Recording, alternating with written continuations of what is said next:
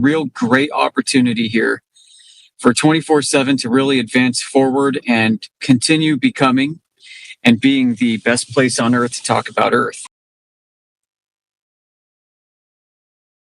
Yes, definitely necessary, given the height and length of time that this deception has gone through, and the double speaking and the very slippery scientists and those who are proponents of the heliocentric, they've got it down to a fine art. So yeah, those words are Right on. definitely necessary.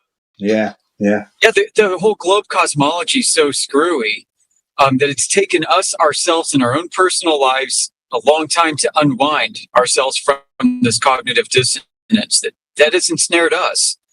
And sometimes we are advancing arguments in ways that retrace some of the bad argumentation that got us to believing in the globe in the first place. And we're doing it amongst ourselves unwittingly. I'm guilty of it too. We all are. Yeah. And so let this year and especially next year, as we roll into 26, to be the years that we start to burn off some of the cruft that may still linger on with the globe and some of the bad flat earth arguments that ensnared us in the beginning. Some of us who've been in this for 10 years. I mean, there are a lot of crap memes out there that we still share, that we get away with, that we might know aren't really fully that, locked tight. And we share them anyway. We get away with it in casual conversation with Globies. And I think it's time that we start to step up and clean up our act a bit. Yeah. Yeah, I'm all for that. It's funny, we were talking about this yesterday, me, AB, and I think Jen was in here, a couple others. No, we've gotten so much better, especially AB. I was actually thinking about this. AB used to be a lot more verbose. You know what I mean? Like he would talk and talk and talk. We all That's streamlined. True. We've streamlined our arguments, and we're way more efficient at just interacting with people than we used to be. Just cutting through the bells and whistles and the distractions and all the silly stuff that ends up coming up, and very sharpen the argument. So it's just efficient we're less interaction, reliant right? on scripts. Yeah, it's more of an efficient interaction, right? It takes 3 minutes to explain something instead of 10 minutes. So that's actually helpful because I think the Globers are like children, right? So you can only talk to a child for a minute and a half. After that, every word you say is useless. You're just they don't have that long of an attention span for you to drone on and on and on and on and on. So they just they shut you off. And I think Globers are the same way. They end up they get to some point of the information transfer and then they can't take any more in and just shut you up. Especially when the information is contrary to what they think they know to be true, Yeah. I think we've become more judicious too as a community. At least those of us who seem to have risen more to the top here. I mean, I hate to almost say it that way. We've been more judicious about which arguments that we use in our discussions. I mean, I can't tell you how many crap memes I've tossed over the years out of my own personal archives. Things that folks in other parts of the community still use. I mean, 90% of flat Earth memes are garbage, guys. I'm telling you. I've already got a list now, thanks to only 90. A couple others. You sure it's only 90? Could be higher. Yeah, I mean, it's crazy. Actually, that's just to begin. It got worse after all of the AI garbage. Yeah. Well, I've got a list of over 30 bad flat Earth memes that flat Earthers use, and I think we should take a look at it. Most of the bad memes are actually before AI. It's actually 2017, 2018. I go back through my folder and I'm like, oh my God, these are all trash, absolute trash, and terrible arguments.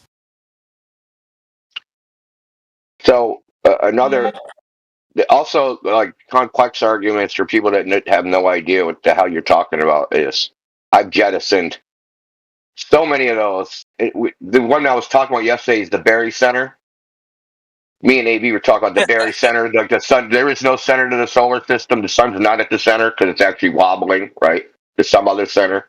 And things don't fall to the Earth center. They have to fall to the Berry Center because the Earth and Moon system are wobbling. Right, I used to bring this up to Glober, even anti-flat earthers that, the pseudo-intellectual anti-flat earthers, and they wouldn't even understand it because they were unfamiliar with it. So I threw that overboard. It takes too long to explain it and to go through it and all that, and then they're worn out, and you can't actually present any definitive evidence. Right? There's much better, more efficient arguments that people can understand, and the most complex one isn't always the best by any means. Yeah, try telling a geodetic surveyor that his spherical harmonics are variable throughout the day for his geoid, and he's going to lose a gasket. They don't even know what deflection of the plumb line is. Okay, they don't even know what that let is. alone a random glober. I specifically asked Jesse Kozlowski, Maine surveyor, and of course, Jesse Pathelite, wannabe surveyor who never actually surveyed anything in his life. I brought it up to all three of those guys. They had no idea what it is, no clue, never heard of it. And Jesse Kozlowski's been surveying for 30 years. Maine surveyor has been surveying for nearly that long. So to never even have heard of it, right? It's like you're telling me you don't even know what the geoid is, what it does, what it is, what it's supposed to represent, or any of that stuff. It means you're not using it. Right? You're not using it in anything. You're just going out there surveying, writing numbers, shooting those numbers into a computer program, and it's spitting out something. And you think you measured that. All that data was processed. And you don't even know how it was done. Right. And it's always positive curvature all the time, everywhere, that perfectly conforms with the reference ellipsoid without geoidal considerations. So, and even if they had geoidal considerations, it's still calculated based off of models that rest on top of a reference ellipsoid in the first instance. Yeah. Yeah, as soon as you smash it down, as soon as you map it to the reference ellipsoid, it all just magically becomes curved.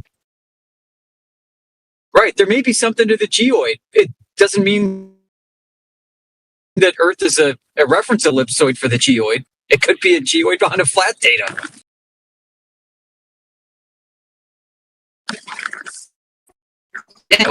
See where this goes? That's why when they bring up maps and all that stuff, I try to start with the simplest concept within that to work from, just latitude and longitude, just the coordinate. How do you find that? It amazes me how long it takes just to even teach that one thing to them. Hey, the coordinate system's in the sky.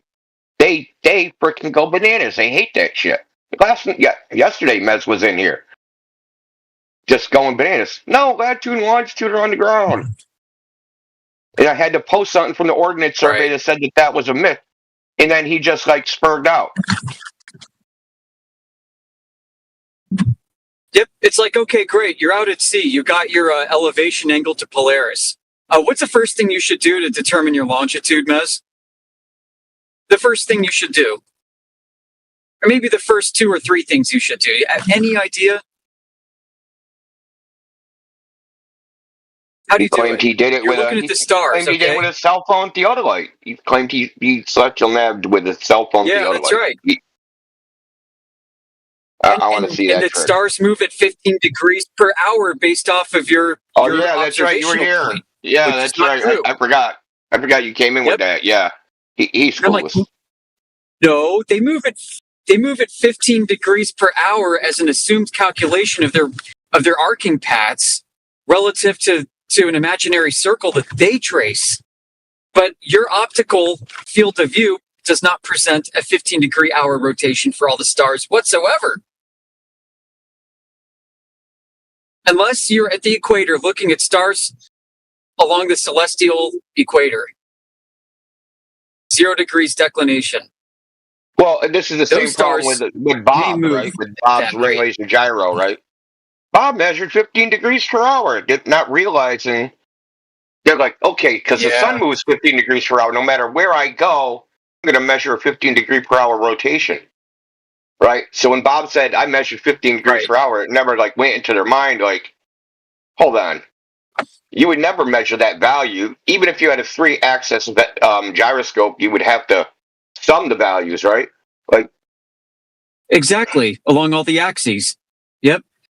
Yep. So if you got one axis, then guess what? At like 45 degrees north latitude, wherever you are, that's going to be a 10 degree, 11 degree per hour value because it's a sign of your latitude. yeah, assuming it's tangent, tangent to the surface, right? Right. Assuming it's, yeah. Yeah. And at a mean sea level where it's duly calibrated.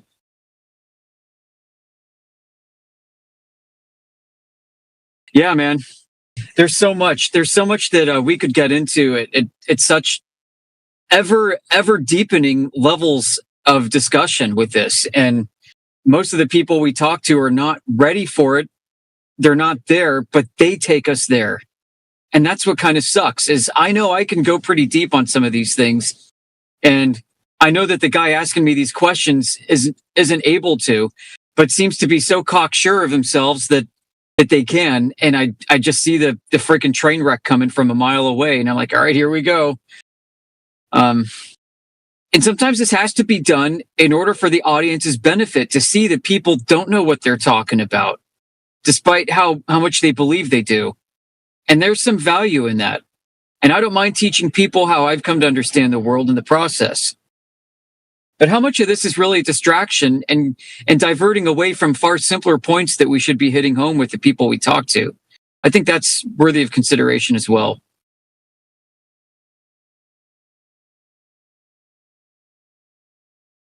Well, sorry, did I bore everybody? No. Okay. I'm thinking of something. I don't know if I want to reveal it yet. I mean, I haven't forgot about Blitz and Bolivian salt flats.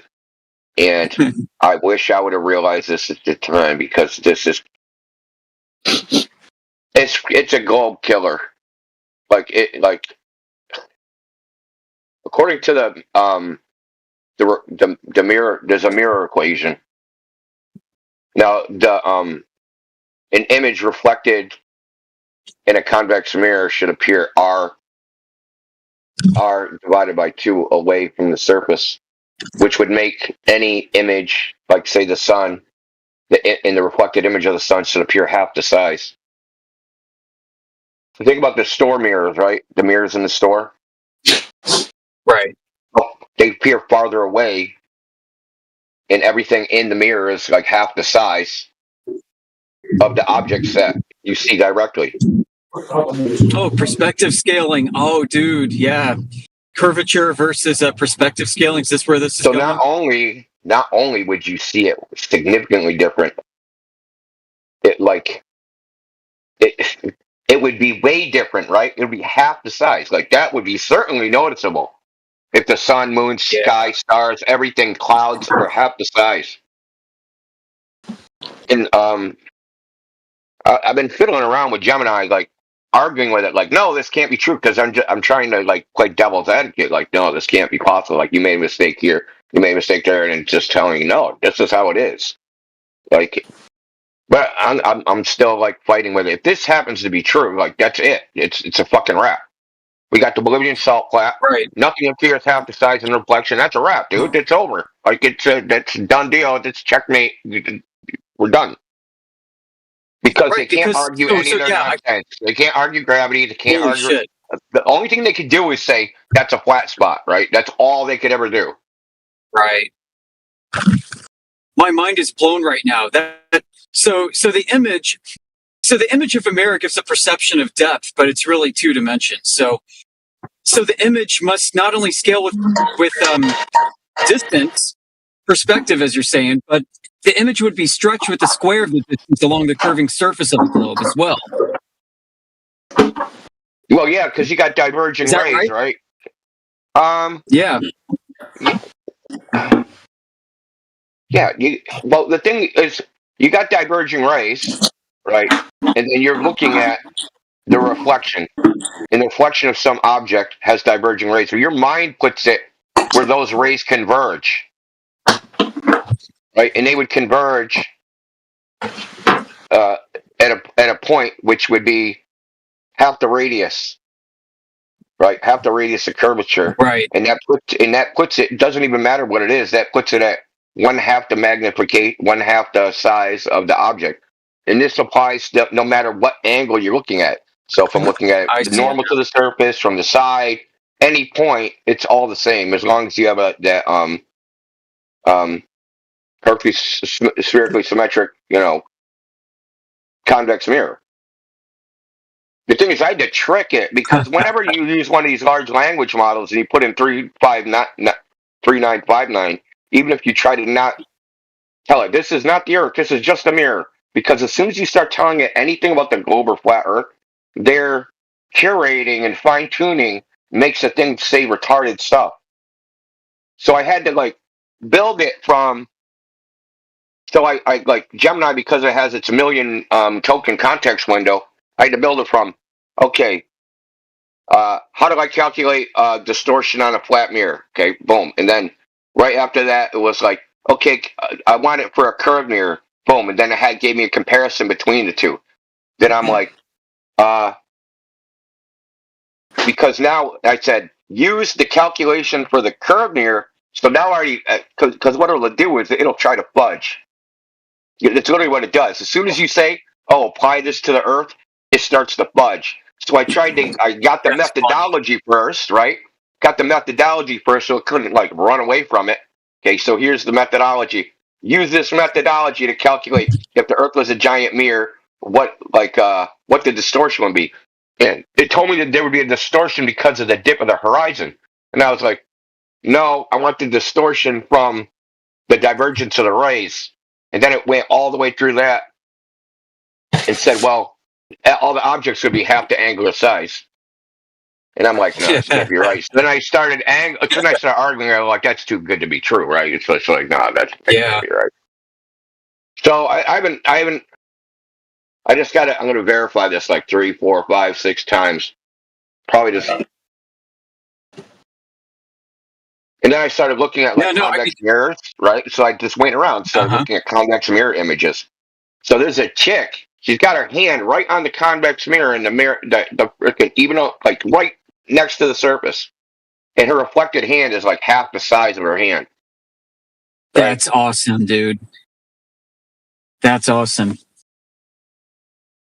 Yeah, so I'm gonna just flesh it out and make it. It's gonna be half the size, and it's going to stretch around the surface of the. Yes, of the exactly. too. Yeah, there's this distortion too, right? So. Yep. But India, this all came after you had to wrestle with it. You were wrestling with this. Oh yeah, yeah. Is it Gemini? Did you call it? Yeah, I use Gemini. That's the Google AI one. I use it because it has what's called a context window. So right. The smaller the context, it'll start forgetting what you asked it earlier, right? Say I ask it 10 questions, and then the 10 questions go outside the context window. It will forget the first couple of things. It'll forget its first answers, and then it starts getting retarded and just doing dumb shit. So I use one with a million context windows so that I it'll always remember what we did previously in that particular session. Yeah, you give it some redundancy there, so that you can't erase it, sort of thing. Or good bit of wrestling going on. Yeah. But all these AI models, when you ask about flat Earth versus globe Earth, they all. So the way it works is the large language model has an answer, right? But then it also has rules of what it can actually tell you. So it'll make a token. The token will be an answer. It'll check it against the rule, right?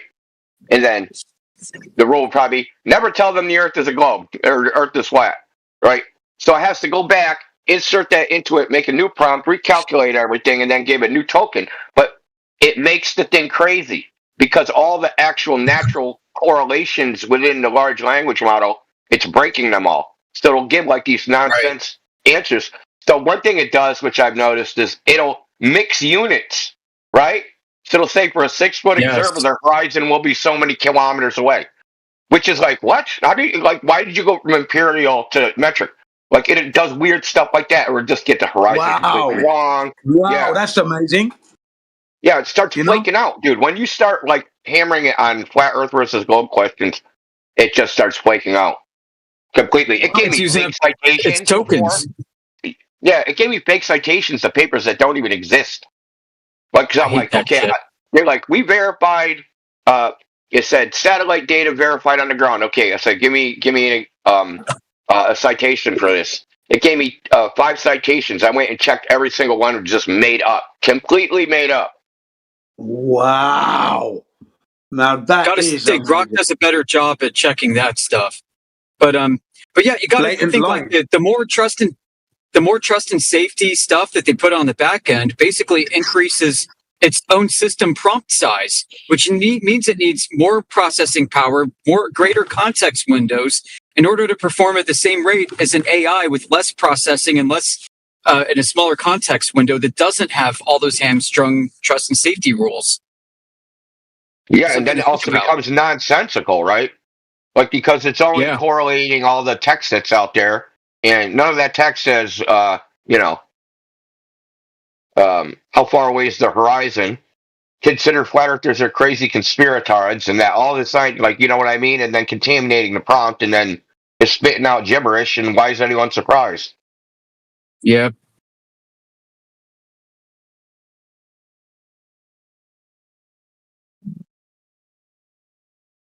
Yeah. Yeah, I like using Notebook LM because I can fence it off with a huge repository of documents and it stays within that domain pretty well.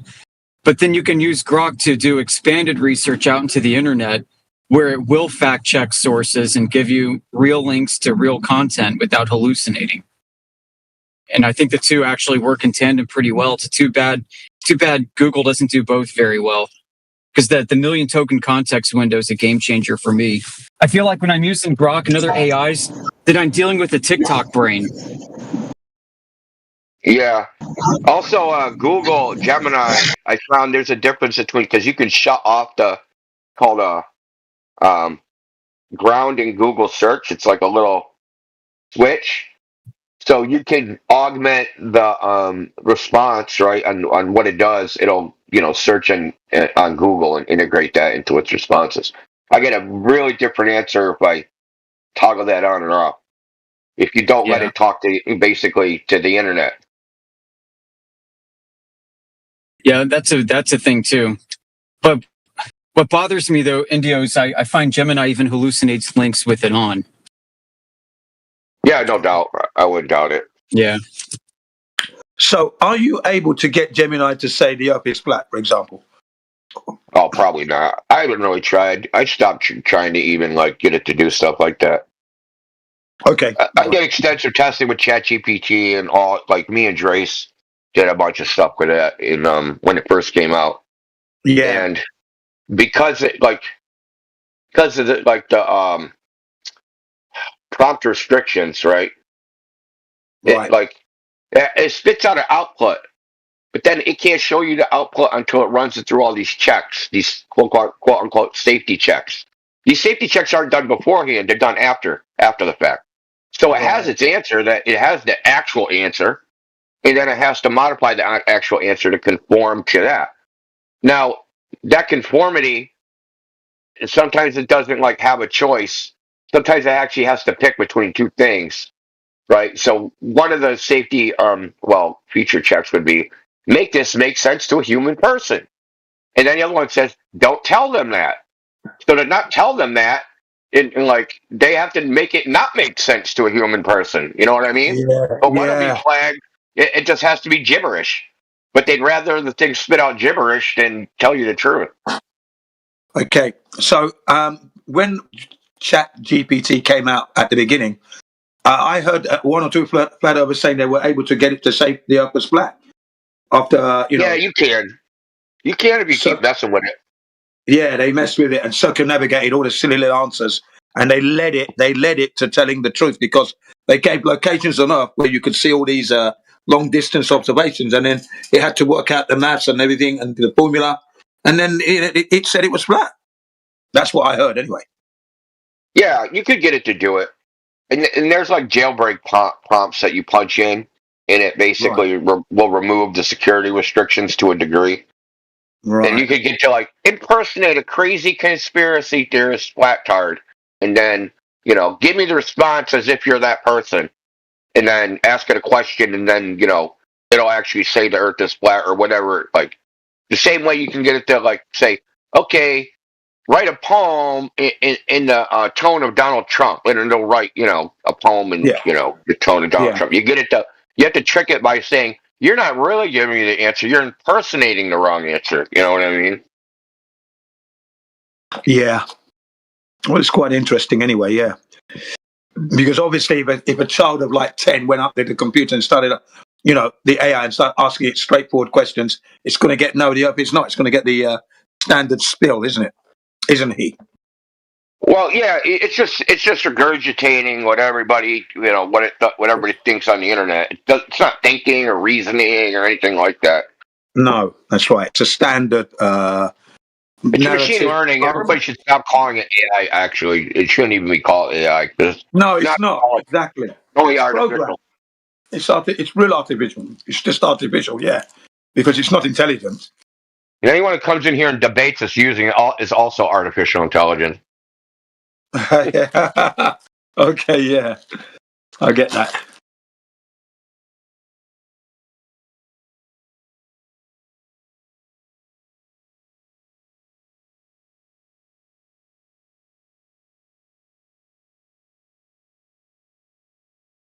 All right, I've posted my running list.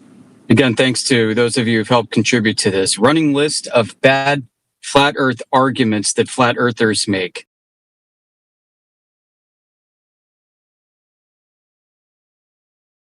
What's shocking to me is just how much there is, and this is not even close to being complete yet. But as you go through this list, guys, you're going to see exactly what I'm talking about. Like, you're going to probably be nodding your heads like, yeah, I know, I've seen that. Yep, I've seen that. I've seen that. These aren't necessarily wrong arguments. They're just, for the most part, they're utilized in the wrong way. Take, for example, footage of a flat horizon at 120,000 feet. Flat earthers have gone to the extent of using this for proof of flat earth. Well, okay, but you know what? The globe says that you shouldn't see anything but a flat horizon at 120,000 feet too. How this originally started was when Globers would say at 120,000 feet, you should be able to see a curving horizon. Here's here's a weather balloon footage, or here's like a Red Bull jump footage. And then Globers would come in and say, no, like Neil deGrasse Tyson, that's geometrically impossible. It should look flat. And then at some point, a flat earther took it upon himself to say, hey, look, if I show a flat horizon 120,000 feet, it proves the earth is flat.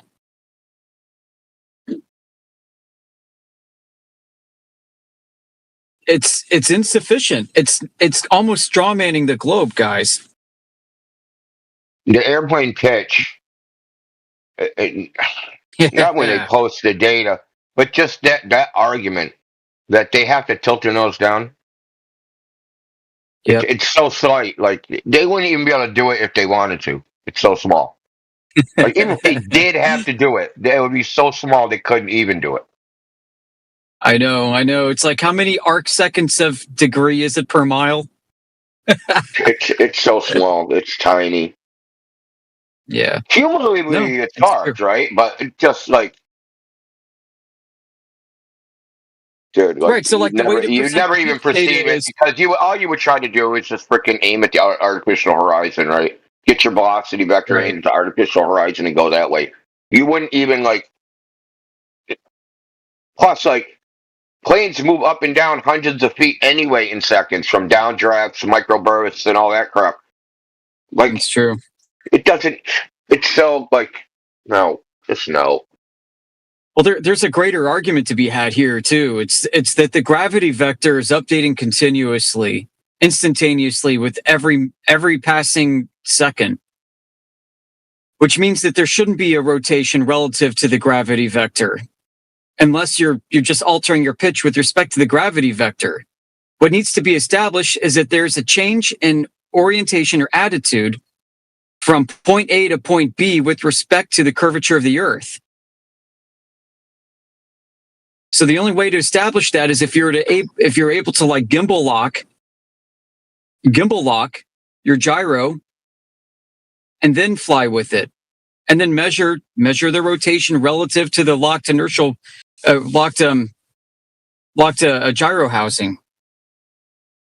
So let me post something for the audience if this is confusing. It isn't easy to explain.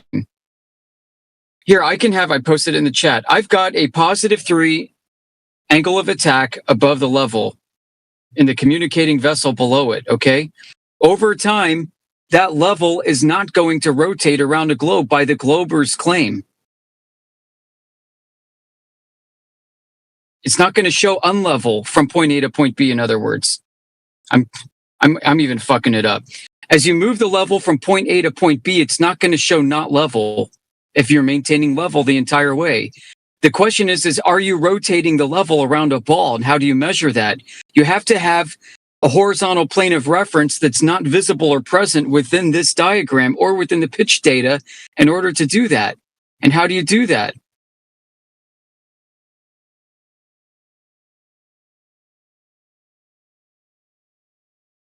Yeah, good question. So this is all you have right? is down, really. Right. And the down is how updating attitude continuously. Yeah, and that's how attitude indicators work. The pendulous veins and all that crap, right? That's The all pendulous that's veins continuously correct for curvatures, the glober claims, so that Yeah. it's But that's not what gently they're actually tilting the doing. gyro housing to align with the flywheel. Yeah, but what the pendulous veins do when okay, so they have an orientation. When the plane turns, the plane's turning around it. Mm-hmm. And, it's in its housing, right? So when the plane turns, kind of drags the gyro, and like the vane opens up and lets air out, and that air causes the gyro to process back to the pendulous veins open up because the gyro is tilted, right? So say you have it at a 45-degree orientation, the vane will point down because of gravity, right? Now you have an Right. opening. Air comes out and it causes it to process back until the vein shuts. So all it's doing is Right. finding the direction of gravity. That's all it's doing. It's not Correct. Okay, can I put forward a little scenario for you? Like you've got a spherical ball that is half a mile in size diameter, ball up in the air, and you have your toy aeroplane remote control, and now you're going to fly it around that ball there. Okay, you're going to see it go all the way around and come back round to the top again. Now, if you put yourself in that aeroplane, what would you experience? That's all I'm asking. You know, toy aeroplane, okay, and you're going to fly it around that ball that's suspended in the sky for you, only like 4-5 feet up, right? So you don't lose the signal from your remote control, and then you fly that plane around that ball, okay, and then envisage yourself in there. What would you be experiencing? Does that make any sense? Yeah. But the thing is, according to those guys, our point is, at least my point is, like, not to straw man the Globe Earth's arguments. They have an excuse built into their. Obviously, you know, because you've debated this point, and I have, right? So they have a built-in. They have their rationale for saying why you didn't feel it. So it's not, and like neither side can prove. The only way this would you would need something hypersonic to say, hey, I do have to account for the curvature of the Earth because, you know, the Earth is curving away so fast. It would have to be hypersonic. Now, this might be a legitimate argument with the SR-71 Blackbird. Yeah. You would have to dip fast enough, but we don't have any data on that, right? Like, we just don't have the evidence really to say whether they had to do that or not. And it would have to be going at like max speed. Yeah. And don't remember what the pilot himself said, that he could see the whole of the West Coast from the altitude he was at. He said he could see the Canadian Rockies. Yeah, that's right. From from the Mexico side of it. Yeah. So I think he said he was over in Nevada. They're over in Nevada, and you can see the Canadian Rockies. Right. From 90,000 feet, I think he said he was at. That's what I was going to say, 89,000, but 90,000. Fair enough, yeah. Yeah, somewhere in there. Yeah, because this is a very interesting one, and You know, I know I dropped that ball right in the sky there. I said, look, you put your ball up in the sky now. Now fly your toy plane. Let's see what happens, because, you know, you're going to see this thing go all the way around. Has to. Now, if you're in that plane, what are you going to be experiencing? That's all I want to know. If you can shrink yourself and get in there. Yeah, I mean, you would feel like a rotation. You would feel yourself flip Exactly. over. It's Right. kind of like how in the ISS should be rotating around the astronauts, because unless the astronauts that's are a actively funny one. rotating themselves with the ISS. Yeah. Oh, what? Say that again. They're in free fall. Oh, Okay, fuck. go ahead. Right. Yeah, so the ISS is in free fall, and Yeah. the astronauts are in free fall within the ISS. Everything is being carried within the free fall.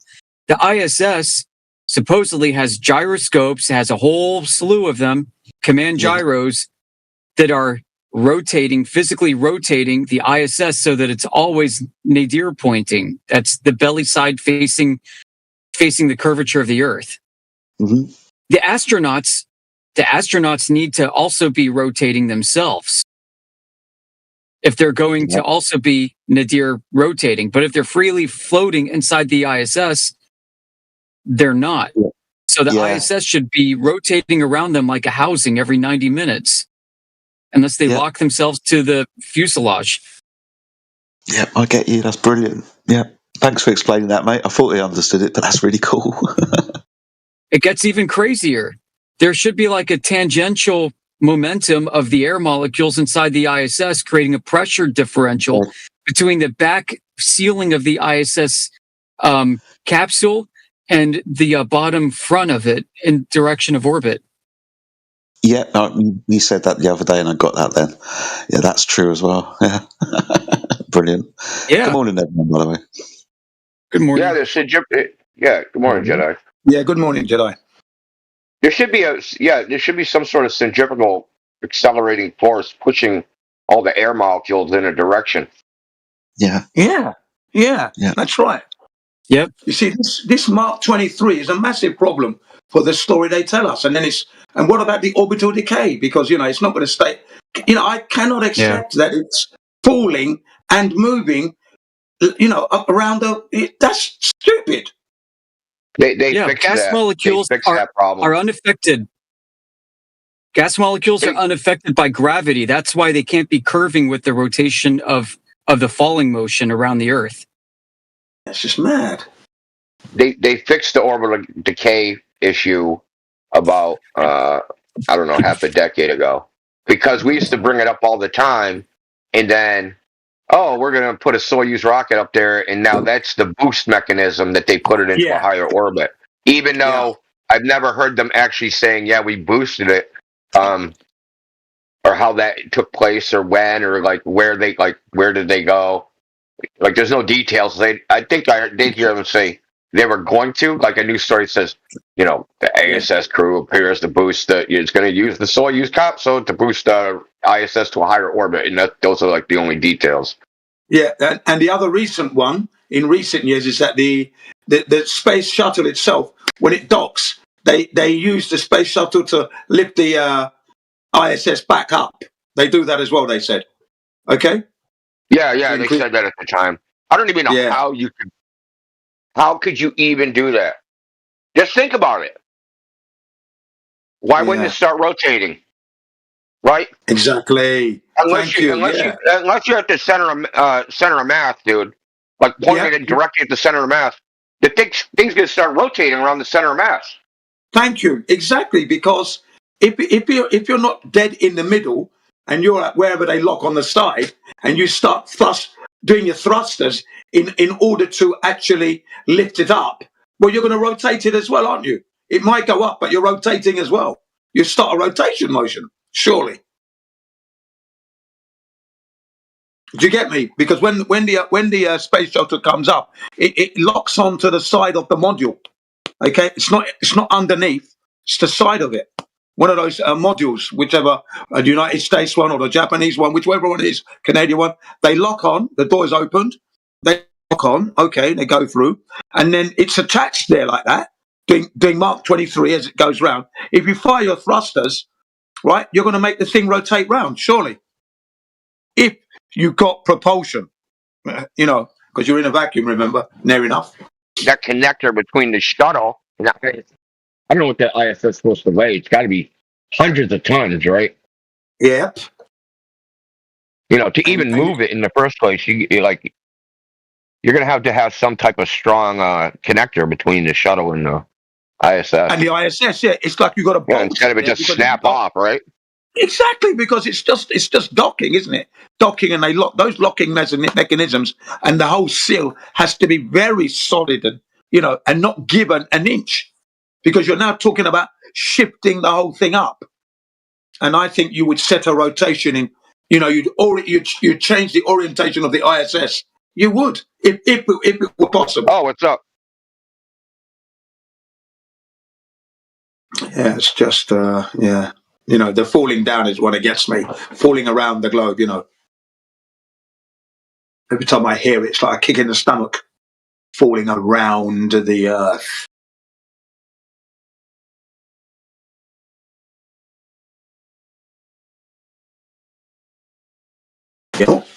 What's happened? No, you're right. So, do gas molecules fall in gravity?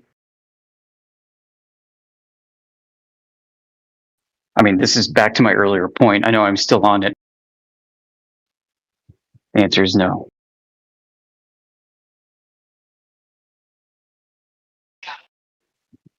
So, by what mechanism are they being carried along inside the ISS? I heard something interesting, like a thought experiment type of thing, that people in the ISS should be slowly drifting forward in the space station, because the ISS is still in the atmosphere.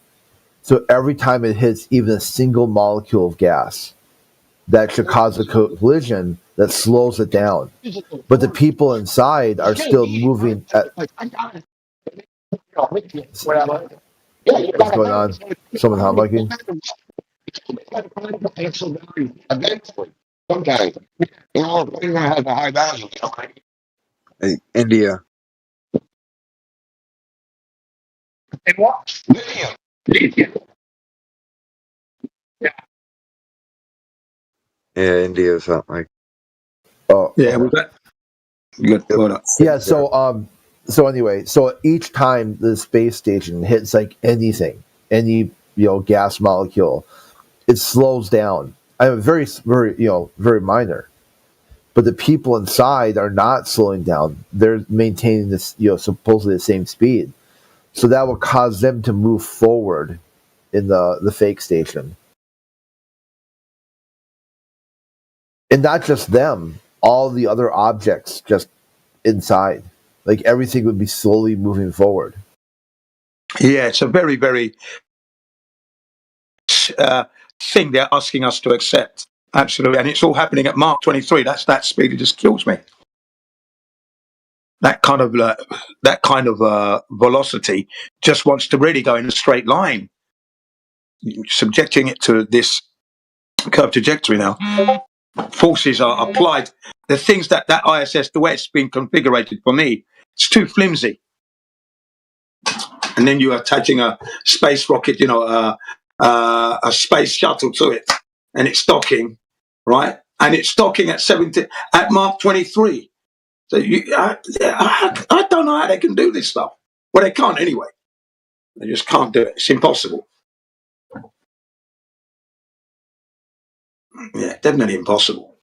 I'm just surprised that they've got what I'm flabbergasted about is how have they got the gore to continue to do this? How do they have the front to do this and tell everybody that it's falling around the earth? And they've gotten away with it for the last 25 years.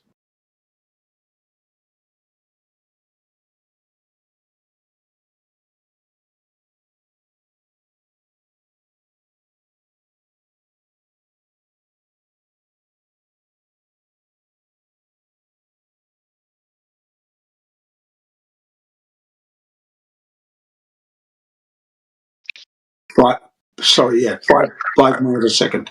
Go ahead. I still want the ISS maintenance schedule and sign off sheets. Well, yeah, we were talking about that yesterday, didn't we? Someone was talking about submarines, and then I happened to mention what I heard from the submarine experts themselves, that they have a workshop, right, in a submarine, because they're more often than not, they're having to fabricate things when things break and go wrong in the submarine, and they've got to have their workshop, tools, stock and dies, making threads. They're always doing something, but yet the ISS doesn't have a workshop, doesn't have one. Well, I mean, but they got to like just valves, gaskets, and seals, right? Yeah. All the hoses and every hose, door, you name it, all that stuff has to be replaced regularly according to a schedule because all those things have failure times, right? So, so they'll have a maintenance schedule that says, "Hey, every 6 months, replace this seal. Every 6 months," and then someone signs off and says, "Yes, I replaced it." I mean, usually on a sheet. I mean, maybe they enter it into a computer, but let's see it. Let's see the record of them actually doing the maintenance. Yeah. Yeah. Because I know if you run like a fleet of vehicles, right? Like you got to write down, hey, the oil was changed. You know, each truck has to have, you know, the maintenance schedule. Yeah. When the tires were changed, when the oil was changed, when the oil filter was changed, when the radiator fluid was drained. You know, all those things. You have to keep a record of all that stuff. Yeah. To maintain it, right? It's a maintenance schedule. Yeah. And somebody signs off on it to make sure it was done, right? Right. And then if you go and like, you know, the valve cover gasket isn't, or the valve, it didn't take the ring out of the oil filter, right? And it's leaking oil everywhere. You know who to point the finger at because they signed off on it. Absolutely. You see, now I had two experiences of what you're describing. One here in Japan is that when you take your car in, if you ever take your car in for the maintenance, there's a seal. When you open the door, right by the crack of the door, there's a seal there, and it has the last time it was serviced and who did it. Everything is there.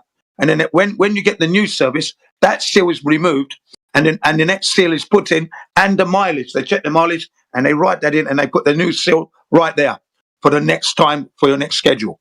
Now in Britain, I didn't trust the mechanics because they did a bad job on my bike when it was new. Right, for the first 500-mile service, they made a right mess. So I decided to do all my maintenance myself. But I would buy all the parts and have the book, and they would have to stamp my book because they know I'm going to replace the parts. I've just bought them. So can you stamp my book, please? And that shows that it was stamped and dated, and Paul would sign it because he knows I'm going to maintain the bike. But I don't let them touch it because they made a mess the first time. That was in England back in 1988. Yeah. So what you're saying is true. You've got it's all common practice. I mean, this is kind of like integrated into any type of machinery system of maintaining machines that exists. It's just common practice. I can't imagine that they reinvented the wheel for the ISS. Yeah, yeah. Now, in my case, my motivation for doing that maintenance, of course, clearly, because if you want to sell the bike later on, if you've got the full service history with the book and the stamps, that's going to up the value. You know, although it's going to be cheaper, of course, because it's second hand, but you can command a good price than one that doesn't have a service history. You see what I mean? Yeah. You know, value of the vehicle. Same here. You're going to resell if you go to resell your car and you got all the maintenance records, and it was all like you met the entire maintenance schedule, you're going to get more money for it. Yeah, yeah. That's the whole reason why I did that, you see. And then, of course, using my noddle, I would either try and sell it back to the shop in a part exchange for another new one, or basically when a guy comes up to overlook the bike and that, you can say, here's the history. There it is. Clean as a whistle. Go. Yeah, no, I am always asking more than book price. And the reason for that is this bike has always lived under the cover. And whenever I park up in the shade. I don't leave it in the sunlight. That's why it looks so good still. Because, you know, the UV fades colour, doesn't it not? Fades of your ultraviolet rays. Not sure if you're aware of that, guys, but I'm sure you are. So I'm very careful when I ride my bike and where I park up and that. I don't like leaving it in the sunlight, not even a push bike. I always park it in a shaded area. I had that with an old leather sofa once, where it was positioned by the window throughout the summer and stuff. The sun used to get on it, and over a couple of years, there was a stark difference between the lighter side and the darker side of the sofa. So yeah, I know what you're talking about, mate. Thanks, mate. Yeah, and you know what happens to that leather? It starts to dry out and eventually it begins to crack if you're not keeping the leather. You get the leather oils and that you get to keep the thing really nice and soft. Yeah, if you don't do that, you're just wasting money. But yeah, so that's why I don't park my bike or anything that I own. I always leave it in the shade where I can, of course. There are other times when I cannot do that, so I'm just being double quick and get back there. Here. Sorry, I only caught the end of that. Yeah, something. Yeah, don't know what you said. I think we said just. Yeah, can you try again, please?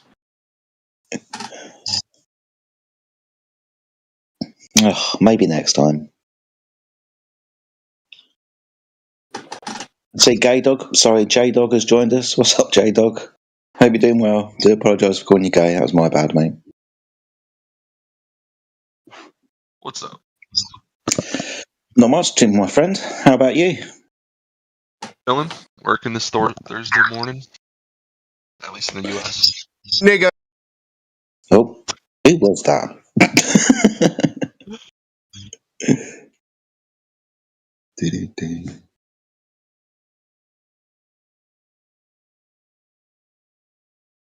Where's Charlie to report him for saying the N-word? Yeah, it's just cringe, isn't it, when they do that? For me, it doesn't get my blood boiling or anything because what is the point here? The man's a fool, obviously. Come on, man. That word is worn out completely. Well, I've had a look through the list. I can't find anybody, unless it was Professor Phil. I wouldn't have thought it was Professor Phil saying that. But welcome to the channel, Professor Phil. It's good to see you again. Yeah, Professor Phil.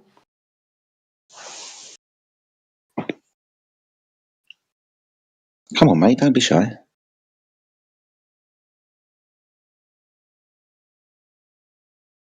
Oh, dude, next order ridiculousness. So I asked Gemini, is there a maintenance schedule for the International Space Station? Where can I find it if there is? Tells me there's no publicly accessible maintenance schedule for the ISS. Maintenance is constant and crucial part of their daily lives. Blah blah blah blah blah. And then it says the crew and ground team use a dedicated electronic tool called the. What about your mom? Anybody get who that was? No. Are we live? Like, you can go see whose mic was up. Yeah. I'll look in the live stream. See who it was. You might as well just leave because we record this. I'm gonna look in the live stream, see what name popped up, and then you're gonna get banned. Yeah, you left. Sounded like the Joker.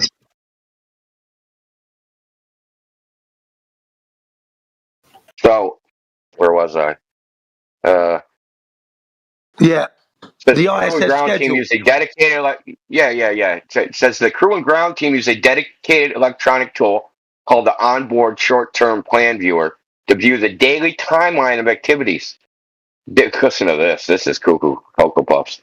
This tool provides a detailed schedule for each astronaut with activities planned in 5-minute increments. Horseshit, dude. However, the OSTPV is an internal tool and not accessible to the public. In 5-minute increments, everything is planned. Every 5 minutes, I find that ridiculously hard to believe. Yeah, come on. Every Several 5 minutes. resources offer insights into day-to-day operations and maintenance activities. I can check the blog. I can check NASA's Living and Working in Space webpage or the Human Robotic Exploration blog. Yeah, fantastic. Our government, our tax dollars go to pay for a orbiting tin can so I can read about it on a blog. Yeah. Now, can you please try and put that schedule into motion for us? And me, you, everybody here. How many people do they have on the ISS at one time? Maybe 6 people? 6, maybe 5? Do you know what I mean? It's not, they don't have 10 or 20 up there, right? And then they're doing these maintenance every 5 minutes. That's not true. Come on. That's crap.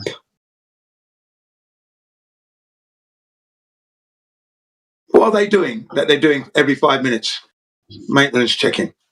Hoovering, polishing, cleaning the windows, making sure underneath the sofa's clean. Cleaning. Regular housemaid on the ISS. Yeah, silly, really.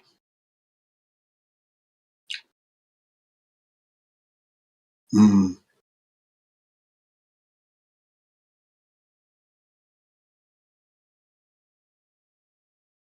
Instead of using a vacuum cleaner, surely they should just open a window and let all the dirt get sucked out. That'd be easy. Dude, I love the dirty fishbowl analogy. I think that's hilarious. That it was Nigger. a dirty fishbowl. Okay, that's the last time you're doing that, dude. You're getting reported.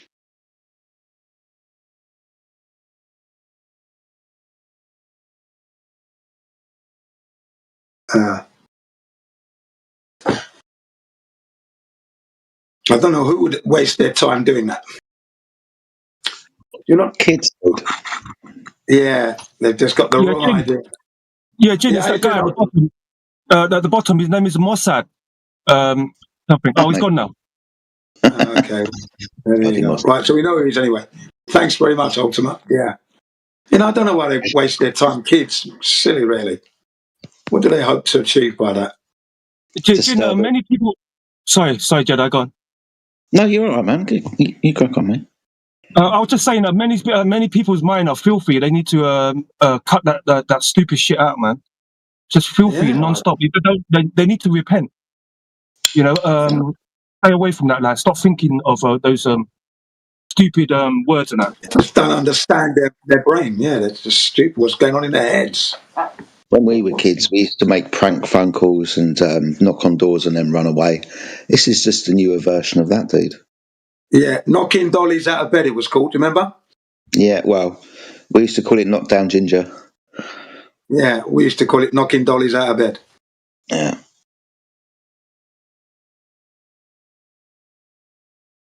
And then the guy come out the house screaming their heads off. You're already down on the ground floor, right? And you're laughing. Oh, shut up! You know what I mean?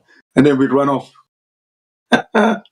Yeah, so it's just like that, really. Yeah, exactly.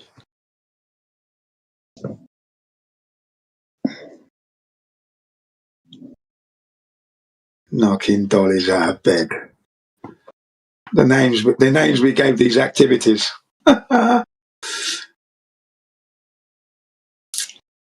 Nigger. Silly.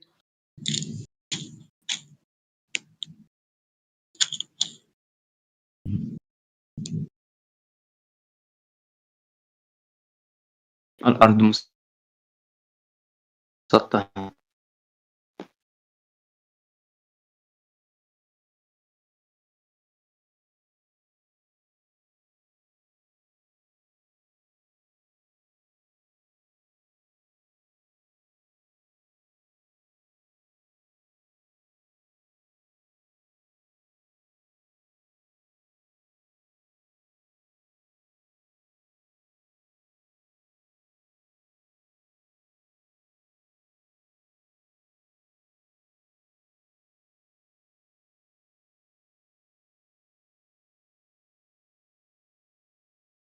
And the other thing that Brian Mullins highlighted regarding the ISS is that it's in the thermosphere, right? And that should just be getting hotter and hotter and hotter because there is no way to radiate the heat oil, vector it off. So that thing should be boiling hot, red hot, glow, molten. If it's in the thermosphere, operating in that area, hot area. How is it managing to keep itself cool at Mark 23? Got the windows open. Yeah. Clean out all that space dust. Yeah, man, two birds with one stone. Keep it nice and clean, keep it airy. Mm.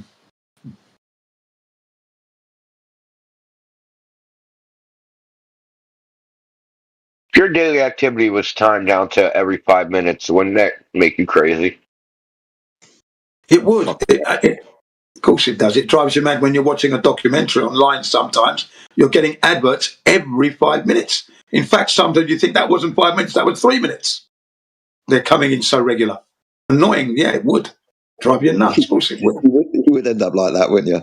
So you've got to go sweeping every 5 minutes. That weren't 5 minutes, that was just 3 minutes. Yeah, you'd go fucking mental.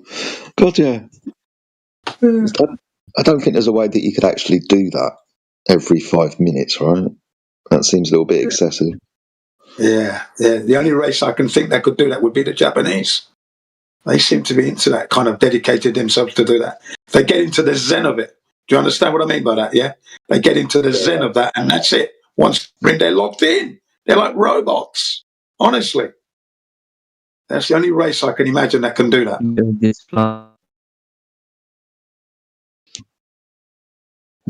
Wait, what? Someone was trying to communicate with us from what sounded like the International Space Station. Yes, it did, didn't it? Maybe it was our new maid. The last one quit because of overwork. Yeah. I'm not sure if you was here earlier on, Jedi, but I did make formal appreciation of the yesterday's attempts to try and brush up my delivery on the flat Earth. So I said I welcome that and I appreciate that, and I shall be working on it. So thanks for your input as well. Okay, for the record. No, you're fine. It's a constant process to keep your keep your sword sharp. That's all of us, right? And we all have to we all go through this, dude. It's shaking off the shit and just keeping the shiny metal, dude. That's all it is. It's not personal. No, it's mainly to deliver this flat Earth concise, lean facts, no going into the weeds and stuff like that, and no ridiculous arguments, no straw manning, etc., etc. Get rid of the horrible memes that are no good as well. Yeah, it's all good. Sharpening iron. Appreciate it.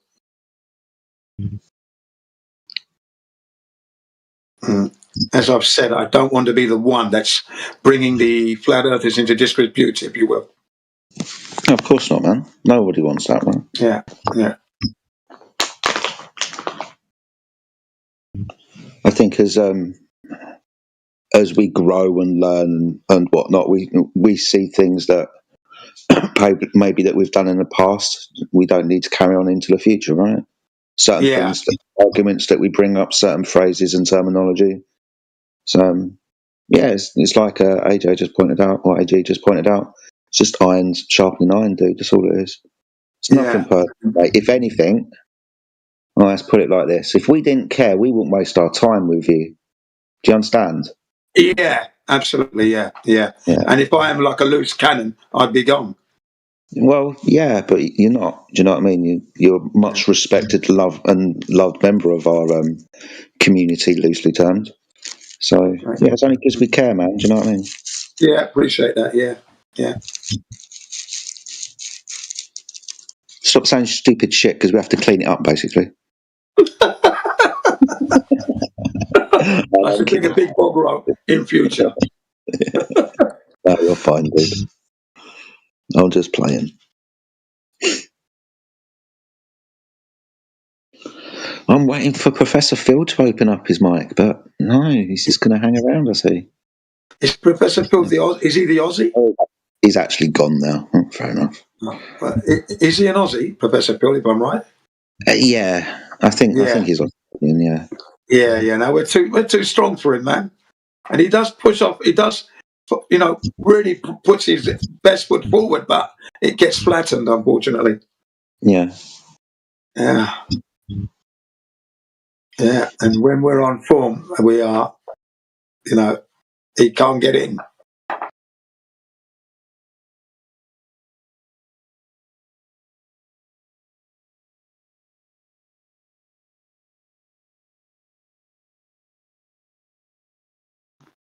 Is this group believe in the creation or not? Sorry, can you say that again, please? Or has he gone?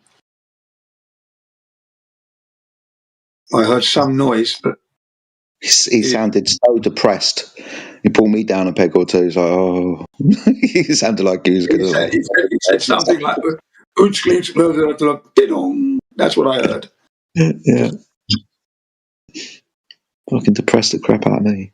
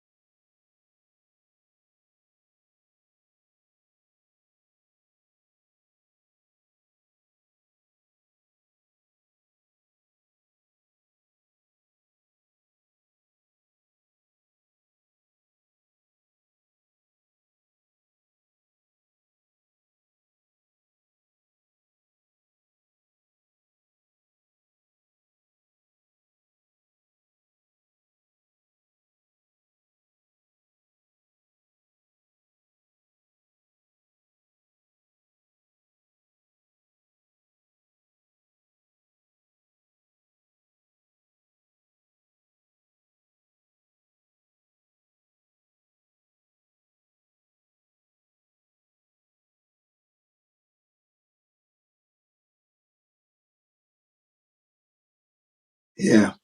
Can you imagine moving at 5 miles a second? 5 miles in 1 second. That's blistering fast, isn't it?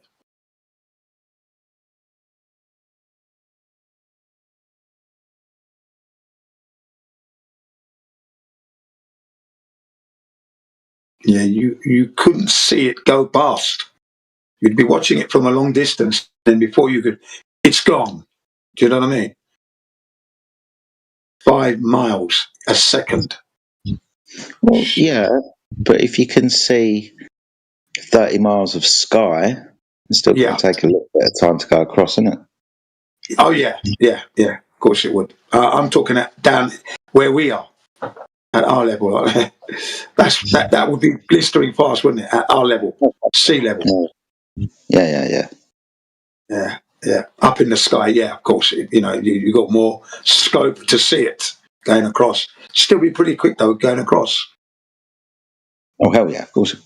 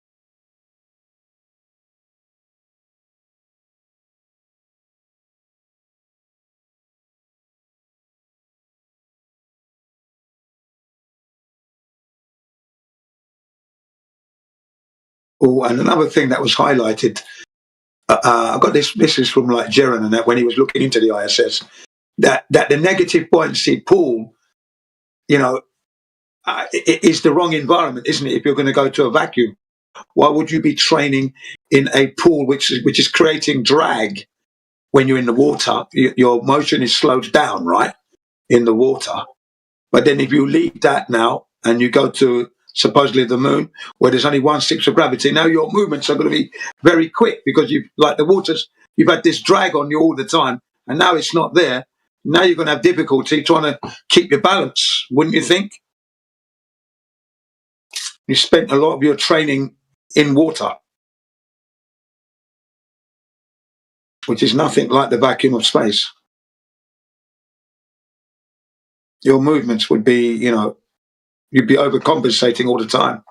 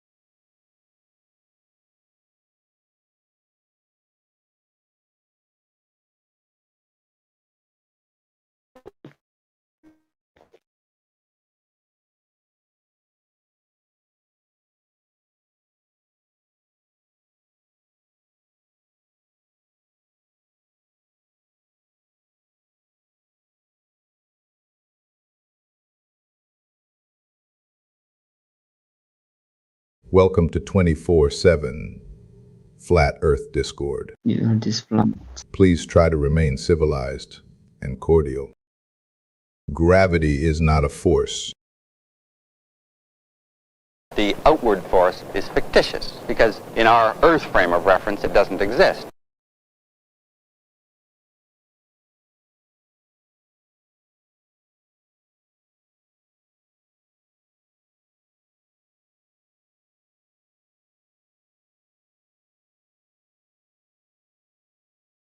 People in this group, you believe in the creation or not? Yo, man.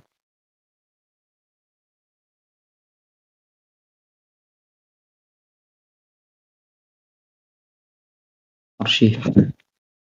Yeah. Believing in things is the reason why people still believe the Earth is a globe. So belief is, in one context, a good thing, to have faith in a creator.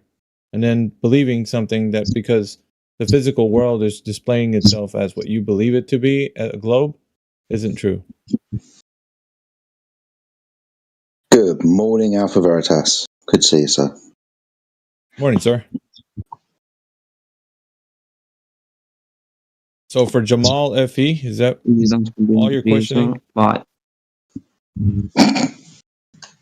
say again? Oh, he left. Just mumbling in the background, wasn't he? Yeah. Say it like you mean it. Mm-hmm.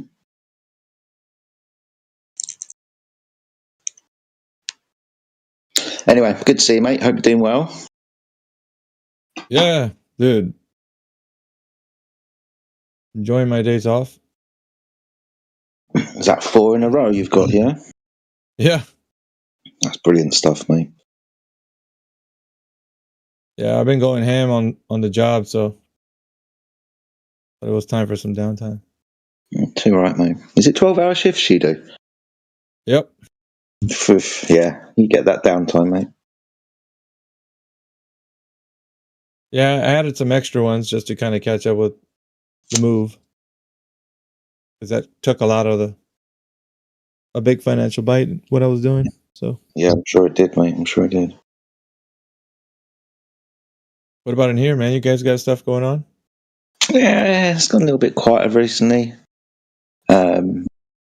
Jin's been talking about the International Space Station and whatnot. Injo was speaking about it a little bit earlier, but apart from that, mate, it's been pretty quiet for the last half hour or so. What was the discussion been? It is or is not something that's up there, or whether it's in an environment that they're saying it is? What was the context? Just things like cleaning rotors and stuff like that, and the maintenance thing, and stories we've been told in the past, and blah blah blah. Just a few different things, mate. Yeah. Good morning, Morvis. I hear you hot micing in the background.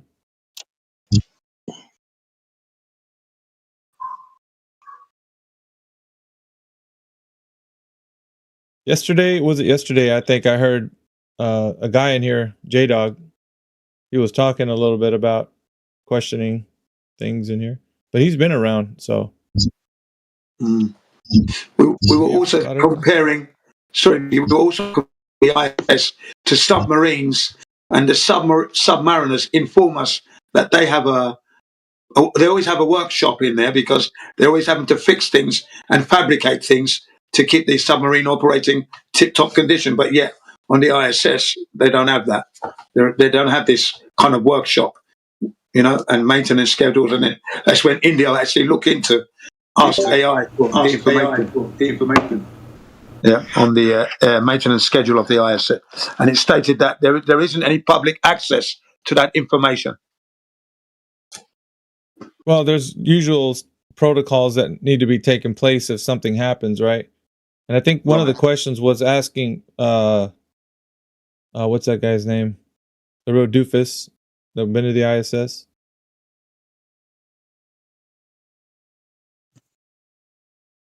Scott Kelly. Scott Kelly? No, he's always fumbling when he's answering. He sounds like. Oh, Don Pettit. Don Pettit. Yeah. Sorry. So that guy, when he was asked about like what happens if you have a leak, he's like, "Well, you have a leak." Like there wasn't any like protocol that he went through, like what they have to do if that actually happens. So. Yeah. And then he ended up saying it's called real engineering. Yeah, and that's very like ambiguous. Yeah. Like, what does that mean? Like nobody knows what that means. Like, it was arrogance. That was arrogance there. But he could have specified what it is that takes place. Like when something happens, and somebody that works in a submarine, I'm putting them against each other, right? Submarine and a ISS. Yeah, they're in a very dangerous environment, because of the pressure. There would be like if there was some sort of like leak or something, they would have to put it attention, and like they would specify what they would do. But he didn't do that, and I think that was kind of telling us to like.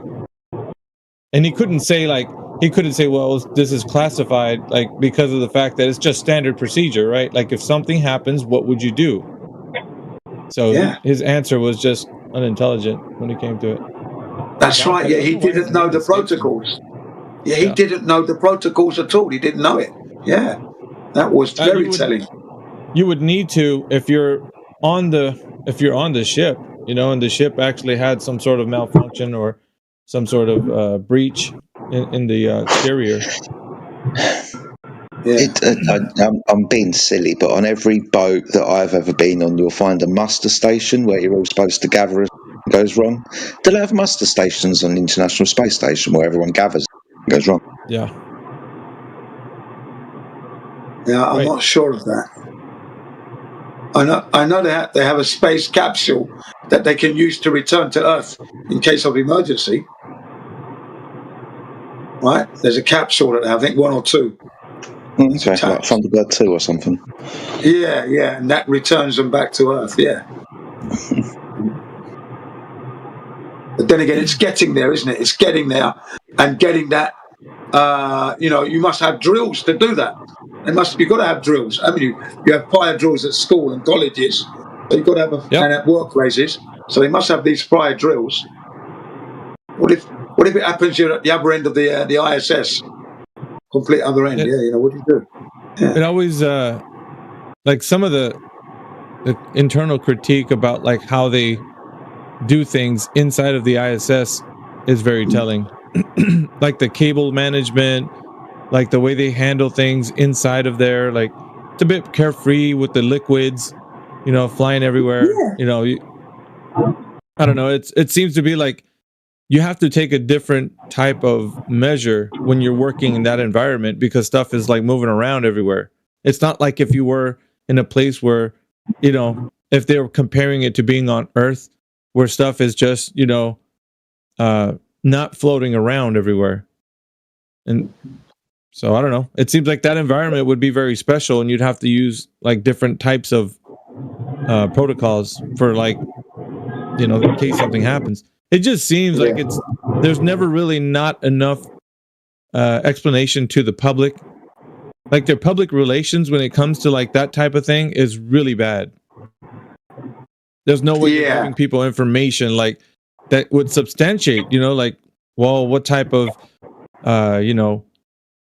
mechanisms are used in the ISS that will prevent certain things. Like, do they have a fire extinguisher? You know what I mean? Like, they don't have things that will, or at least they don't tell you. They probably will come up if you ask them a question. They're like, yeah, we do have it. It's just back here or something like. But they don't ever. That's not never being talked about. Yeah, and they've managed to make it seem normal now. It's normal, you know. They don't even have to talk about it now because they've been up there so long now. Everything's tickety-boo. They don't have incidences. They've got it all dialed in, you know. So they can run around in gorilla suits and guitars and that, you know, playing around. That's all for show, though. That right there. It's, I don't know. Every time they have like these conversations with people, like the questions are really redundant. They're not something that's involving like the job that they do, and especially why they would be doing it in that environment. Like there's a bunch of like topical things, you know, like where are you right now, you know, stuff like that. They're answering those types of questions. And yeah, and the position they're in when they're all together, you know, they've got their arms under their hands under the armpits, and they're like in a semi-seated position, just being there like that, which I find difficult that you could be able to do that and remain in 0 G like that.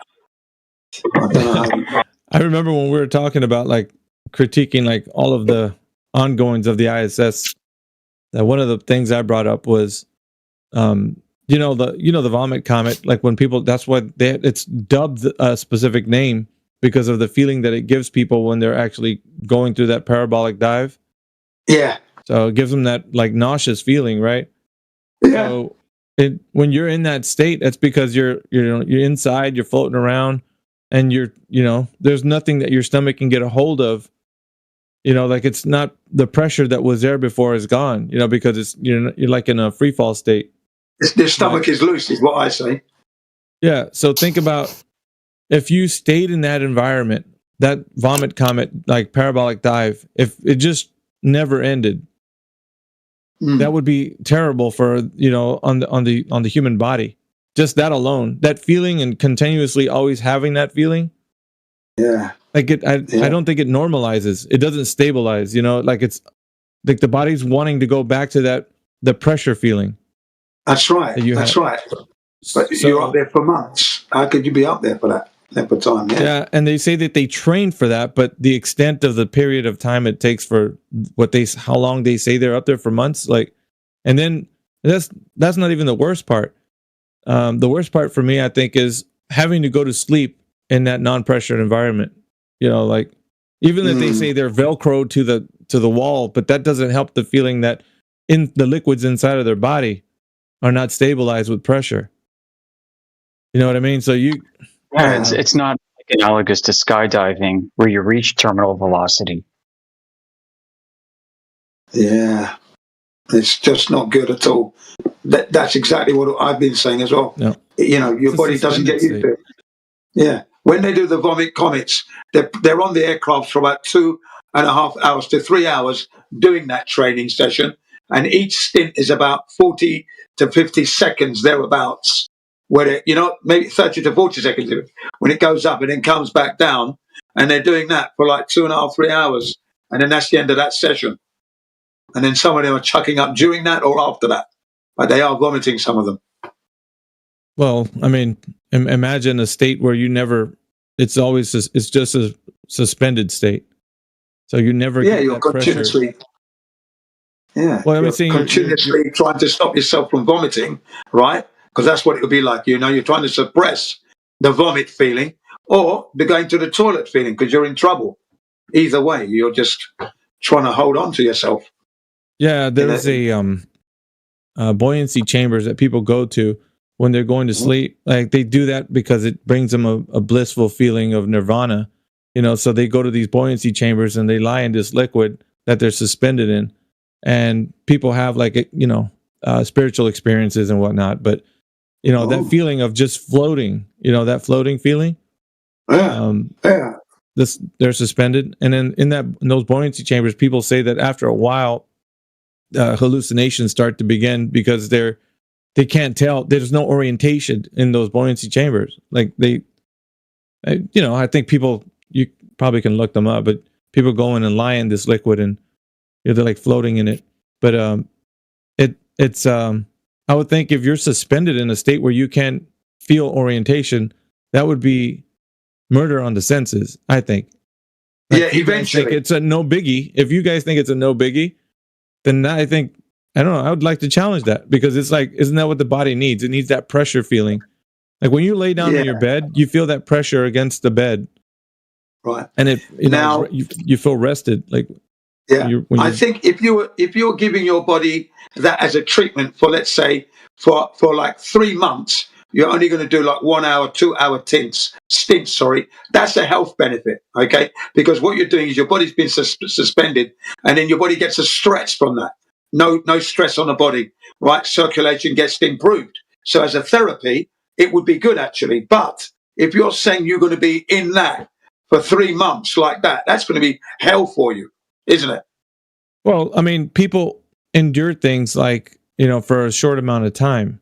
Right. But if you're saying that the body can never equalize, it can't come back to the pressured state where where it rights itself. I don't think that's good, Jen. I don't think that's dangerous. Yeah, that's dangerous. And then going to sleep in that environment, because like I said, when you can't feel orientation, I mean, your senses, they're wired to feel that feeling. I don't know if anybody's ever discussed that, but it's just like the physics of it all. Like, it doesn't seem like it makes any sense. Yeah. So, I can see some health benefits from it, short periods only, right? To improve body circulation, weight, your body weight's been suspended in there. So, for example, if you've got an injury and things, I think it could work in that fashion for a short time only. You're not going to be in there for hours. Each day, 1 hour, 2 hour most max, and then you're out of there. But as a mission, and you're in that condition that's obviously dangerous. I think you would go mad because you won't be able to right yourself, will you? Yeah, until you get back to Earth. Yeah, that's not good. They were trapped up there for months. Sorry to cut you off there. They were trapped up there for months, weren't they? Some of these astronauts trapped months. How did they manage? Yeah, they were talking about bone density being an issue too, as well. Like, because there's a lot of things that, I mean, if you put it alongside each other, right? Like if you draw a line in between, like having the pressure that we feel when we're on Earth versus a weightlessness, and then like if you right now, like you're thinking of all the benefits, okay, write all the benefits and then put all the negative effects. What negative effects would somebody feel in a pressured state versus a non-pressured state? Yeah, atrophy is the one you're looking for there, isn't it? The bone wasting away because there's no exercise being done. That's the common one, isn't it? Isn't it like even walking with pressure? You feel the pressure against your body, against the ground. It's your muscles are expanding and contracting. There's a lot of energy, kinetic energy being utilized. But when all of your muscles don't have that same pressure, right? Yeah, think about it. You have to artificially create that same pressure. Yeah, that's correct. Yeah. This is why I said, like, some people have injured themselves, and I think in order to release the weight to improve circulation, that kind of environment where they put themselves in that liquid you said to suspend them, I think that would be good as a therapy for medical use, short time only, of course, 1 hour, 2 hours until they heal up, and then you go back to work. You've healed up quickly because you've kept the weight off of it, for example. Back injuries and things like this. I think that would be great. But to be subjected to that for like 3 months sometimes, when on these ISS things have gone wrong and they've had to be up there 6 months, a year, that's crap. No, you couldn't do it. Yeah, things like eating. I mean, because the muscles in your body, they move the food through your body, right? So I understand all that. Like the problem I'm still having is that, like in a suspended state like that, the stuff moves along with pressure. Yeah, let's think about it. Like, like if you ate a meal and you lie down, it's not good for you because the food doesn't travel the way it should. But if you're sitting right side up, as you get older, you start noticing that you can't just lay down right after a meal. Stuff has to stay. You have to stay in an upright position so the food can travel where it needs to before you lay down. Yeah, I mean, just things like that. It's like, what if there was no way for the food to actually move like it should in an orientation? Like, as you're sitting right side up. Because that's what I said. That's what I said. You'd be fighting the suppression of a vomit because it's going to be sitting there wanting to come back up. Can you push it back down? But it's there. It's always there, especially if you're in that zero-G environment, right? And then if it does go down, then you've got the problem of it trying to come out the backside, right? And you've got to hold on to it, and so you're not settled. You're never settled until you get back to Earth. Is what I've always said, because you're not used to that environment. You're just not. That's not where you're meant to be. It's just a critique within the paradigm. I don't really care, like they're because we can debunk it from the outside, right? Like you can't even get to that environment. But like exactly the problem I'm having is the idea that people think that that's not a problem. You know what I mean? Like that environment's not a problem. Like, if you're in a suspended state, it's okay. Like you don't really go through too much. I mean, you might experience a little bit of discomfort, but I think you would go mad after a while. Yeah, not feeling the pressure, you'd go mad. Yeah. I also feel you might be off the food as well because your stomach is not settled. It might put you off food. You understand? Because you don't feel 100% normal. You might feel a little bit sick, so you might not want to eat. You don't feel hungry because your stomach is not settled. So I think it could even put you off your food. Could. I haven't experienced it myself. I mean, I experienced, the roller coaster rides and these giant merry-go-rounds where they give you some centrifugal force because of the speed, And, I took my kids to these places on several occasions, and I always pick the times when there's not much people. So during a weekday where there's not much people, we can go and enjoy it and not have to queue up. And then you get to go on it many, many times. And by the time you're finished, I'm leaving there with my stomach not feeling good, You understand what I mean? And I feel better the next day. Okay? And that's just, these gyrating roller coaster things, or you sit in a pod and it spins you around and you go around and around and around. Yeah. Right? Yeah. Definitely leaves me feeling a little bit queasy. Imagine if that feeling never left. That's what I'm saying. Yeah, that's exactly what I'm saying. You wouldn't be able to. You'd go mad. Like if you couldn't rate yourself. Yeah, I wouldn't want to eat. Wouldn't want to eat. I've been there. I have been there. Felt queasy, Just based on what they're saying and how people are up there, none of that makes any sense. Like there's no. They can try to do it with like saying, well, you can feel the pressure if you strap yourself against one of those Velcro things and it, or you have one of those running machines and you're strapping yourself in and like it's holding you in place, but it's not keeping the liquids in your body in place. Everything is they're loose. Like that doesn't, it's not just because they're holding your body down. I don't know. No, I know what you mean, because the liquids in your body are free. They're not being subjected to the forces that you have here on Earth. So I say they're loose, free radicals. They're flying around, doing their own thing now. And that would upset you because you're not used to having your stomach and the contents flying around like that. You know? So the vestibular system, right? The inner ear, it has the liquid that moves around in it. But imagine if that liquid, because that's how you know what orientation you are. Like if you had a blindfold on and you were tilted to one side, you know that you're not right side up. You know, you could have that feeling like you're, but if there wasn't any orientation to that inner ear liquid. You wouldn't know where you are in your orientation. Yeah, exactly. Yeah. I don't know. I guess they've found some loophole to the reasoning behind it. Somebody might feel like, well, yeah, it would. There's no problem. I don't know about that. Mister. Oh, there he is. Morvis, you're hot micing. I don't want him to.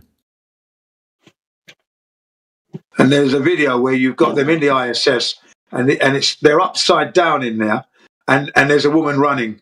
And like you said, they strap them into that running machine, right? And so she's on the treadmill, which is upside down on the treadmill. And you think, oh, come on, please. Yeah, but I guess, she's being held to the treadmill, but the liquids inside her body are not being held to the treadmill. Like, you know what I mean? Yeah. There's no... that stuff is suspended. Because let's say in that environment, you could be upside down from that relative to that person. Yeah. So even if they're held in place, that's only just holding them in place. It's not the liquid inside the body is still floating around. Yeah, look, you could choke. You get some saliva and a little bit of phlegm and that. If you're upside down, it could kill you because it could block your nose. You're coughing. Now you're stressing and now you're in 0G. You're disorientated. Do you understand what I mean? Now you're panicking. Yeah, you get a panic attack. Come on. Here on Earth, you'd be able to... Hey, think about it. I don't know, liquids, everything. Your body operates based on the pressure you feel when you're on Earth. So look, I'm very accustomed to controlling my body here on Earth. So when you get a drink and it's gone down the wrong hole, you can control that and stop, and control it. But if you're in space, like you said, and you're in a 0G environment, and that happens to you, you could die. It could kill you. The liquid just stays in that place. It doesn't have it doesn't move down. I mean, you could say that the muscles are expanding and contracting and push it down, but people have trouble even on where the pressure state is, so I don't know. Yeah, look at the gastritis problems they have here on Earth just normally. Can you imagine you're in space and you've got that kind of problem going on? Although you're meant to be a super fit individual, okay, yeah, but there are times when liquids fall into the wrong hole, or if you're upside down and you have a drop of saliva and now it's gone into the nasal passage and now you're going to be distressed. No doubt about it. No doubt about it. Like I said, I don't think that's ever been, for me, fully addressed or answered. Yeah, addressed. And this particular, it's because we don't have to, I suppose. Yeah, that environment itself is going to be something that's also, but I'm saying even if you're thinking that you're in a paradigm where that whole, just to sit here and defend that position, it's like you couldn't even defend it from the internal critique of how they would go about the protocols it would take in case they have a some sort of breach, and they don't know what to do. Like the guy Don Pettit, like you guys were saying, he's fumbling around and he hardly real good engineering. That's not a great way to answer a question that would be specific to if you have a leak. Yeah, which could be threatening your lives. Yeah. Yeah. That and the whole weightlessness thing, I think to me is it's a huge problem. That even if somebody would say, well, it's not a problem because the muscles in your body expand and contract. I'm like, it doesn't solve the issue of liquid in your body being suspended. Because we're not just talking about for a short time, like you were saying, for healing purposes. Mm. And then even in those states, they're probably not going to be eating something right away because they know they're going to be in a suspended state. That's right. No. But I think correctly, because again, you've got to avoid all possible dangers. So you wouldn't be consuming anything. You're going in for, the reason I mention it is because times when people have injured themselves, and the best thing is to try and get the weight off the body so the bloods can flow, okay, and do the healing, and then come off of that and get back to work. Do you understand what I'm saying? Just to relieve pressure. So I think that kind of suspension is good for the body. Much the same as like swimming. When you go swimming now, your body's been suspended in the water. So when you actually pull yourself across and you're kicking, you're getting a cardiovascular workout, you're getting a full stretch workout, because you've got to reach and pull the water behind you. That's a good all-round body conditioning. So with this suspension liquid that you're talking about, I think that'd be good for when people get injured, or if you just want to have a relaxing one where you've got no weight on your body at all. I think that would be good therapy, short time only. Yeah, they do have that. I think it's maybe worth a look. I mean, that's not really the conversation. Never really gets into this part, because most of the people that we talk to don't really have that much information to substantiate any of the claims of the Earth being a globe. So we never actually get into these types of conversations. These conversations usually only happen like with us. Yeah, we start or somebody who's actually on the path to questioning a lot more than just the Earth. It's like they're now looking into how they even believe that they were up there in the ISS, that sort of thing. That's that. Yeah. It's already this topic should be something where they already know that the Earth is flat, and they're like looking at other things that don't make any sense. That's right. That's why I started to look into how do they actually go to the toilet. Let me look at what they do. I mean, what is the protocol here? And that's when that's when they could never have gone. That's why I decided there, that you're having to do the number 2 shuts down the whole mission. There you go. Because the methodology NASA employed the astronauts to use was completely unhygienic in a situation where the hygiene level has to be 100 times better than any hospital, because your lives are on the line in the vacuum of space if you were there. So the type of vacuum that's created, or the environment that they say that they're in, those magical numbers usually get misconstrued in our discussions. There's already an idea that there's a 10 to the negative 17 torr vacuum when they're in space, in low Earth orbit. And by their claims, they're not usually saying that, but it is a pretty strong one, right? According to what they say. And it's kind of like they don't really know exactly. It's the way they put it. Yeah. But it starts, and low Earth orbit is somewhere around the 10 to the negative 6. Yeah. Where the ISS is 7. 10 to the minus 7 ISS. It's still a strong vacuum. Still a strong vacuum. It's not that's a pretty strong vacuum. That's a massive. That is a killer vacuum. Killer. So right. And the type of way they simulate that here on the surface is with these vacuum chambers that are, really thick walls, and you have to be, especially if you're going to do it in you can do it in a more condensed, smaller container, but because you're doing, if the bigger the container, the stronger, you'd have to reinforce the walls and stuff if you get to a bigger container. So if you were in a container the size of the ISS, you'd have to really support the structure to be able to withstand that environment. So I don't know, that sometimes gets talked about, but we don't. I've seen in MIT, for example, Miggy, right? The vacuum chamber you're talking about, the big one, that's the one in Ohio that can pull down to 10 to the minus 6. And that's the end. Then if you go to the MIT, they've got one that can pull 10 to the minus 7, but it's a small one. And if you can imagine a fire hydrant, it looks like that. It's that solid. You understand? And lots of bolts and that. And then you've got this glass window that you can see your observation window from. You can't put your hand in there. Your hand cannot fit. So you're putting things in, and then you're locking it down. It's a small one, tiny, and that's 10 to the minus 7, but it looks like a mini fire hydrant. The steel is thick bolts, thick everything, heavy duty, okay? And they're only pulling 10 to the minus 7 with that, okay? Yeah. That would be the equivalent of going to ISS. They can't do anything like the moon of 17. They can't do it. It's impossible. I don't know. Maybe the specs on the ISS could probably answer some of these questions of what we're saying, the structural integrity of the ship itself.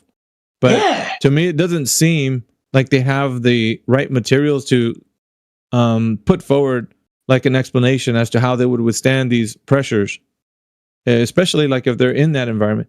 I mean, if somebody wanted to actually put forward that, I kind of look at it, but I don't know. It just never seems like that ship is made like all the way around, that it's made with such rigidity. The rigidity of the materials that they're using to withstand an environment for over 20 years now. Yeah, 25 years. So over 25 years. That's okay. You got a container that's withstood. I would think it would be like a marvel, of an invention for something to boast that they've been in a vacuous environment for over 25 years, and there's never been a single incident where they've had a leak or there's an implosion in one of the cargo places. You know what I'm saying? Like, it just that's an achievement, isn't it? It's an achievement, isn't it? Yeah. I mean, why wouldn't they boast about that? This thing has been up there in that 10 to the -7 environment, and it's never, one of the capsules never imploded or exploded. It'd be exploded, not imploded. Imploded is in a submarine. It'd be exploded. None of them have exploded, and burst. That's never happened.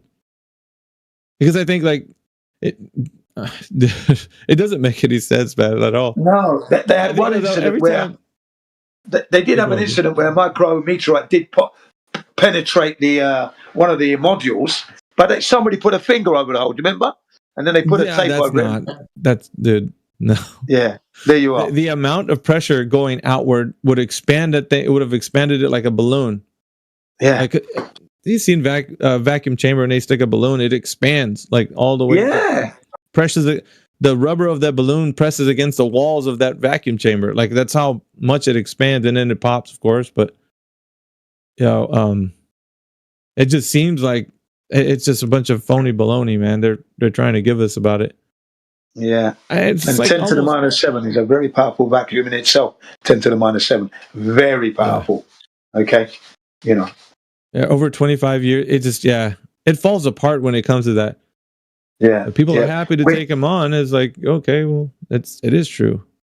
When you see what happens to film, like in just 4 hours at 10 to the -3 torr vacuum, that's one of them little glass ones, little glass vacuum chamber where they put the lid on. Okay, lift it up, put your film in there, put the lid on, evacuate the air, leave it there for 4 hours. Okay, and come back. I wanted them to do it, but the plan was to do it for 3 days, 72 hours. They just did it for 4 hours, and the film was definitely damaged.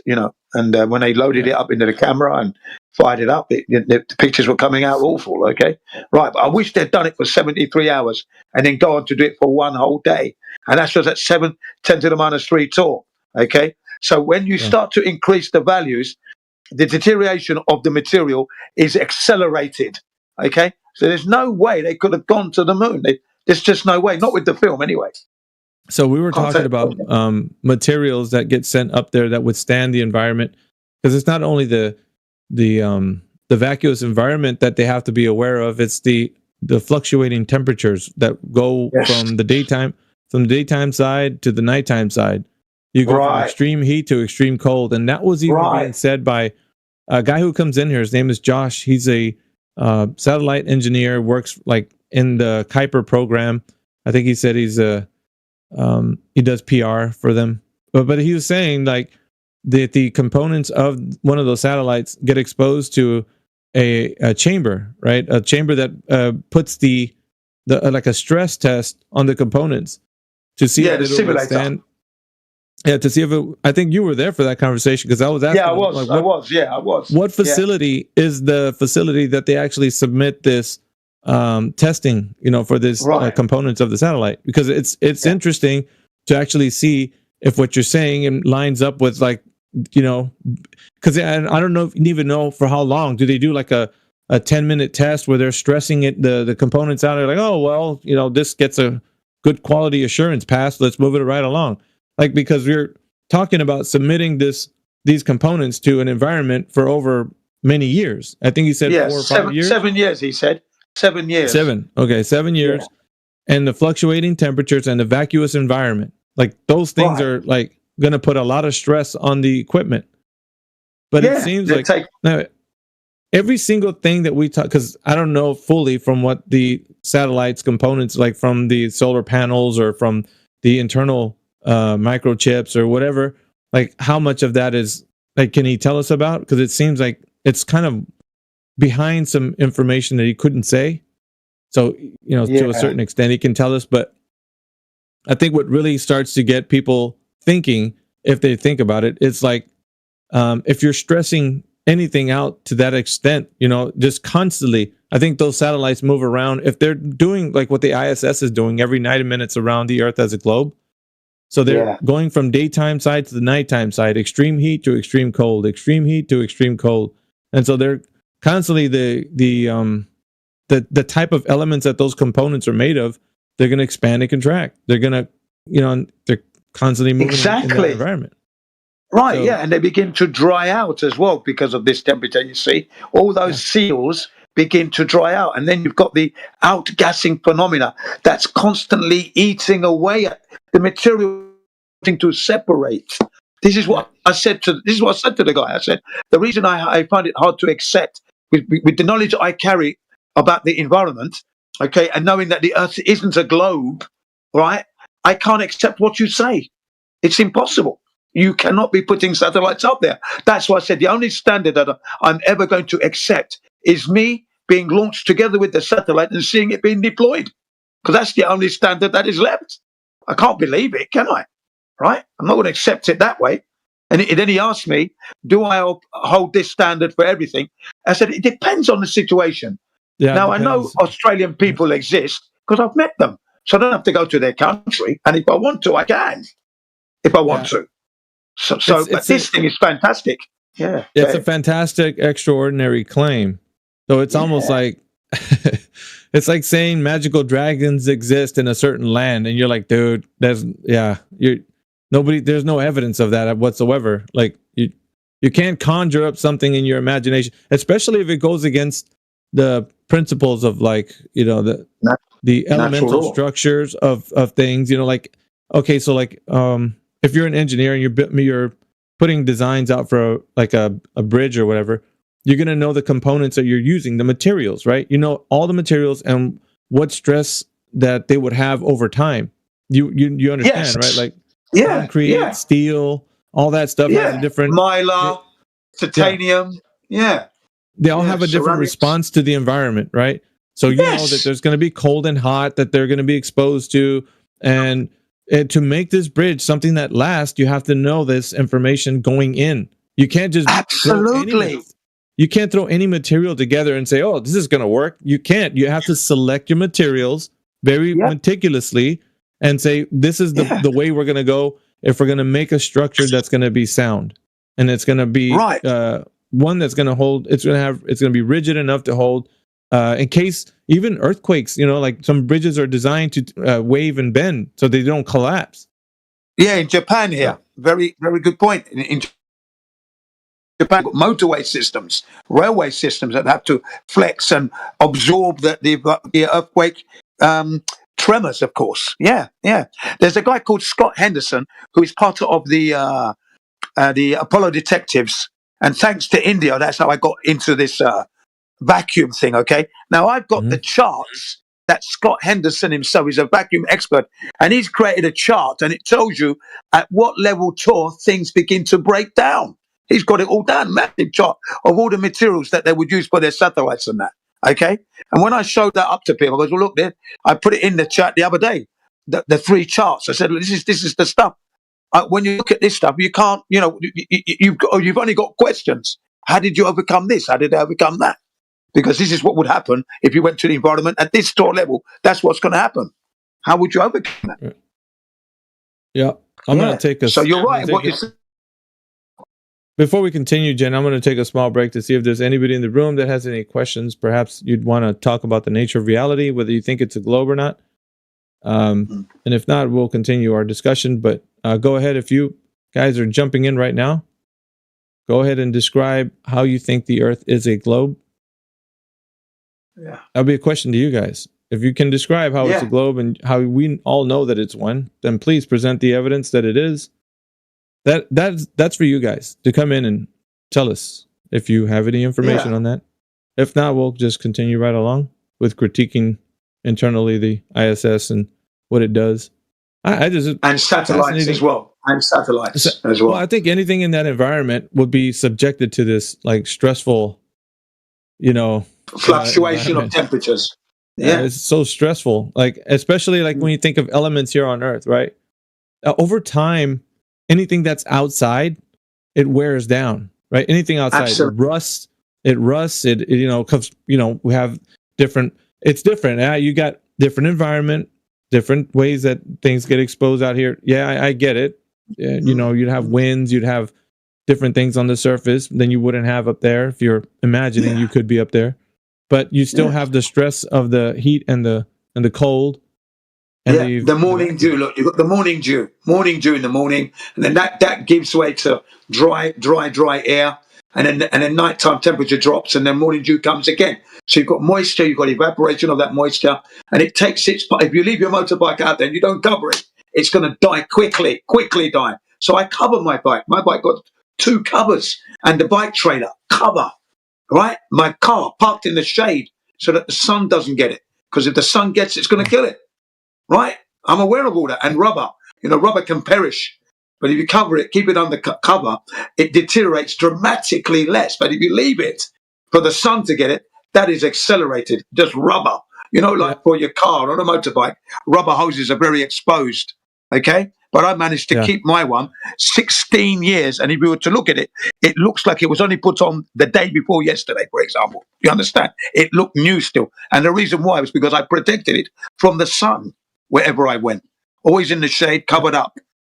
So you're thinking about like the components that your bike is made of, the elements that all the materials that it used to make it has to be covered up, has to be protected from the elements. And if it was completely exposed and there was no way to cover things up, then they would be subjected to the fluctuations of the temperatures and or vacuous environment. It deteriorates. There's a Truth by Proxy put in the text chat. The AI responds to weightlessness over time affecting your body. I'm going to go back to what we were talking about with the weightlessness conversation. It said, I'm going to read it, Truth by Proxy. Effects of weightlessness can begin to occur within hours, though long-term effects like muscle and bone loss become more significant after several weeks to months. For short trips, effects are usually temporary, like motion sickness and balance issues. So they're saying it's temporary. Since for longer stays, more serious problems like significant muscle and bone density loss, vision changes, and increased radiation exposure become concerns. It's pretty vague, but like it's saying after a short time, this is the workaround, that motion sickness goes away. So you just have to be up there long enough to overcome it. Yeah. It's just ridiculous, really. Yeah, no. Yeah, you never overcome it. It's just, it's just not that. It's not where you're meant to be, you see. And with your bone density being lost due to atrophy, forget it. As well wasted, muscle wasted, all the muscles going. Because you're not using your muscles. Yeah, I'm going back and forth to like talking about like the environment of what they claim is up there because they say they see something in the sky. And then let's put it this way. Whatever they say is up there and they're saying it's the ISS can be tracked. That thing can be tracked. I have a tracker on the phone that puts the ISS at a specific location. So when it does a flyby, the app notifies you and says that the ISS will be doing a flyby. And you like if it's dusk or dawn, you could see the thing moving across the sky. I've seen it before. I'm going to give you what I've seen, okay? Based on the app. It was going from the western horizon across the sky to the eastern one. It was going the opposite direction. So as it was traveling, I seen it on the western horizon, it was like a bright star moving across, like a really bright star. Then as it crossed to the middle of the sky right above me, almost 90 degrees, it started to change color. It changed like to a red tint. And as it moved straight across, the red tint like slowly dimmed out to like a fading, kind of like it trickled off, like it was trailing off. And it looked like as if you've seen I could only describe it like, when you see a bottle rocket or some type of firework, once it's like, it's at its end, like after it pops and you could see it like just leaving little sparks behind. Like that's what I saw with the red tent thing. I don't know what the hell it is, but it was even like little red, like trailing light behind. I don't know how to explain it. It's kind of weird. Well, anyway, like when the jet fighters fire off these, I've forgotten what they're called, to lure the enemy into firing at that, and if they fire a missile, heat seekers and that, and they hit those things. Forgot what they're called. I don't know what it was. That it would look like some sort of light effect or whatever. But anyways, as it trailed off, it got to a place in the eastern part of the sky where you couldn't notice it anymore. So I seen it like right at it was dusk. Oh, excuse me. Yeah, it was dusk. It was dusk, and it was moving from west to east, and that's what I saw. Like, and it was based, and I followed it with the app. The app was actually like, it's called Night Sky. It's on the. Yeah, you said that the other day. Night Sky. Yeah. I made a note of it. And so you can track the ISS with that app, and it moves across your. I don't know if people actually think that how like this thing actually tells you when it does a flyby. So whatever that thing is, it's still doing something up there. Right. And so I'm not saying, one way or the other, like with what type of thing vehicle it is. They do have something up there. Whatever that thing is. We don't know what vehicle it is. Yeah, we don't know what it is. Yeah. Just 1 second, Miguel. I just want to check something. 1 minute. Go ahead.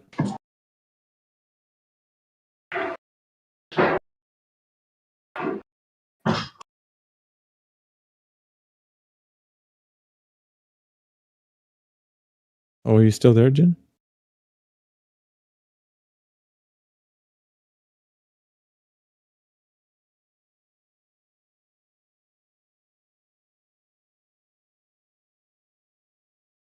It's a crazy topic.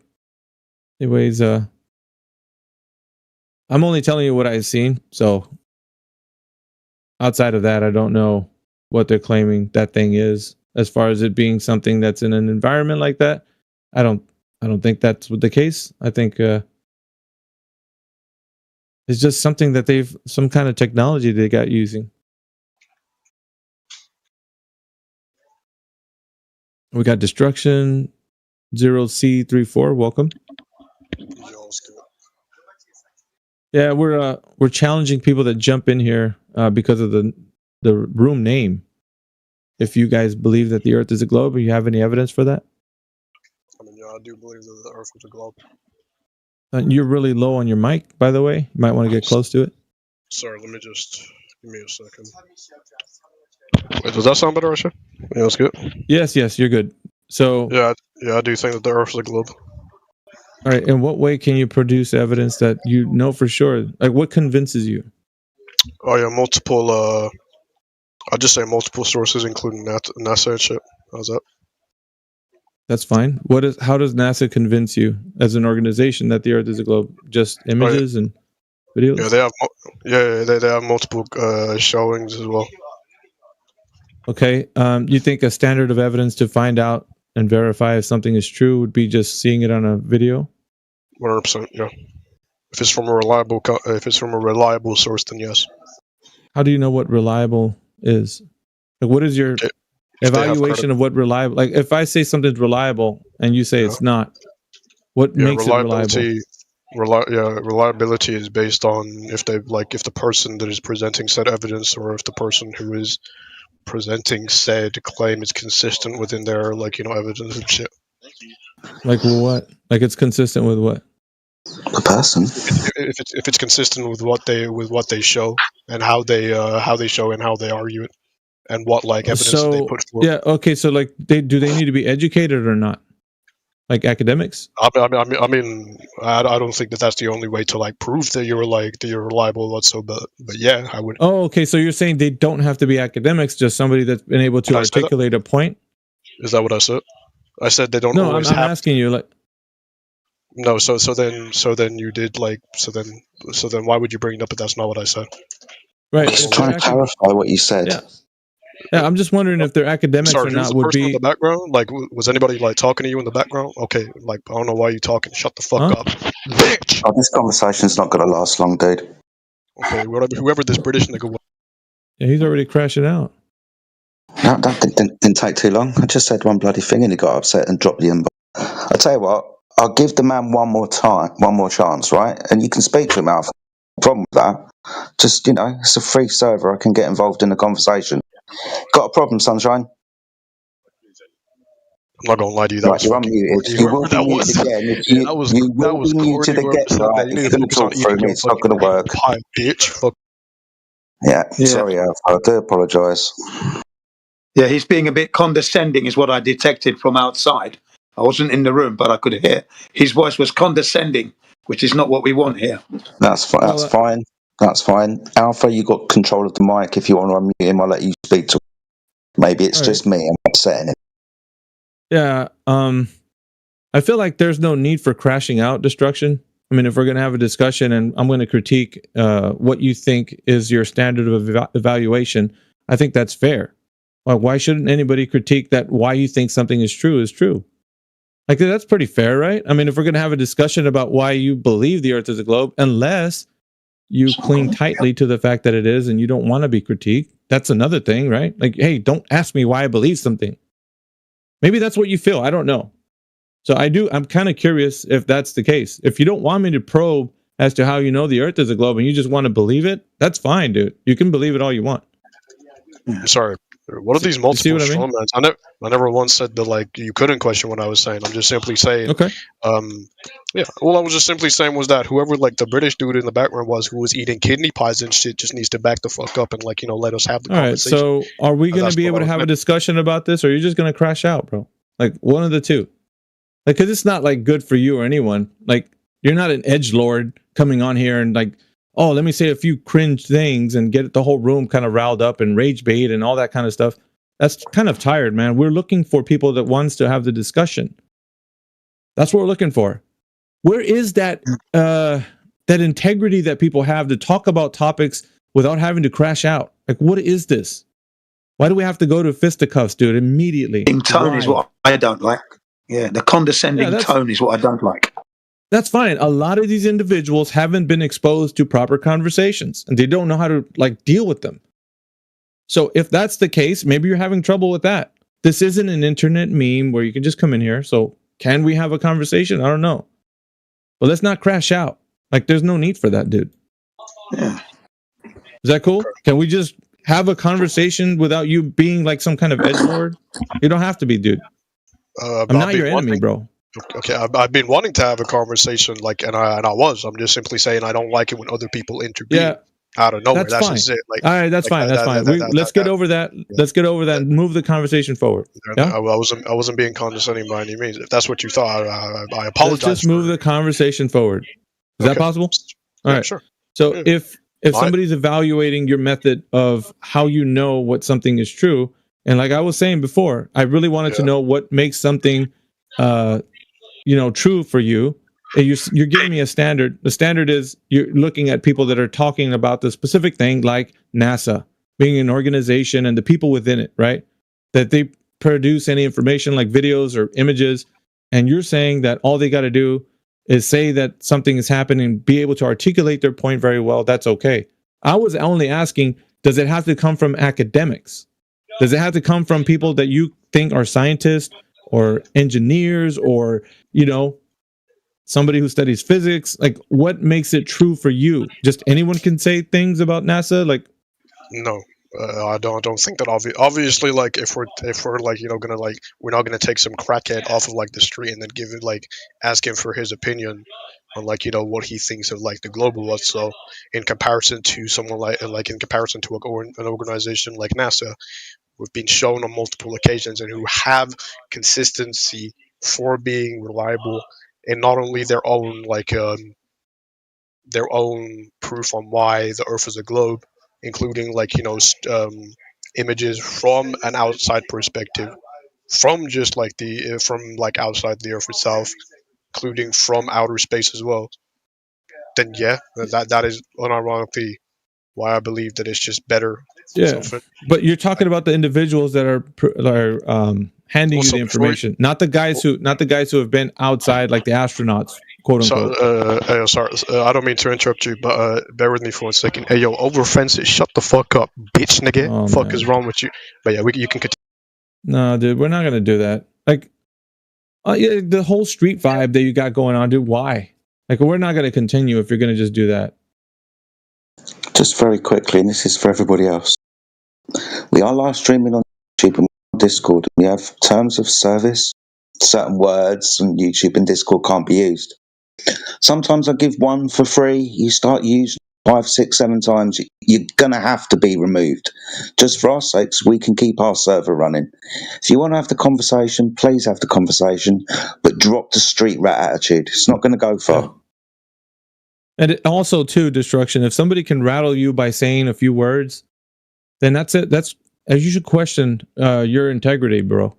Because honestly, if somebody can rattle you from saying words, that's pretty bad. You need to up your game on that. Not let things affect you like that, dude. That is really bad. Yeah, if somebody can say a few words and you're straight to fisticuffs, that's not good, bro. Yeah, I've got a question for Destruction, and that is because he did say that NASA has proven the globe. Can you tell us how they did that? That's the question. How did NASA prove the Earth to be a globe? Hold on, let me unmute him. But we're not going to go in that direction, Destruction. So if you say, excuse me, I'm going to go ahead and say one thing. We're not going to do that. Somebody's going to mute you right away. Let's just continue moving the conversation forward, man. I mean, can we do that? You know what? You're absolutely right. I should not be rattled by obese fat jits in the background. Yeah, dude. You can't get away from it, can you? Can't help yourself. Perhaps a few years of growing up will do you some good. You have to, man. At some point you got to grow up. The world isn't what you perceive it to be. Not everybody's out to get you, man. You need a lesson in manners. I'm pretty sure life will teach that to you. You can't just keep acting like that. At some point it will trigger the wrong person, bro. Yeah. Don't do that. You've got some important information that I want to glean from you. How did NASA prove the Earth to be a globe? That's what I'm waiting for now. You made that statement. It was once, twice, and 3 times a charm, bro. He's not able to compose himself. I think this is the problem. He just cannot compose himself in a conversation. Cannot. Yeah, it's a very destructive nature that he has right now. So self-entitled and selfish. That's what it is. People seem to think that they're self-entitled to act the way that they want to in any situation.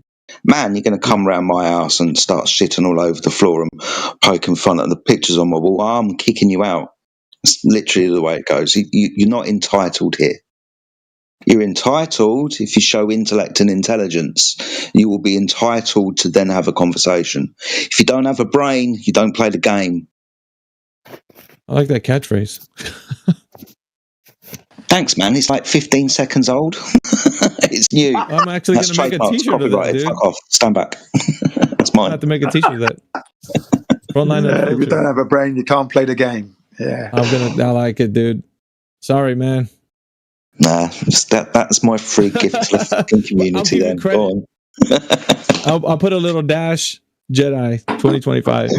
Yeah, awesome stuff. You'll get all the credit for that. Everybody I know in here likes that too, by the way. Everybody like that.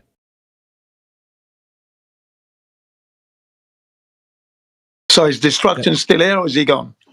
No, he left, dude. We have to ban a person like that. That's a shame. Okay. It seems like people get really emotional when it comes to critiquing what they think internally about the Earth being a globe, when it shouldn't be, right? It's like, why? No. So well, I'll tell you why. I'll tell you why it's important, because if people are listening now, they're getting an extra bonus. What makes somebody think like that? Right? What would motivate somebody to think like that? What experiences could they have had, especially the flat earthers? What happened to a man who believed in the Earth for 48 years as a globe, and then he's now a flat earther? What changed his mind? What psychology went on there? That's important to know, isn't it? Really? Right. Yeah. So I think it's a bit of critique, isn't it? I think more and more, Jen, what's happening here, I think there's a lot of lessons to be learned with composure. Because people can make us lose our composure, even on both sides, even me, even you, and everyone in here has lost their composure. But I think that I always talk about every day you get up, you can reset, so maybe tomorrow or today could be a new day for you. Maybe you don't have to be triggered when somebody says words. You can choose differently.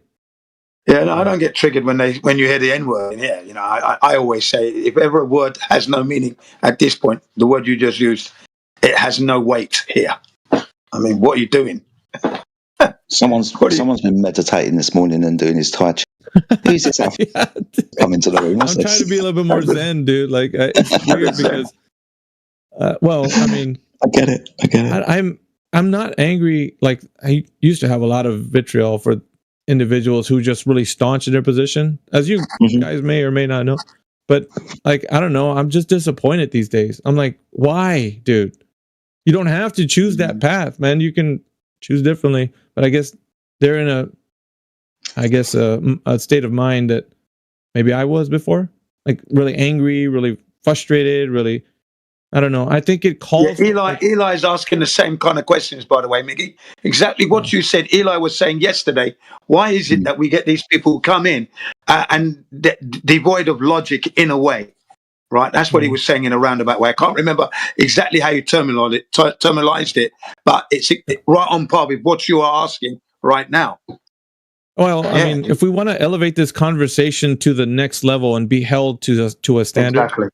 Yeah. And if we're going to be heard everywhere, you know, and we want our podcast to be broadcast everywhere, I think that we do have to we have to provide a standard, a level of like, you know, way that we are.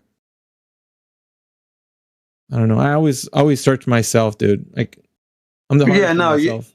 You're on the right track there. You're bang on the money. Eli was talking about this maybe eight hours ago or so. Same thing, what you were just saying just now. He was asking the same question. Why is it that we can't follow this through logically, right? Yeah. And then move on, sort of thing. Because we want to move forward. I was trying to move the conversation in a direction where he didn't have to think about like, because like words, right? They affect people who are, I don't want to say small-minded. What's the word? They could trigger easily emotionally because they feel insecure about their own intellect. They're triggered, you know, so they have to respond in an aggressive manner. I don't know. Yeah, I didn't.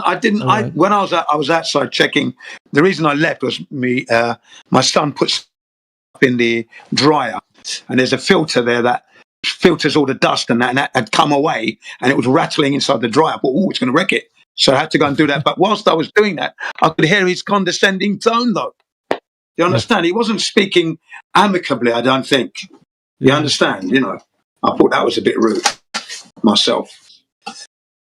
But that's what I detected from that he had a condescending manner. Okay? Yeah. As soon as I thought that, Jedi said, this is not going to last long. As soon as I thought that, Jedi immediately said, this is not going to last long. This is not going to go well. Yeah, there you go. And then Jedi muted him. There you are. So something was wrong, wasn't it? Jedi a poo-poo head and like thinking that that's going to help progress like conversation. That doesn't help anything, man. Silly. No, it doesn't help. Especially if they do it to you, man. Like, oh yeah, he's going to keep talking. Nah, he's not. It's like shooting himself in the foot. Conversationally, yeah. Shoot yourself in the mouth is what he did. Just commit suicide. Perhaps there is more people in here that won't act that way. Hopefully. We got Pepe in here. Pepe, if you're there. I've seen you sitting here. Hey, how's it going? What's going on, man? I'm just listening in, getting informed. What's your take on the topic? Are you taken back with the fact that people still question the nature of reality being globe or flat with the conversation? I don't know, Adam, dude. So I'm just asking, like, you know, what's your you guys do make some points that make me question my reality. Okay. Like when you were thinking about the vacuums in space and like what they're set at and like what the reactions could be to the material over time. That was a pretty solid point. Yeah. Well, I mean, yeah. Thanks for that. we want to make sure that when people are critiquing their worldview, that they're doing a service to like asking questions and just being inquisitive all around, man. I think that's important, right? When that gets taken away from us and we can't ask questions or we can't know something because if we're really wanting, to know something, I think that's a problem. That's a huge problem. So, and it, like how the Earth is a globe. Have you ever, internally critiqued that, Pepe? Well, I was thinking about it just now, and I would say that based on the star charts, we were using the stars to navigate, and the stars kind of just like led us in a wraparound type pattern. Okay. So if you think that a wraparound pattern would mean that shows that the Earth is a globe in some way? Yeah. Okay, so how does looking at stars... If we're analyzing it lacking the technology that we have today, then sure. Right, but think about it like this. How does looking at stars in the night sky show that the Earth is a specific thing, like a sphere? How do you know that the ground resembles something that the sky is showing you? Like, how do you make Because we the use connection? the stars to go from point A to point B, which means that we have documented linear structure of our topography that states it's built a certain way. Can I challenge you on that? Sure. Okay, how do you know that information, what you said, is true linearly? How do you know that? How do you know you're going across in a line? I want to know, like, from point A to point B, how you know you're going in a straight line. Sounds like linear. That's what you're insinuating, right? Yeah, because it's measured. Okay, who measured it? Whatever okay to say, I captain don't was know. sailing across the ocean. Whatever. It's okay. Pepe. It's okay to say I don't know. Like in our discussion, you can say I don't know. I'm not going to take it away. Oh, I gotcha. I mean, obviously, if you don't know, that should be a pause, right? Because you don't have all the answers. So if you don't, just say I don't know. I believe somebody did it. That's fine. I'm not looking for that either. What I'm looking for is what convinces you based on what you're saying. And can we follow a logic train all the way to the foundation? Let's peel back the onion layers of your thought process to the foundation, to the very core of how you know something is true. So it seems like we're right now at this point, you're telling me from point A to point B, there's a linear path using the stars. Is that true? Yeah. Okay. How do we know this is true? How do we know it's a linear path? What's a method to find this out? The method. It's okay to say I don't know. By charting the stars. Okay. How do you know you're going in a straight path on the ground?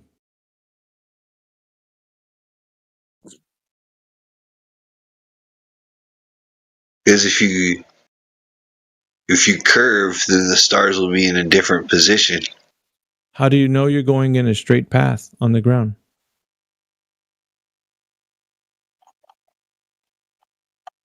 You follow a landmark. What if there is no land? You use the sun. On the nighttime? You use the sun in the daytime. In the nighttime, you use either the North Star if you're in the northern hemisphere or the Southern Cross in the southern hemisphere. Okay. So how do you know, still doesn't answer, how you know you're going in a straight line? I guess you don't know. Thank you.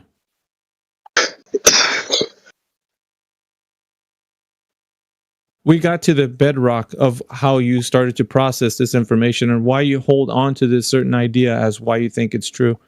And it seems at the very root of it sounds like you don't really know, which is true. But it was on top of all of the you don't know was these claims that have been stacked upon it, which is, well, people have discovered it. You can follow the stars, you can follow the sun, all these things to get to the place where you think that it's a globe. But then you go all the way down to the bottom. You don't really know if they're doing exactly what you think they are. You don't know. Well, that's kind of what brings me here, That's why I'm listening to what you guys are saying. I guess what I'm doing is I'm provoking your curiosity to figure things out. Well, maybe we should look into it, right? Who discovered these things? Why? Like who's the one that is responsible for this? Why would you even think that logic train, where the foundation was, you don't really know where that information comes from? So it's good, right? We're kind of getting to the root of it. But does anyone know? Do you think can we know this information? Do you think somebody might know? Maybe you don't know, but somebody knows. Who would be the guy whoever's we can look in Antarctica knows. You say people in Antarctica? Yeah, they know for sure. What would they know over there? I mean, like, they know whether or not Antarctica is the ice wall, or if it's like the entrance to the hollow Earth, or oh my, you're going or up, what's going on. Yeah, that. Okay, so they're guardians. I mean, Antarctica really bothers me because there's too many unanswered questions, you know. And then, like, the only way to find out is to peel back the ice layer, which is never going to happen, you know. I don't think that doesn't answer any questions, man. Like the nature of our Earth. Like, what is the Earth? We're gonna go to Antarctica and be like, oh, voila, it's a globe. Like that doesn't work, man. The logic, you can't form a coherent logical syllogism that proves by going to Antarctica you'll know the shape of the Earth. That's not true. Right? Or do you think there is? I think so, because like what bothers me about it is like you go to like Google Maps and like there's no South Pole documented. There's a North Pole documented. You can get satellite view of North Pole, but you can't get like satellite view of the South Pole. Even if it's just all white, they could have just photoshopped it in. It's not there, you know. It's just like blank spot, you know. It's just curious, man. I'm curious freaks me because out. people. Why is that like zoned in, you know? Why can't that's not even true. So you can use Google Maps and you can go find like station A, B, and C. There's loads of places on Antarctica that you can see. What are you talking about? Yeah, but the dead center, the South Pole, you can't see. All right, the dead center. Right, okay, I'll agree with you on that part. Okay. All right. So if you wanted to know that information, what would you have to do? Go there. Okay. But what will you uncover? What do you think you'll like? If you're speculating, what would you uncover when you got there? What would you know more than you don't know right now? Sorry, what is there, and how do you know when you've got there? What do you think the South Pole is? Sorry, Arthur, I'm weighing in. What's the South Pole? The South Pole is the only like undocumented topographical area, you know. Like no, it's not what I'm asking. Let's try it like this: what's the North Pole, and how do I know when I've got there? It's marked. Okay, by what? A map. Okay, so I've got a map. How is North Pole referenced? Is there anything around it or above it that references where the North Pole is? Have you ever heard of the North Star? Yeah. Okay, Polaris. Why do you think Polaris is called the North Star? Because that's supposed to point out where the North Pole is, or at least a way to it. So, working on that premise, the North Pole is underneath the Northern Celestial Star, right? I know when I've got there, when it's above my head. Okay? Yeah. Do you agree? Okay, so what's south, and how do I know when I've got? South is any direction around Polaris above your head. No, that's north. No, if Polaris is above your head, I'm not going to be able to see Polaris. I'm trying to help you. I'm not going to be able to see Polaris. The North Star is not relevant to the south. So, like the example of the North Star, what is south, and how do I know when I've got there? keep talking about this place, dude, but I don't think you know what it is.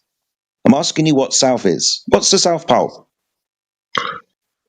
It's supposed to be the southern magnetic pole of the spherical structure of Earth. No, it's not magnetic, dude. Yeah, it's not magnetic. What do you think it is, Pepe? Pepe? I mean, I believe in microcosm and macrocosm. So what's the South? No. Well, hold on. Wait. And just answer truthfully. Do you know if it is a magnet? You gotta be truthful. Yeah. No, South Pole being what you claiming it is, magnetic South Pole. Do you know that that's true? Yeah. How do you know that? Compass. Okay. Where does it point? It points north. Okay. How do you know the south is magnetic?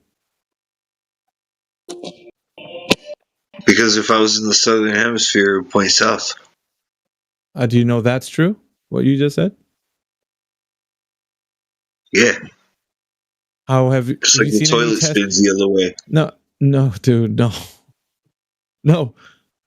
I'm asking you to verify that the very claim you think is true. See, we're only looking into what you're saying, right?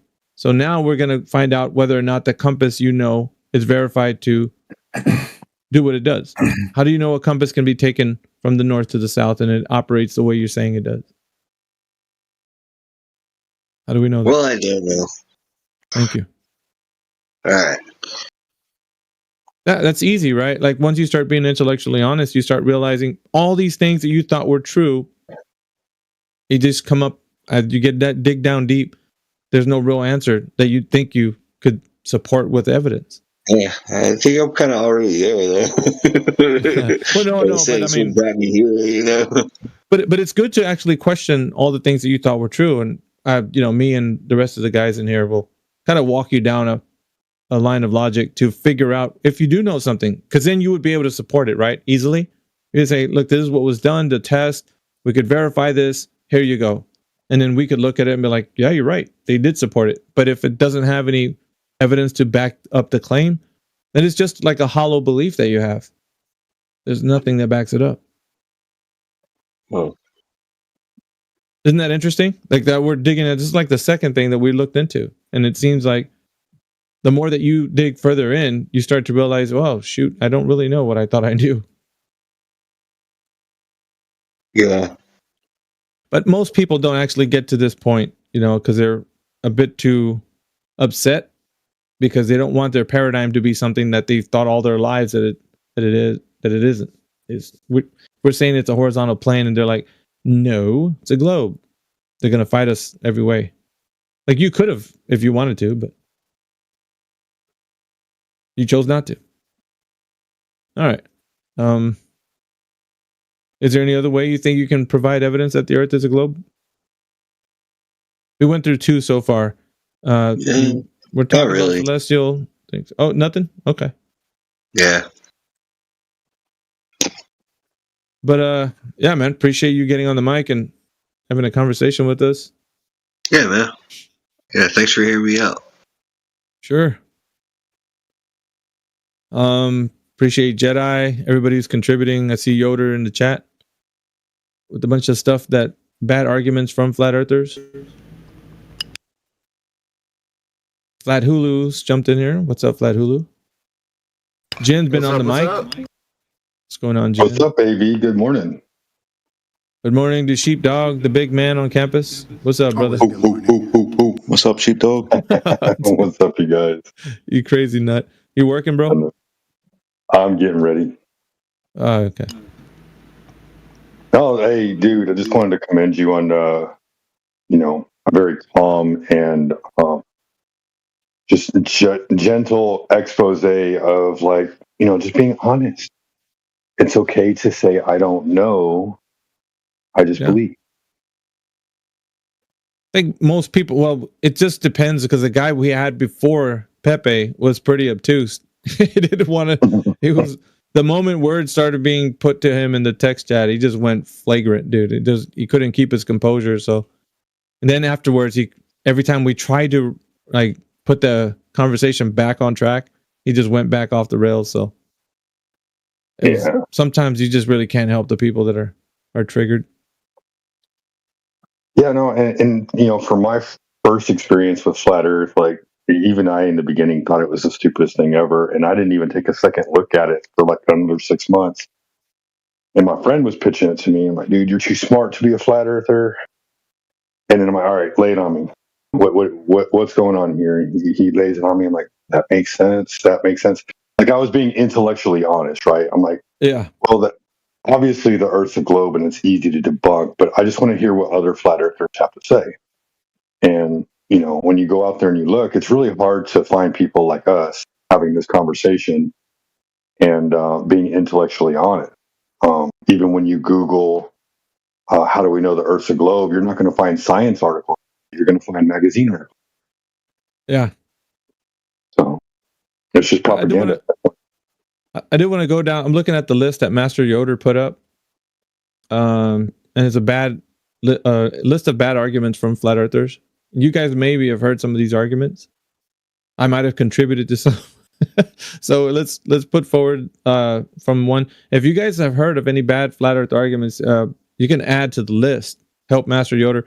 It's not really an exhaustive list, but just more or less what's been comprised over time that maybe he's noticed or what you may have noticed. But if something is amiss there, you could add to it. But it's pretty lengthy. It's like 35 bad arguments. Let's see number one. If you guys agree or disagree, chime in. Let's see. Number one is AE map is a literal world map. How many of you guys have heard flat earthers use that? The AE map is a literal world map. Still hear it. I mean, not literally those words, but they definitely allude to it. Yeah. Absolute sure. Oh, dude, we hear it in those words. There'll be people in here in this panel right now biting their tongue. Yeah, that's good. Like I'd say I think number 16 is one I said before. And there's another one in there. Let's see. Number 2, out of focus stars as anomalous entities. What, the spirits in the sky? Yeah, that's a terrible argument. I hate that. Or it really bugs me. There's ones that are saying that they're faces, and I've heard of different things. Yeah, lots of different things, dude. But this one, because it was one of the ones that were around in 2015, like pretty much straight away. Hey, look with the peanut. Yeah, when we look up at the bloody sky, we're surrounded by nutters. So yeah, I hate it. I don't like it. I jump all over anybody who brings it up. It's a really bad argument, dude. Exactly.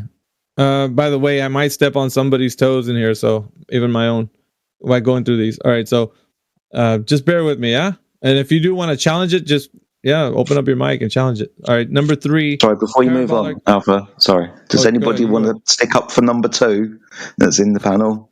Anyone think number 2 is good? All right, you can move on. Yeah, seriously. If you guys do think that what we're saying or these arguments are not bad, go ahead and chime in. And number 3, parabolic rocket arcs prove a globe. Okay, so maybe I'm not reading this one right, but this is supposed to be like bad or misused flat Earth arguments. Yeah. So parabolic rocket arcs prove a globe. Yeah, so it seems like a globe argument, not a flat Earth argument. Yeah, but like if we're saying to them, like if we're putting it to them, like parabolic arcs prove a globe, like if that's what you guys are saying, like you're like, I don't think that they're the mainstream narrative isn't saying that, isn't it?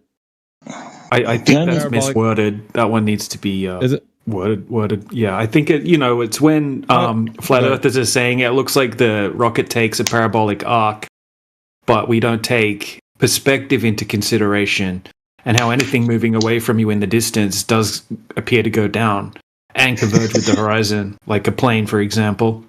So when people are saying, look, the rocket looks like it's coming back down again, it's not necessarily a great argument if formulated in that way.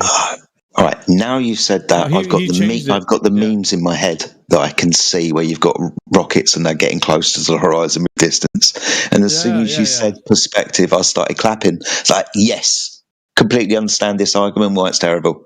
Yeah, completely ignores perspective and how we see the world. Nice. Let's put it this way, man. I'm going through them, Yoder. That way you can kind of flesh out whether or not you want to use these or not. Let's see. Parabolic real arcs quick, prove a flat Earth. You asked what is the argument for the mainstream narrative. The parabolic arc is supposedly them trying to reach a trajectory that's going around the Earth before it gets too far out of space. That way they create that orbit cycle. But no, I guess because they call it. Hang on. They call it translunar injection. You see, so they follow an arc supposedly to go around the Earth and then get this translunar injection to head for the moon. Right? That's their claim, anyway. Let me reword what I said, because he changed it. He didn't mean to put globe. He meant to put flat Earth. So the number 3 is parabolic rocket arcs prove flat Earth. Mind you, like I'm saying these, I might step on your toes when I say these, because you might be using these arguments. So just bear with me so I can get through them. But if you do think that you have a point to make, I'd like to hear it.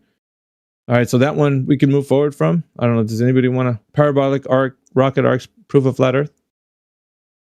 Anybody champion? No, they don't prove a flat Earth. No, they don't. But what I do say is that they're not going to space. Is what I say generally. Yeah, well, I don't know. That's all right. So number 4, solar Polaris elevation angles prove flat Earth. Oof. This one's gonna fucking hurt. Yeah, this is gonna sting a little bit. Yeah, this one's gonna hurt. Solar or Polaris, sun or Polaris elevation angles prove a flat Earth. I know. Go ahead, Jedi. Go on. I'm just gonna say you require a flat Earth. I assume. But I know this conversation's been had in back chats and stuff for like weeks and if not months. So I want to know. Yeah, we do need to flesh that one out. It seems number 4 needs to be one that we got to flesh out and have like a small little meeting on what some of these are. I would say, and then maybe workshop them and see what we can come up with, and perhaps retool it if it needs to be worked on. All right. So, does anybody other than Jedi? Does anybody else want to stick up for number 4? Yeah, I mean, I was just going to say that star GP, right? And then you draw a circle around that star and you get that trilateration location. That's just, no, man. Basic geometry, is it not? Yeah, but we're using a mathematical construct. And what I was telling, what's his face that was in here? I was like, that differs from the reality of when we go outside. So that seems to be a challenge within our group. But that's what this is for. It's to sharpen our arguments, right? Well, we can see where we're not getting what we are getting right, what we're not. So Yoder tagged me in the chat. He said you can't prove the GP of polarity, and I understand that argument. You can't, like, nobody's ever stood underneath Polaris and said that. Oh, that's yeah. The evidence of that being true, right? A 90-degree. We can talk about that one. I'm going to just try to move through them, but I do want to hear disagreements as I'm moving through them, so that'd be kind of good. It's good to do that. All right, number 5, denial of atmospheric refraction. Denial. That means that there is no refraction. Denial. That means nothing happens with the path of light through the air that we breathe. We shouldn't ignore that. That's a big one. How many of you guys would say you deny atmospheric refraction, like completely? Like the word, like, yes, we do get the word. Atmo means air. Air, gases are not a shape, so atmospheric, sphere. So what is the term? Like, you parse out what the term means? Like, is that what it means? Wait, so is the statement we should not be arguing because refraction happens in 2 mediums and the air is 1 medium, therefore it doesn't apply there? Like, that is a bad argument? Absolutely not. Yeah, that's a bad argument. That's a bad argument. Yeah, because refraction does happen, and you've got your Lumen Stupin and Funnel of Ghana and all the others. So no, you can't say there's no refraction. That would be wrong, really. Right. I don't think I've seen a single flat earther deny refraction, to be honest. Yeah. I really don't think I have. In a single medium. In 1 medium. Not the fact that it exists. The fact that it's happening outside in the air. The Earth is flat. I think temperature has more of a play than refraction in one medium, right? Okay. Yeah, let's. And I'm like I said, I'm going through them. I like to hear your objections, but at the same time, I'm just going to move through them so we can get through the list. So that denial of atmospheric refraction, that seems to be like what somebody's, no, refraction outside in the air not occurring. Okay, so that's one thing. Number 6, NASA/government documents admit flat Earth. I'm stepping on toes here, guys. I already pre-warned you. So all right, they just said they use it. They said they use it as. They don't admit it. So, is there a grey area for? I mean, terrible argument. This is just pointing something out. I don't think it's. Maybe it falls into some kind of grey area for me. I don't mind it being brought up and saying, "Hey, look, this is how NASA within their documents explain away avionics." Blah blah blah. I wouldn't say it's like terrible. I wouldn't like pin my hat up on it though. Many of these are just how it's being presented by the flat earther at the time, and not necessarily the argument itself. It's just context and it's just how it's being presented. Like NASA admits, like if the flat earther said NASA admits that the Earth is flat because they're mentioning it in their documents, that would be a terrible argument. But you get it? Do you get what he's saying? Like what DJ said? Yeah. It's how you're going about pushing the argument forward. Yeah, exactly. I tend to use this one, this particular one, but it's after I've mentioned the fact that we're unable to measure curvature anywhere because the drop over distance isn't happening. And then I say there are government agency documents that refer to when people are, if you're going to fly a plane, for example, or fire a missile, you need to, the documents are saying that you have to consider Earth to be flat and non-rotating. That's what the documents say. Now, I carry on by saying, why would I need to do that if the Earth is curving? If the Earth is curving and rotating, why should I then now consider Earth to be flat and stationary? What is the point of these documents? And then I go on to say they're trying to, like, plausible deniability. The Earth is indeed flat, but they don't want to outright state it, kind of thing. That's what I do anyway. I use it in that fashion. Like I said, most of these arguments, they're being put forward as just outright statements that go ahead and conclude that what the statement declares is true based on just it being true on how it's being said. And there's I think that's kind of like what DJ was talking about. Like some of these are a little bit in the gray area. It's like, so it's a presentation of how they are used. You know what I mean? Like you really have to, it's not just like a blanket carte blanche, like this is wrong. Like it's more of like how in context was it being utilized? Because if you're just saying just because, that doesn't help move the argument to how somebody knows based on NASA documents, and government documents. Yeah, they don't prove Earth by itself, no. But the fact that those documents exist begs a question there, right there. Why would those documents exist? It's a grey area for sure. I agree with that. I think you could use it as like compounding evidence from a hostile witness. Yeah, true. That's what I do. Compound, yeah.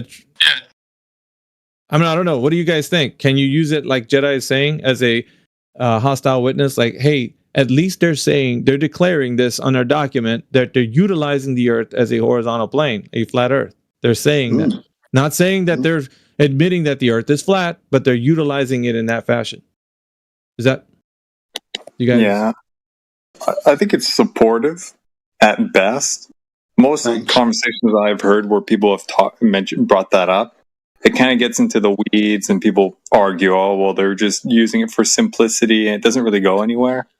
But I mean, in conjunction with something else, perhaps. But I don't normally invoke it because it's not, in my view, necessary. I do though. I do use it. Sorry, but I do. But I do use it backing up other statements, especially when we're not getting this drop over distance nonsense going on. Okay. Yeah, it seems to be like, once again, it seems to be used in some other context that when somebody says NASA and government documents admit that the Earth is flat, therefore the Earth is flat. That's the way he's saying that. To me, I'm taking it that way. That's a bad argument. You can't say it from that because they're not saying that the Earth is a horizontal surface. They're saying they're using it as if it were for practical purposes. Yeah. You have to assume, they said, or consider in the documentation. I've never seen it as like the first argument that anybody's ever brought up within a conversation with into the room. Like, why do you flat earthers say the earth is flat? Well, look at this NASA document. And it never comes out in that way. So, I liked what AG said earlier. It's kind of supportive evidence to maybe a bigger case as a hostile witness, but I don't think it goes any further than that. And we're getting the It's not being juices used as flowing slam. now. All No, right, so I've never used it as a slam dunk. So I'm not AG, but okay. Yeah, think let's that was a move along because we gotta keep it rolling, bro. All right, so number 7 might get people stirred up. Rainbows as proof of the firmament. Who's used that argument in here? Who? Where's Eli?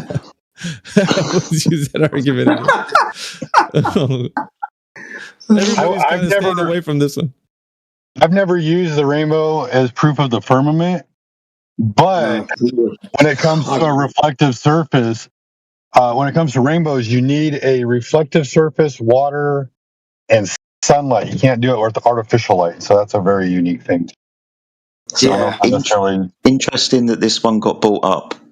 And I'll just quickly look through the list because there's maybe something that's missing on there. It's under the same kind of heading, right? Sprites and elves being used as proof of the dome. Because Apocryphon brought it up yesterday and I nearly stomped all over him, poor bastard.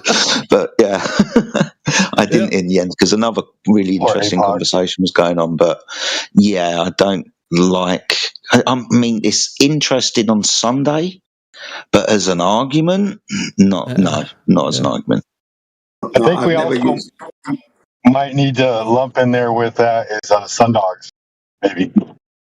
Yeah, sundogs proving the. Yeah. That's what I've never used. So I've never used that one ever. All right, we're gonna go to the next one. Number 8, Go Fast Rocket speculations. You know the Go Fast Rocket. If you remember, it was like a few years ago where the Go Fast rocket went up to the firmament and struck something, and that's when people were like, oh, it hit the firmament. So, and not only that, everything else that's attached to the rocket going up. Yeah, I've never used that. Yes. Yeah, the one that takes off and then hits something, quote unquote. Yeah. Continuously spinning fast. Yeah. I think this is one of the dangerous ones. It's one of those things that, like you said, Alf, has been around for a while, right? So maybe since 2016, even that sort of time. Yeah, so maybe it's one of those strawman argument that when you look at it, when you start to uncover what the device actually is and what it's built to do, then this looks bloody ridiculous. So yeah, not an argument at all. All right. I have a quick question. What have you guys ever taken note of how the Babylonian creation mythos is very much like flat Earth? Yeah. Newt, we'll get to that in a moment. I'm going down a list of bad flat Earth arguments. So, sure. And we're gonna just go through that, and then we'll get to the question because I know there's new people jumping in. I don't want to disregard that. But we're taking out the trash basically of flat Earth arguments. Well, yeah, we have to kind of retool what people have been doing for quite some time, and every now and again we'll take stock. I think it's good, right? We're airing it out, and if you feel like you side with some of these, go ahead and bring your objections. That's what it's for. That's what we're doing. All right, number 9, Vatican invented the globe. How many people have heard that argument? The Vatican invented the globe. Yeah, I've heard the argument. It's a historic tidbit. I wouldn't bring it up in a debate, though. It will be a conversation piece if somebody wants to ask, where did this come from and blah, blah, blah. And you can point to these, people and organisations through history like we all do, but I don't think it's an argument. Well, not out of No, it's not an argument. No, Jesuits, Copernicus comes up now and again, but I don't really use that at all. I don't use that. It's not my... have you guys heard people using that Vatican invented? I have heard it myself. Like Jedi, so I've heard it. In a roundabout way. way. Uh-huh. Yeah. Okay. Because if you think about the Big Bang, it was invented by a Catholic priest. Copernicus was a beast. There you are. Okay. Galileo, instead of being killed for his crimes of blasphemy against the creation, he was placed on house arrest. Like who? Like if the church was that bad back then, he wouldn't have been on house arrest. You know what I think? Then he continued to chide them, and even though they were funding his research, by the way. Yeah, Galileo. I was thinking what this list needs too is like a thumbs up and thumbs down to see how many people actually thumbs up the argument, dude. All right, number 10, 69 miles per degree fallacy. You guys heard that? Never use it.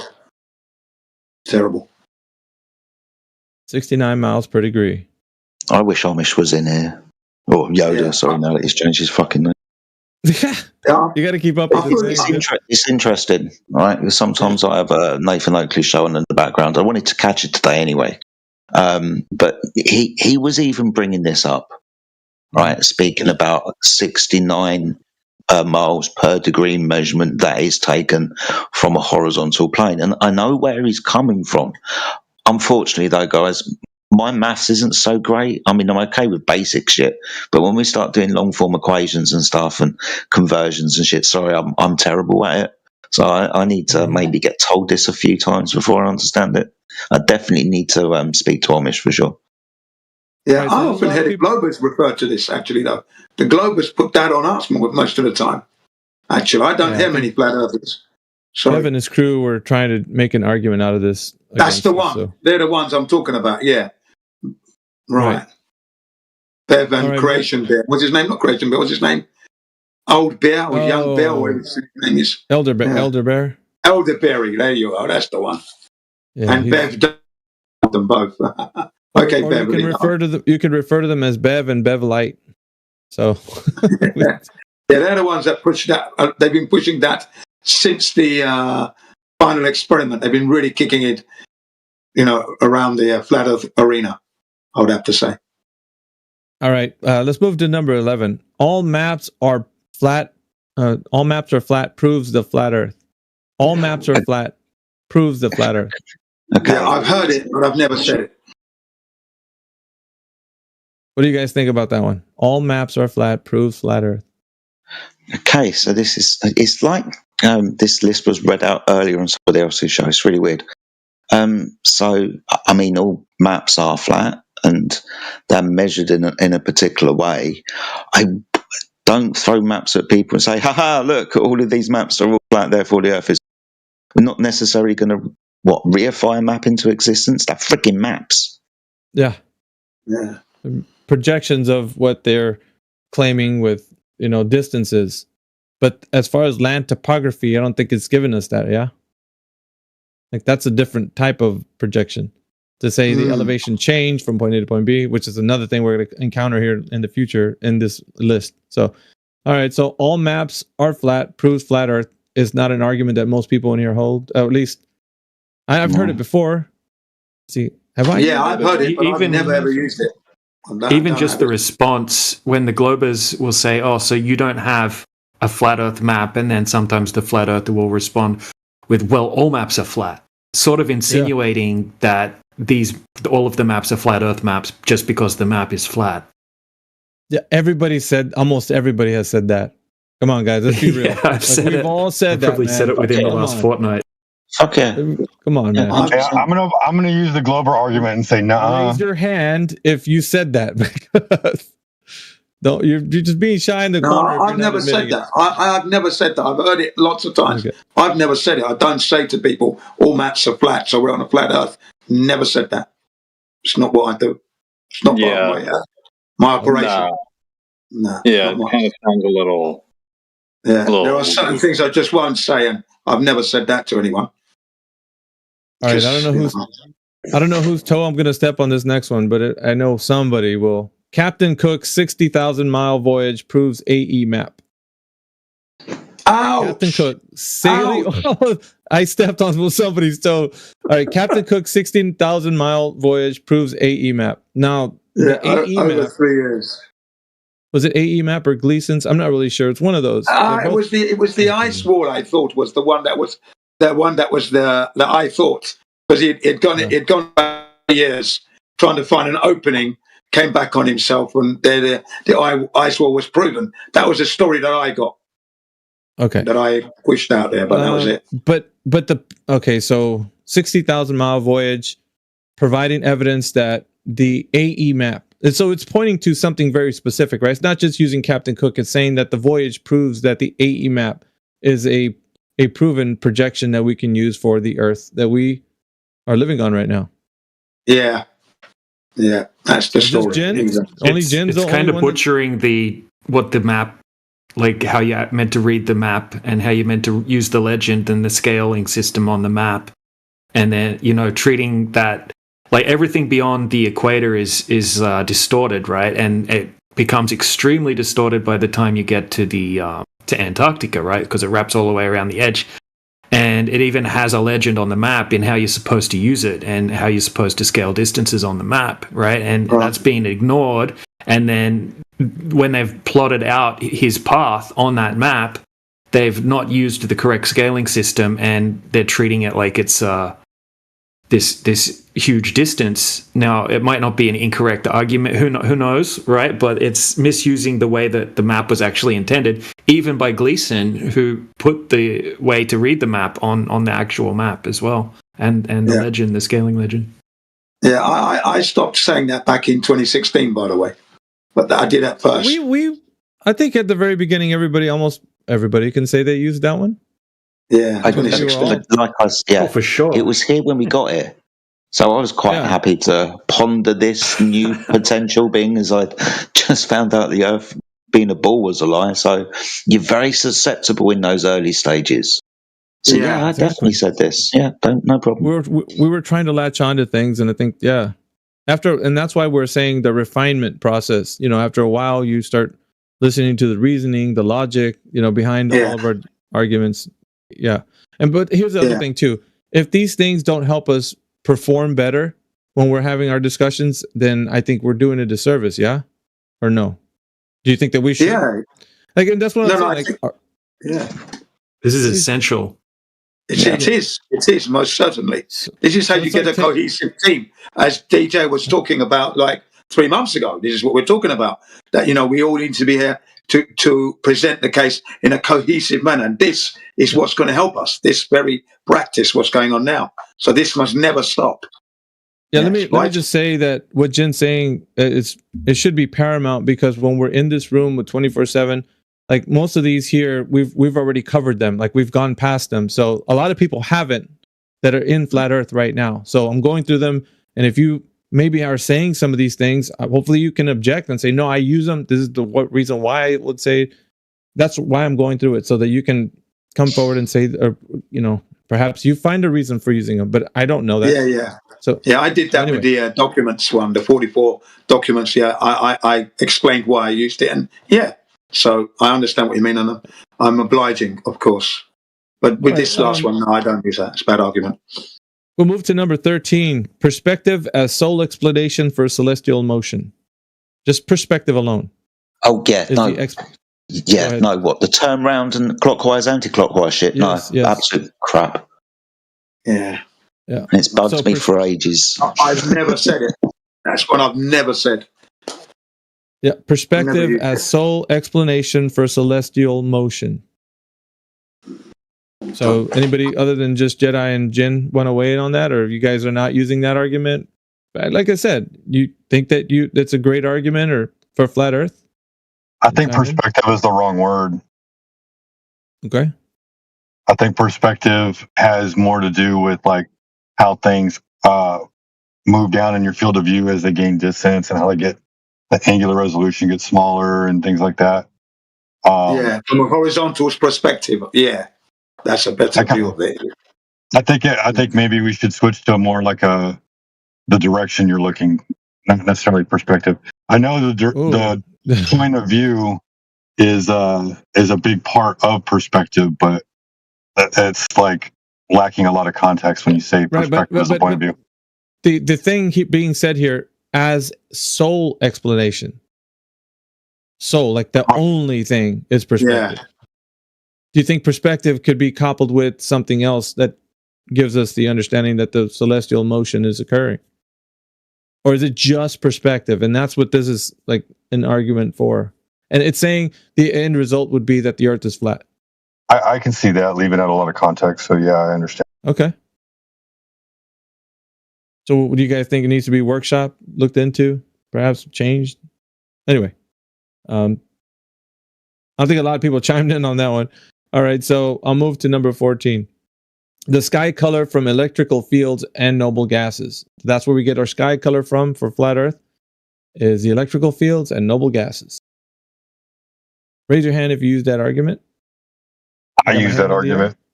I got my hand in the air. Yeah, I'm all about that. Gases being excited by the energy of the sun. Yeah, that's great. But I think what we're getting to here is the how things work, because people are going to say like, well, how does this work on a flat Earth? Because you got flat Earth and globe Earth explanations within there. There's context about like how things occur, the physics and such. So this right here, I think, exposes the fact that you can get these sky colors from electrical fields and noble gases. And it's put as a bad or misused argument. Because does it direct you to flat Earth in any way? Does it help explain a horizontal plane? Not really, no. No. So do we need to go into these ideas? Not really, no. Not really, no. So if it's stated as a fact, it's a terrible argument. If it's to do with an ongoing speculation that is worth looking into a bit more in the future and stated that way, then I think that's okay. But if it's someone's like, the definitive fact, the reason we see the colors we see in the sky is because of this particular reason, that's a bad argument. Yeah, sheepdog. Right. NAV. Huh? I'm looking at you, bro. Step on your own toes, man. Flatten your toes out. Yeah, I got to step on him a little bit. All right, so yeah. All right, I guess nobody else wants to chime in on that one. I'll go to number 15. You can zoom boats back in. Oh, man. I just stepped on everybody's toe in this room right now. Oh, not mine. Except for DJ and probably Yoder. Yoder's the one that identifies. Let me make it a little bit more specific, right? If a boat, if a glober says, when we see a boat that appears to be obstructed behind the horizon, and then a flat earther will say, well, you can just zoom the boat and bring the whole boat back to view again. That's the error in the argument. If a boat has gone away and reduced in angular size and it's disappeared that way, then you can zoom in and bring the whole boat back to view again. Oh, that's context. Yeah, I've never seen a single observation of a boat that's like hidden bottom up. You see it disappearing bottom up, and then you zoom in and you can see the whole boat. You bring it back. Yeah, that's a problem. Yeah, I'm glad you laid that out the way that you did as well. I stopped using that argument when I got my atmospheric refraction argument. Interesting. But we have, it's still ongoing is what I'm saying. So as people who are carrying this forward, it behooves us to kind of help correct the individuals who are still using these arguments as solid arguments for flat Earth. You know what I mean? It's that time where flat earthers kind of challenge each other. So yes, exactly. I want to see the video of it happening then, please. Yeah, let's take out whoever else is saying these bad arguments. All right, but we're going through this list. We'll probably revisit them again if you've been in this little discussion. This is very impromptu, by the way. I thought we could probably use a good dash of internal critique ourselves, because I was doing that earlier to the Globers, but now we're doing it to ourselves.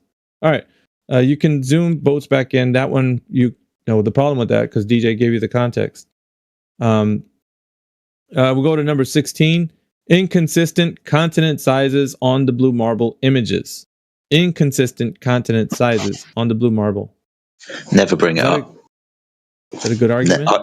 I've heard people discuss it. I personally never bring it up because I don't think it holds much water, to be honest with you. I just don't. I've never seen it as a good argument in the first place. Okay. Yeah, I don't. It's a David Weiss argument. Dave Weiss used this? Okay. Or every it's like part of his script, but he's been explained to him how it's a bad argument, but he still does it. There's countless examples now of showing someone that has taken an image of their globe, right, from a little bit further away, and it looks like the continent's much smaller and that you can see much more water around it.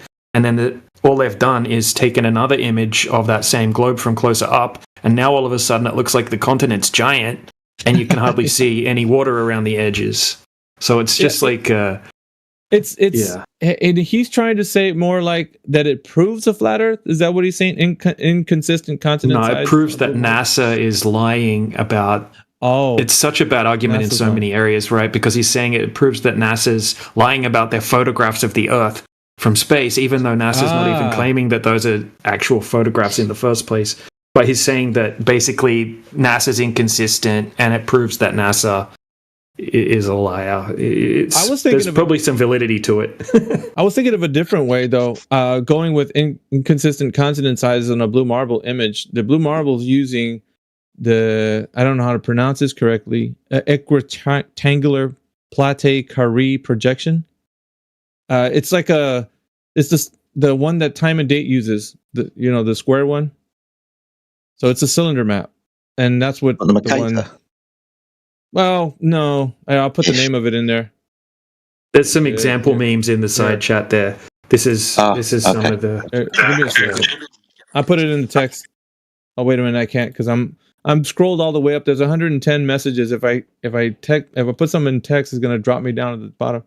All right, I'll have you guys do it later. What map that's. I'll do it later. Yeah. All right.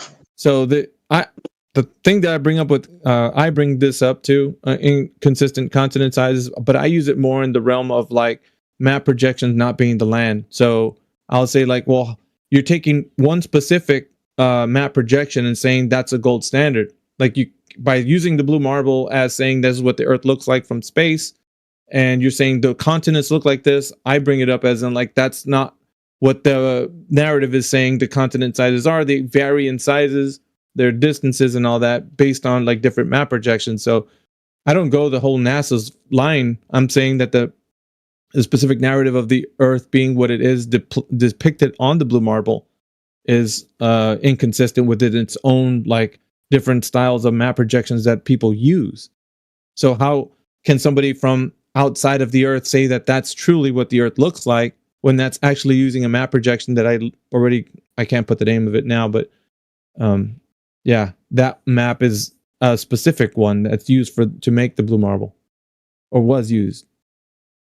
So, anyways, so I think. Can I just add an extra one really quickly? It's not on the list, but it should be. I think, depending on what you guys think. When there's an argument that's been going around recently that at a particular date during the year, 99% of the population is in sunlight, and that is impossible according to the globe model, and that's actually not correct. Yeah, so it's population, not land or area, right?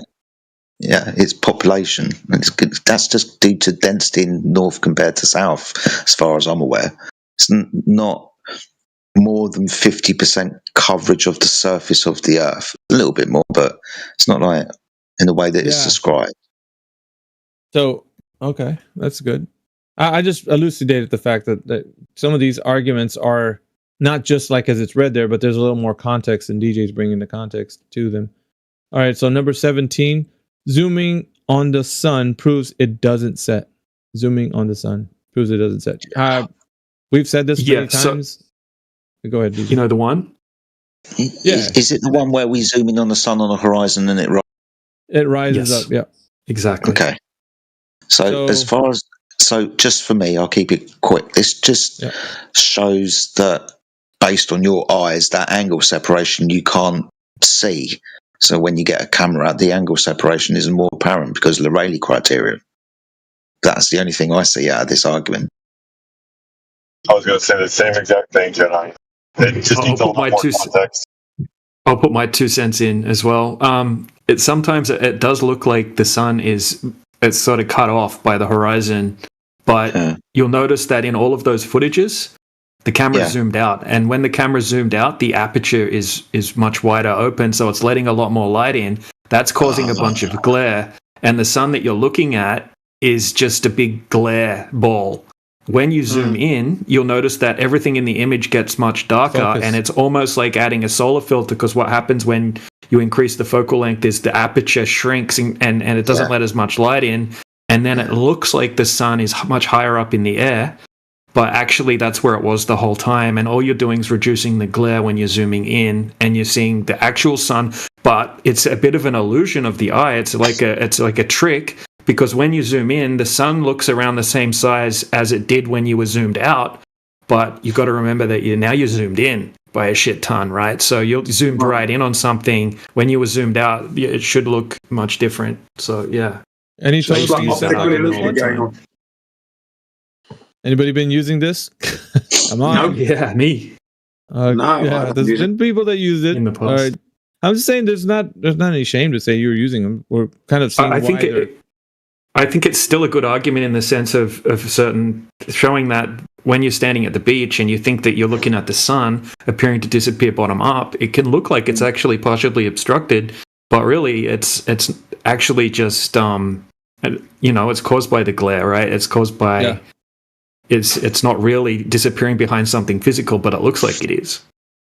Yeah. But I used to use it. This is how I used to use it. I used to say that it was due to perspective, right? And when you're zooming in, you're opening up that angle of perspective, and now all of a sudden it increases the vanishing point, and now it looks like it's higher in the sky. It's literally what I just said. Yeah, exactly. Yeah. No, spot on, AJ. As soon as you started speaking, I was like, yeah, no, you're absolutely right, mate. Fair play. You mean DJ? I don't care.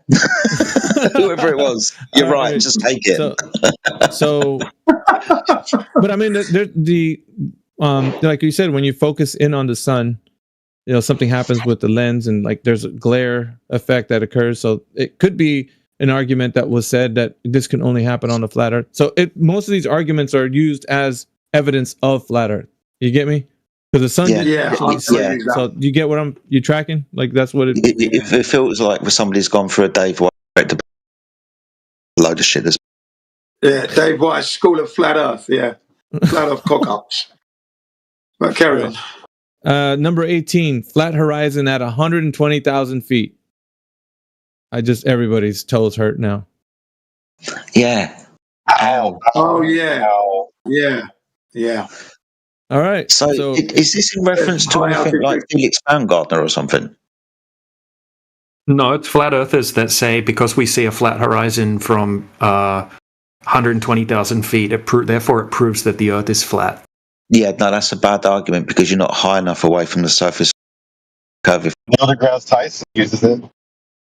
Yeah, Neil deGrasse Tyson does use it, doesn't he? Yeah, and that's what I say as well, that he says you won't see it from there. And the high-altitude balloons, even Eric Dubay's best high-altitude videos compilation, all you see is the leveled horizon. So that's in keeping with what we're measuring on the surface of the Earth. That's how I use that. Yeah. Exactly. That's the way to use it. It's to back up the axiom, right? To back up the base reality that we all experience, not to as a flat Earth proof. Yeah. Because that's even a bad one, Yoder. Take that one off. No, that's wait, a good one. Listen. Even using Thank you very much. Even using it that way, right? Neil deGrasse Tyson says that at the 120,000 feet, that stuff is flat. But is he advocating for flat Earth? No, he's not. No, absolutely not. That's the point that's being brought forward. So using that and saying flat horizon at 120,000 feet is because the Earth is flat. Like that argument itself, even Neil deGrasse Tyson would say that that's not what it is. It's flat from that altitude, but definitely not flat because it's a globe. So yeah, I always use it as a backup. Yeah, go ahead. I think that argument gets brought in though when people say they see the curve from Earth. Yeah, perhaps. Yeah. No, that's been the case. That's when I start saying that you could not have seen it from that height because, and then you show them the high altitude footage, and then you back it up with Neil deGrasse Tyson also states that you wouldn't be able to see it at that height. That stuff is flat, you see, and that's in keeping with our findings at sea level. That's what I say anyway. That's how I've always argued it. Yeah, so it's disproving the fact that curvature exists at any altitude. Even at that altitude, because their own mainstream narrative is advocating for that's not the case.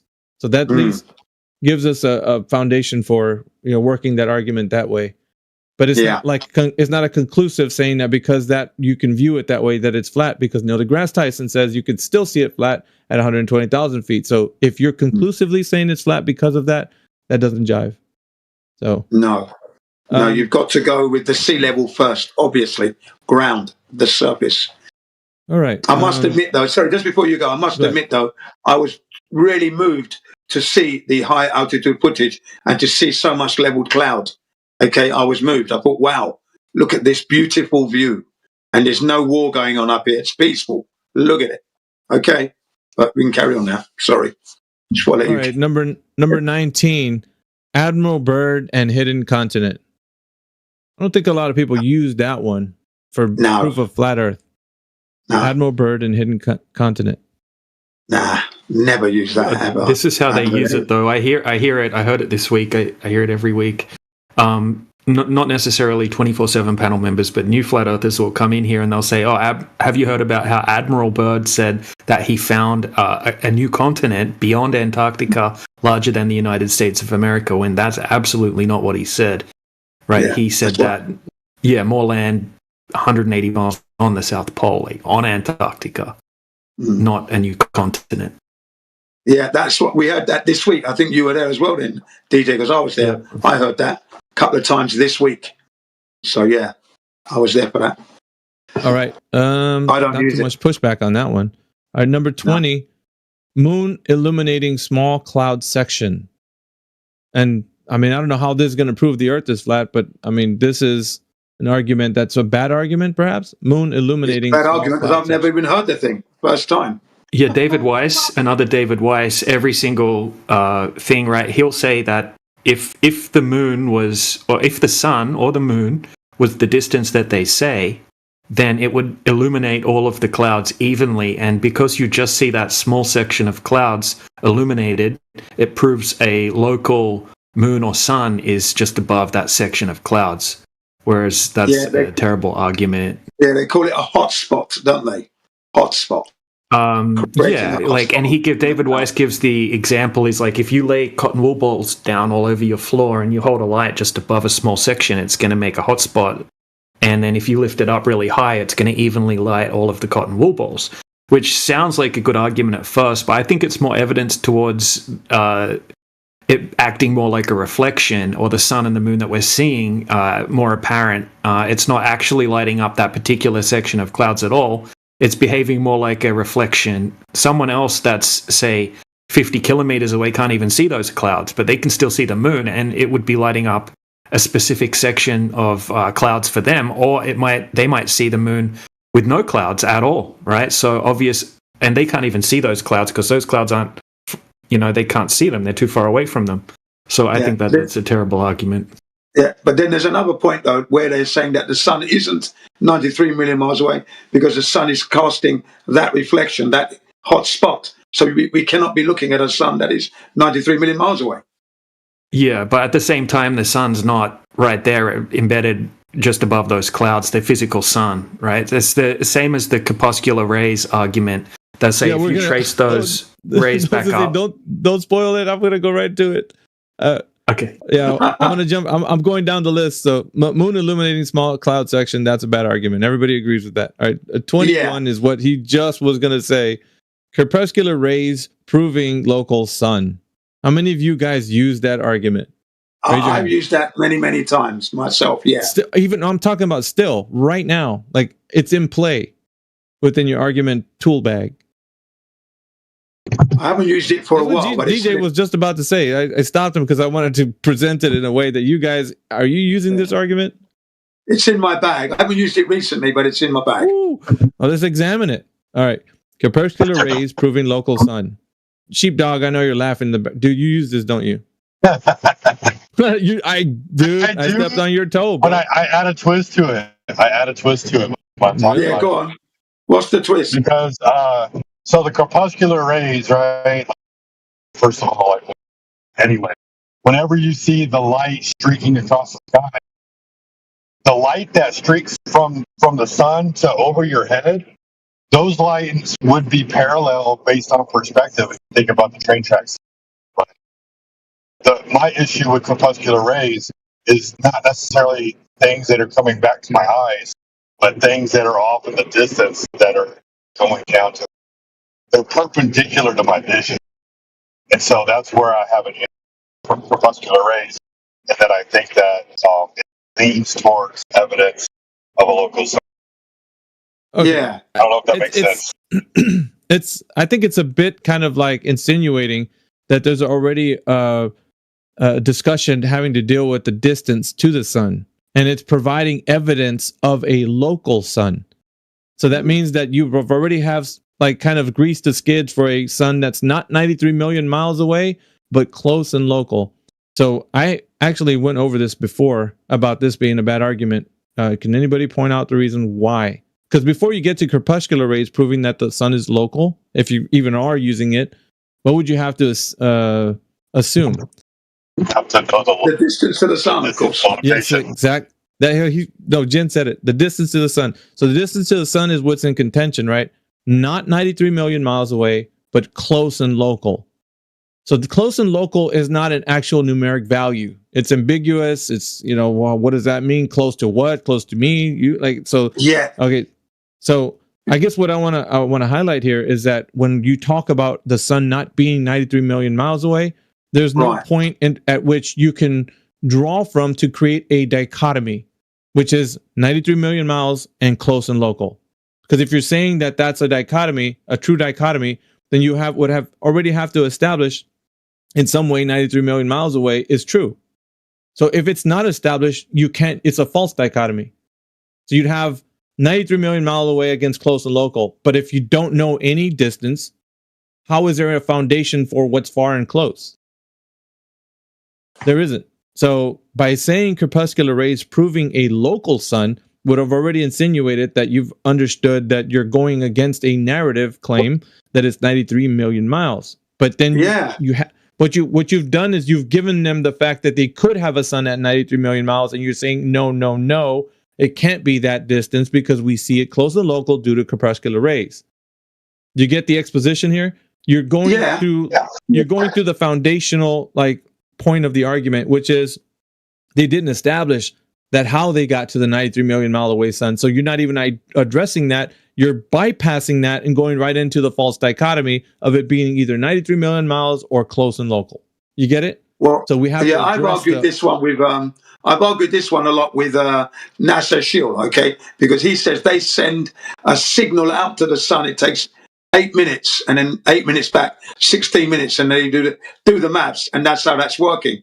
I said, how do we know we can send a signal 93 million miles away? I said to him, I would have to be there to accept that. I'd have to be 93 million miles away. You send a signal, I receive it, and then I know that distance can be covered. So out of that, I can never accept that, especially if the sun looks very local and close. That's been my argument. And then I use the crepuscular rays to bring that forth, and the hot spot on the clouds. Actually, I use that to bring in, to make a case for having a local sun. So Jin is using the close and local sun with the crepuscular rays proving that it's local. It's providing the substantiation of the claim that the sun is close and local. But there's a problem. I'm thinking even within Jin's argument, if he's still championing this argument, the problem is saying close and local is ambiguous. It doesn't give us a determined distance, and close and local to them in a cosmic perspective could be 93 million miles away. So that's what they could classify. Listen, I'm telling you. So they could classify that as being to them. And so here's where your argument might fail, because there's no numeric value that you're giving to the close and local. It's ambiguous. So to I them in the cosmic fact, though. Yeah, so what I'm saying is, if I was a Glober and I wanted to respond to you, and you're like, it's close and local, I'm like, okay, it's 92 million miles, it's closer. Is it 91 million miles? It's closer. That would just get really obtuse at that point. Yeah, I know. And then I would say no. I would say no, look, because I can't give you the exact distance because I'm not able to go there to measure it. I can't measure that distance, but I know it's not 93 million miles away. Sorry. I do understand that distance. Okay. Yeah, the problem is there needs to be a standard. If there isn't a standard provided to say distance, whether close or far away, you can't give a standard to it. The argument itself is not sound. Yeah, it's a weak argument. Logic. Yeah, it's a weak argument in itself, but that's what I do. That's what I do when they start talking about the sun being 93 million miles away. So I have to, do my best. Since we're on this argument, I'm going to give up a flat Earth argument I always give. When they say, how far away is the sun? I say, I don't know. It's right there. Yeah. Yeah. That's a good one. All right. So whether you are or not using that, I just went over that. So perhaps you guys can retool that one. All right. So number 22, you cannot see stars through the moon.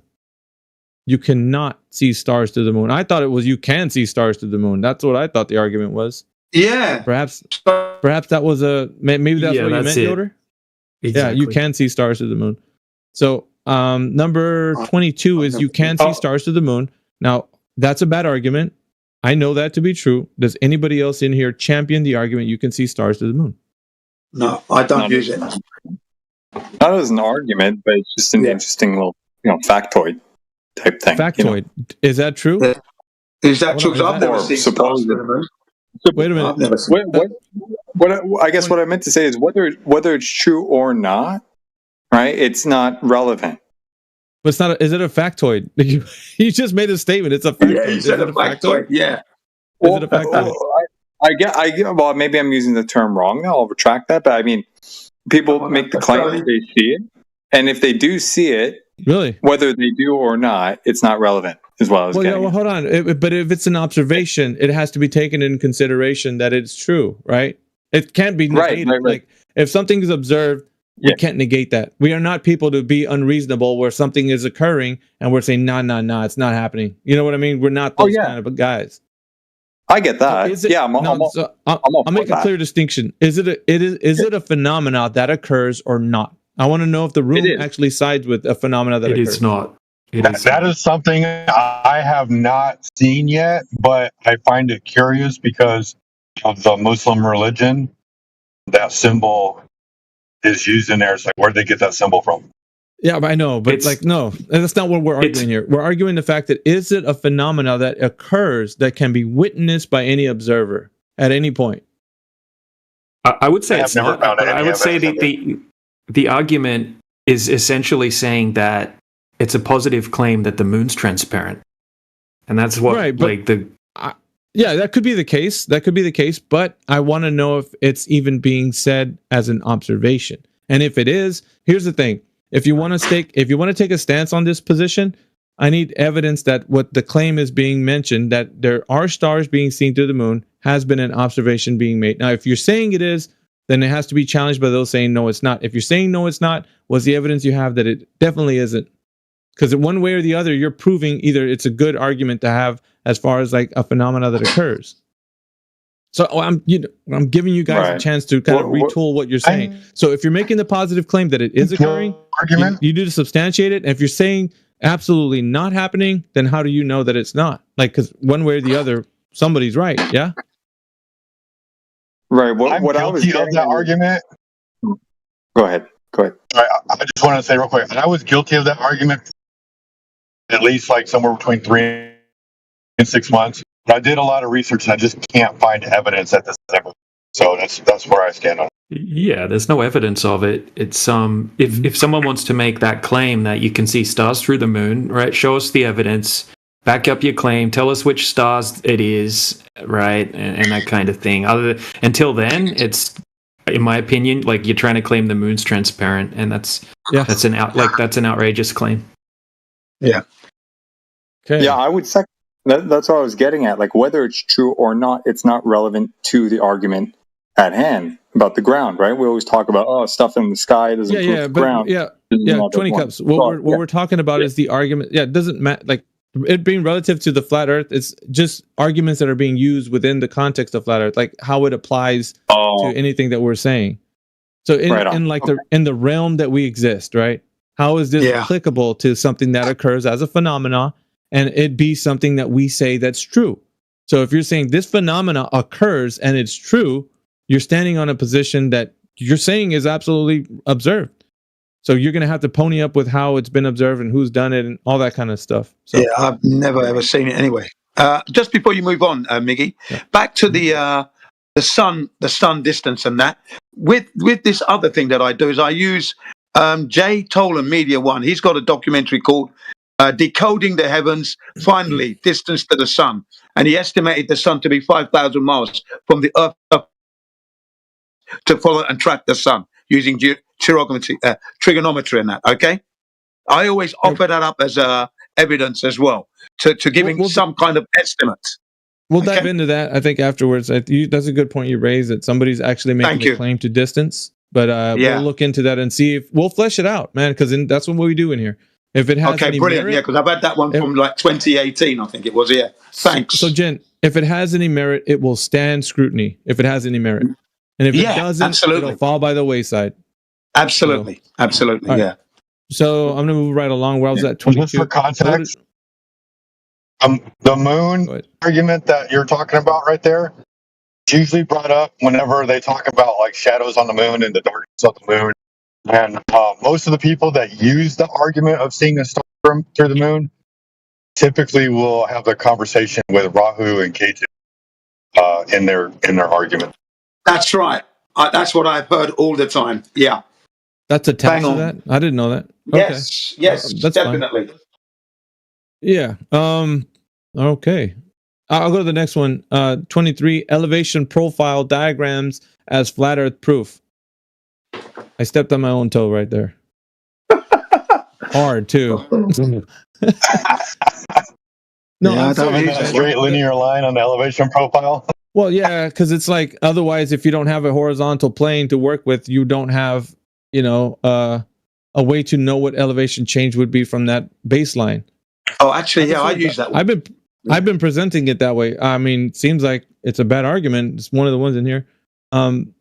Now, it itself proving that the Earth is a horizontal plane, I think it's used as an argument for a horizontal plane. I mean, you can say that it's not evidence that the Earth is a horizontal plane, but otherwise, what would be the way that we could gain knowledge that the Earth is or is not a horizontal plane if we don't have a standard to measure from a baseline? Right. That's what even Nathan Oakley says, that it's a standard, isn't it?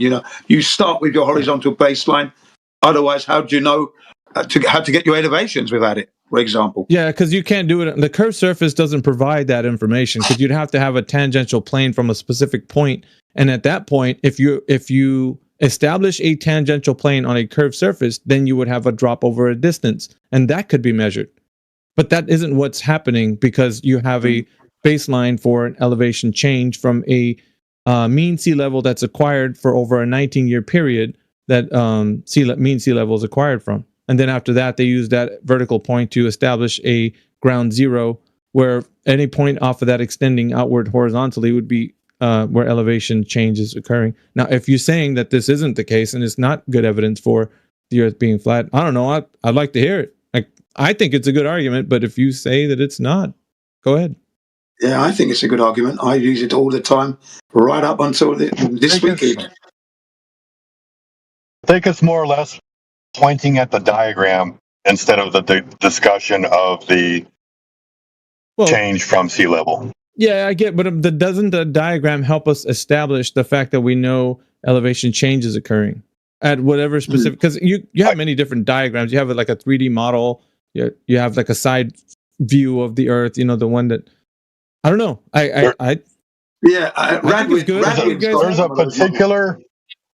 There's a particular person that maybe it's a poor choice of words in English because English is not their primary language, that uses that argument, and they point directly at the diagram. Diagram's flat. Yeah, itself, the diagram is not like the Earth. So, I mean, you go outside, there's going to be differences. Yeah, there's differences. So, but I don't know. I guess for me, it just seems a great way to structure an argument around a horizontal plane. Yeah. Uh, But like I said, I'm open to hearing you guys tell me that's not the case. Like, you can't use it that way. I think you hit it just then. It's a good thing to use in combination with other in a case.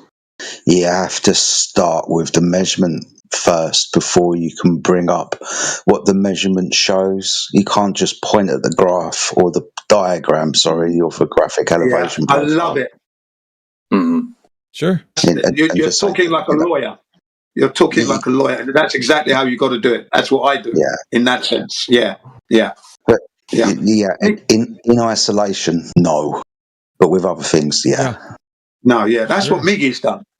We've done that on this on the 24/7. When you bring up a preponderance of facts, really, okay, and you're building that case, and then the other guys. I always think that you have to when it concerns, because they're going to question, well, how things are being done, right? Well, what tools are being utilized, and how is it possible that it's not a globe? But if you don't have that baseline, then you really don't have any way to measure elevation change. But like I said, a diagram also exposes that to a mind that wants to see a picture of it, because obviously the picture itself is not the land, but you can use it that way to depict elevation change. So anyway, hang on a second. Big shout out to 20 Cups, because 20 Cups is a proponent of that method that you just mentioned there. So don't forget, 20 Cups is a good job of doing that. Very good job. I've been listening. Carry on now. I guess if there's no objections on that, I'll go to refraction alters number 24, apparent horizon. So refraction alters apparent horizon. Now, whether it's a good way to discuss the conditions of the air between us and our distant viewing. So refraction alters apparent horizon. Is that true or false? Is that what we're saying with the flat Earth? I can put that in a bit more context. Yeah, go ahead, DJ. Yeah, it's single cause fallacy, potentially. Yeah, it can definitely be more than one cause, but some people say that miraging and atmospheric refraction only affects objects and doesn't affect where you see the horizon, but I think that it absolutely does, because, I mean, we can see that in the Black Swan examples. One day, from 1 foot observation height, it looks like the horizon's beyond 10 miles away, and the next day it looks like it's 6 miles away. So what's changing between those 2 days? It's the atmospheric conditions. So I think why would it not also affect where we're seeing the horizon? And in the definitions, in the mainstream definitions for these effects, it says that in the absence of this particular mirage, such as sinking, right? When you have sinking, it will make the horizon appear much closer than in the absence of the mirage. And then for the opposite of that, with looming, it says it will make the horizon appear further away than in the absence of that particular miraging effect. Yeah. So DJ, is it saying, like the way it's stated here, because these are all like bad or misused arguments, is this a category of misused or bad argument for refraction alters apparent horizon? What's looming in this case? Looming would be when you have a very mild version of a superior mirage, where you have, say you have very cool ocean water, and it makes a layer of cooler air just above the surface. So when the light, and then it gets warmer as you go up vertically, right? So the light would deviate towards the denser medium and make the object in the distance look like it's looming up a little bit. It's a minor effect. It's a very minor effect, So like we see in Skunk Bay. Yeah, so the object in the distance will be just the surface of the Earth, right? About the position of the horizon. It looks like it's floating in the air. That's what it looks like. I'll type in. Sorry, dude. So the object that we're talking about is the surface of the Earth, because it's that causes the horizon. So not an oil rig, not a lighthouse, the surface, right? Yeah. Let me try to explain it this way. I think I've got it. I just needed clarification on that, because whilst thinking about it is why I asked the question, what's looming? So if it's the surface, what surface is looming? Is it a flat surface, or is it a curved surface that's looming up? I think generally anything the light's bending off and coming back to your eye can appear to be deviated slightly due to looming, whether it be the surface of the water or the object that's sitting on the water. Yeah. It's just with, I guess with my Glober head on, the idea of looming the surface up, then that answers that question of, well, the surface has been loomed up, and that's why the horizon appears to be further backwards, because of the miraging effect that's taking place, where the surface that's curved beyond the horizon is actually being loomed up beyond where the geometric horizon should be, producing a further away, falser horizon from that curved surface that's been loomed up. Yeah, but that argument wouldn't work because of the magnitude of how far away we're seeing the horizon and the fact that everything between point A and point B is completely flat. And it would have to be hiding the geometric horizon. And you would not be able to have that light looming effect and have such a extreme observation that's thousands and thousands of %, right? Because once you get beyond looming, you're getting to superior miraging and stuff like that, which isn't present in the observations that we're presenting. Cool. But this is purely from the point that from reality, the flat Earth, right, that the horizon is purely just an apparent location, and it can appear closer or further away just due to differing conditions, and not just because of looming or sinking or anything like that, but a whole range of different things like you mentioned earlier. Yeah. If you look in the chat, I'll give you an example in the chat, please. Yeah, what happens too is over time that changes within like minute to minute, hour to hour, like stuff happens. Like if you had a time lapse, you could actually see what's going on over a time period, like Skunk Bay shows.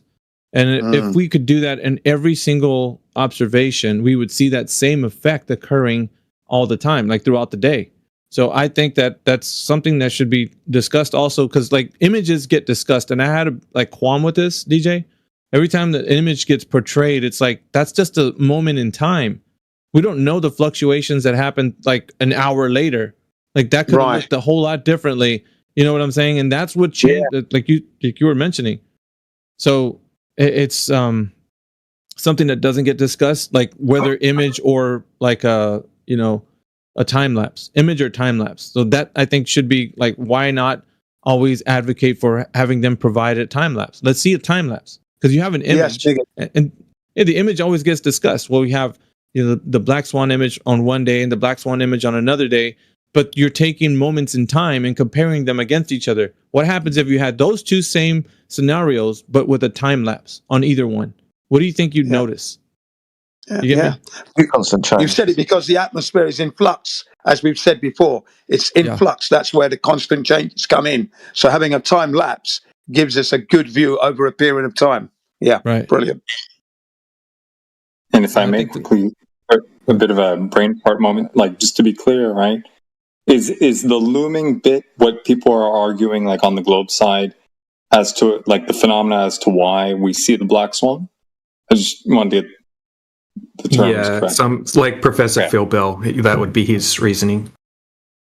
Gotcha. Okay. Isn't that what Jedi was saying, right? Like Jedi, were you just advocating for, like you said, you had your Glober hat on? You were saying, yes, yeah. That's the only thing that they can go for, because nothing else would even close to explain it according to the mainstream. Gotcha. Thank you. Because anything beyond, like looming and sinking, are just minor versions of inferior and superior mirages, according to the mainstream.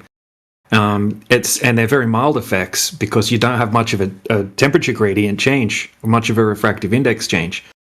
So for a globe to claim that it's looming over, say, a 20-mile distance where it's completely flat and you don't see any curvature, that's not able to be explained by looming. That would be, according to the globe side, such extreme rare refraction that it would be so much refraction the Earth would essentially look flat, and you would have to have a refraction coefficient, which is increasing the radius of the globe so much to make it appear flat, completely flat, right? So, and then when you look into that, flat Earth.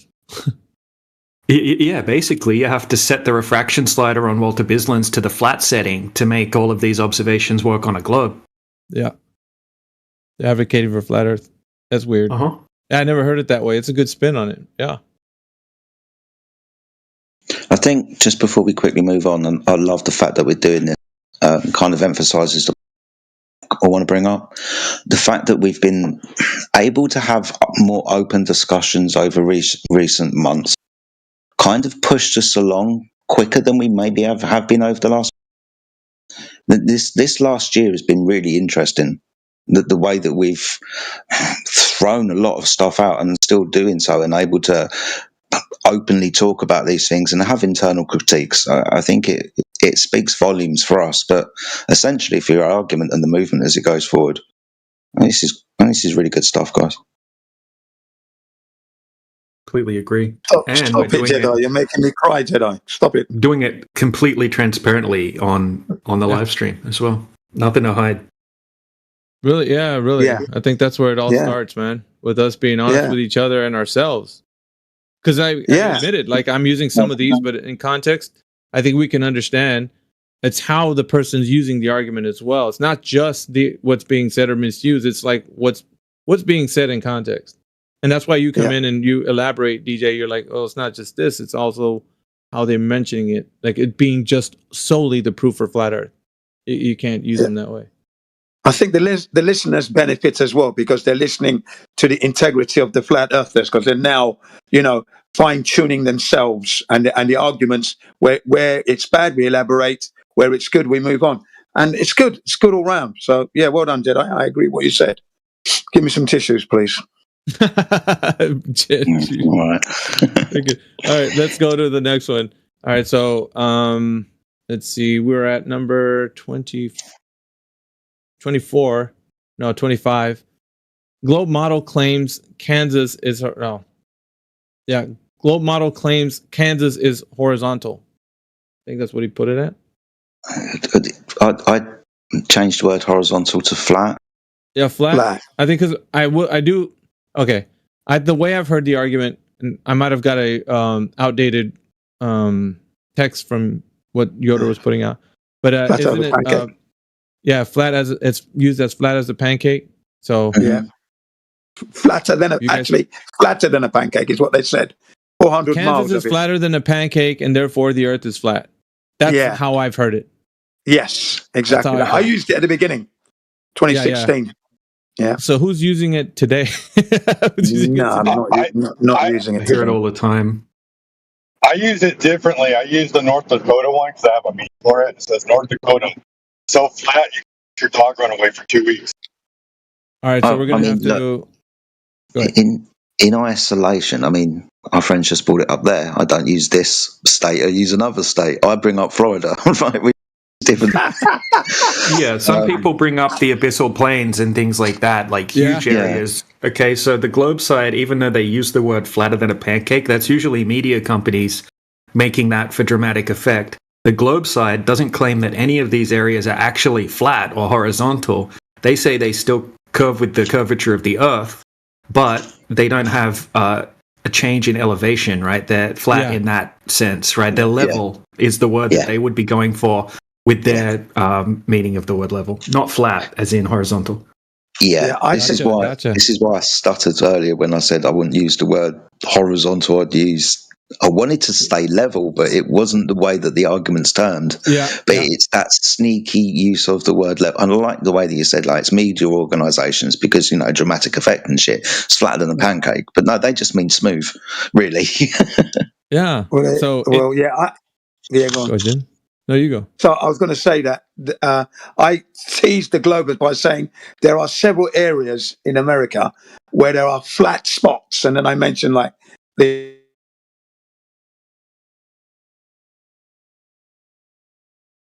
Did Jin you cut out? Sorry, no, I said that I tend to tease the Globers by mentioning there are several flat spots on Earth, and one of them is Kansas.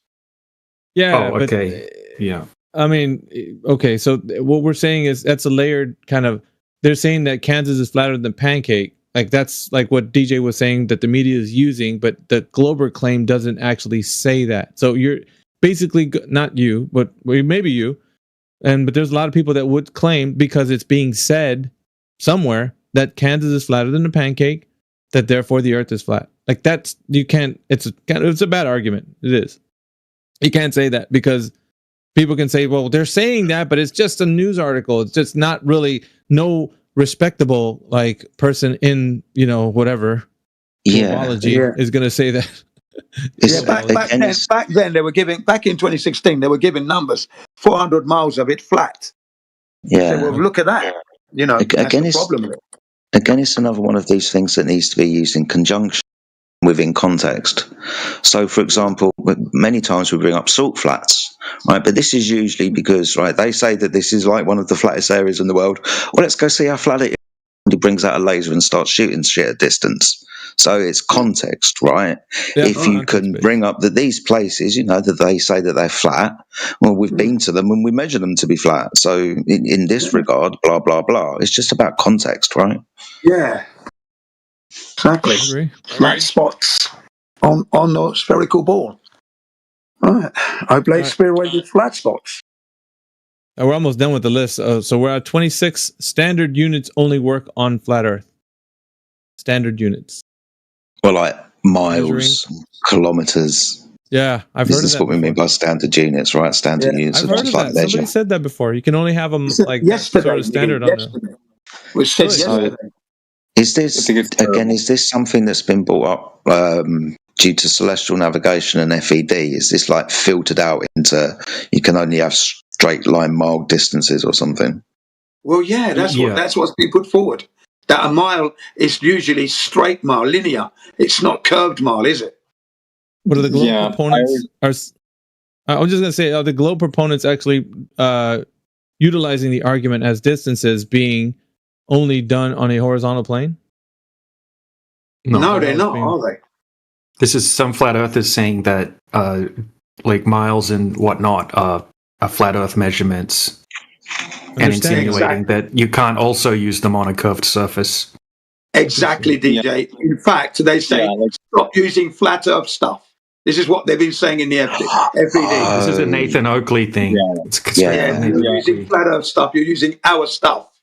Which I thought was a reasonable argument, because if a mile is measured level, then that's flat earth, isn't it? And then you extend that mile, it's flat earth, you extend it, it's flat earth. It's extended mile. You're not measuring them in curved sections. Are you? Right, the Globers are going to laugh at that, though, right? I mean, in that context, it's different, but I've heard just the generic statement, you can't use linear units, right? Because it's, it's a line, right? But I mean, like, I don't understand that. My belt, my waist, right? My belt size, it's X inches, but my waist is not straight. You know what I mean? Like, just because the unit itself is standardized, in a line, doesn't mean you can't bend that line. You know what I mean? Like, well, it's weird because the same goes for like traveling over elevation change. So if you're going over like hilly areas and you're going from point A to point B, you're going to have a distance to the point B, right? Mm-hmm. You're traveling over like, so I don't know, man. Like is that where you're going, DJ? Like you're going to be utilizing elevation change within it. So how can you say that? Well, basically, if a glober came in here right now and he said, say, okay, so if the Earth's a globe and I go 10 miles away and then I cut him off and I say, well, actually, miles are flat Earth measurements. The glober's going to laugh at me and I'm going to look like an idiot to anyone else listening. Well, how many of people would think that that's a good argument? Like that? I only because my knowledge is lacking. Where does this come from? Like mile or kilometers? Mile specifically, right? Because I'm kind of pointing up at the sky as to where this is derived from, right? Nautical miles, like minutes and seconds, all of that type of stuff. So I completely forgot where the mile comes from. Now, if it comes from this celestial idea of degree, like minutes and seconds per mile and whatever, then I can see where the argument comes from and why one deck, and I know it's one deck that says it, because he said it in here before and I remember it. So it's about where that mile comes from. I think he's trying to elucidate, as in it's a flat Earth measurement because it's an angle measurement taken from a flat Earth, and you get this blah blah blah blah blah, and that's a straight line distance. I don't use this argument, but I know that it gets banded around very badly. And like DJ's pointed out, and everybody else has pointed out, you just get a Taylor measure and just wrap it around your waist. I mean, what the hell? Yeah, I don't know if this is correct or not, but this is what I just looked up, right? A mile comes from ancient Rome, specifically the Latin word mille passum, meaning 1,000 paces. Just so it's a distance measurement, like from here to there. Yeah, 1,000 paces times 5 feet per face equals 5,000 Roman feet. Yeah, so 1 Roman mile equals 1,000 paces. But it doesn't matter if the terrain's lumpy or, valleys or... I guess I exactly. Like, I mean, Yeah, you get what I mean? Like, yeah, it would be an argument that the globe is not going to take seriously. I think it would be silly to say such a thing. Okay. Yeah. I mean, some people, haven't heard it used too much, but if I don't use it myself. I've heard it being used, but I don't. Yeah. All right. Let's see if we can go to the next one here. 27, 200 Bible versus proof flat Earth. I know a lot of people here don't do that, so that one I could easily. Well, does anybody here say that? No. 200 Bible versus proof flat Earth. That was a entry level flat Earther right there. I mean, we jump up and down anybody who brings that up as some kind of standard on either side, even the position, right? The trolls and stuff. So no one brings this as an argument. When we get deeper down the rabbit hole and the conversation gets brought up, then it gets brought up, but it's not an argument. Also, the Quran gets brought up. Sorry to there was a guy in here. Yeah, sorry. There was a guy in here yesterday using it. LLX or LCX Beck. Yeah, him. Literally using. He's a flat earther? Yeah. Okay. Well, yeah. I didn't hear it, but I would have probably pulled him up on it. All right. Yeah, he got pulled up. I was going to say that the Quran gets mentioned because the flat Earth is mentioned in the Quran, but I don't use it unless somebody Islamic is there that's arguing. I say, well, look, it's actually mentioned, and there it is. It's not proof because you still have to go out and measure it to confirm what the Quran is saying, but it's mentioned. That's all I say. Thank you. All right. Let's see. The next one is going to be stepping on toes. 28. Pitch data from flight N773UA proves flat Earth. Pitch data. Right. So I'll go first with this one. Someone got right between the eyes on that one. But sometimes, and I'm so guilty of this, I really apologise to everyone. You hear things and they sound really, really, really, really good, especially angles and stuff, elevation angles and pitch data sound awesome, right, at face value. And when you look into this type of stuff, you could probably say that the aircraft is flying parallel to the ground below. But using this pitch data as the evidence that the one screenshot that everyone's got isn't the information necessarily that we would want to prove either way. And Indio and AI and a few others have at pain length explained this to myself and to other conversations that I've heard. So with regards to this one piece of information that we've all got, no. We need a little bit more than that, from what I understand. You're talking about context. It needs to be more involved with just. It's not just in and of itself. So definitely more context. And data. My way of approaching this is they still need to prove that the aircraft is doing what they say with regards to the satellite as it's actually rotated. The information that we've got shows that it's remaining level with the surface. And there's instrumentation and onboard and computer technology that potentially takes care of any angle adjustment that's needed over this vastly curved surface. It's small incremental changes over distance. The information that we've got is, I think AI refers to it, or NGO does, as end user data. Yoda does as well. There's other devices that produce the end user data. We'd prefer to see those devices. I think the way that this is being brought forward, right? Yeah, you're bringing context to the discussion and not just saying that this data is evidence that the Earth is flat. Is that what I'm getting? Did I? Yeah. Okay. Yeah, that's right. In a roundabout way. Yeah. All right. I use it to back up the fact that we're measuring the Earth flat, and then the aeroplane backs it up. I always bring it up. I don't use it as D number one. Standalone. It's a backup. Like yeah, it's not standalone. No. I always bring it up. It boosts my case as I methodically go step to step to step.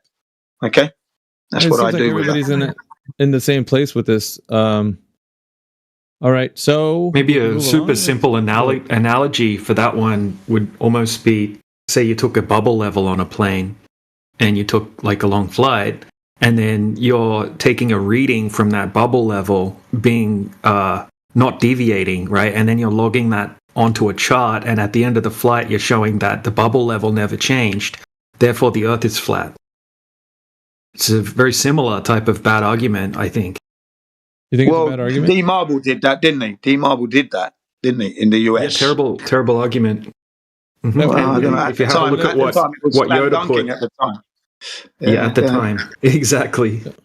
Well, like that. Why would you say it's a bad argument? Now, I'm not. I know why, but the audience probably doesn't. But why would you say it's a bad argument, DJ?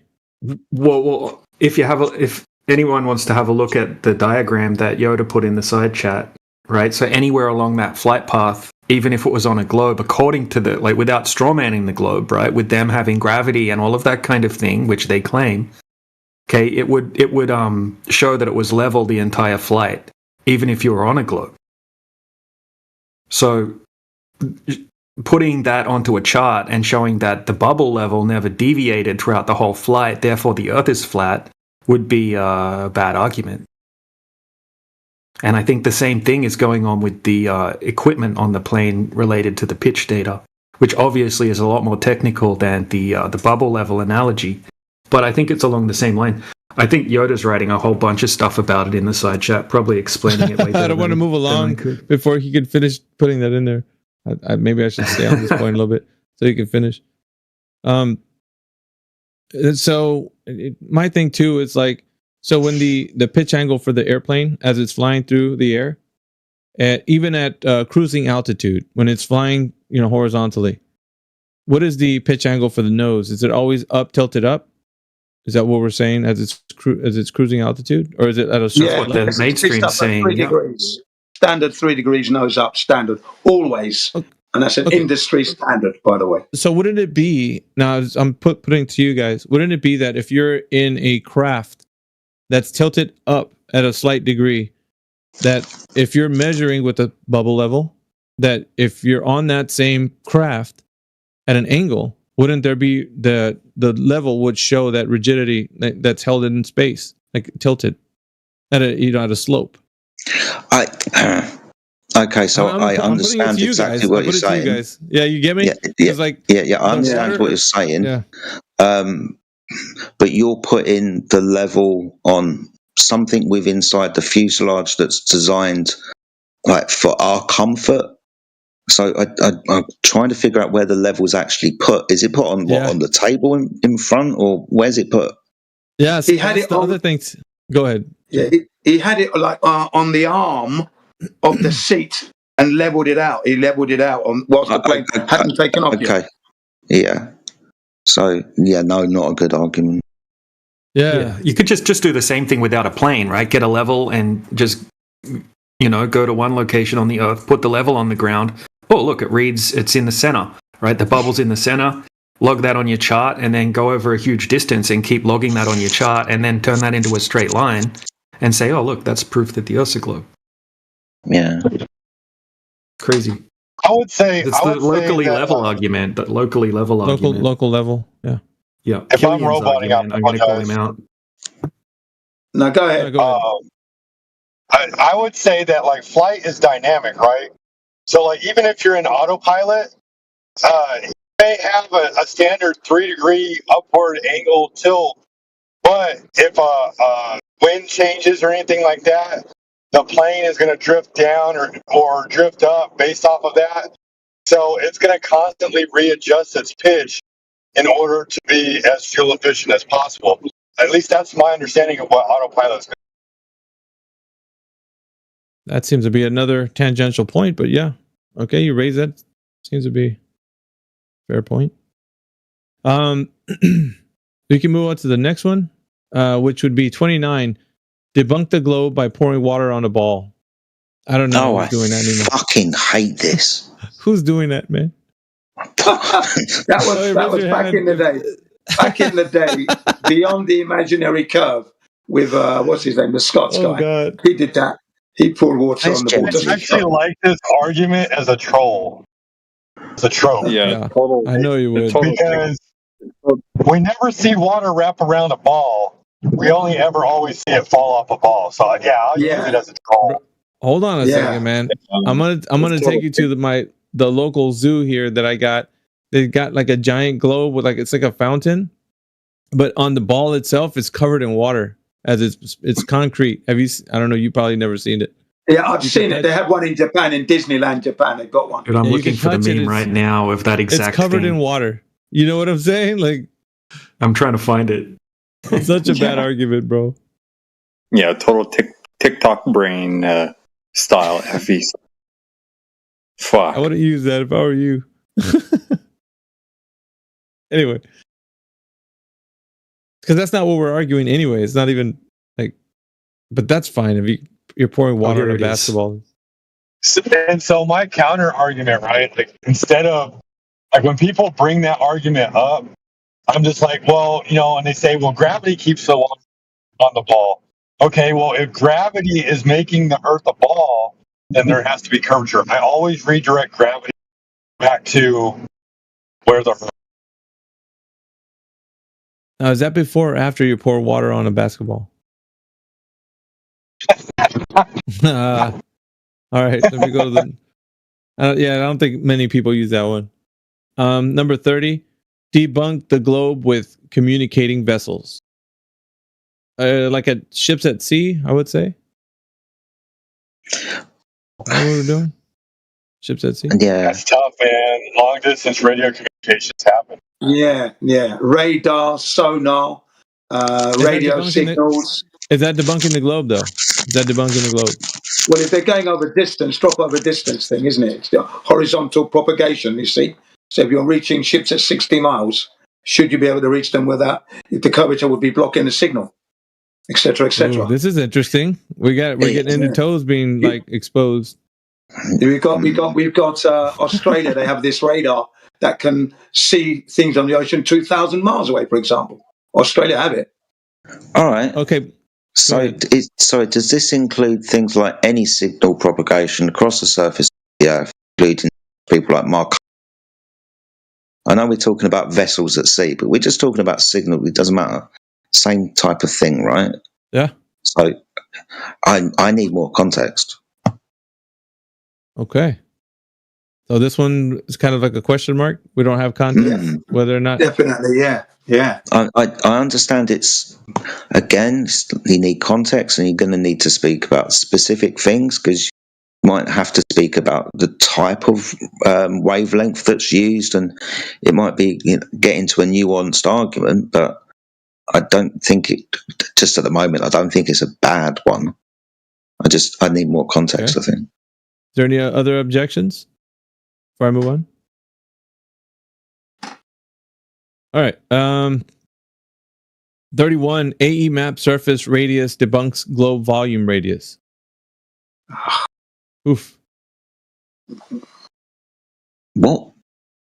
Flat Earth AE radius. map surface radius. Oh, AE map radius, right? Yeah, Got you. Yeah, that's terrible. I thought they were the same thing. I mean, aren't they? They're the same thing.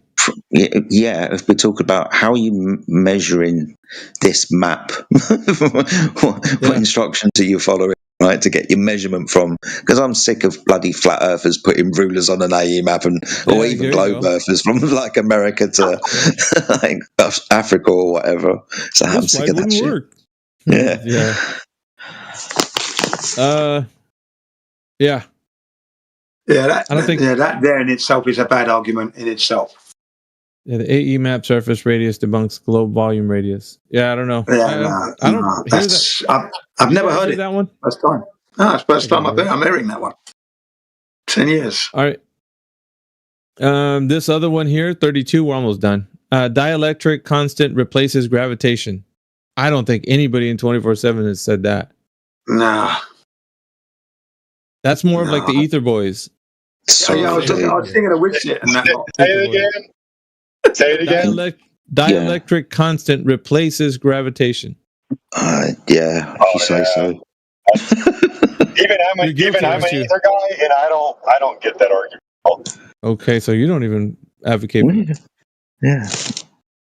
Hey, just letting you know, Miggy, that there is an updated list that Sporadic posted at 45 after the hour. It goes up to 41 now. Oh, we're at 41. I mean, anybody who understands that wordage, I'm guessing they're making an argument for charge versus charge. I don't know. Okay. Let's see here. Okay. Well, dielectric constant replaces gravitation. That one, we'll just kind of put that one to the side. I don't think anybody's saying that. Number 33, ISS versus airplanes, moon transits debunk the globe. Like the ISS versus airplanes. There's a meme on it where like shows a plane in front of the moon and then a satellite on the moon or the ISS. Or ISS, yeah. Size. Or like the same angular size. Oh, yeah. Yeah, Does Jared that will put debunk that the up. globe? No, it doesn't debunk the globe. No. That's just pointing at NASA and like pouring scorn on an organisation. This doesn't do anything to. This just another one of those compounding small little arguments that you just put on the table whilst you're having a conversation. I guess it doesn't do anything for me.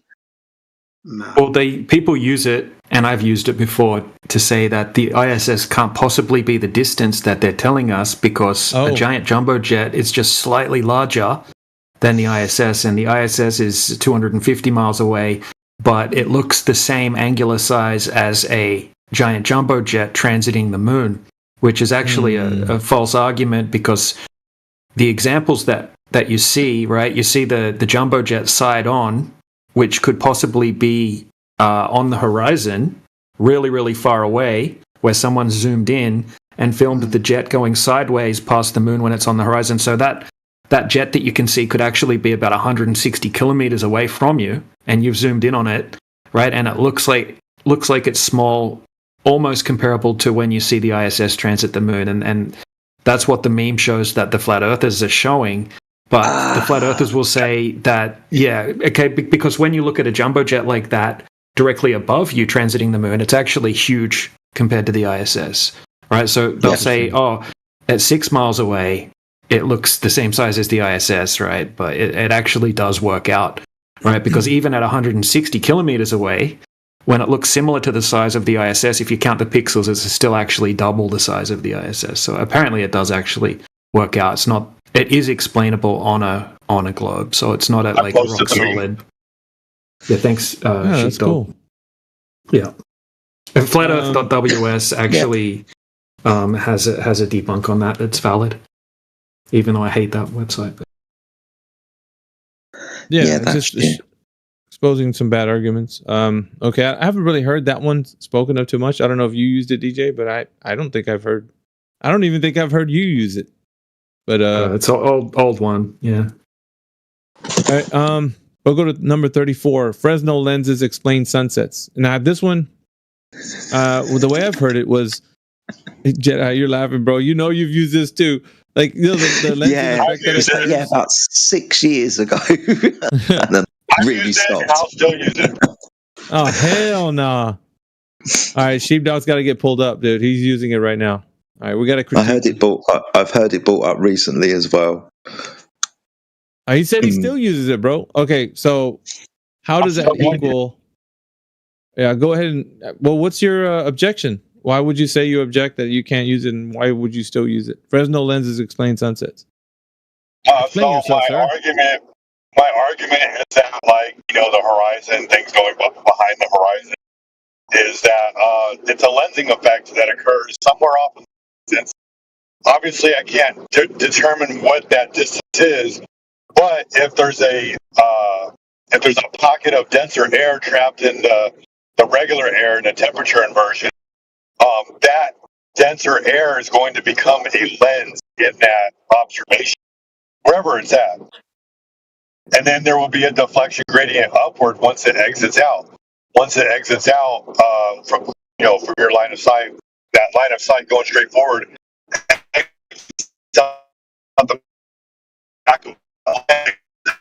upward, going back towards the more dense air. I know warm air, or the more dense air is on the Earth, but warm air is less dense than cold air, so the cold air above it is going to be more dense. I've got a great laser observation that this kind of thing happening.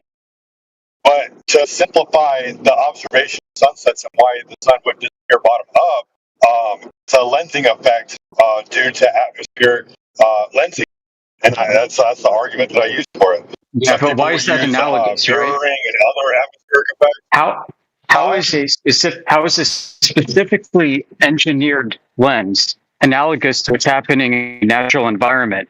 Like we give a lot of Globers shit for pouring sugar into a fish tank and shining a laser through it to demonstrate the bending of light through the atmosphere. So then we're hypocrites if we admit a sunset behind it to say that's how we're observing. Someone tell him his robot in place. Both of you are cutting out. Yoder and Sheepdog. You're both. Do I have a stable connection now? All right, try again, Yoder. Yeah. All right, check. Yeah, every time you say check, we hear that, but everything. Go ahead.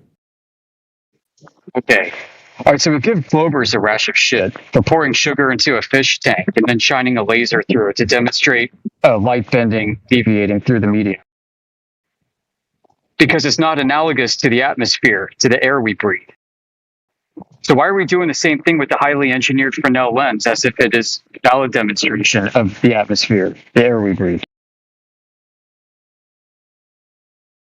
Right. So the reason for my explanation for it is that you're creating a smaller version of things that you can demonstrate over larger distance, right?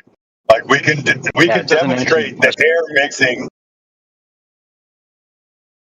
Right. Well, like in the Rob Skiba video, when he shows it, he shows how bottom-up obstruction for a sun would be observable, but he has to use a Fresnel lens to do it because we can't provide a different observation for the sun at a smaller local level. We can do a laser on the floor.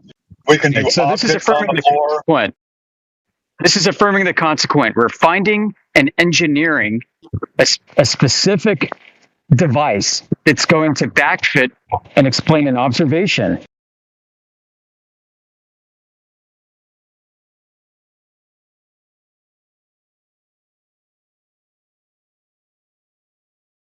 Was that the end of? I don't know if you're reaching the end, Yoder. Oh, that's it. It's affirming the consequent. Yeah. We've got someone who's engineering a specific outcome. Yeah, so I think the thing to pay attention to here, Sheepdog, is the fact that a man-made device is being utilized, a lens, and then we're saying it's analogous to the air outside. When the air outside is got confounding variables from point A to point B, and I mean I hear what you're saying, but like it's still using a synthetic thing that was created to then say that that's what's really happening. I understand that. Which is not analogous. Right. So, I mean, this happens almost within the same conversation. Somebody will dump a fish tank or dump sugar into a fish tank, shine a green laser through it and say, see? And then the flat earther will respond by showing a Fresnel lens sunset. Like, what the hell's going on here? Yeah, you get it? It's something I get that. I won't do that. Like if they bring up the fish tank, like I use that argument at the very, very end because I know it is a synthetic argument. But I use it for a very simplified version of giving a demonstration. But the problem is it's a disservice because on the one hand you're saying that we can do it with a Fresnel lens, but when you're using a fish tank and water, and that's an absolute no. So you're basically being a hypocrite, and you know what I mean? Like you can't. It's a double standard you're setting up. Other people that are watching that it's okay to do this, that it's okay to affirm the consequent with a non-analogous demonstration. Yeah, I tell over this all the time, dude. So it's just weird. Yeah, but I don't think we've lately haven't heard this argument about it being like a Fresnel lens, like the air outside. I have. I can't remember who it was, but within the last month. Me. Yeah. Probably me. I've used it and I've abandoned it.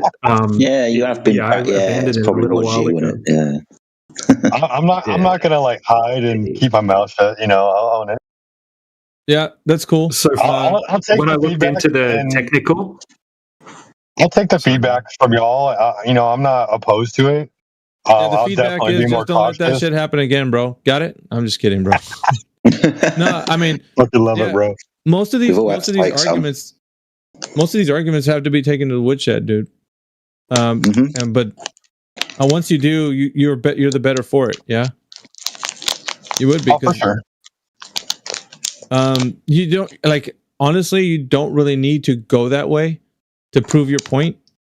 So perhaps it's just something that we're all critiquing right now. We're looking into it, but that's why I want more people to be involved. Like, why you think it would be a good argument or not? Like, so yeah, thanks for chiming in on that, Sheepdog. Yeah, and I wanted to do that. Said you wanted to on it and everything, and obviously this is one of the arguments that I have actually brought to the forefront for my arguments, at least within the last 5 or 6 months. Right. I don't particularly lead with the Fresnel lab. Lead with the creation, and then for, like I said, a simplified version, I'll use the Rob Skiba video. But I don't need the video to give the explanation. If they don't get it, they don't get it. I need to find a better way to explain it to where they understand it. Yeah, because when you start saying Fresnel lens, we're just going to put you on a hard mute. All right, man, let's move on. I'm just kidding. No, we're going to do that. All right, so 35, Einstein's equations debunk Newton's gravity. That I have been hearing from almost everybody in 24/7. So you can't tell me you're not one. I've said it myself. Yeah. So again, this is context driven, but I also understand this. It seems to be understanding, and I spoke about this yesterday. You weren't around yesterday evening, Alpha, but I spoke about this yesterday about checking context, checking around citations.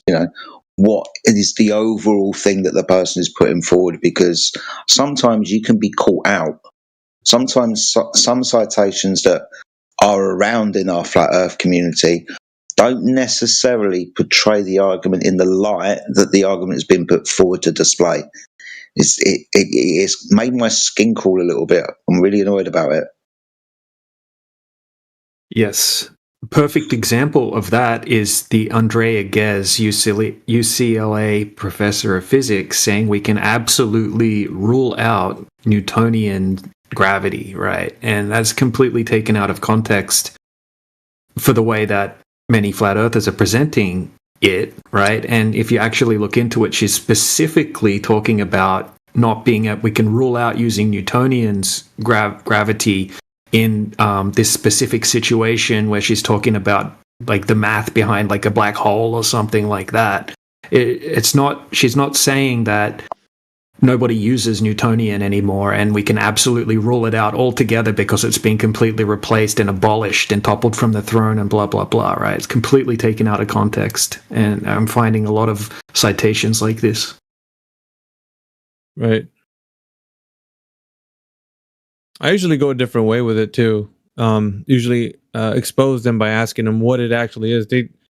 You can really expose a mind of what they think gravity is just by talking about that exactly.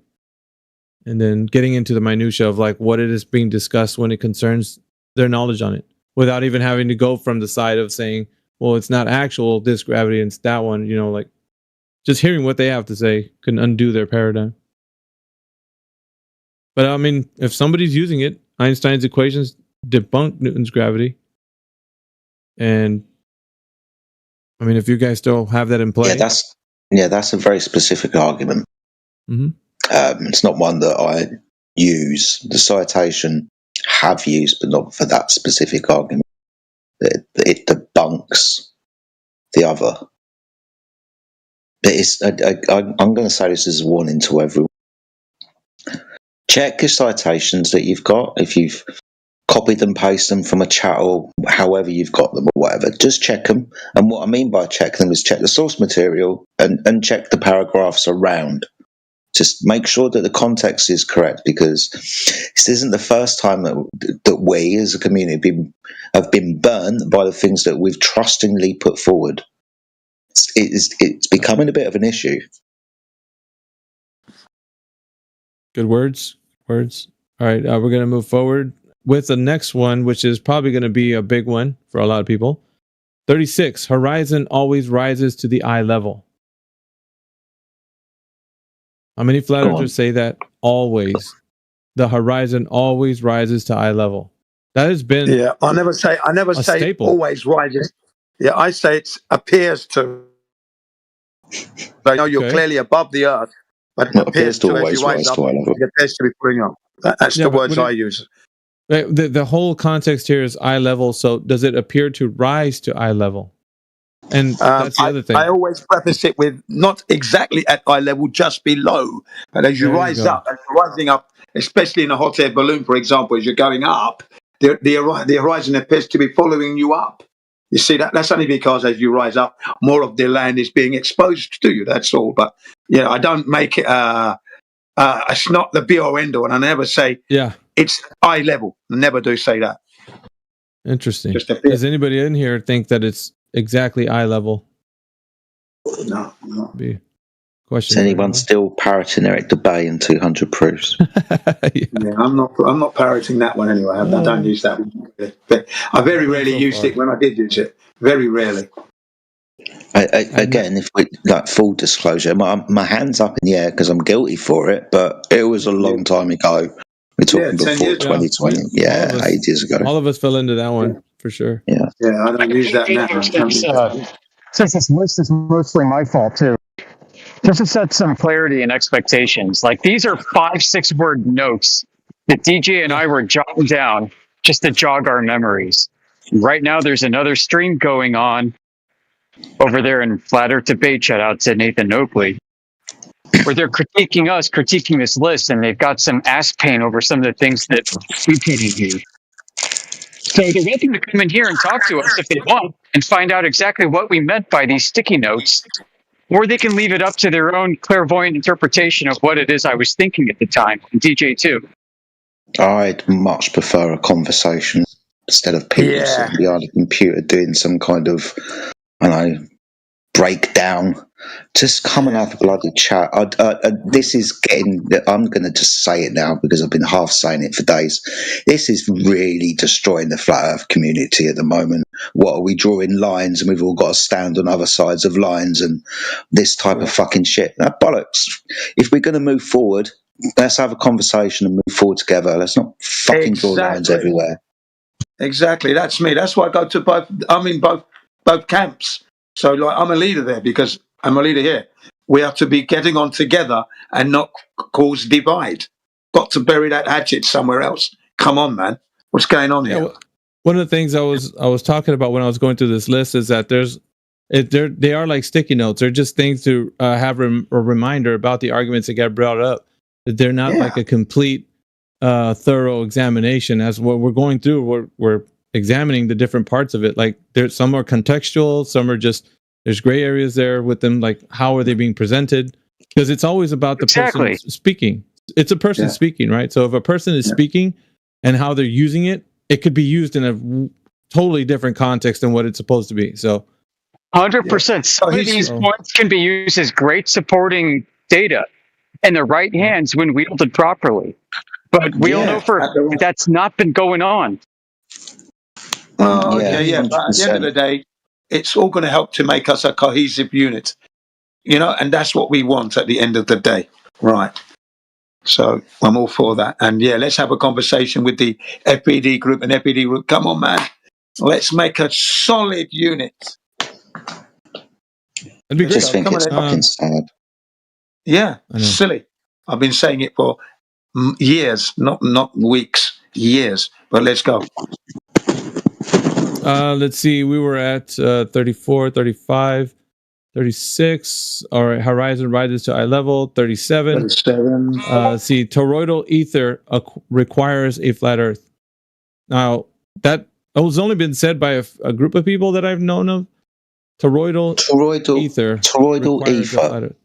So yes, that one is 100% true, guys. I don't even know why that's on the list. That's the fact. Hey, go ahead, bro.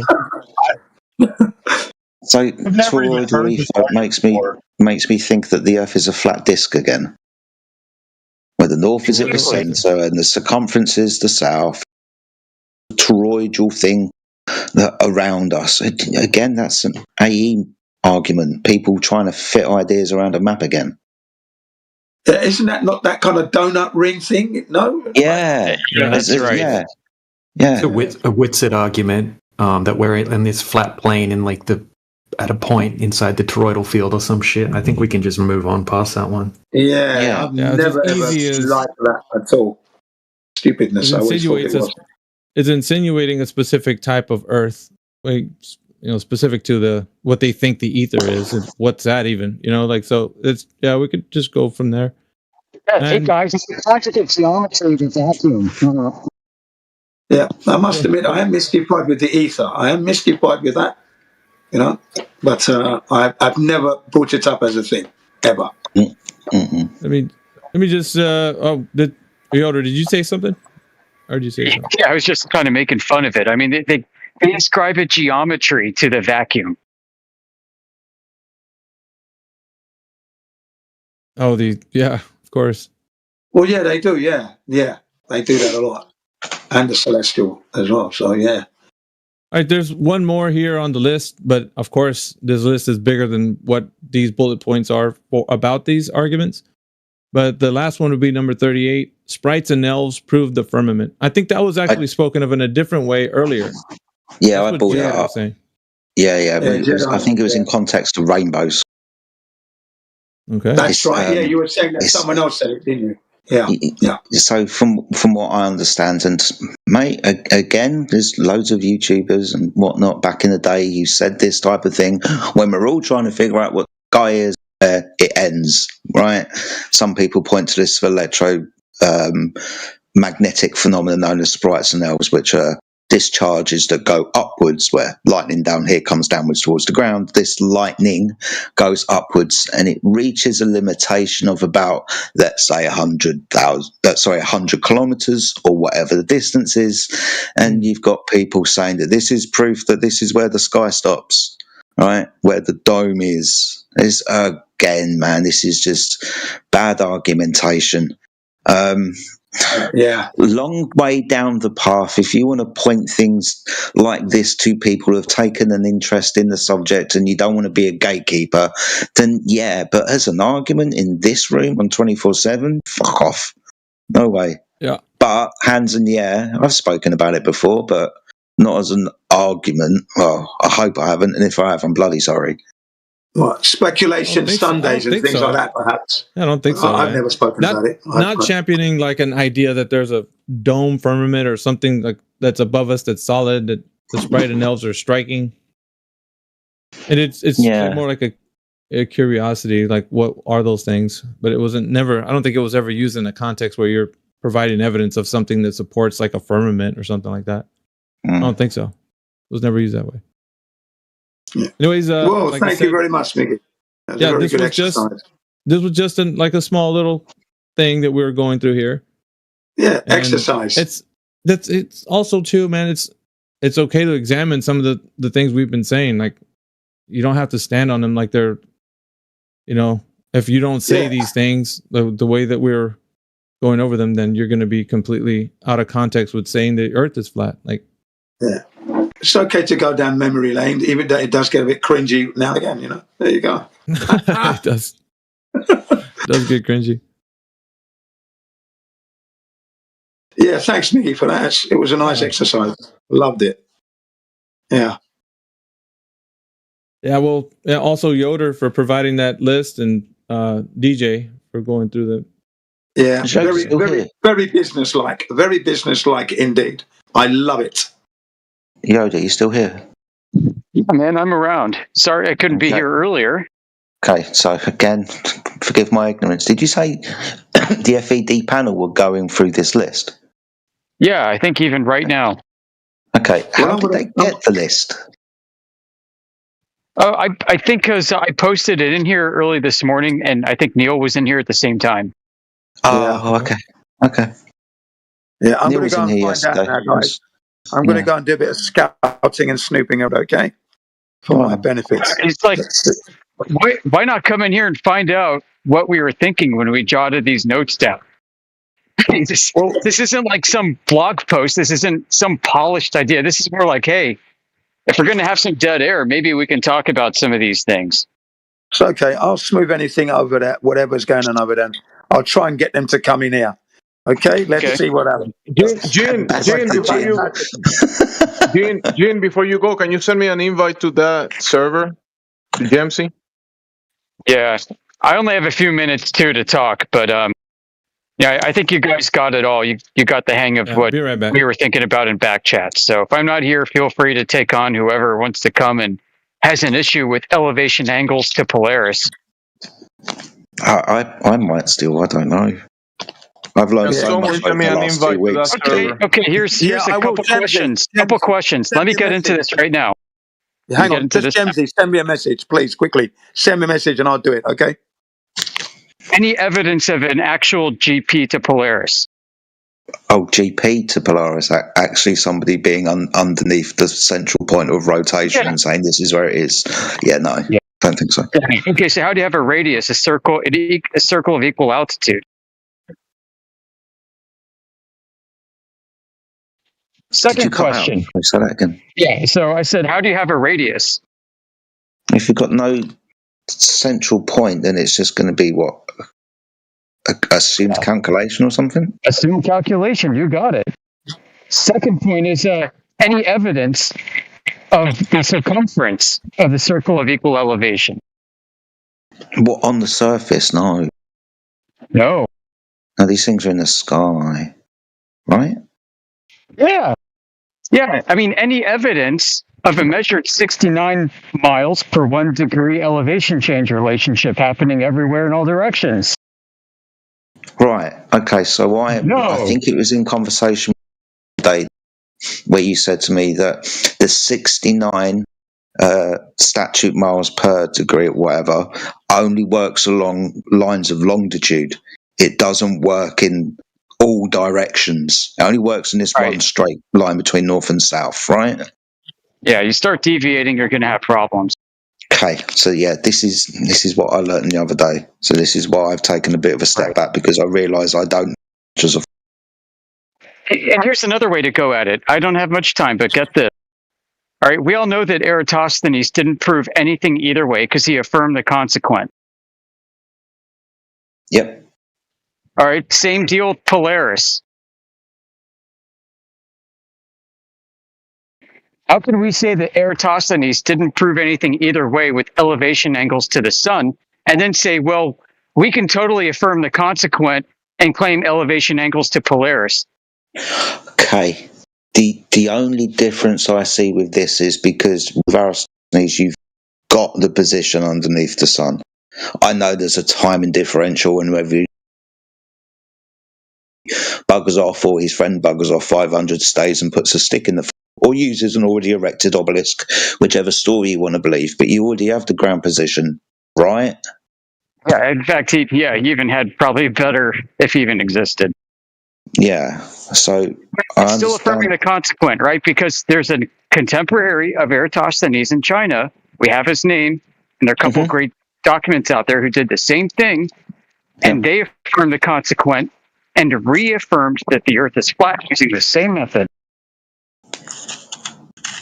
So you can take an elevation angle off of any topology, right? I could be on top of a mountain and set up a horizontal baseline that is not at sea level. And I'd use that horizontal plane of reference. It's a conception, right?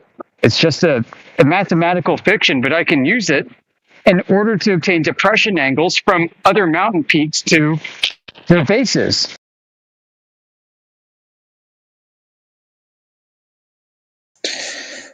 Yeah, but I've always Oh yeah, so there's that. Like the horizontal reference plane, it doesn't need to be at sea level. It could be at any altitude. In fact, we know that the higher up we go, that the stars don't seem to shift in their elevation. Right?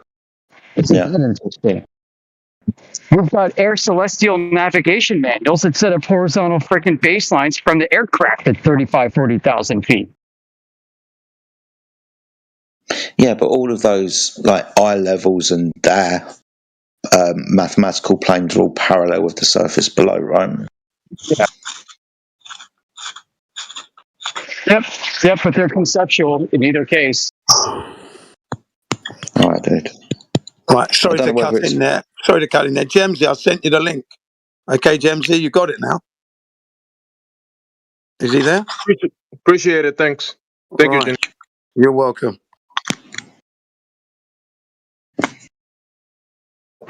Sorry about that, guys. You're all right. No problem. So geometrically, if Earth was a globe, you could set up a base, you could set up a horizontal baseline that goes out into outer space. Tangent, yeah. Yeah, and you know, some of the clever globers got away around this argument by saying, "Well, yeah, we're actually taking depression angles from way up above down to that conceptual horizontal plane of reference, instead of taking elevation angle up from it." Okay, I get you. Yeah, so I mean, listen, geometrically, it'll work in the math and the geometry on a globe if you assume parallel light to a curving surface. The way to defeat the globe is to measure the damn surface for real. If there's no curve, then you don't have the parallel light.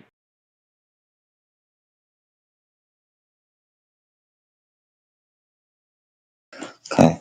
So, okay, no, I answered that question about the 69 degrees. I think that's all I had, mate, to be honest with you. Thank you. All right, cool.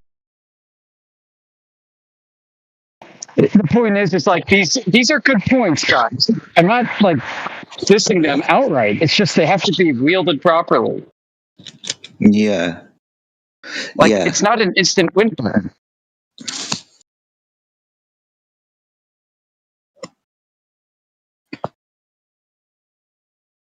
I think sometimes it's not instant win buttons. All right, sorry, go ahead. I'm just rambling. No, you're fine. All I was going to say is I think sometimes a little bit like Chinese.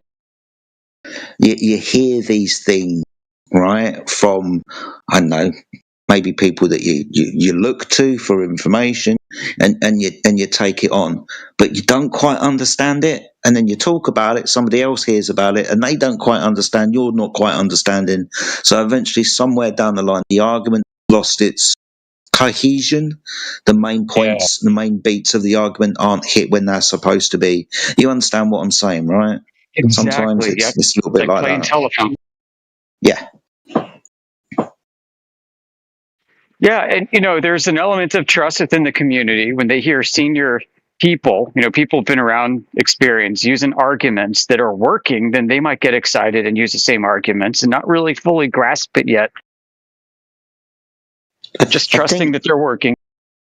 Yeah, I think with that jotted down list of, you know, talking points about how good are these arguments and stuff, I think that's kind of one of the overarching issues. Don't argue about something unless you bloody understand it. And some people are very confident, right? Because we stick around in servers and we hear the same kind of repeated argument over and over again. So because you hear it over and over again, it feels like you now know something, but you haven't actually questioned the primary source information for yourself. You're just taking this on, well, let's be fair, just good faith value, right? Because they're people that you trust, right? And there wouldn't be any reason why you shouldn't trust them. Okay, fair enough, but let's be fair, we're all adults now, right? We should all be critical thinkers, and trust is earned. It's not given away for free.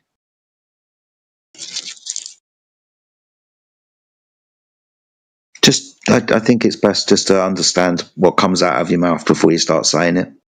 My dad used to tell me, think before you speak.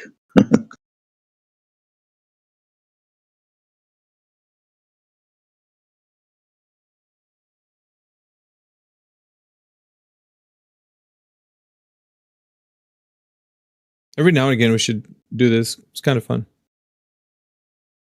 Yeah, definitely fun, man. It's definitely given us some food for thought and things to think about.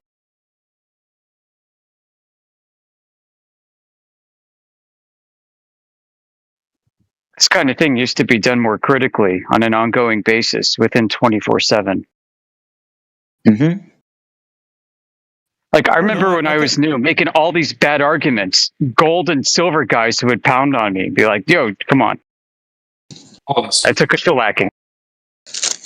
Awesome. What's up? What's up, bro? So, hey. Round 1. Fight. Finish him. In Is this CB corner, talking to us from his bathroom we have again? Yoda, the Italian stallion. Wait, Jedi, how did you know that, dude?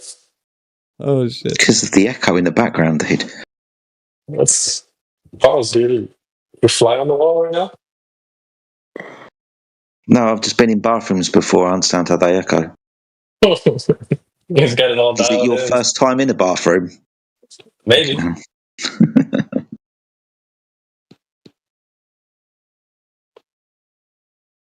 Hey, Rupert careful Cow, with man. reverb.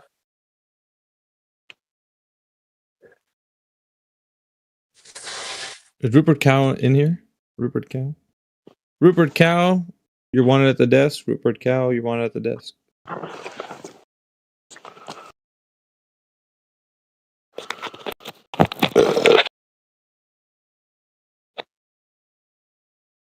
Okay. What was that about? I don't know. Morvis, man. You're hot micing, bro.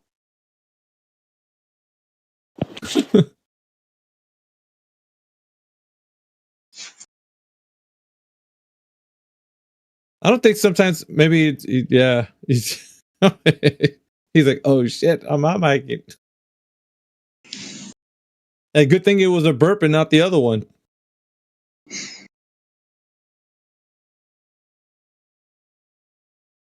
Yeah, come on to voice chat, Rupert Cow.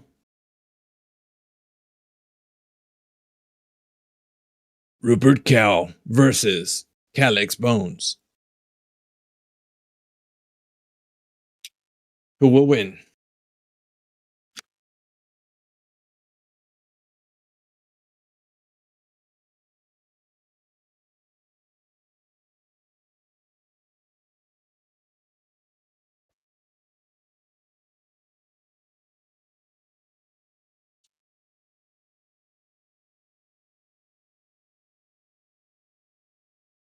Clipcord, that would be all of them. They're all racing for the bottom of the list. For the worst. What's the worst globe arguments you've ever heard? He's asking Rupert Cow. That'd be all of them. Which one's funnier, I think, is what you mean.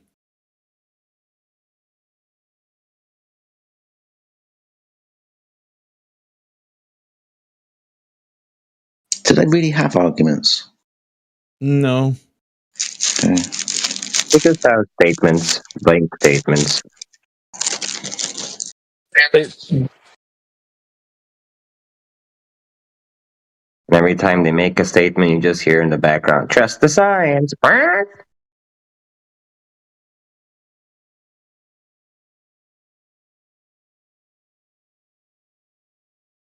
Santiago to Sydney. That was... Who makes that argument? Oh, the entomologist. Great Angelo. That's his argument. Do you say flight pass thing? Yeah. That's his argument all day long. I was going to say that Their arguments sound like this. They'll be like, I can prove, insert whatever claim here. They'll go, so tell me, why do you guys not blah, blah, blah? Like that, I've heard it go that way so many times. Oh, I can prove gravity. So why do you think da da da da da? It's like that's yeah. What? You're absolutely right. It usually goes, I can prove gravity. What else could it be? That's usually where it goes. Some guy yesterday did that. He's like, well, so like it obviously is this because so why would it not? It's like you're not even making an argument, brother. Holy smokes. Go ahead and ask Rupert Cow. He'll tell you. Right, Rupert? Rupert, you're up. What was that? I missed the start of that. What was that? Yeah, what's a good structured globe argument? Sorry, I said it that way, but Exactly. I Who haven't does? been listening. Go call McToon or. He said I haven't been listening. Well, you don't have to be. You don't. We're just asking you freshly. You didn't have to be listening. What would you say is a good globe argument? There's a lot of good globe arguments. GPS, Just sunsets. Boats okay, go ahead and going formulate over the a argument. horizon.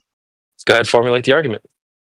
You just asked me for a list of good globe arguments. No, we didn't ask you for a list. We just said like, what's a good argument, and so what's the argument? Which one? Sunsets. GPS. Yeah, let's do sunsets. Sunset. Yeah, what sunsets? Yeah, Just sunsets. They can be explained on a globe Earth. They can't be explained on a flat Earth. So what's the Position of argument sun again? in the sky. You're not saying the argument. Just say the. And what's the argument? I'm not trying to make an argument. I'm just explaining. You said there's good the arguments, bro. You just advocated for the. Yeah. I think some people make a good argument. Okay, what's the He's argument? asking what is it? Tell So him what's the argument? I'm not here to have an argument. Well, no, we're not asking you to explain the argument. You've heard the argument hundreds of times. Okay, what I'm is not it? here Just to tell us. explain the argument. It's like a comedy skit right So now. what is it? You said there's lots of good arguments, and then you said sunset. Yeah, So I what is the accept argument? there's lots of good arguments. Okay, so what's the argument? About sunsets, about GPS. Yeah, what's the argument? Yeah, what's what's the sunsets? argument? Yeah. I'm telling you, I'm not repeating the argument to you. You just said there's an argument. So what is There's it? a good argument, but you're not going to tell him. So maybe it's not a good argument. You can't even repeat it, dude. Doesn't even know what it is. You don't even know what it is. It's like it's a good argument. Right. What is it? Oh no! Like, I don't know. I'll tell you what. Shall we guess? And if we guess it right, will you tell her? Oh my Wink God. or something. I'm not here to argue. You asked me. We're not trying to have what you are good argue globe it. We're just trying to have you tell us what Yes, the you are. argument You're is. asking me what the argument is. No, we don't I'm not want trying you to to argue, right, argue to get necessarily. context. We just want you to tell us what the argument is. Bit of context for you. We've done this with flat Earth arguments for the last hour and a half. Gone through what are good ones and what are really, really bad ones. And now we've just, because you're in here, you're the first global. So from your point of view, if you could write a list, what list of arguments would you use and which list not? At the moment, we're just asking you for one good argument. about sunsets that you said you had. Mm-hmm. We're not asking you. I did not say I had a good argument about sunsets. We didn't ask you that. I said, dude. I said someone else had. Other people have arguments. So, yes, great. That's what so you keep what asking is me. that? Well, no, your what argument. is that? No, I said no. I don't have the argument. Bro, listen. I hear it from That's fine. others. Yeah, and what is the argument that others make? Just tell us what that argument is. I'm You not don't here to have sit here the and argue. argument. No, we don't want. You've heard it my- before. You guys are low I'm not sure why you want me to dude. You explain guys it to are you. so IQ. One more time. You're saying that other people have a good argument. We don't need you to sit here and argue with us. We just want you to tell us what that good argument is from other people. What is it? I've told you the position what of is the it? sun in the sky. But you're not making. Sunsets. You're not telling us the argument. You're just That saying is the sunsets. entire argument. It is measured the position of the sun in the sky. That's the entire argument. Just saying sunsets. No, I'm telling you. So then, what is it? People measure the position of the sun in the sky. It makes sense on a round Earth. So just saying it makes sense is an argument. Because, yeah, to me. How are those measurements made? How do they make those measurements? I don't know why you gotta be so rude about it, dude. We're rude. Rude, dude. Yeah. Dude, they had to literally You wrench said it out of you, man, just to get Makes you. sense is the argument. Why? I said it immediately. The position of the calm sun in the down, bro. sky. Like, geez. Well, I don't know why you've got to say that you've got to wrench it out of me when that's not the Calm case. down. It is the case. How long did it take? And then you said you didn't want to have an argument with me. Then you're having an argument with me about the topic. So I don't know what it is you want. Miss It Nancy. just seems you want and have an argument. Can I just point out this is the typical behavior of Globers in we were general? Yeah, but I mean, why are you? Yes, We were discussing East and Down in chat. That's what I thought I was coming on to talk about. East and Down. What are you talking Yes, so you brought up cardinal directions and then said down. Okay. Come on, bro. Yeah. Do we share the same east? You know, is east the same direction? When you're coming up to the highway and it's like east this way, west that way. Which way are you going to go? If I'm following a compass and you're following a compass, he's not going to answer the question. Are we following the same direction? So you're coming up to a highway, and it says east this way, west that way. Which way are you going to go east? I'm following the West? east way. Okay, there you go. So is that the same for everybody? I'm not sure. Or like some people are going to go That's west why I'm asking you. to go east. I don't know. I think you have enough lived experience to know that when it says go east, you go east.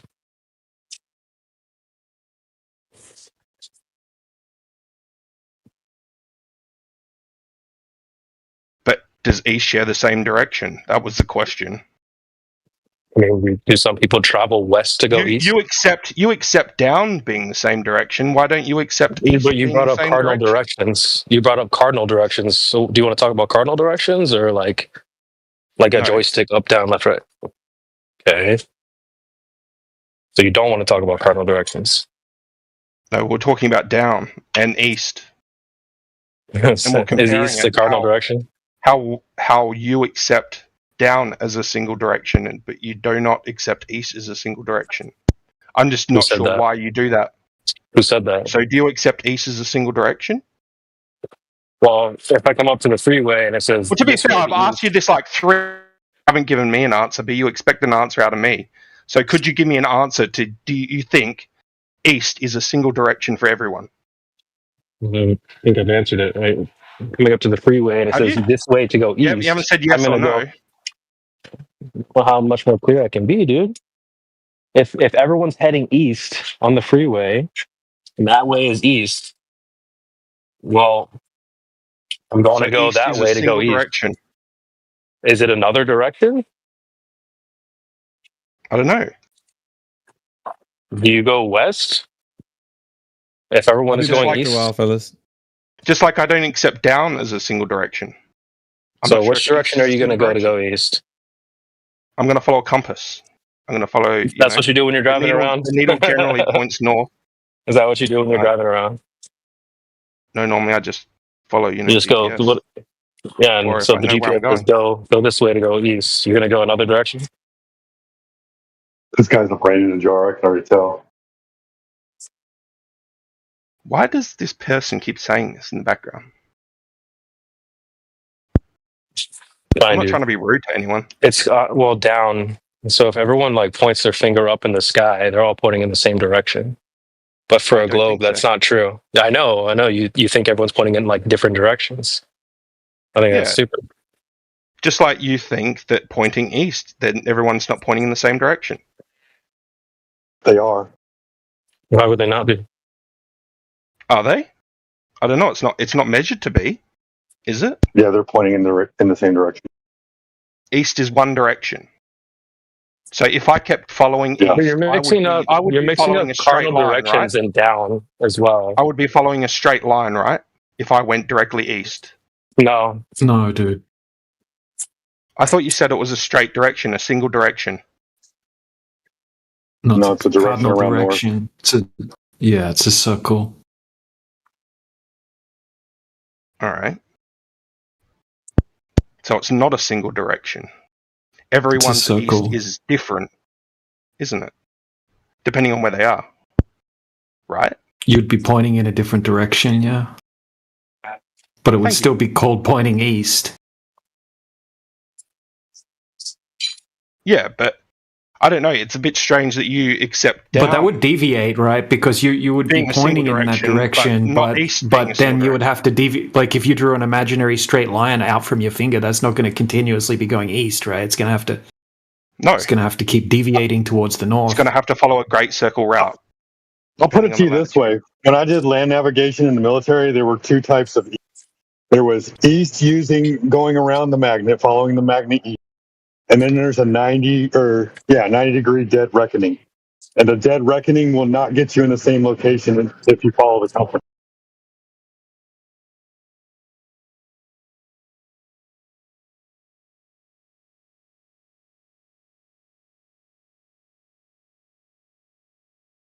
But yeah, if you wanted to claim that down isn't the same direction for everyone, that's different, right? Because there's a prerequisite which would be Earth curvature.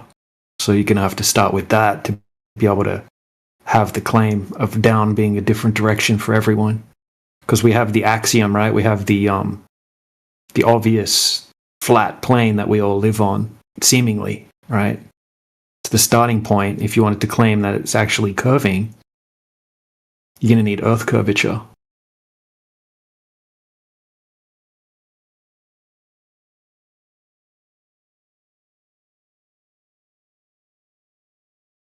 I don't know. I would always think if up shared the same direction, if anyone pointed up, we would be pointing towards the same like celestial body. If we were at that GP of that celestial body, wouldn't it be? No, up is just, it's perpendicular to horizontal, man. All right. I don't understand how that's so difficult.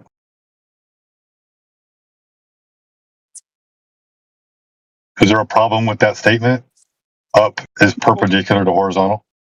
Or it's just like saying that east is perpendicular to north.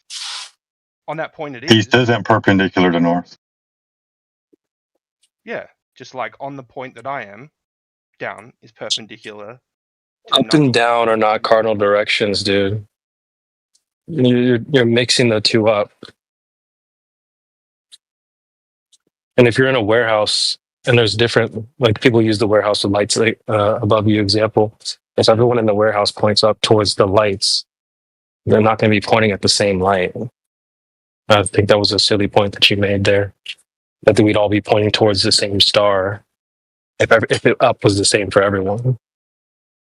He's so silly.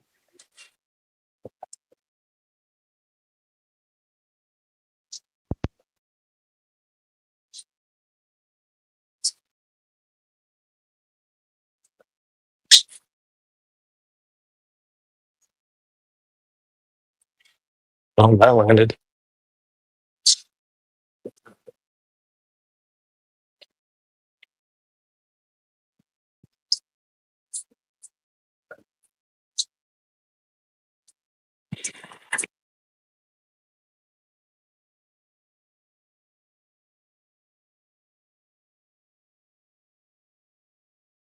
At the end of the argument, was there nothing else to be said after that? That was the only. Fatality.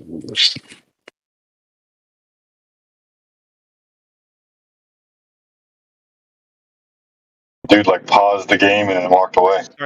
I just don't accept up and down a single direction. I think they are similar to east and west, where they share, you know. They're not cardinal directions, dude. They're mixing up like cardinal directions and up and down. No, I'm using direction, like from one point to the other, one single line, one direction. You're comparing straight lines with circles, bro. Is left and right circles? What about left and right?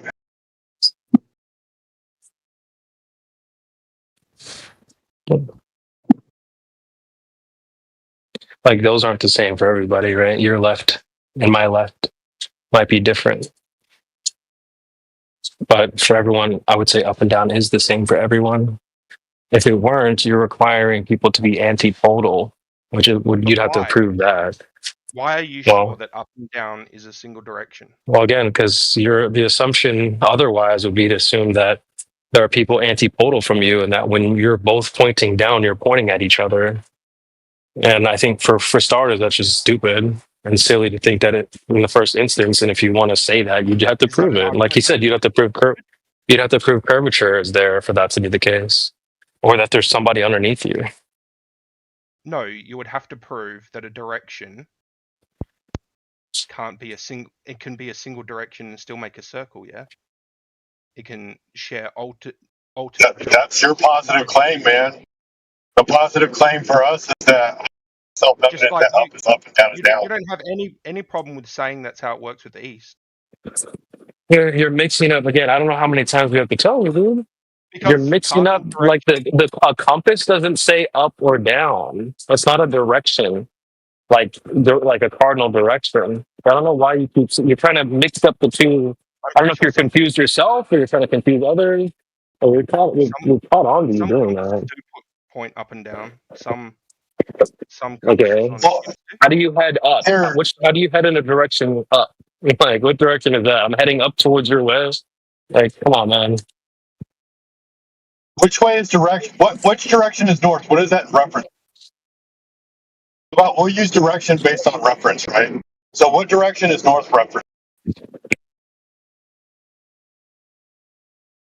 A compass, I guess, a needle on a compass. I mean, which is like okay. So what's the compass pointing to? Lines. Why is that north? It's following the magnetic lines of the Earth. Okay. So it's following. There's a magnetic line, right? And then east and west are in reference to that magnetic line, that magnetic location, correct? Yeah. And south is in reference to that magnetic location, right? What is up and down in reference? Well, it could definitely, be referenced, in like a 3D position with north, south, east, and west, and up and down. Oh my God, bro! You can't mix the two. Even the compass directions, north and south and east and west, are in reference to a magnetic ley line. If you didn't have those, what would you reference north, south, east, and west? You could reference it to positions of lights in the sky. Awesome. So when I point up, it's not the same as pointing to a light in the sky, right? If you're pointing up, it's not the same as you pointing a light in the sky at a light in the sky. I'm not pointing to a specific light. I'm just pointing straight up. Yeah. Well, generally up, pointing straight up is perpendicular from a plumb bob falling. So, which is, 180 degrees from down. Parallel to plumb bob falling. Again, you're making the reference point that I'm saying that up is up and down is down. That CB is making the same reference. North, south, east, and west are based off of a magnetic location or a location of a specific light that's in the sky, right? Those are reference points. But when it comes to a reference point of up and down, that has nothing to do with the light sky or a magnetic location. No. It's completely different. Falling, isn't it? Like the plumb bob. Isn't it how they... Pointing up is not the same thing as pointing to a plumb bob. Well, generally a plumb bob falls in one direction, doesn't it? So exactly opposite that direction would be the opposite to down. Yeah, up and down, straight lines, right? Yeah. Same on so you agree that east and west are circles on a flat surface or on a sphere? Yeah? Yeah. I agree. And up and down are straight lines. Up and down are straight lines, right? On either as well. Up and down are straight lines. Yeah, like you can point straight up or straight down. Like if you don't have any interference and you drop something, it's going to go straight down. Or if something rises and has no interference, it's going to go straight up. Like smoke. Like if you're in a room and you light a incense stick and there's no wind or anything, it's going to form a perfectly straight line up in the air. Yeah. Yeah. So up and down are straight lines, east and west are circles. And if you wanted to claim that up and down are different directions for different people on the Earth, then you would need the Earth to be curving in some way for that to happen, and you would have to be able to validate gravity and the globe and all of that sort of stuff. There would be prerequisites. Wouldn't we just need to prove that from the initial reference frame that the angle has changed from the next reference frame that you want to take in the distance away? Couldn't you declare... Yeah, curvature. That's what you would need for that to happen. Like Earth curvature. It wouldn't change. Would you agree with this? It wouldn't change on a flat plane. It would be up for everyone and down would be down for everyone, the same direction if the Earth were a flat plane. Do you agree with that? I think so, yeah. I think it would share one. Right. So if you curved the surface of the flat plane, then you could have different... And then you had gravity, and then you could have different ups and downs for everyone. So the prerequisites would be a sphere and gravity. I've always known Would- like gravity pointing towards the center of mass, like which is towards the middle. Yeah. Of the So to have your claim be a reality, then you would need to validate that Earth curvature exists and gravity. They kind of go hand in hand. How would I prove the east is? Well, the east one would work the same on a everyone pointing east or west would be pointing in a different direction on a flat plane or on a globe because they're circles. And when you're pointing in a straight line, right, it's not going to follow the circular path, and it's always going to be a different direction because everyone will be at a slightly different point on that. Yeah. Right, pointing east in a different. So that would work the same on both, but what wouldn't work the same on both would be up and down being different directions for everyone. I know these explanations, but I don't really know how to find these things for myself. Like, I don't know that east isn't a single direction. Like, I don't know that gravity isn't a single direction without a reference point, yeah? Well, you could easily test the east and west thing, right? Because you can just get a magnet and hold a compass close to it. And if you want to continue going perfectly east, you're going to have to go in a circle around the north point, right? Because it's just going to point north. And if you wanted to keep going due east, then you're just going to go around in a circle and come back to where you started, whether that's on a curving surface or on a flat surface. Yeah, but that like goes back to how someone would travel over the land anyway. If someone went in an easterly direction, they would use a compass.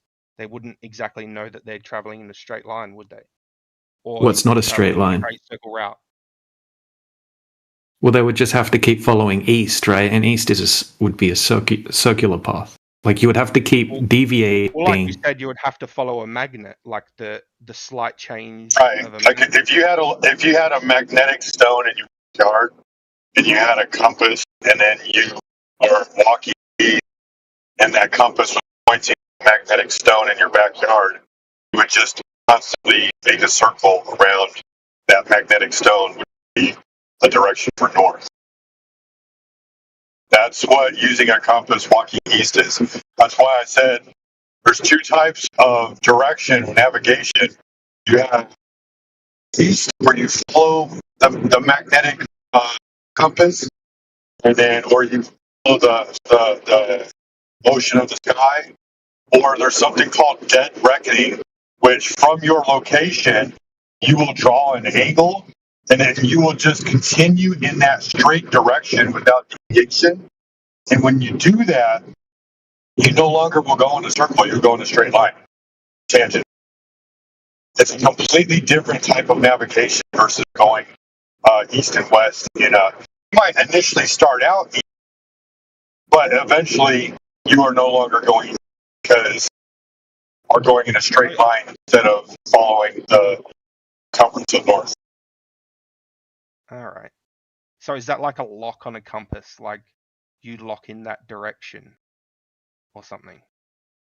I don't quite understand how that works. So the compass is always pointing north, right? Yeah. If you walk in a straight line in any direction for miles, 200 miles, 300 miles, let's say, like that was possible for whatever. Straight line. Walking in a straight line generally requires a compass, doesn't it? I don't understand how we can just directly walk in 200 miles. Because when you walk in a straight line, you'll look back down at your compass and you'll find out that you're not going east or that you're going like southeast. And then you have to redirect yourself back to east and stay at east direction. How land navigation works is how sea type navigation. Cutting out a little bit there. If you go east, don't look at your compass, you'll eventually start going southeast the further away.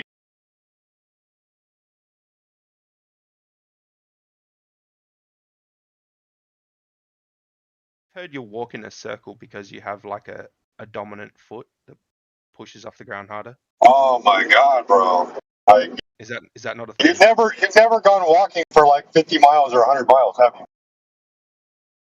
you? generally, I've always relied on, you know, a compass or something for great distances. I don't think you've ever used a compass in your life.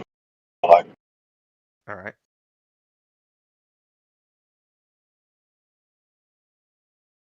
if you did, you would understand the difference between dead reckoning and following the magnetic compass.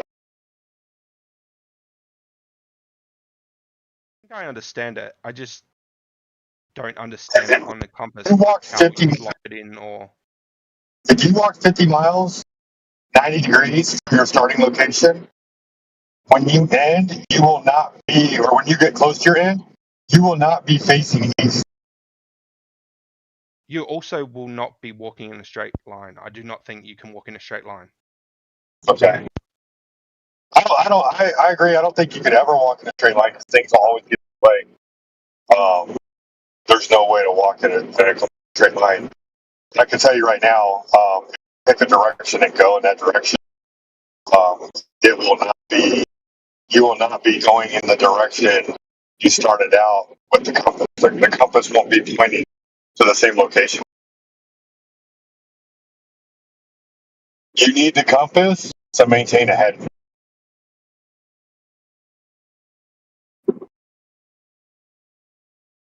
True. That's why I don't fully understand how people can know that east isn't a single direction.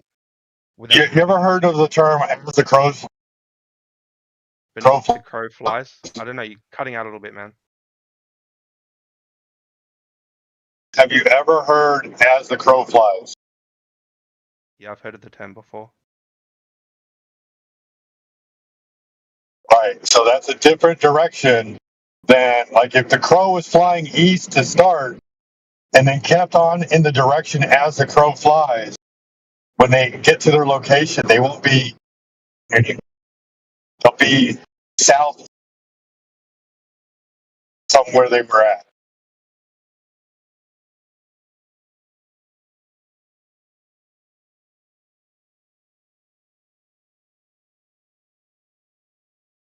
I believe that they're still following a cardinal direction, which is a great circle route, aren't they? So you saying They're not following a cardinal direction, going in a straight line.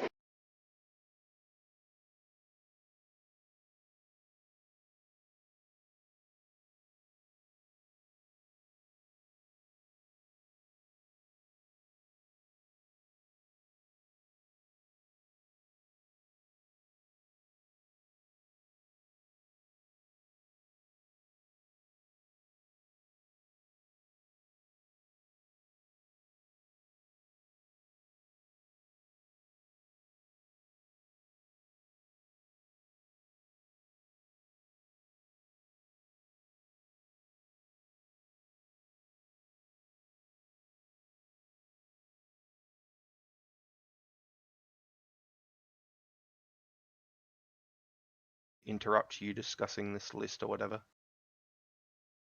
It was just a request to come on.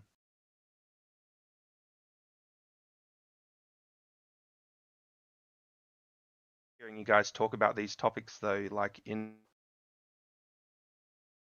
like the sense of the other side talking about these topics,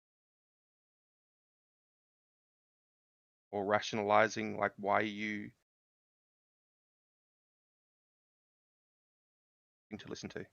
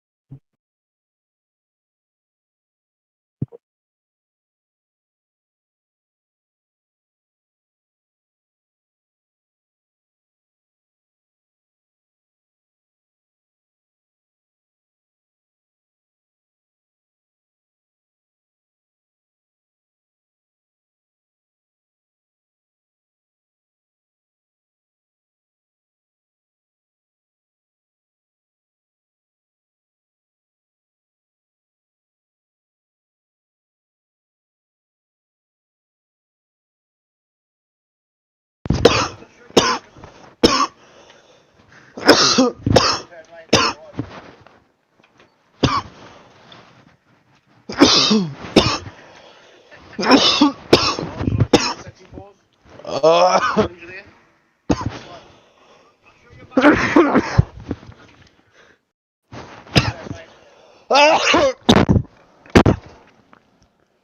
my god, brother. That shit hit me too hard. Oh. Mods, can you make this stoner, please? What the fuck, dude?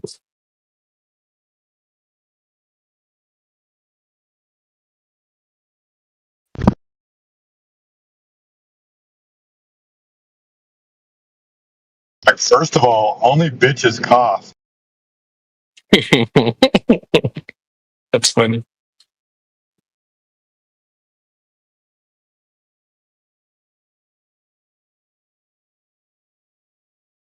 That was beta, man.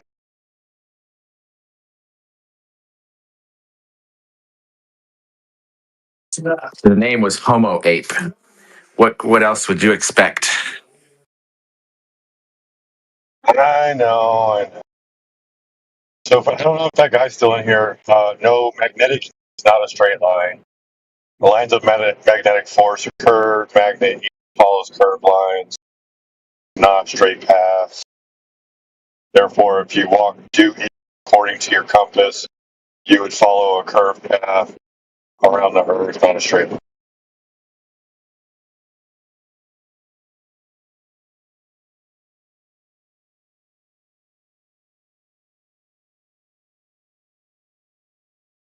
These people think that if they walk in a straight line, they'll wind up right back where they started.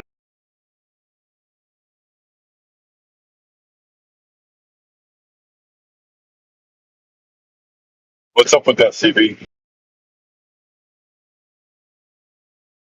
Oh no, that's stupid.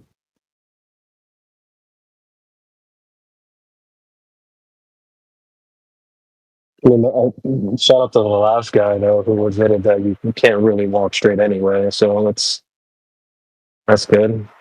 We need to clip that next time someone says they can.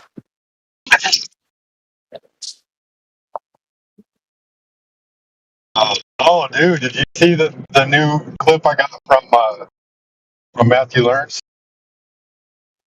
No, what do you say?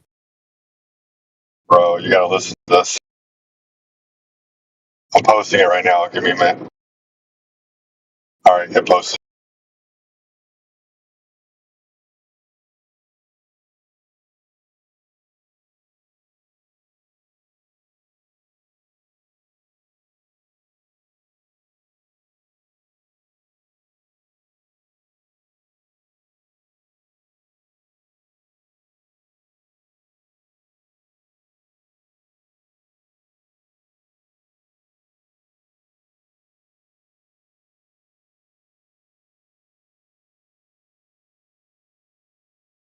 All right, there we go. That's good.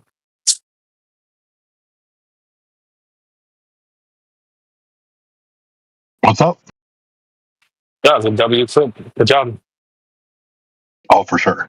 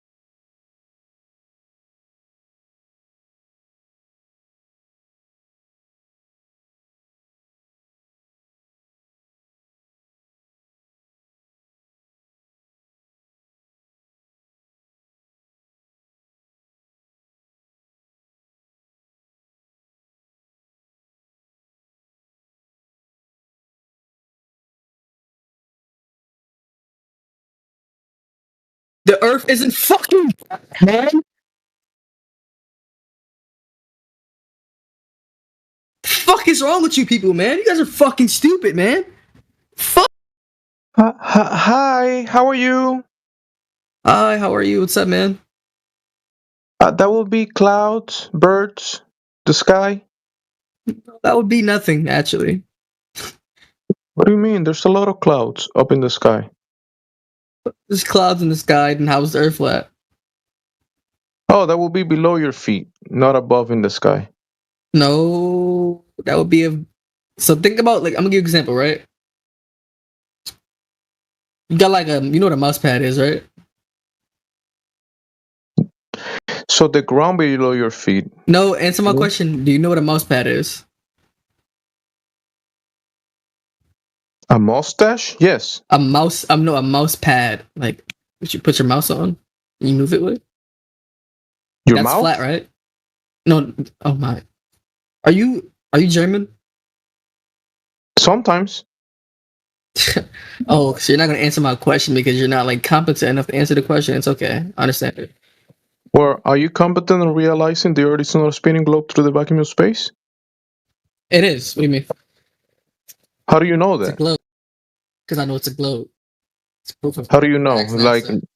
Ask walk me NASA. through. I want to If the believe Earth as wasn't- well. If the Earth was flat, why would NASA say it's a globe?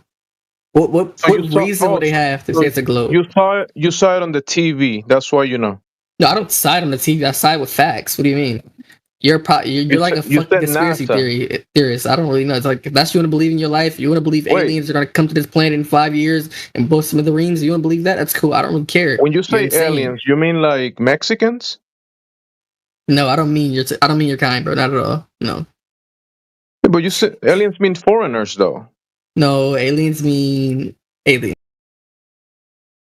Aliens, exactly. Aliens, the word. Listen, man. Listen. You're a conspiracy theorist, and that's cool. Like, I understand that. You believe that fucking. I mean, remember though, you're You the believe one that we're in a believes that matrix. You believe that we're in a simulation. That's cool. You're one of those. Yeah, but remember though, I'm not a believer. You are. No, remember, I'm not. So you got it wrong. You're the one that believes the Earth is a globe. Because it is. I believe facts. How can you believe something? Either you believe it or you know it. Do you know it? Or No, I do you believe it and I know it. Both. How about that? So you're contradicting yourself then. How? Explain. Either you believe it or you know it. I know it. I know it and I believe it. What do you mean? You stupid? So how do you know? Can you walk me through? I want to know it too. I want to know Because the Earth is a globe. NASA has pictures of it. Now, So now you what? believe the TV. You believe NASA. Yes, I believe to you because why would they lie to you? That would be the most pointless thing to lie about. You understand that, right? Like, you know, like fucking dumb. That would be like, I'm not a coach right now. That would be like something that dumb to lie to you. Like, it's a dumb lie. It's a fucking stupid, futile lie. You are a conspiracy theorist, though. No, I'm not. No. Yeah, because you believe your senses, your I mean, observations, Earth and your is flat in experience some is lying sense, but to it's you. not fully flat. What do you mean? Flat will be a description of a surface, right? It will be an orientation, horizontal, level. So you believe that there is an end. Like, let's say we go all the way. You believe there's an end to Earth? Yes or no? I don't know that. You know that? So you're not a No, flat 'cause earther? I never been to the end. So you of do not believe the Earth is flat? the world. But still, though, like You believe it's a firmament? level water, horizontal is not a belief, though. Listen, I'm gonna ask you 2 questions. All right? Is the Earth flat? That's a description. Earth is Earth, and Is as a the Earth descriptor, flat? Yes or no? so like a flat Is table, the Earth flat? Yes or no? is measured to be flat. How so? Well, it's a descriptions of a surface. The surface of the Earth is not curving, and it's Have you described ever taken an to IQ be test? flat. What's that? Have you ever taken an IQ test or no? What is that? So You know why what you that is? running? Why are you running from the Earth surface? No, I'm not running from. I'm trying to like gauge your intelligence right now, and it's like I believe it's very low. Okay, so keep believing though. Remember, you are the believer. I get it. You've said it multiple Listen, times. man, You believe. I understand that your IQ is low, but it's not like an excuse to be like a fucking you're a toad weenie, believer, right? bro. Because I get it. most I people get like it. 100 You are a IQ, they believer. can like function properly. They understand certain things. You don't understand nothing. You're just dumb. Like you're just stupid. You don't know a damn thing at all. You're gonna be failing in life for your entire projections are fine. You can lifespan. project all you And want. a guy in It's chat okay. over fences, bro. But You stay on mute because you can't keep like it talk to me. objective, though. You're gonna type Let's in keep with it your little real. fingers and keep typing. That's cool. Let's keep it bro. real, though. Try to keep it real. Concentrate. I'm concentrating. What do you mean? Okay, so the Earth, the surface of it is not curving. How can it be a ball?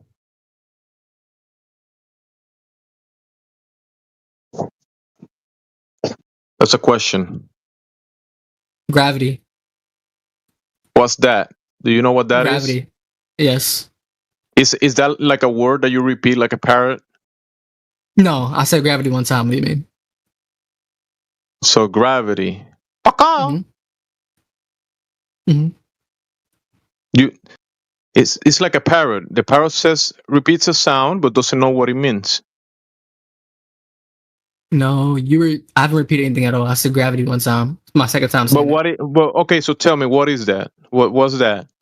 I'm not like your teacher. I'm not gonna explain like level 1 stuff to you, man. If you don't know what gravity is, then it's no point in talking. You probably do believe the Earth is flat because I you're know stupid. what it is. I know what it is. So then why are you what asking people me? Because we claim both it know is. what it is. So let's move Because on. If I it's doubt level you one, why know. can't you explain it then? If it's level So you don't one, think I know what gravity is? I'm pretty certain that you don't know what it is. I'm 100% sure. Listen, man. Hey, Jimsy, you have a good day, all right? You're not smart enough to talk Hey, to why me. you running? Don't run your IQ I'm test. not This is running. the IQ test, though. Why you you don't know running what from it the is, IQ Danny. test? This is not an IQ test. What do you mean? It is, because You're you said asking me what gravity and you don't is. know what it You know means. So gravity that is. I means know that your gravity IQ is you super 100% low. don't know what it is. You 100% don't know what it is. See, bye. Say something right now, bro. He's running. On my life. You're cooked. On my life. I have a higher IQ than you. I have more money than Okay, you. well, go ahead and explain it then. If it's level 1, No, I don't you can have explain to. it pretty easily. Yeah, you Understand how to can. be You don't explained, know what honestly. you don't know what page 1 says, though. If I explain gravity to you, are you gonna explain to me how the Earth is flat or no? Because I actually explained that 4 times already. All right, go ahead. Explain gravity. What is water? What is you keep veering off? What are you talking about? Oh, you don't Answer know my what water question. is? I'll tell you. He's been trolling you. Tell me what. Tell me what. What is water? What is water? It's found in nature, and it's flat on its surface. Okay, what makes something water? Water. What? How? What makes something water? How? You tell me. It's water, though. Well, what makes me. it water? I'll tell you. Are you fucking it's based stupid? It's based on a pressure of the atmosphere, right? Within a contained environment. So what's it has to be H2O? pressurized to be water. What's H2O? You're stupid, by the way. What is H2O? Tell me. What is it? It's something that is flat on its surface. Water. What? There you go. Just grab a IQ's cup. Just go grab a cup. Go grab a cup though, and put some of the H2O I got a cup in my it. hand. I got a cup in my hand now. I got one in my hand right now. Yes, sir. I'm drinking water. So yeah, now check the surface of it.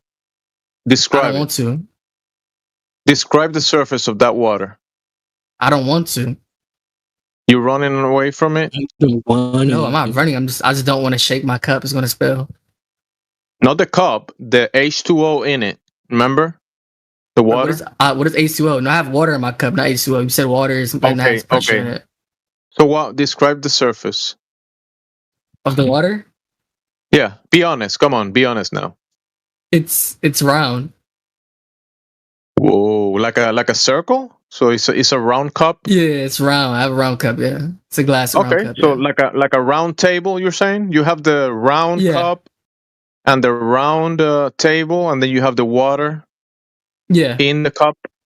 Okay. So it's flat and round. No, it's round, not flat.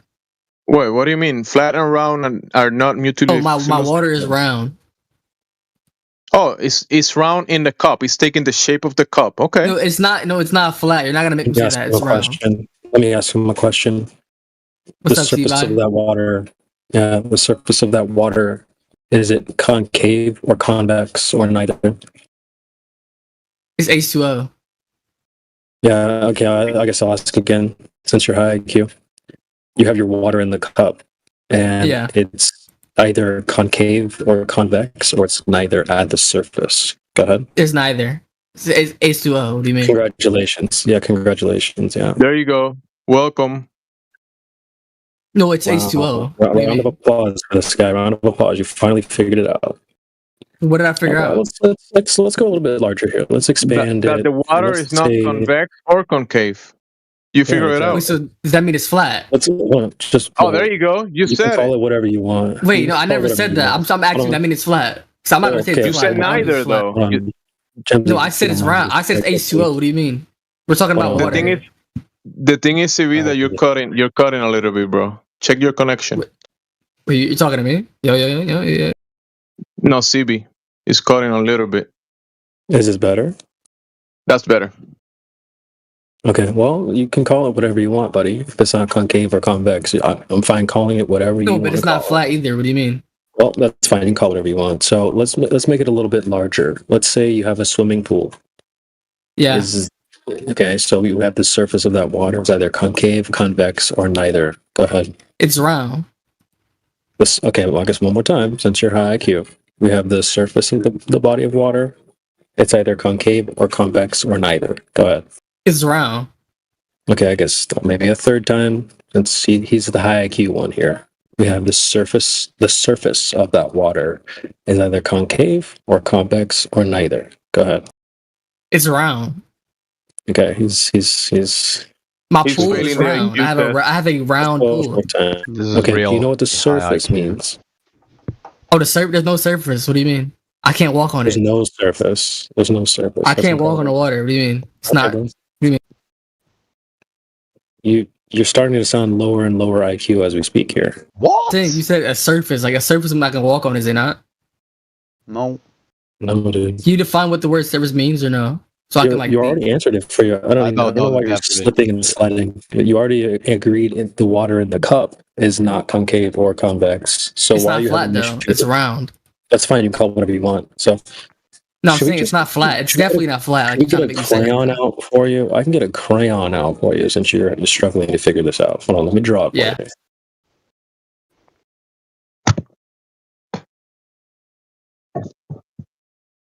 IQ points are dropping. Okay, we're thinking, bro. But can you define the word like surface for me so I can like think harder?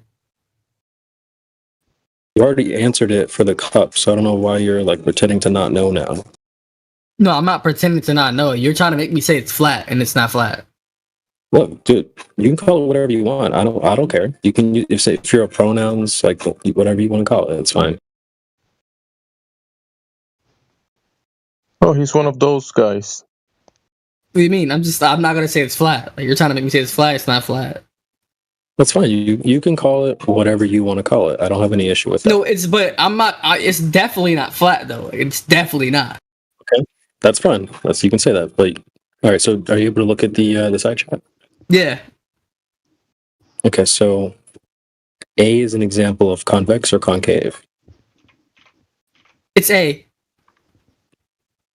Okay. A is an example of convex or concave. It's A. It's A. Looks flat to me. Okay. So which one of the two is convex? A. Incorrect. So which one of the two is Correct. concave? A. Correct. So what would B be? H2O. Okay. So we have an example here. One of them was convex and one of them is concave, correct? Yeah. Okay, so the water in the swimming pool, which one of those two is it doing? Or is it neither? That's the water in the swimming pool is A? Yeah. Okay, what about the water in your cup? A.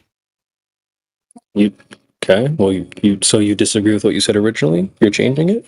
No, I said it was H2O. I never agree with you. What do you mean? No, you said it was neither. I mean, this I recorded. never right? said it was flat whatsoever. I never said You're going that. to get the record. Hold on. You said it was. You didn't say it was convex or concave. No, I just said no. Yeah. So why is it now concave? Because we're talking about a swimming pool now. Cup. No, we're talking about your cup. Things. We're talking about your cup. Oh, we're talking about a swimming pool. What do you mean? Do you want me to get the recording of you saying it? Yeah, get the recording. Waiting, man. All right, I'll be right back. All right, I'm gonna wait, man.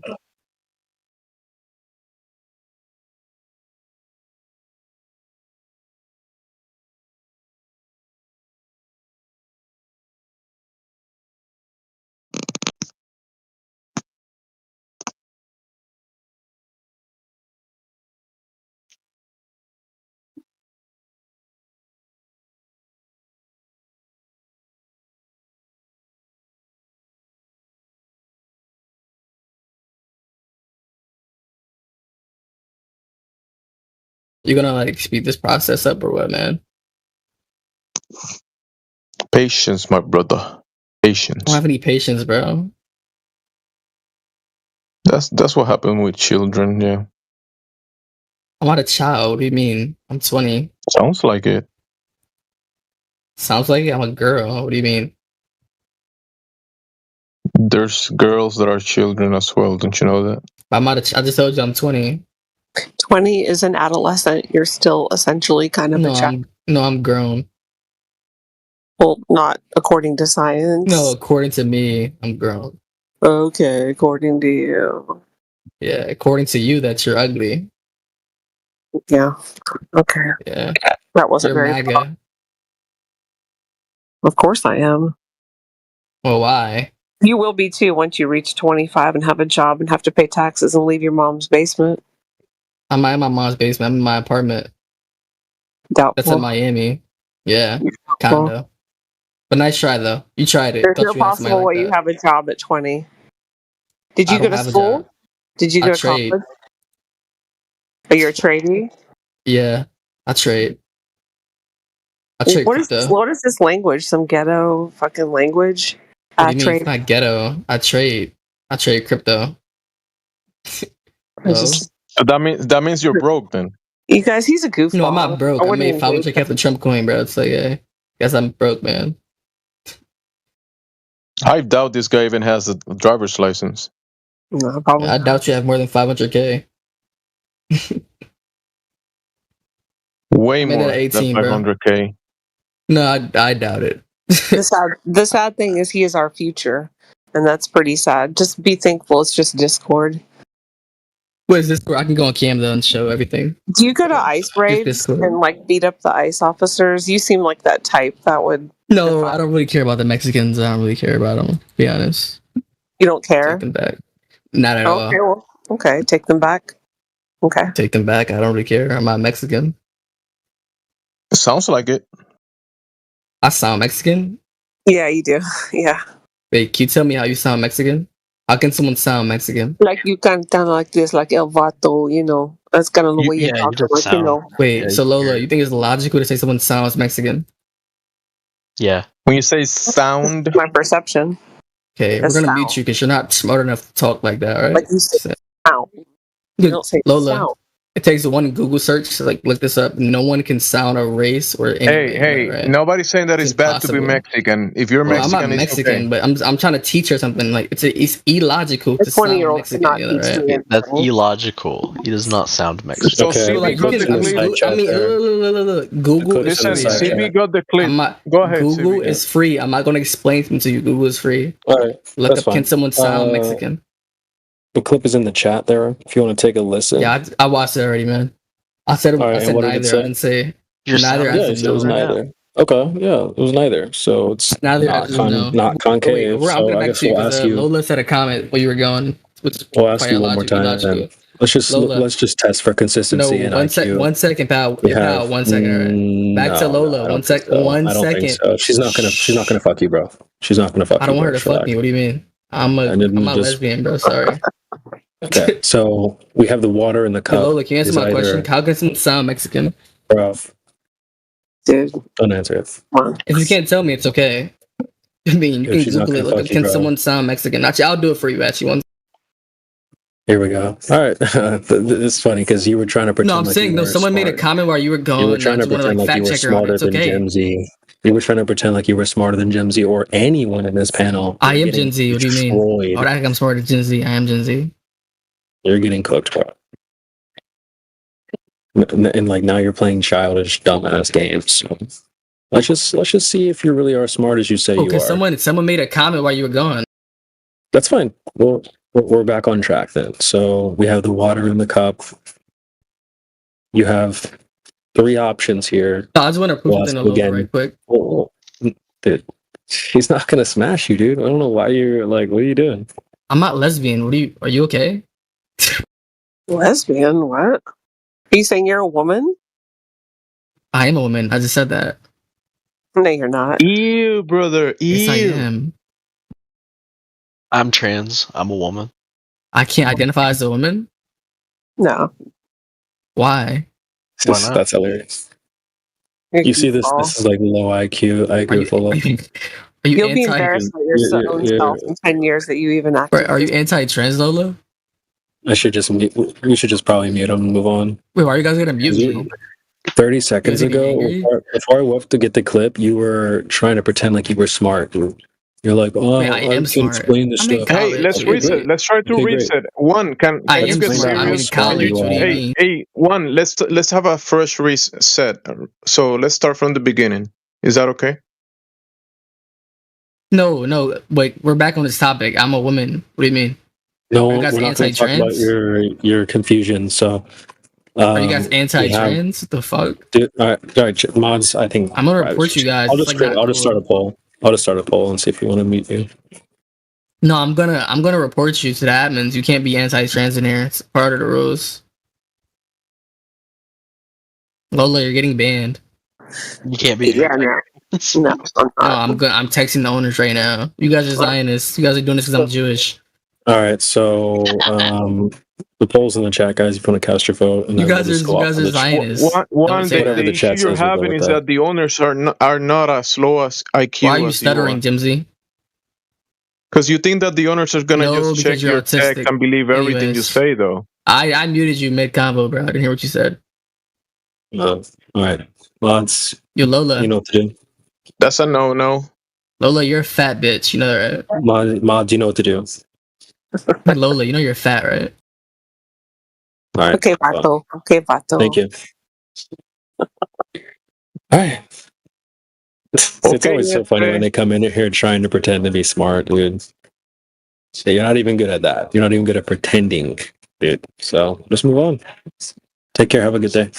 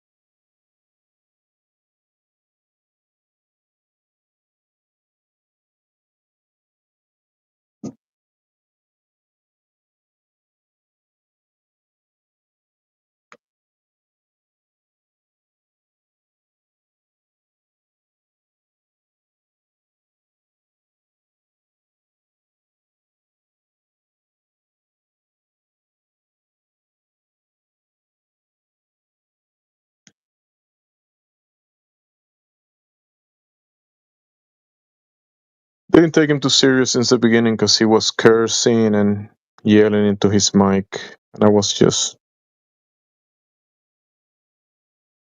replying, trying to keep it real, but there's no way.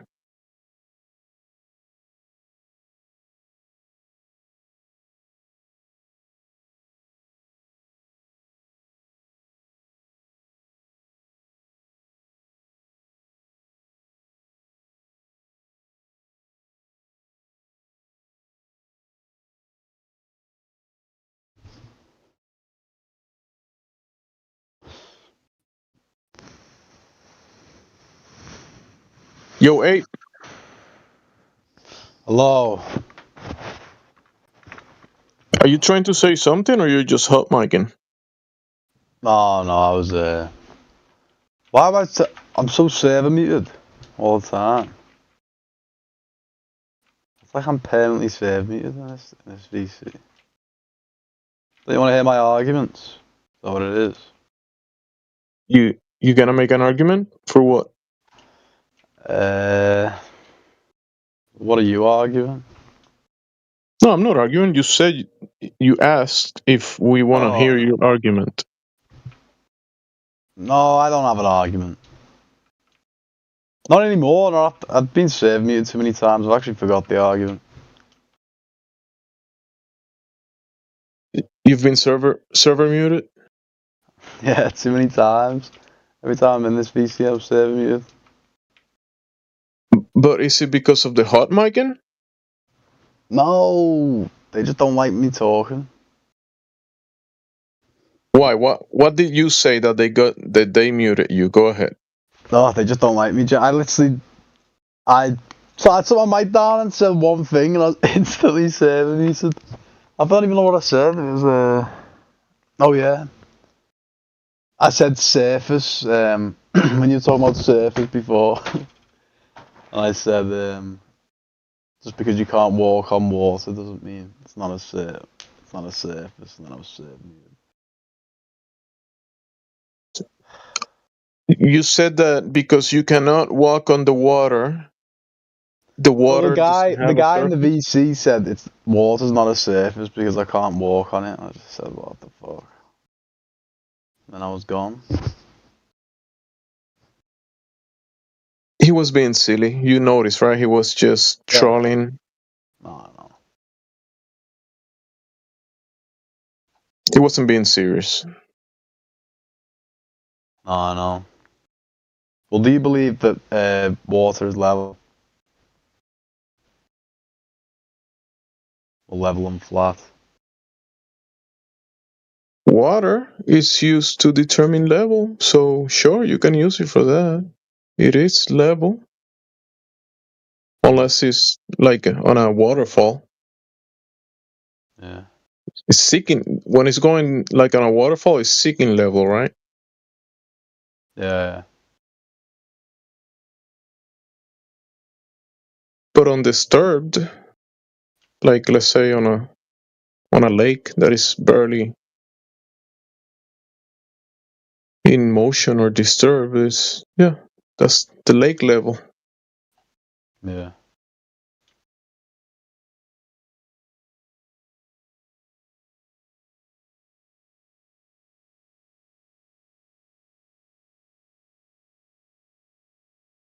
If you put a cup of water on top of a table, the floor that the table is on, it's a level. Then the surface of the table is a level, and then the surface of that water in the cup is another level, right? They're all leveled. Yeah. The word level itself is coming from the making things horizontal. It's from the Latin libella.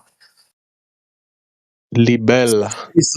It's based on water being level and being the tool that you use to establish a horizontal planar surface, level one. So sure, water is level.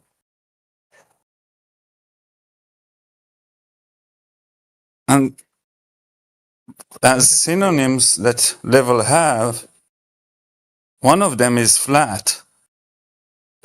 And the one that you don't find is curve. So flat is a synonym of level, curve is not.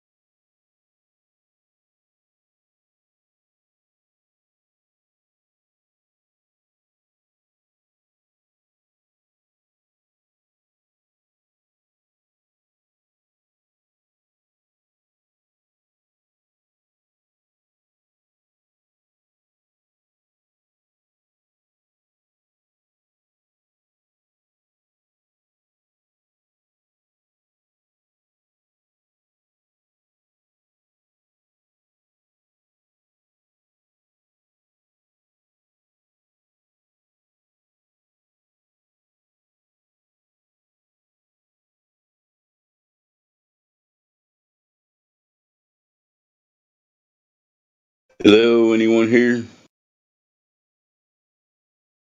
Anybody think they live on a ball? A spinning ball?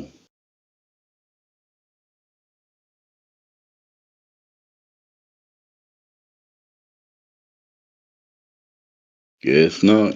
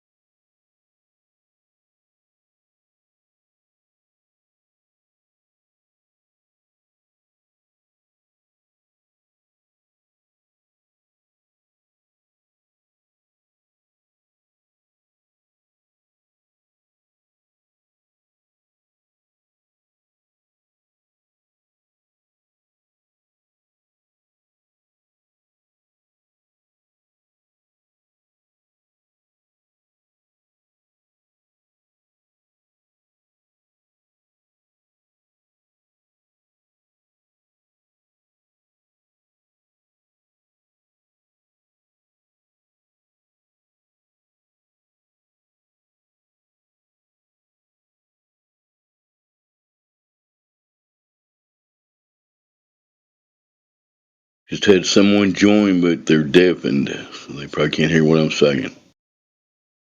Anybody got anything to say about anything? What about this globe thing? Is it real? Is it really, really real?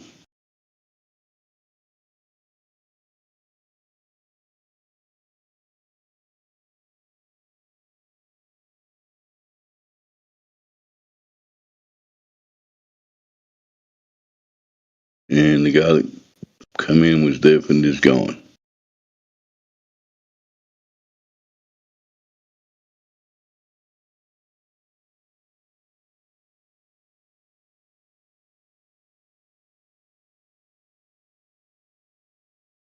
Looks like a panel full of globe deniers right now, so I'll just shut up.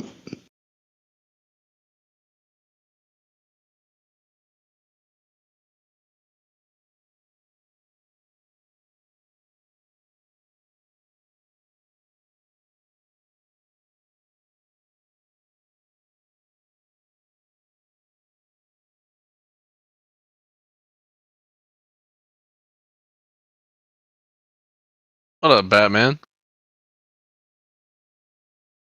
We've been joined by a pensive hermit. Welcome to the channel.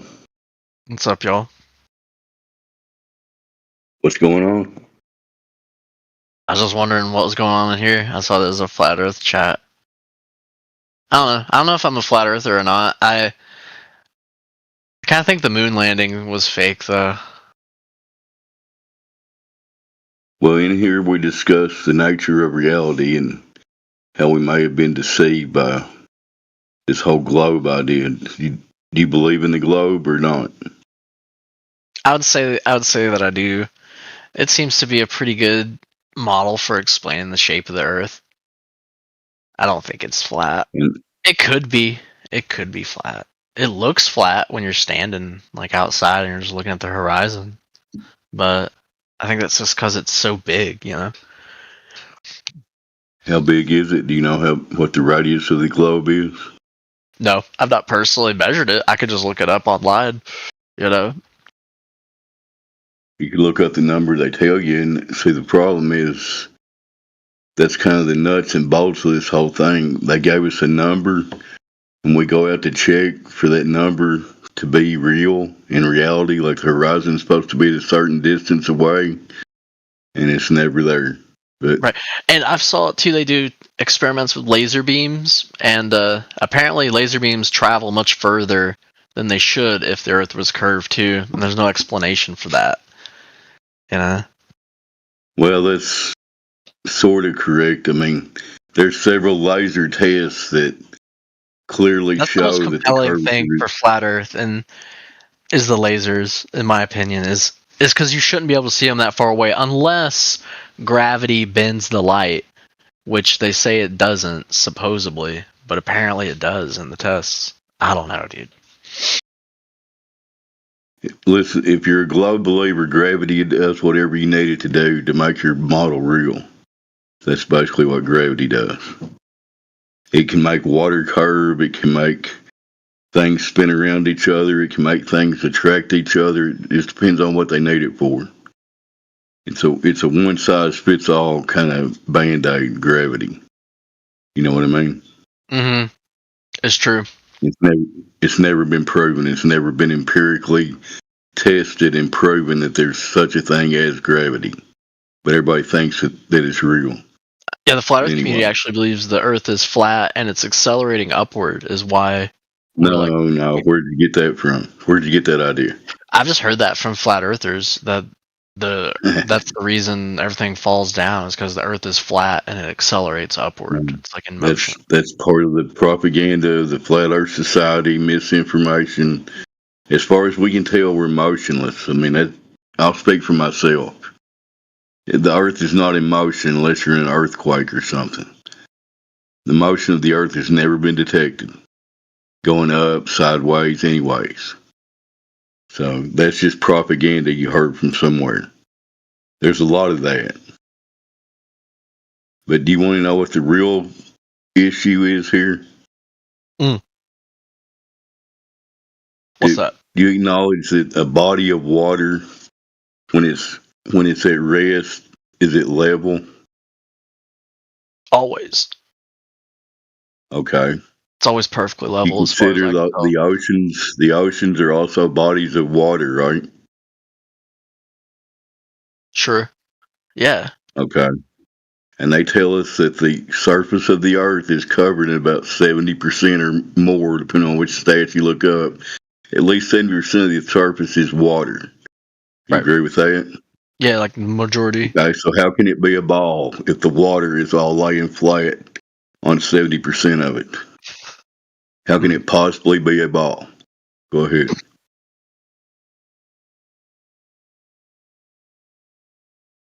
Yeah. How other planets look around, though? See, you immediately went to the sky. You can't answer that question, can you? If you're honest with yourself, you know that water doesn't do that. Water does not make balls. Right. It's always flat. Anytime I've ever seen a whole body of water. You ever been It's to always the the beach? flattest thing, especially unless the wind's blowing or something. You ever go out to the beach and look at the horizon? Does it look like a ball? No, not at the beach. Looks flat. It looks flat as fuck. Yeah, the horizon at the beach looks like the flattest thing that's ever been. So that's the crux of this issue is they've told us that we live on this ball that doesn't exist as far as we can tell. Because you'd have to start with if it's actually a ball. I thought it looked flat. I thought it looked. It don't matter what it looks like, it's what it measures as. And we went out and measured the Earth. You know, we went over bodies of water to try to find this curvature, and it's not there. I mean, if you can find curvature, we'll shut this channel down right now. I've been looking for 10 years. What do you think about satellites and stuff? You think they're just hanging in the sky and not going around? I think there's some kind of technology that they have in the sky, and they have some way of keeping it up there in the sky. It has nothing to do with the shape of the ground, does it? Not really, no. Yeah. I don't deny there's satellites. There's some kind of technology they use in the sky, obviously. Right. People make money off shit in the sky. I'm sure they do. But what it is, it's not the vacuum of space like they claim is, because if we're breathing, we have gas pressure here on Earth, right? To have gas pressure to begin with, you have to have containment.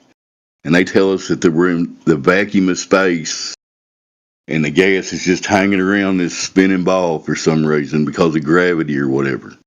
Does that make any sense? You would think it would just wisp away eventually.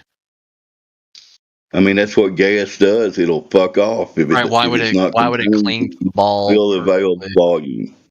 And it's the same perfect amount of gas at all times. It's never like there's a different ratio of gases in the Well, I mean, atmosphere. the gas is produced here on the ground from the plants or whatever it is. Whatever the cycles that we have here in our natural environment, the gas is produced mostly here on the ground. But if there was a vacuum of space with no container, it would just go off into space and it wouldn't be here anymore. Anyway. They say that that's what's actually happening to helium. Well, who knows? I don't know. Helium. We're actually having a helium shortage, is what they say. Like in the future, there's not going to be any helium because it goes away like that. Is what they say anyway. Yeah, I've read conflicting reports on that, but I know what you're saying. That the helium is somehow produced like underground. It comes out of the mines or whatever, and then obviously it goes up because that's what helium does. It's lighter than the air. I don't think we have a way to make helium either, do we? Do we have a way to produce man-made helium? I don't think that's a thing. I don't know. I don't know that answer. I've never heard of that. I've never heard of man-made helium. I mean, we can make every weird Probably could make it pharmaceutical just be really expensive to do, you know? And I have no idea what would be involved in making helium. It's a really simple element. But what made you join this channel? Do you actually care about this subject, or you just wanted to see what was going on? I care about the subject. I've always kind of wondered in the back of my mind if the Earth might actually be flat. Well, if you think about it, when they taught you the globe, you were probably in the second or third grade, and the globe was sitting in the corner. Right, because that's the reason I believe in the ball. Is that's what everyone's always told me. I mean, your teacher wasn't lying to you that they were taught the same thing, but that's the thing. Everybody gets taught the story. Nobody gets any of the evidence. There's no evidence for the globe. There's no evidence of curvature. There's no evidence that it's in motion. There's no evidence that we're in the vacuum of space. You understand what I'm saying? You believe that we're stationary? Yeah, we're not moving. I mean, you go outside, you see the sun move across the sky, the stars move across the sky. All right, I've got a hard question for you. What about the Coriolis effect? So, what about it? Well, in the northern hemisphere, hurricanes all go the same direction, but in the That's southern what you've been hemisphere, told, right? Go ahead. They go the other way, right? So that's the story that why everybody would gets that told you. happen on a flat Earth? Well, for one, that's just a story that everybody gets told. As far as I know, that's never been verified. I mean, it's possible that weather systems move in different directions. I'm not saying they don't. But as far as Earth-based Coriolis effect, we haven't proven that the Earth is moving. So how could there be any Coriolis effect when the Earth's not moving? The stuff in the sky is moving. The weather systems are moving. The sun, the moon, the stars, all that stuff's moving. We're not. You know what I mean? So there can be no Coriolis. The Coriolis effect certainly suggests that we could be moving.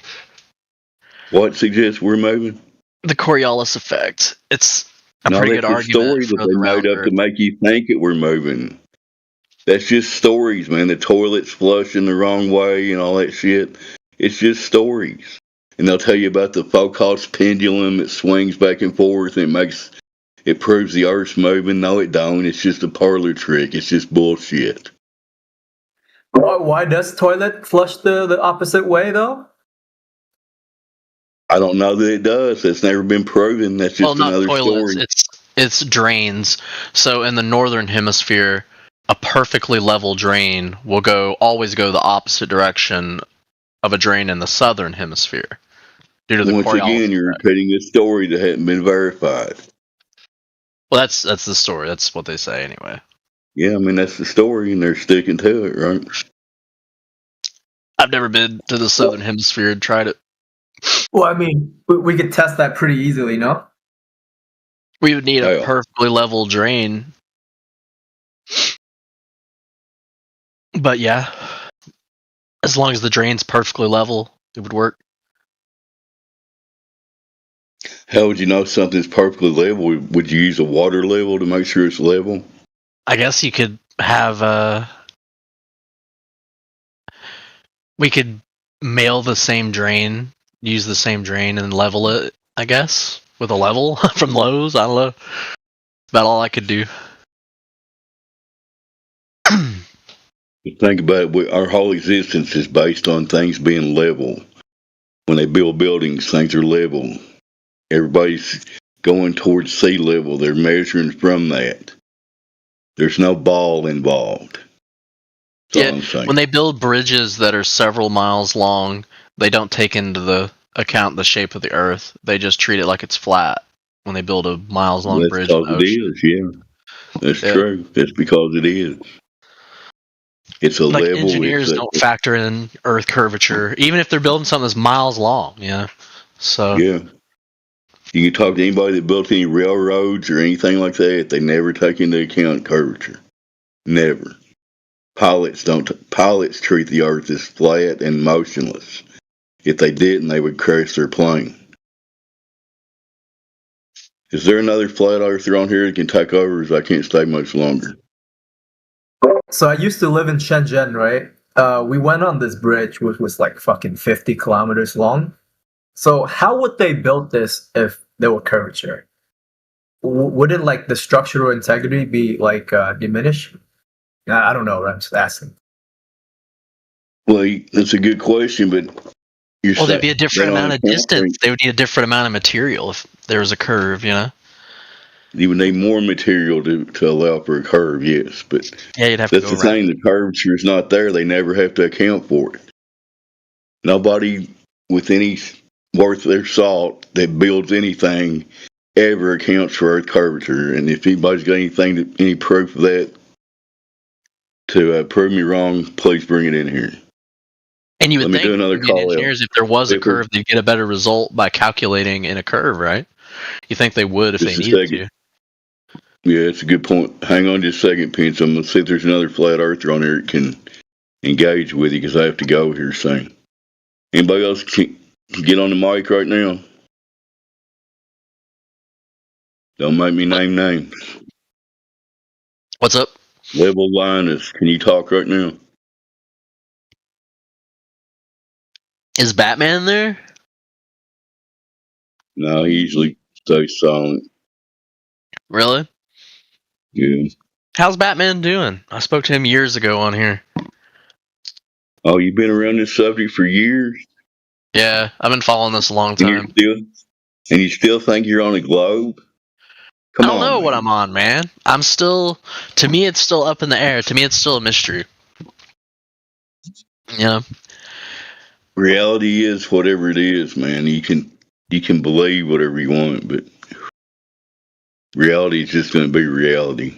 Like, we might be on a ball, but I don't know. It seems like we may not actually be too. I don't know. I'm not decided on that. It's a ball with 70% flat water, right? Makes sense.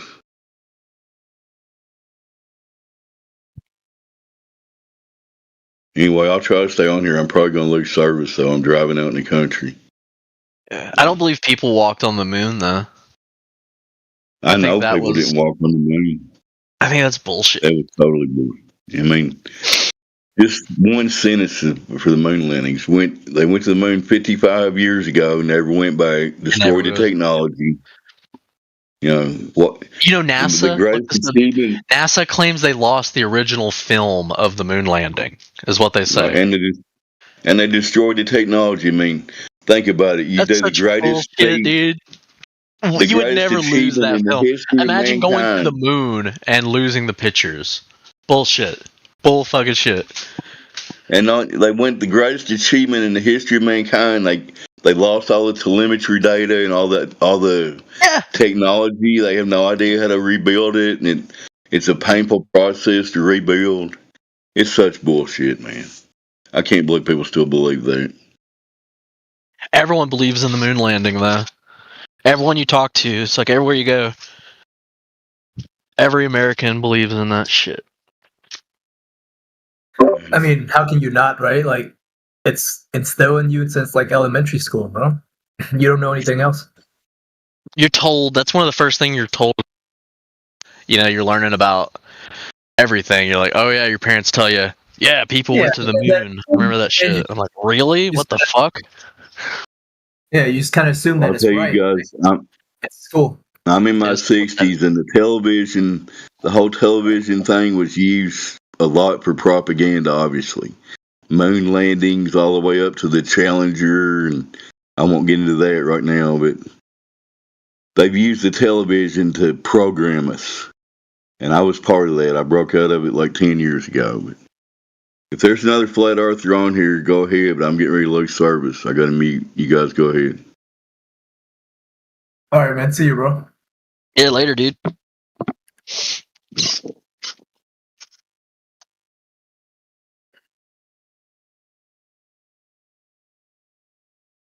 Yeah, I think the moon landing was just propaganda to basically scare the Soviets, because it was right during the Red Scare, and they wanted to make the Soviets think Americans are so powerful they could send rockets to the moon.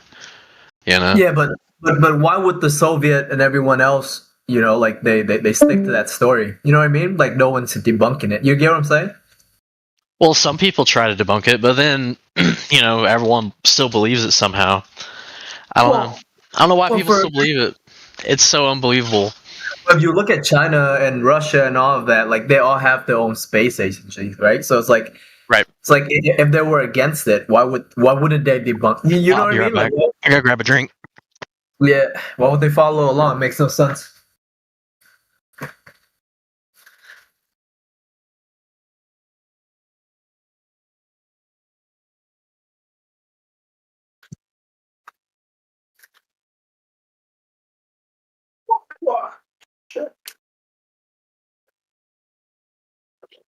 Yo, did you guys see the rocket launch like yesterday or like a couple days ago?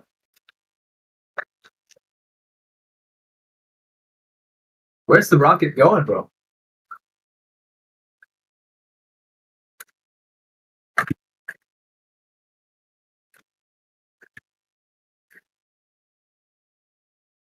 So everyone's just like, hey, okay, shoot it.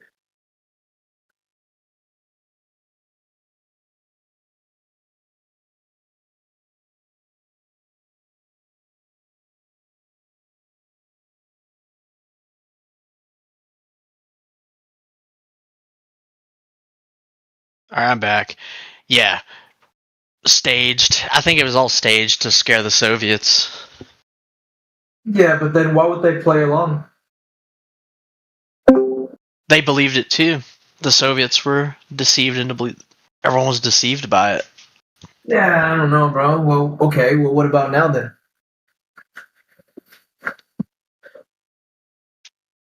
Well, we can't really just admit we made that up, So we just keep it going, Well, but they can debunk us, right? You get what I'm saying? Like they're essentially, if they're on the same side, then it's like, yeah, okay. Well, we can't take that back, but you know what I mean? Right, I guess Russia still could debunk us over it, but would we even believe it? Well, they probably still believe that shit. They have their own space agency, so like, I mean, I don't know if like, like it's so hard to believe that someone walked on the moon to me, but I'm always it just seems unreasonable, eh? It's unreasonable. Like, it's too far fetched that someone would walk on the moon.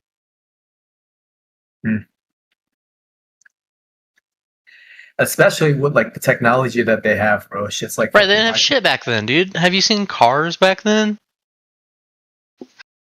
And they didn't have computers, really. Well, they just have much bigger computers, but it's probably like the same power as your laptop, so not even close. My vape has a more powerful computer than what landed on the moon. Depends, like what kind of vape you have, bro. You have a PAX? Even if you have a disposable vape, the computer I'm serious. The computer in it that controls the animations on the screen is more complex and powerful than what landed on the moon. Yeah. It's just a fact.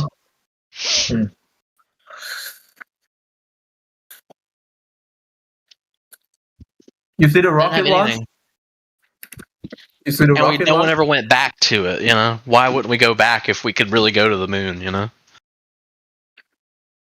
When people want to go there all the time. You know, wouldn't that be a thing? When people spend money to go there? Yo, so where are they sending these rockets then?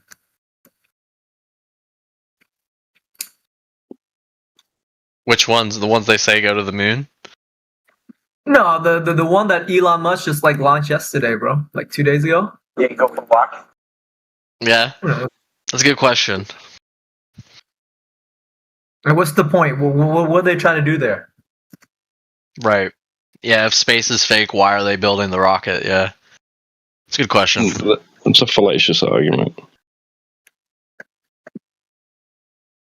Well, I mean, like, if you look at it, it's like Russia, China has no reason to like believe in the lies, right? They can easily prove Yeah, they do.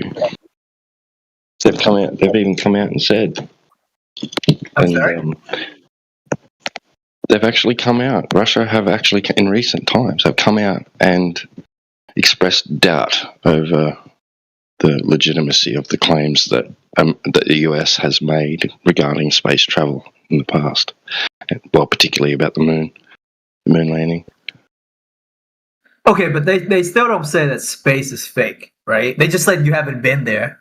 Well, one said that we haven't even been to space. Yeah, that's right. Well, Russia does have a space agency, bro.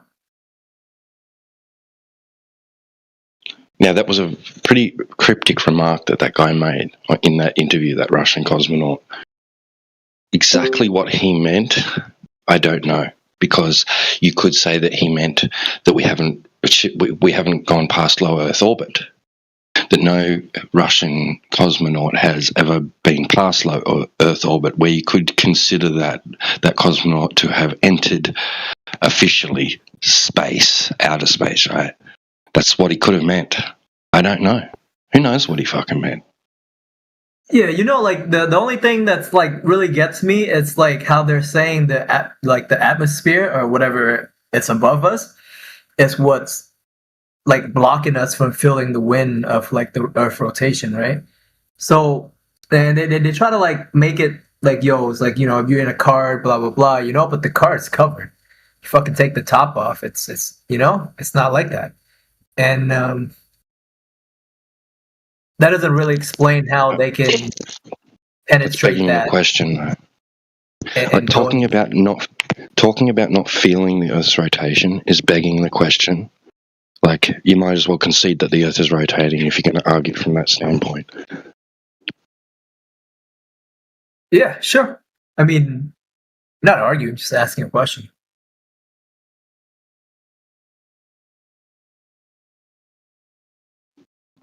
I'm talking about flat earthers that follow that chain of argument.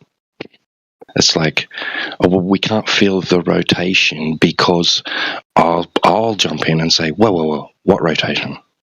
Establish that there's a rotation taking place to begin with in order for someone to claim there's a reason why we can't sense it.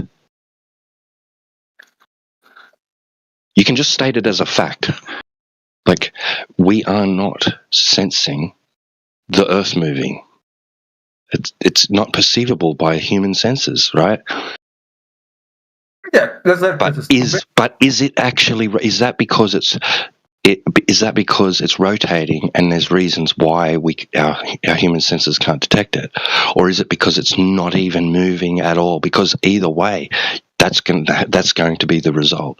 If it's not moving, your senses won't detect any movement, right? If it is moving, but at such a rate that it's imperceivable by human senses, then your human senses aren't going to detect it. So which is it? Which is happening? Is it stationary or is it moving?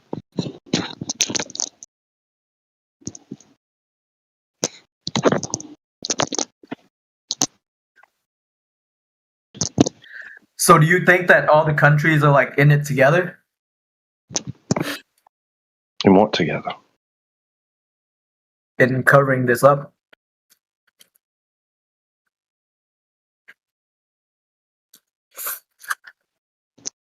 Covering what up? Well, the lie, right? Like what? You know?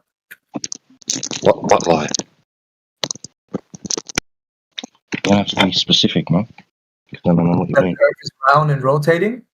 Space? Spinning ball? Well, is that a misunderstanding or is it a lie? Who would necessarily have to be lying about it? I mean, maybe in the 60s, other countries could have been fooled by it, but like now, like any reasonable country could like prove the Earth is flat for themselves, right? You know what I mean?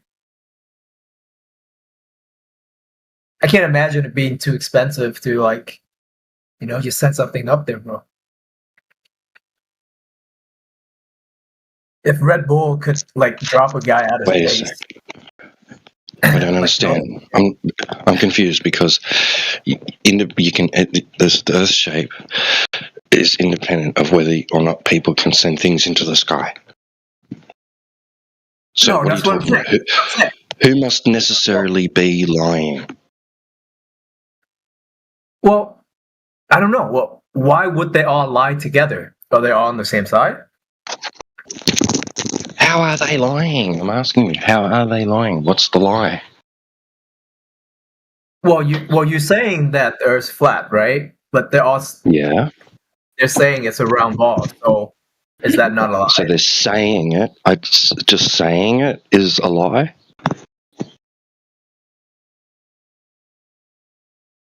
Yeah, Is it just saying it?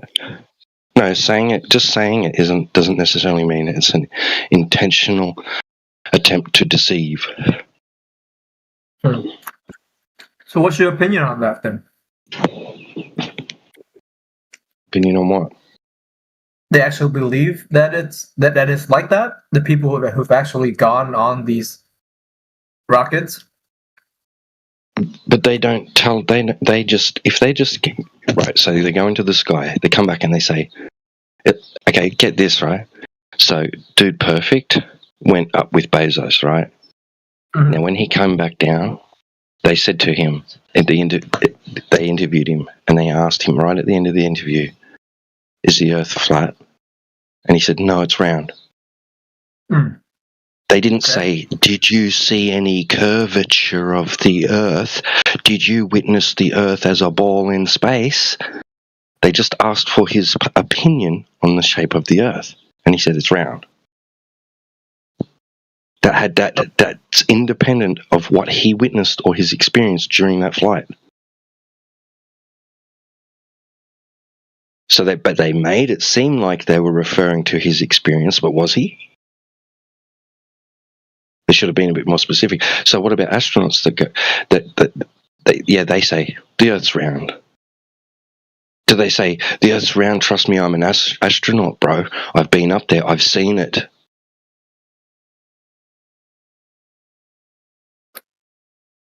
Because Chris Hadfield's on record saying the Earth looks flat.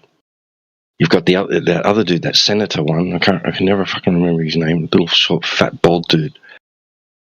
He says that from high up above the clouds and that all the atmosphere and that looks flat. You've got the Polish cosmonaut saying the Earth's flat. You've got several different claimed to be photographs taken from 250 miles up, where the horizon just looks flat, and not showing what the ISS footage depicts. The ISS itself is known to have 4K SEN cameras on it, which are wide angle, with a field of view of 180 by 240 kilometers. And they're wide angle lenses, and we know that wide angle lenses will distort horizontal lines based on where the horizontal line is positioned within the frame. So have they got the horizon position in the frame on the outside of the ISS? Is it above, below level? Like, how is anybody going to be able to know that apart from trust me, bro? Well, someone up top has to know the truth, no? Why? What do you mean? Why would they necessarily have to know the truth? If they're faking going to space, right? Does that necessarily mean that they know the Earth is flat?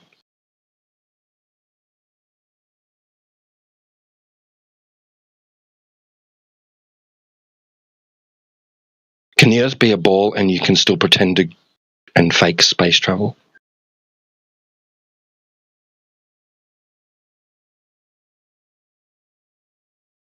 Well, the answer is yes.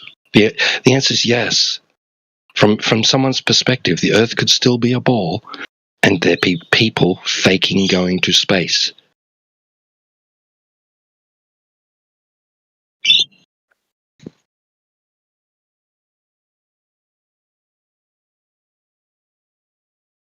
Okay. But someone has to know that the Earth is not a ball, right? So for Yeah, that's we what do. We've been telling you that for a long time. Okay, so if you know that, right? What's stopping other countries that are not necessarily in alignment with the US or like NATO or whatever to continue that lie? Because they believe it. Okay. if you can prove that the Earth is flat, and you said like, yo, you can send like balloons up or whatever, and see that it's flat. What's stopping, like Cuba, North Korea, or even Palestine or some shit like that to just come out and disprove that? You know what I mean? Like, it's everybody in on it together.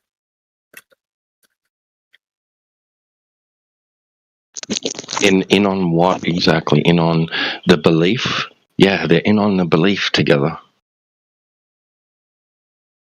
And anything that's presented to them that supports that belief, they will adopt.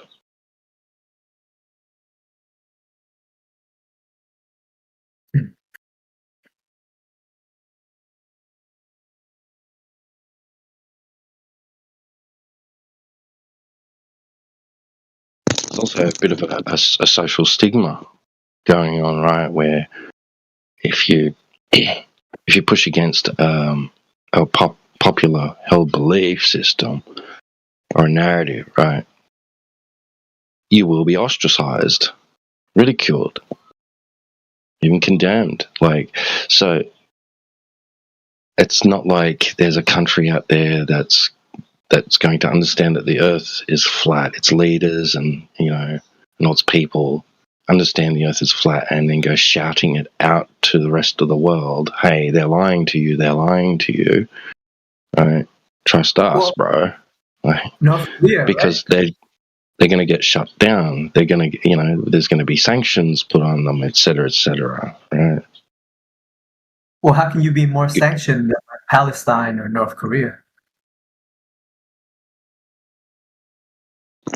Bro, they're barely hanging on. Some of those places, like, barely. Bro, this is actually a thing. I've actually been to North Korea, and it's like it's more advanced than you would think, right? They definitely can afford fucking balloons, bro. Yeah. Okay. And yeah, like why would you know what I mean? Like, why would everybody? I don't know. It's like that's one of the things that like I really don't know what to think. I do know that they lie to us all the time. But that's with stuff like, oh, you have to eat 3 meals a day, you have to eat grain, you have to eat this, you have to eat that. But that's like for advertisement. They're making money off of that. You know what I mean?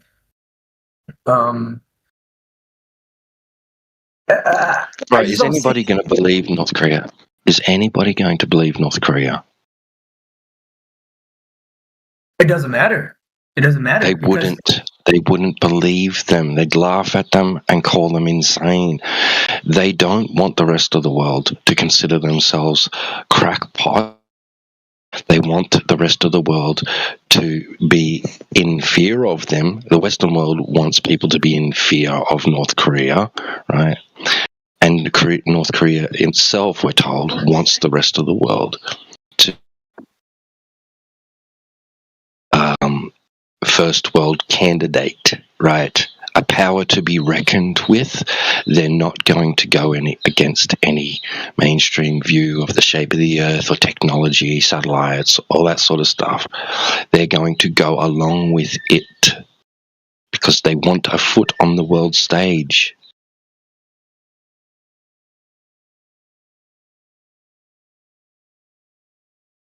Mm-hmm.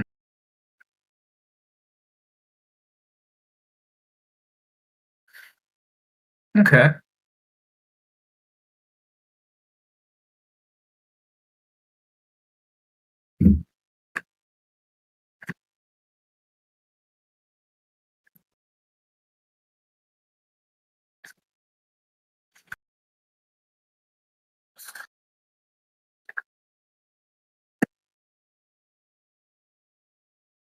Right, look, they've done social experiments, right? Like, for example, they'd have some actors in, like, in a doctor's waiting room, right? And then, so people would come in unaware that this experiment was taking place. And during the waiting session, right, these actors were instructed that on the sound, on a sound, like on when a sound is made, like a bell or something, they have to stand up for 5 seconds and then sit back down.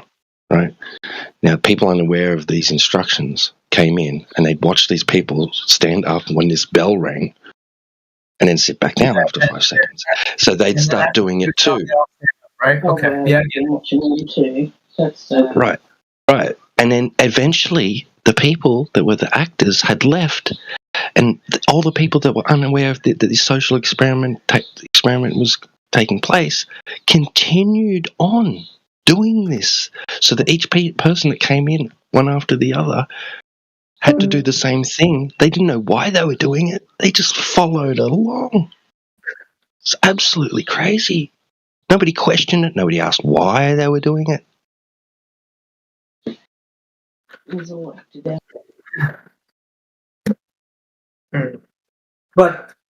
But you see how like that experience is like very constrained in like a very small setting, and when you're talking about geopolitics, there are a lot of people in like high position that don't consider themselves pawns. You know what I mean? So I don't know. Like I know that they're lying to us. I've seen all like the theories and stuff here. Like I just don't know what to believe, you know. But the only thing that's really holding me back is like, yo, all these countries, like 200 countries, they all have the capabilities to send some kind of balloon, some kind of rockets or whatever up. Any of them can easily disprove, or at least know internally. Yeah, they do. Because not everybody. They do though. Yeah. Okay.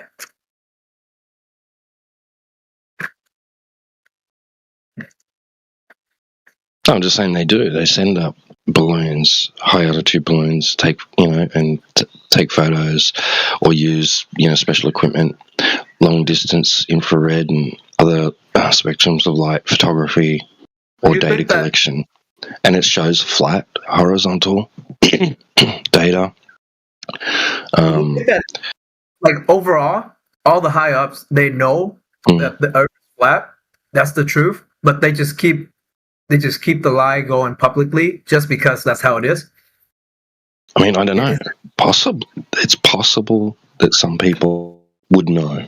Like, it's possible that they've tried to explore as far as they can horizontally and as far as they can vertically, and realized that there is restrictions, and that they've wanted to keep this information secret. T-Dub, can I give him an example? Let's say that you are pilot in very, very famous company. Okay? And now you're flying, and then you come back, and then when you have a meeting with your colleagues, you say, you know what, people, the earth is flat, and I know that the earth is flat. You know what will happen? Yeah, you get fired, right? But oh yeah, just that. Just your career is gone, you know. You can fly, but you cannot fly because of two words now. No, I understand what you're saying, but that doesn't explain the. It's like, okay, if all the pilots. Let's do it with the teacher, the same thing. But let's do with some guy who wrote 10 books about in different something. countries. Like you have to make you have to make the same assumptions across all the different countries, right? Because, for example, if a person let's do with my country. From where my country is getting space news, space information. Okay. From What's where? your country? Croatia. Okay, you guys have a weather channel? Okay. From where Tajikistan getting information? From where Peru? From where Chile is getting information? From where Nigeria is getting information? From where Mozambique is getting information? Okay. Is it there like 200 space agencies? Every country has. No, but every country has a weather channel. Of course, weather channel, and then what? And according to the videos I see on YouTube, like a weather balloon is enough to prove that there's no curvature. Yeah. Yeah. But Earth is too. But for like you or whoever said here, they all also think Earth is too big. Well, they have a map for it, right? Like you should see. You know who is looking in that mat? Why do you think Neil deGrasse Tyson had to do damage control? This is good question. Do you know who is watching in that mat? I will tell you the answer. Only the flat earthers watching in that mat. When you ask any glober, do you know the size of the earth? I don't know. I think it's this and that, and nobody knows, man, the size. They think that it's big, and that's it. Yeah, we had a guy in here the other day that expressed severe exasperation, right, and confusion over how far you can see, because he was under the impression, right, that that seeing a 3-mile horizon, that's ridiculous. I can see 10 miles, right? And we said, bro, no, sorry, you're not supposed to be able to. He was like at a loss because he thought that Earth was huge. He didn't realize that, it's the size that they give us would give such small restrictions on his ability to see, because he's been out into nature and seen very far, and just assumed that the Earth must be of a size big enough that allows him to be able to see that far. When we presented to him the geometric restrictions that would be imposed upon his ability to see across distance, he was shocked. He was like, no way, that can't be true. Mm. But then they explain that, right? Like with refraction and fucking like the air. Yeah, they've always got it's not an explanation, it's an excuse. Hmm. They've always got excuses. Refraction is gravity, that, blah, blah, blah.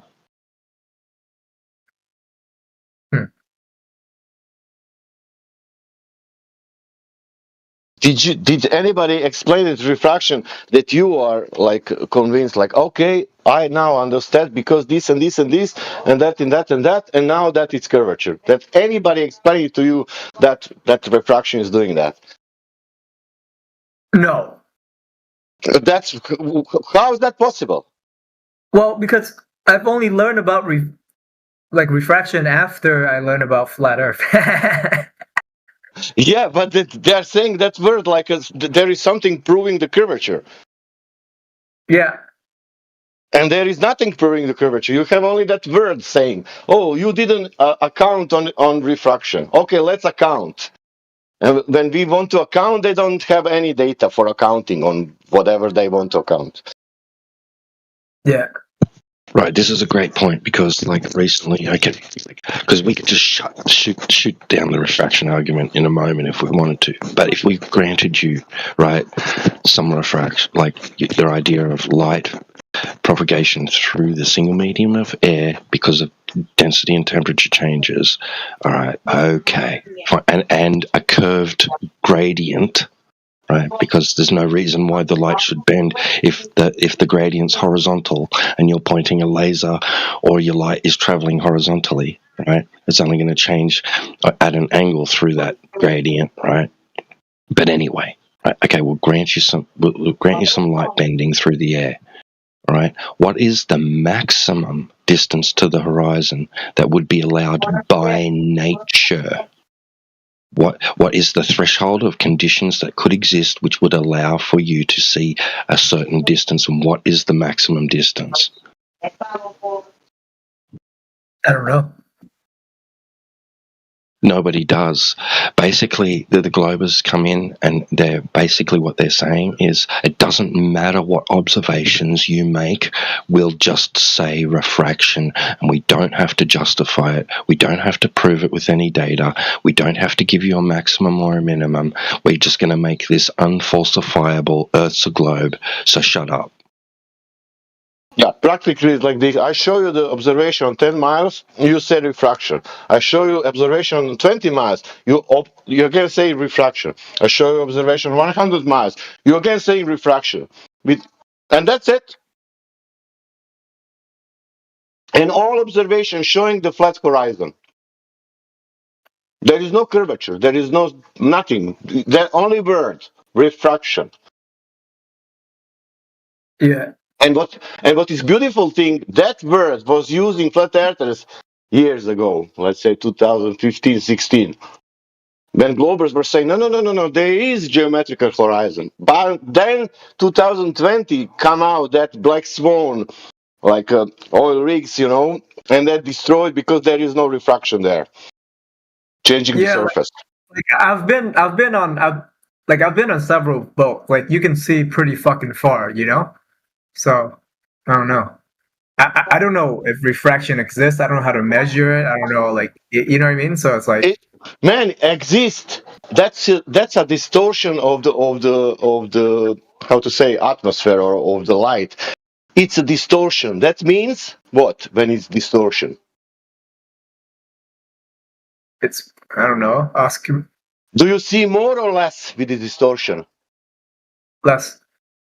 That's the point. They are saying you see more.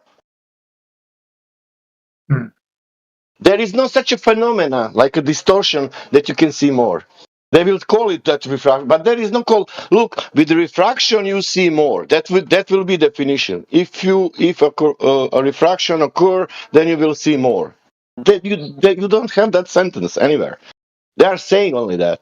With extreme refraction, with extreme distortion, you see even less.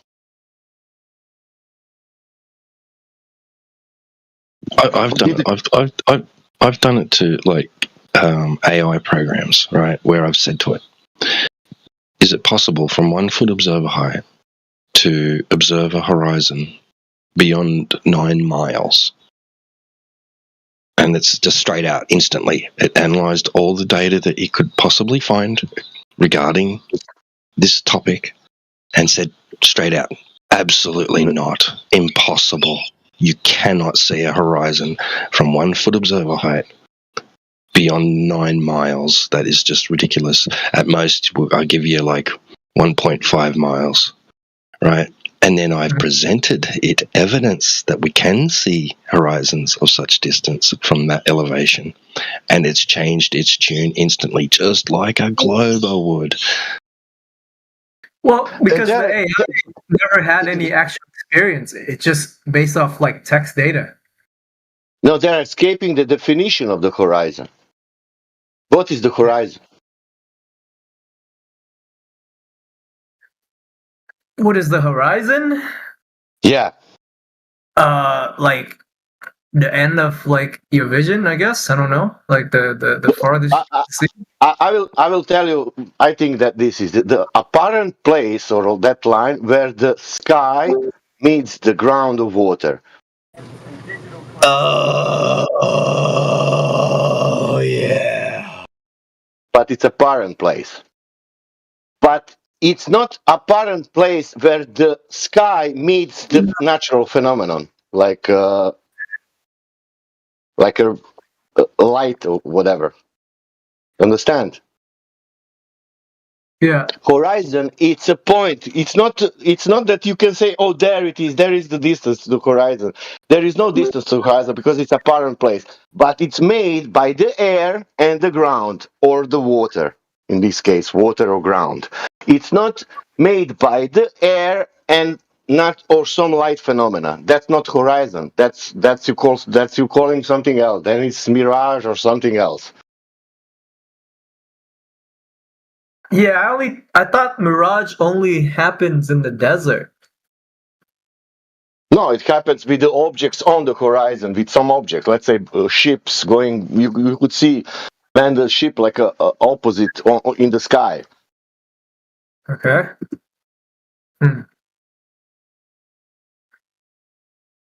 So how does flat Earth explain that? How you explain? There is the ship. There is flat surface to that ship, and then you have that light and evaporation of water and what it's doing and it's changing that image. But the ship is there. Didn't change the location, Mm-hmm. You only see some strange picture, image, how to say, of that. But you see the line again, horizon, and you see that mirage on the horizon. Yeah. And plus horizon, from the left to the right, has no slope,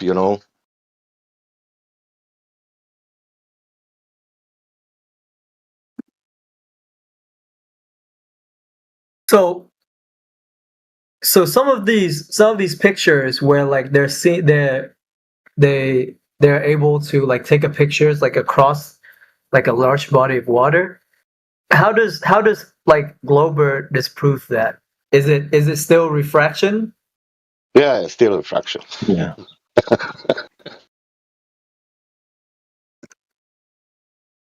There is no one observation, man, that somebody showed like, look, this is 10 miles, and now somebody said, look, there is missing 40 to 60 feet.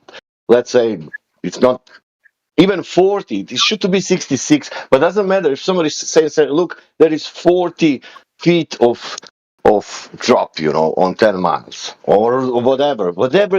There is no one observation like that somebody presents, say, look, there is a distance and drop is this, and then you see really cut it something on that distance, like it looks that it cut it like 40 feet. No.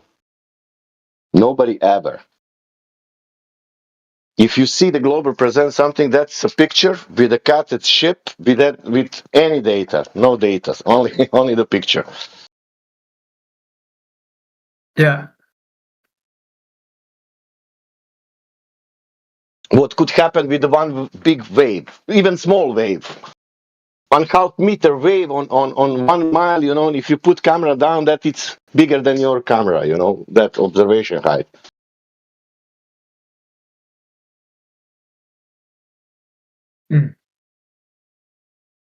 Well, also like the so-called subject matter expert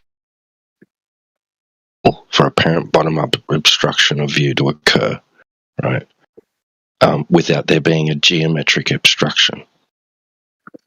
Yo, this is what Google tells me about refraction. I'm about to paste this in the side chat.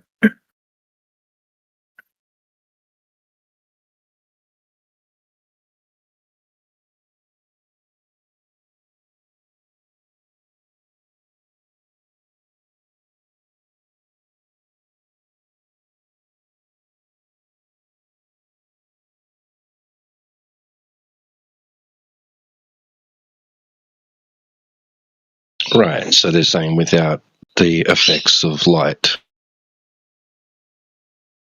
Yeah. You with the air. This is what they told us for decades. Just go to the beach and look across the surface of the water and watch a boat go behind the geometric horizon. The physical Earth curvature will block the bottom of the boat from view. Eventually, you won't be able to see the boat at all because it's gone that far over the curvature of the Earth that the curvature of the Earth is obstructing your vision. Now it's not that because of refraction, right? Now you can see further because the light's changing direction, right?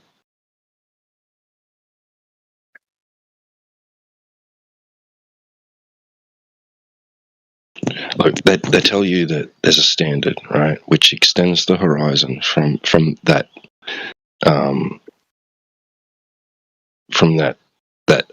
unpolluted, right, geometry, right, from 1.225 miles times the square root of the observer's height in feet to 1.32 miles times the square root of the observer's height in feet.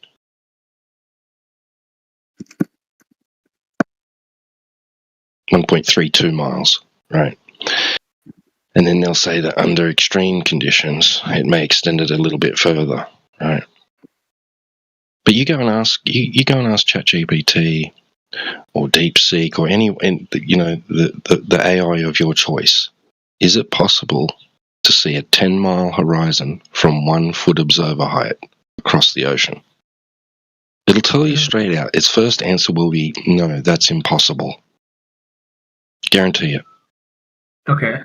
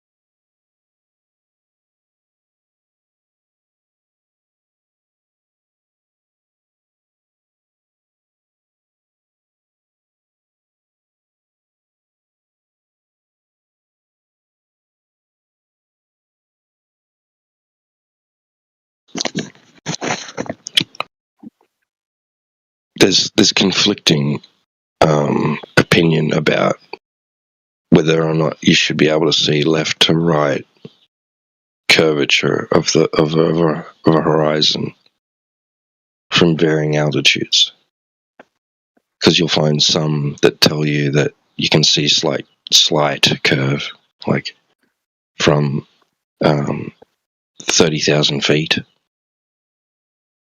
or upwards, and then you've got others saying that you wouldn't even see it from the altitude of the ISS.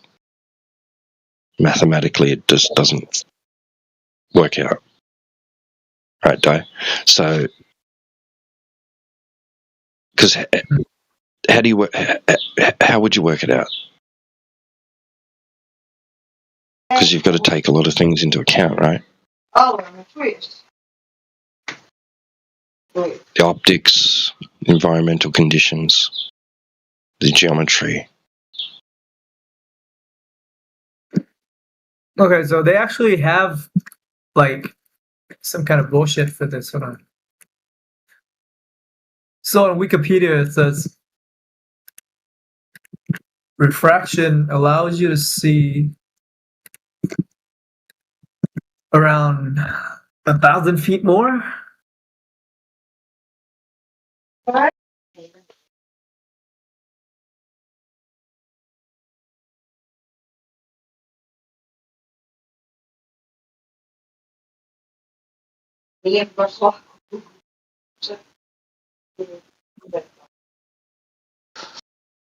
Not refraction. The clear day allows you that. Not refraction. Clear day allows that.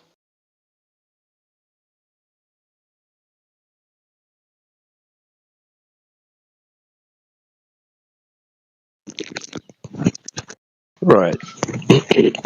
Sorry. Increases it by a sixth, I think. So it's basically just treating the Earth as if it's 1/6 bigger. I think that's how it goes, isn't it, Sasha? So 7/6R. I don't know what that mean in real case, but I think that it's that measurement, that calculation, what they get from, that radius is 3,958 miles, or that difference between maybe 4 or 10 miles, and then you divide that, and then you get that 0.000 point something, but is at the end, 1.22, you get 1.4 or 1.3 or whatever.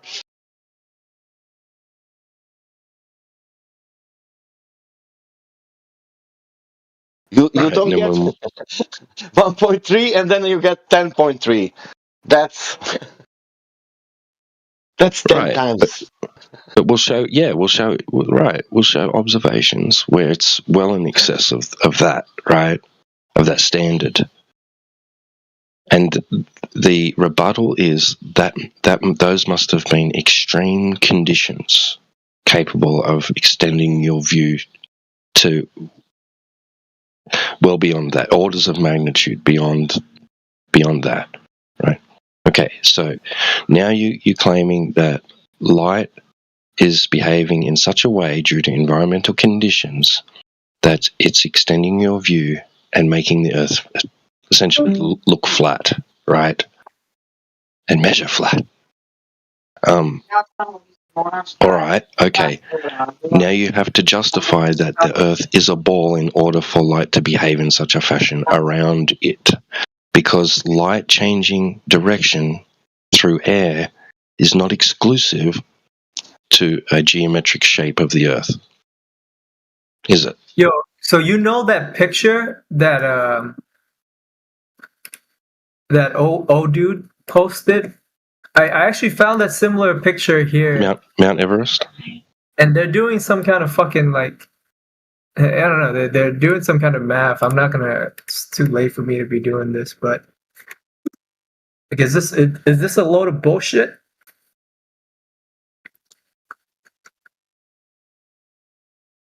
Because they're saying that if you do the proper math, like how you would, it is exactly what you would see, and it proves nothing. I don't know. That Chicago skyline should to be covered totally, but you see almost all building. You don't see maybe the bottom of buildings or town, but that town should be covered totally. You should not see that town from Lake Michigan, Chicago. Right, but from what I skimmed through, they're basically, look. He says this is this guy. This is what this guy's saying here. But if you scroll down on that link, there's a guy named Stuart Hartwick, Stuart Hartwick, and he's explaining that you're counting the distance that already include the curvature. I don't know. No. Can you go? Yeah, it's actually not very long. If you just scroll down and read that, is he wrong? Let me find. Steve, what did you see? Stuart Hartwick in the comments down. Yeah. I can't post pictures here, but so I couldn't send everything he's saying. But Steve Dutch, it's the guy. See Stuart Hartwick. He has so he's explaining some math, and he's saying the reason why you're seeing it is because you should, and the math perfectly checks out. I don't know. Does the math checks out for you guys?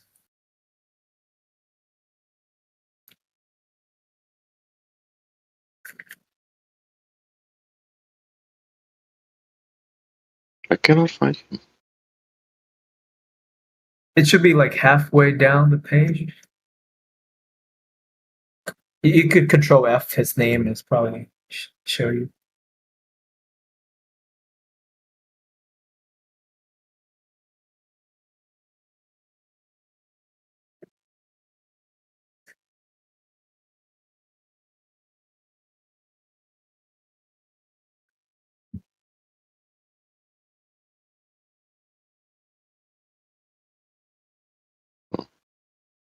Stuart Hardwick. No, 8 inches per mile squared is not wrong, right? Yes, it's an approximation because it's more like 7.98 inches per mile squared, right, for a start. But up to a certain distance, it works very well. Right, this has been conceded by a lot of globers that contest flat Earth. Adamantly contested, right? And they agree it's good enough. It will serve the purpose, right? So it's not wrong. You can even type into. I've done it. I've typed into Google, what is the rate of the curvature of the Earth, and it immediately appeals to 8 inches per mile squared, approximately.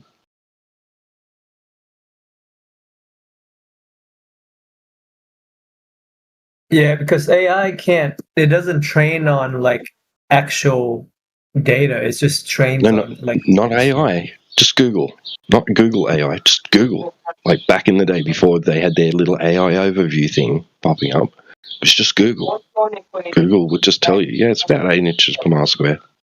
It's good enough. Okay.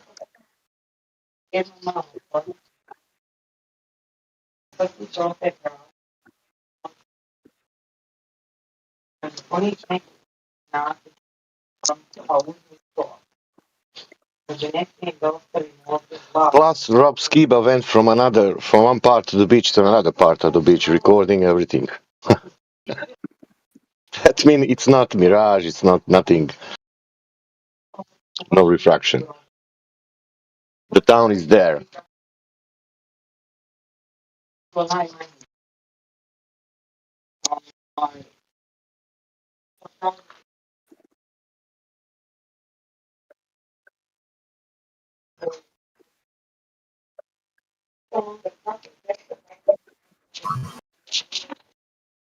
And if I can interject on that, it is interesting how the AI machines have given us more information in some ways, but yet having the more information has made things practically useless.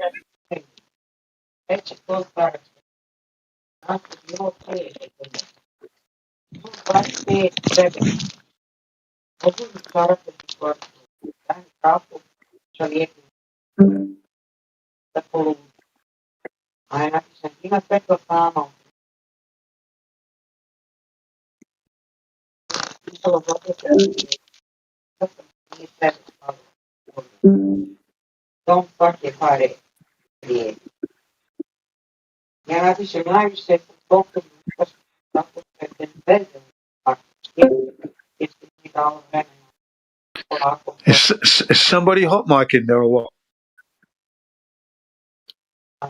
Yes, me. Ah. Well, mute your mic then.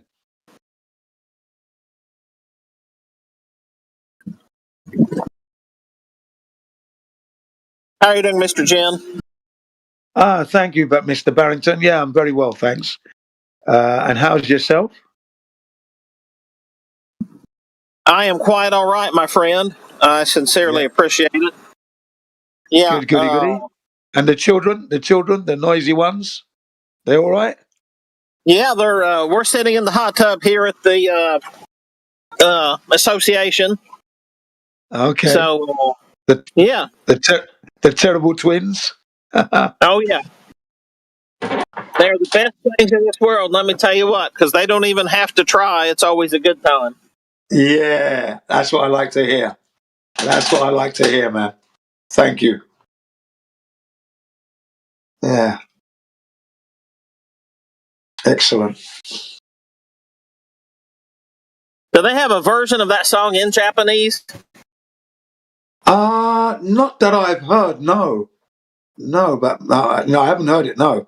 I used to hear it a lot when I used to go mountain bike trekking with my kids and then the snowboarding, you see. Because when I'm trekking, I had my mobile phone, it was the iPhone 4, and we plugged into a radio podcast, and that's what they were pushing out, all the hits. So as we're riding up, we're hearing it. Oh, for and then when we went snowboarding, it was being played on there. It was great track. Yeah. I bet I have to look up in a bit, but I bet any amount of money that there is a Japanese version of it that somebody's probably at least done a cover of. Yeah, I'll have to look at it. I haven't really seen one. I haven't heard one yet. All these years now.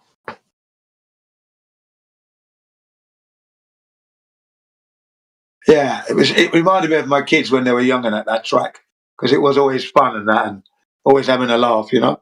Yeah. Now, is old dude in here or is he just in the chat? I'm not fully actually looking at my phone. Oh, let me have a look. Let's have a look at the old dude. Yeah, he's in the chat. He's in here, in the VC, yeah. Is it? Okay. So I was going to explain a moment because I did see the comment a few moments ago about the question about 8 inches per mile squared. And, you know, it always makes me laugh because GTs come in here every now and then and they talk about, oh, that's a parabola. It's not a circle. And it always makes me laugh because they don't know how the 8 inches per mile square was derived. And I actually wrote a little booklet. You can find it on the home server, or I can send it to you another time if you remind me of how that was derived. And ultimately, it always makes me laugh because the very same GTs that come in here and say, well, mathematics proves it. And you say, okay, well, what mathematics proves it? And then they say, oh, just Google it, man. And then they will say, well, 8 inches per mile square, that's a parabola, not a circle. And the derivation of it is actually extremely easy, believe it or not. Yeah. Oh, that's stupid when they come up with that anyway. But I misspoke, Mr. Barrington. Do you know how the derivation? Do you know how the derivation of it works? Like how you actually derive it from a circle to 8 inches per mile square? Well, yeah. Well, I'm talking about mathematically. Do you know the simple steps that you get to derive 8 inches per mile square? 8 inches per mile squared. Yeah, that is. Well, it's 8 inches by the square root of the observer height, isn't it? Well, no. So what it is, if you go into a graphing calculator and you put in the formula to get a circle, right? You put in x squared plus y squared equals the diameter. Right. In our case, x squared plus y squared equals 8,000. And then you end up with the formula x squared and y is 0 because y would indicate vertical that you're raising up the circle and you're not. So you end up with x squared plus 0 equals 8,000. And then you can do the math from there and it ends up very close to 8 inches per mile square. It is off ever so slightly, but when you take the measurement up to about 1,000 miles, obviously the circle is going to be dead on the parabola. And so if you look at that booklet that I have in there, it actually goes through the mathematics and how you can reduce the x square equal 8,000 down to 8 inches per mile square. Right, yeah. And then 8,000 would be the 8,000 miles diameter. Is that right? Is that what you're talking about there? Correct, because, supposedly we have a 3,959 mile radius. Multiply that by, you have this pear shape going on. So you end up with, right at, however you do it, 4,000 miles.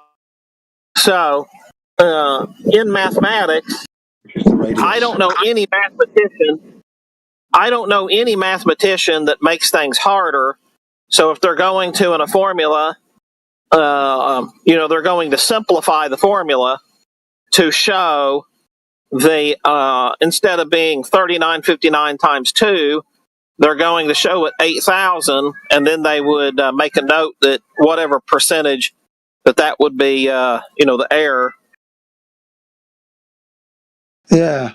And so I think then what you would do is you would say, is that error, you take the 41 miles divided by 3959, and whatever that percentage is, you would say, okay, can you live with that percentage or can you not live with that percentage? And then for what we do, you can absolutely live with that percentage because you couldn't even measure that.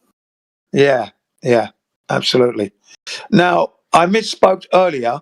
Old Dude is not in the VC, he's in the chat only. Okay, because I mixed him up with listening Batman. on YouTube. Oh, he is? Okay, Right. he's listening on YouTube. Okay, cool. Yeah. Cool. Yeah, Well, I mixed him up with FE Batman. I mixed him up with that. And the only reason, very good. And Old Dude, hey, it's always good to come across there. I hope you're doing well. But the reason I added that in was, just a little extra ammunition. So if you, like I say, go to your graphing calculator, put x squared plus y squared equals 8,000, you'll see exactly what I mean. And that's how simple that derivation is. Yeah, but I think the 8 inches per mile square works well enough, though, because it's covering at least 3,000 miles, 4,000 miles. That's more than enough my point is that's how you get that formula. Right. 8 inches per mile square comes directly from x squared plus 0 equals 8,000. Doesn't. Yeah. So that's the formula that the cosmologists, the geographers, and others have used for 100 or so years because it's that simple. Right. Right. But is Dai, are you still there?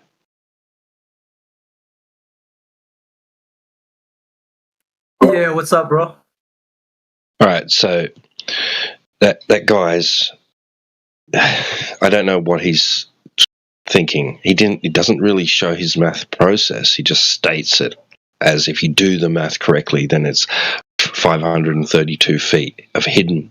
All right, so I went to Metabunk's Earth Curve Calculator. This is, I can't remember his name. All right, but he is Is that Mick West? Mick West, thank you. Mick West, avid debunker of certain misconceptions and misinformation, right? Including what he calls, what he says flat Earth is that, right? A conspiracy I don't theory, like him, but yeah. right? Blah blah blah. All right, but I'll post you what his Earth curve is over 52 miles. How much hidden there should be, and this is with your refraction. Right, so he says hidden equals 1,358.9 feet of hidden. So something that's on the Earth's surface and is that tall, you won't see it from that distance. He's telling you that, right? So that guy in that Quora comment section disagrees with Mick West and his advanced Earth calculator. Earth curve calculator. Yeah. I was surprised he had one, you know that? Because he's anti-flat Earth, isn't he? Mick West. Remember, he produced a book, didn't he? All the miscomings of the flat Earth, and how wrong we are. Yeah, Paperback book. Yeah. Yeah, I never did like him. And actually, he actually came on Discord as well, didn't he? He actually came on Discord and got totally trashed, by the way. Yeah. Yeah, he came on Discord. I missed it by one day. Bloody, you know what I mean? I missed it by a day. Yeah. But I was hearing all about it. Miggy was there. Yeah, they were all there. All the familiar faces were there, and I'd missed it, and I thought, I'm hearing it on the Hangouts. You know, one of my mates was on here, and I thought, wow. And it was because of him that Mick West left in the end, because he kind of like ruined the whole show. This one of our colleagues from the Hangouts, you know, annoying, started to pressurize Mick West and that, and put pressure on the guy, and then Mick West left because, you know, obviously he couldn't prove the globe, could he? Yeah. And I mean, like that whole so that with that Chicago skyline, famous, you know, the famous image, right? Yeah, 56 taken miles. by Joshua Newicki. Okay. Yep. Yeah. He took that. He sent that image in to the weather station. That's and right. And on air on TV, the weatherman said, "Here's this picture from Joshua Newicki sending this image of the Chicago skyline." Now, normally you wouldn't see this, he says. He immediately goes to like doing some damage control for no reason, because nobody at that time had stood up and said, "Hey, you shouldn't be able to see that. Where's the earth curvature?" Right. Blah, blah, blah. Right? So he's instantly doing damage control, saying, "No, you wouldn't normally see this because of temperature inversions, blah, blah, blah, blah, blah. This is a mirage." Yeah, and the light bending and that. And he had his body like in his hands. Yeah. Yeah. Right. So he was admitting that you shouldn't be able to see this because of the earth curvature. Right. Yeah, he was saying that, wasn't he? I did notice that, because no one was talking flat Earth when that picture was put in. And it was somebody that Joshua Newicki putting it in. Look at what I can see, you know. And the weatherman, he said, "What you're looking at here is a mirage." He said at the very beginning. Do you remember? Because you wouldn't normally see this. That's exactly. Yeah. Well remembered. But yeah, man. So I don't know what this Stewart guy's on about, man. Like, really, like I think he disagrees with his peers and the so-called experts. Yes, he's a loose cannon in his own place. You know, and a loose cannon on a ship is a very dangerous thing to be happening. You want to strap him down. Yeah. Paul. Strap him down. Strap him down, yeah. Try not to be a loose cannon. I was talking to the guys earlier about this theory of, you know, like, you know how there's a lot of countries, right? And obviously not everybody is in alignment with each other. So, like, how come no one is coming out to, like, disprove the globe? Because clearly any country would have the, you know, financial capabilities to easily disprove it, you know? Well, you must remember that the education system they're misinforming children and kids at school as we speak. Those who are grown up and are working are under indoctrination through whatever their mediums they're watching, if it's news, music, films, culture, corporate images. There's a massive deception going on. People don't realize it, you see. The powers that's in control have got an easy time of it, but this recent reinsurgence of the flat earth has shaken them. Okay? We've shaken them. This is why now rockets are going up even more now. The news is talking about every other day there's something in space of a news. Okay, so we've definitely forced their hand. Okay, so it's coming. Don't worry, it's coming.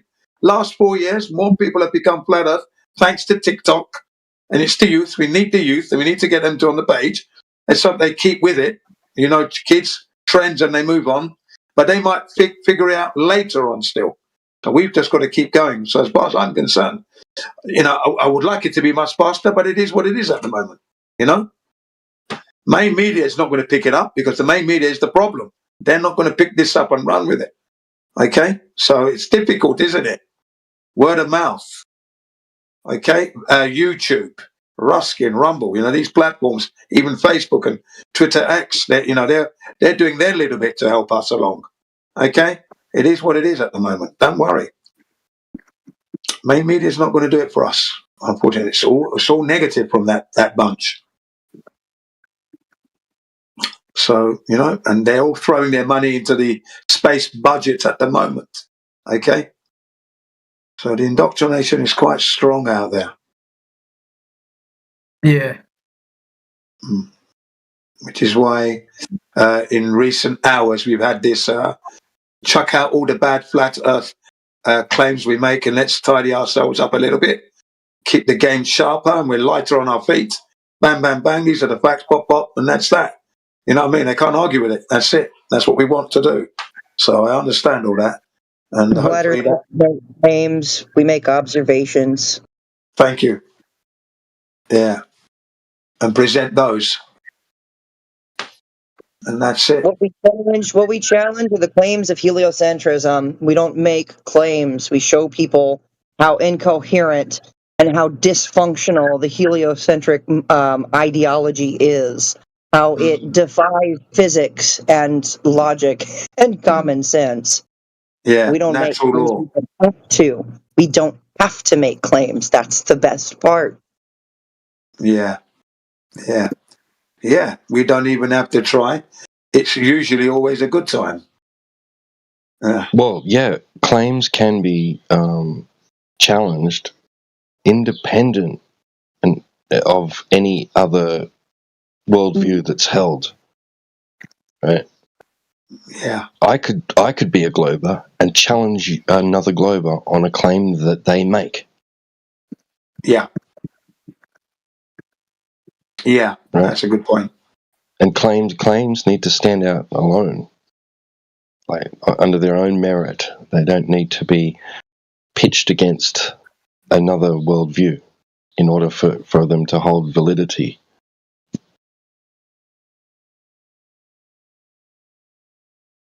Or to lack merit, or to have merit, right? Yeah.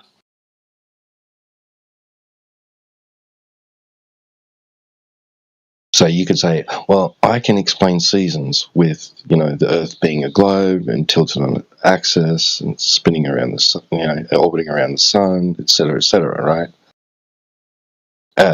Explain it now. You explain it with your thoughts on, flat Earth, right? What? Why? Is that somehow going to you're going to compare the two explanations and go with whichever one you feel is the better one? Exactly. That does not make your explanation correct. Yeah. Yeah. Seasons do not prove either shape, do they? Exactly. There's no point to even ask that question. And then if you give it a close analysis of the globe one, when the sun is furthest away from the Capricorn, for example, is when they're having the hottest temperatures. And when it's closer, it's the coldest. Really weird with the globe model and the seasons and the temperatures, hottest on record. Right. So you just at first glance that seems counterintuitive, right? Yeah. It does seem counterintuitive because in reality, when you increase your distance, right, to a heat source, you feel warmer. I mean, you increase your distance from a heat source, you feel colder. Right? You get closer to it, you feel warmer. That's right. Yeah, that's better. Yeah. But in the globe sense, when you move away, you get hotter. That's stupid. They have a warmer season. Yeah. Yeah. Further away. Yeah. That's odd, isn't it? That's an anomaly there. There you are. So don't mention seasons. The seasons on the globe is the oddest at the end of the day. So they said that the distance differential isn't the important factor. It's the angle the sunlight is reaching that area. Yeah, the tilt is the fuck up. Excuse my French.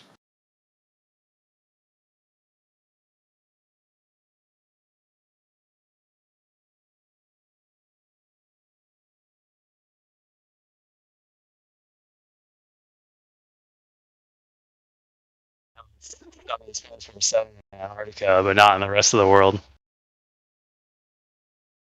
Sorry, could you say that again? I didn't catch it. I said it's weird that it's sunny in Antarctica 24/7, but not in the rest of the world. It's not, though. It's not weird, or it's not sunny 24/7. No, it's not sunny in Antarctica while it's dark in the rest of the world. Where in the hell are you getting this from? Don't they have 24/7 sunlight for a good portion of the year? I don't know that. Never been, never experienced it for myself. Have you? I have not been to Antarctica. Okay, then we don't know definitively. Yeah. Oh, okay. That makes sense.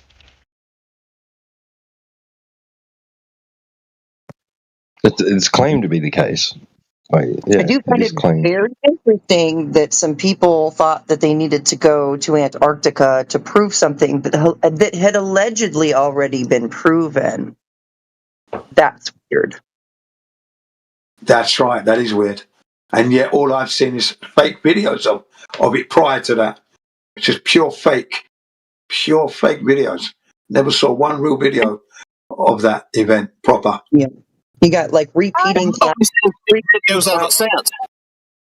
Yeah, repeating cloud patterns and the light streaks that come off of the sun don't change for hours, and that's not quite normal. That's right. That's right. That sun was with the spikes coming off of it was a joke. And you know what I'm talking about, dude. And that's like, wait a fucking second. What is that? Yeah. Right? Why are there cloud patterns? Why does it seem that after like 8 to 12 hours, the video loops? That's it. Not actually wasn't it? 24-hour live stream. There has yet to be a continuous 24-hour live stream of a midnight sun in Antarctica. 24 hours. Right. There has yet to be that. And then I think Jaron contacted the McMurdo Research Center where they had their stick in the ground. And when you watch the shadow, it only went for like 18 hours. Okay. And then he contacted them saying, why are you only giving us 18 hours? Where's the rest of it? And they said, the bandwidth won't work it. We can't work it because of the bandwidth won't allow us to give you a 24-hour viewing. And then Jaron said, why don't you give us 2 12 hours then? Make it 2 12 hours. And then they never contacted him again. See? Yeah. So, yeah. It's ironic that he's the one that turned. But anyway. It really is, isn't it? It really is. But he did all that. I think that. And I love the artificial light. Oh, go ahead, J.E. No, I was just throwing out the jab of. I also like the fake vapor coming out of Witz's mouth. I've been asking people that because they want to bring this up, right? And I'm like, okay, so here's the thing. Like, did they think that flat earthers wouldn't pick this to and analyze it bit by bit, go through it with a fine-tooth comb, and just pick it apart frame by frame? Did they think that we wouldn't do that? Because we did that. We did that, and we found the problem. I'm sitting here going, okay, so why did Whitson have a problem blowing breath, and then he comes back, and you can see that he had a vape. He crouched down. He took a hit of his vape. He comes back to the camera, blows his breath out, goes, oh, there's a little bit. What now? Okay, that's weird. And then somebody on the live stream asked, go get snow to prove that you're there, right? And so he walks 20 freaking feet to go pick up some snow. Like, why would you need to do that if you're fucking surrounded by snow? Could you just bent down right there in front of the camera and picked up some fucking snow for us? Nope. Had to walk 20 feet. That's not weird. Like, come on. I mean, there's a lot of anomalies.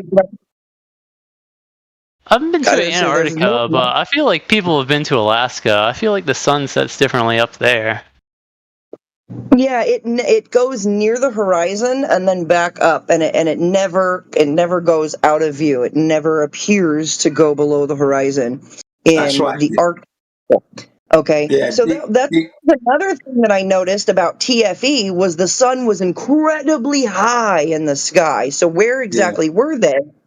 Because in the Arctic, that Arctic summer has the sun bobbing along the horizon and coming back up, bobbing along the horizon and coming. Yeah. And not what we saw for TFE. The sun went nowhere near the horizon. So where exactly were they? And D Marble recorded that one in the Arctic Circle, and it goes exactly as you said it does. It's circling around, it goes up a little bit, comes back down, and you see it beautiful, nice colour, real sun, and it's going around. Now, the one in the 24/7 TFE now, it was an oval-shaped sun that I saw. Just didn't, and it wasn't sharp. The resolution it didn't seem real anyway. Yeah, right there. Brian even posted it. Take a look before you even open the video. You see how the sun looks stretched, looking like a football? Yeah, there you are. That's exactly what I said. And you see how, look at the shadow lengths, the different shadow lengths on the ground. I don't know. Something about it's off to me. But there's just a whole lot that doesn't make sense. Like, did you guys catch the part where Duffy was flying his drone away from him, like behind him, and it started to like beep beep beep beep beep beep beep beep beep beep beep beep beep beep, started to beep faster and faster, right? Well, there's a lot of these drones do this when they are flying closer to a physical obstruction that they can't get around. So, but he's flying it out into the open. So what? It's the drone's out in the open. Why is it beeping like there's a physical obstruction? That's weird. That's a good point about the shadows. Shouldn't they all be pointing in the same direction? Yeah, they're not. They're not though. Yeah, they're all kinds of off.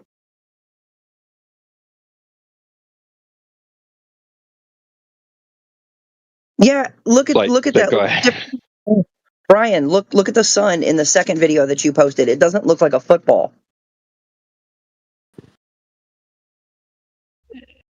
Looks pretty circular to me. You're cutting out, Brian. Looks pretty circular to me. I mean, Still can't hear you, bud. looks pretty circular to me. Yeah. So, the first one that you posted, time lapse of the 24-hour Antarctic sun, the Dave McKeegan. So the sun looks like a football in that one, but then you go to the Alaskan summer solstice video that you posted, and the sun doesn't look like a football.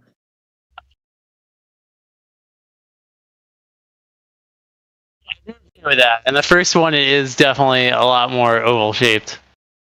Dude, why is nobody talking about the clouds in the second video? There's two types of clouds going in different directions, one above the other. Why is that? What's going on?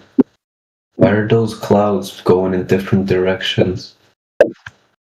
Because you've got different layers of winds that go different directions. All right, I never saw that. Dude, I never saw that. I look at the sky. Are you sure? Because I mean, I've seen cloud layers that are slower moving than other cloud layers, so it creates an optical illusion where, say, the higher layer is moving faster than the lower layer, and so it'll appear that the lower layer is moving in the opposite direction of the higher layer. It's just that the higher layer is moving faster. So I like to talk about this when it comes to Coriolis, right? Because that doesn't work when you've got winds coming from all kinds of different directions.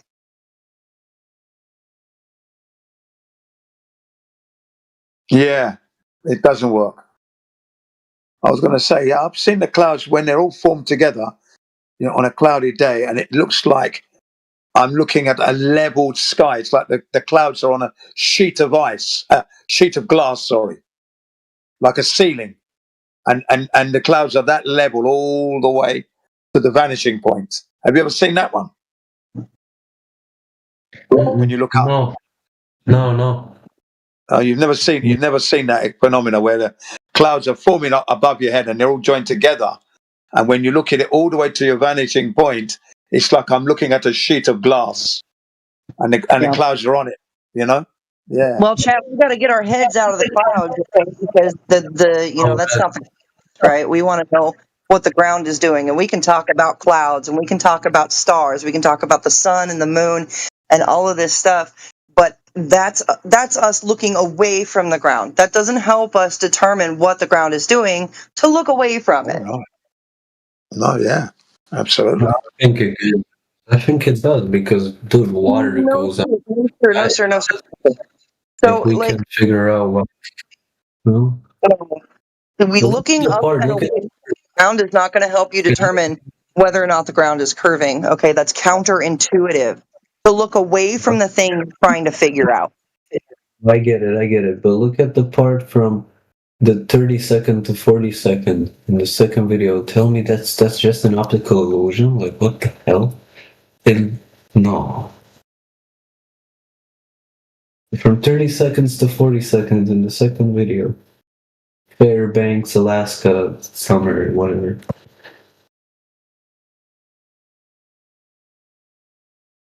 Yeah, there's different cloud layers and a change of wind directions in those layers. Yeah.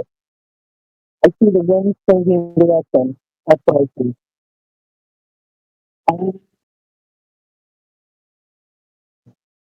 Okay.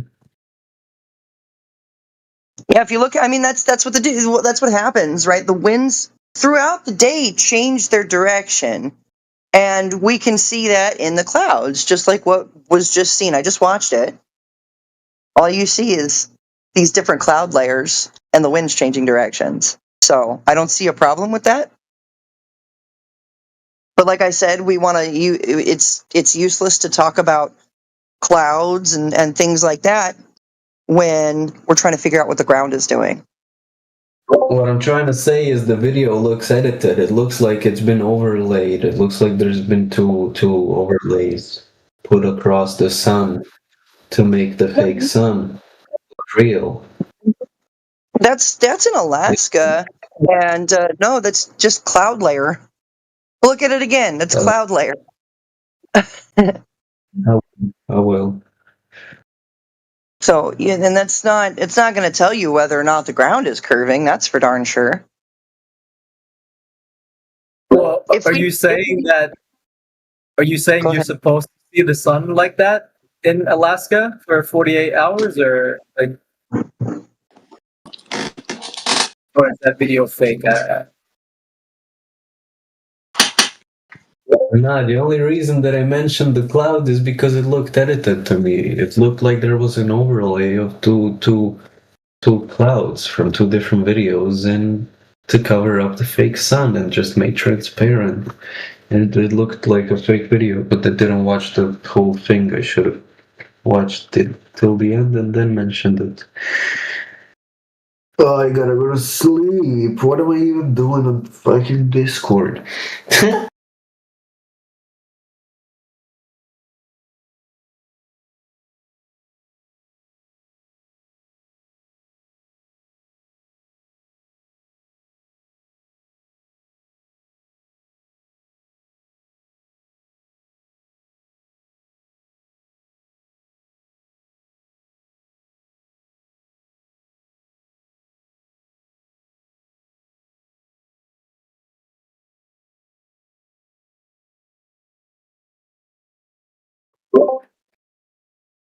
Shrek is at your doorstep.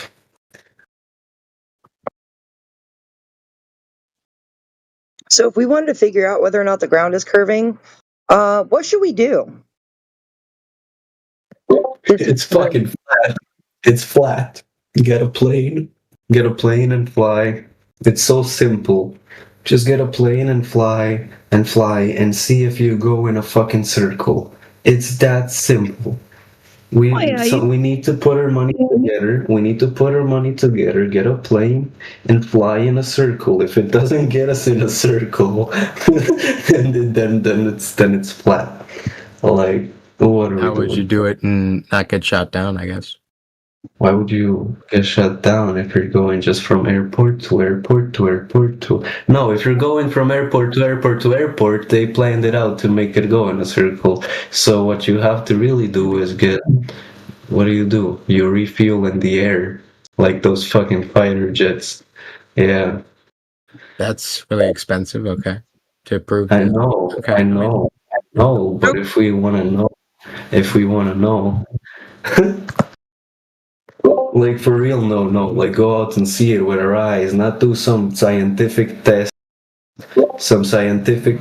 that proves it or some shit like that. Like go outside and just see it in front of our eyes. If we want to do that, we need a plane and fly and see if it gets it in a circle. Because when they launch missiles to bomb the fucking countries, they don't take into account the rotation and the curvature of the Earth. They just launch the nukes like it's flat. They launch the rockets and the missiles like it's flat. So we just need a plane and see if it gets us in a circle. And refuel it in the air. So yeah.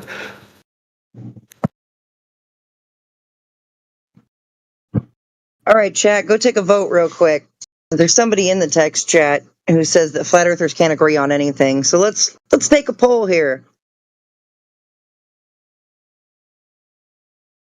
Oops, says fault. Can I edit it? Okay. Can I edit the poll? Just not flat. Fingered it. I'm looking at the You're poll. misquoting me. I said you only agree that the Earth is flat. You don't agree on anything else. Oh yeah, we do. What? Okay, wait, real quick. What do we not agree on? I want to hear it from your side. Gravity, what's over the ice wall, whether God created the Earth like this, or if it came by agree or other means, disagree other thing. That's things not an agree or disagree thing. That's a literally nobody knows thing. And we can all agree at the end of the day that we don't. But from my standpoint, it's just impossible to debate anyone because I have no idea who believes It's impossible to debate when Earth doesn't exist as a globe in a vacuum. You can't have gases staying on a ball in a vacuum. So yeah, there is no debate, right? Your whole ideology is defying physics. It's called gravity. That's what keeps it in the planet. So are you saying that gravity is a force, a causational mechanism? You know what I think about gravity? I think that each one of us has their own fucking gravity because we all have a biofield. We all have a bio. I want to hear from the real boss. Okay. So the question I asked, sorry, because I didn't hear him. So as I asked him, you're saying that gravity is a force, a causational mechanism of down, right? Is that what I'm understanding? When you have a big enough mass, it pulls. It's the reason why we have tides coming from the moon. It's the reason why we stick to the ground. So you're saying that gravity is the causational mechanism of down, a force, a cause? Yeah. Well, you're wrong.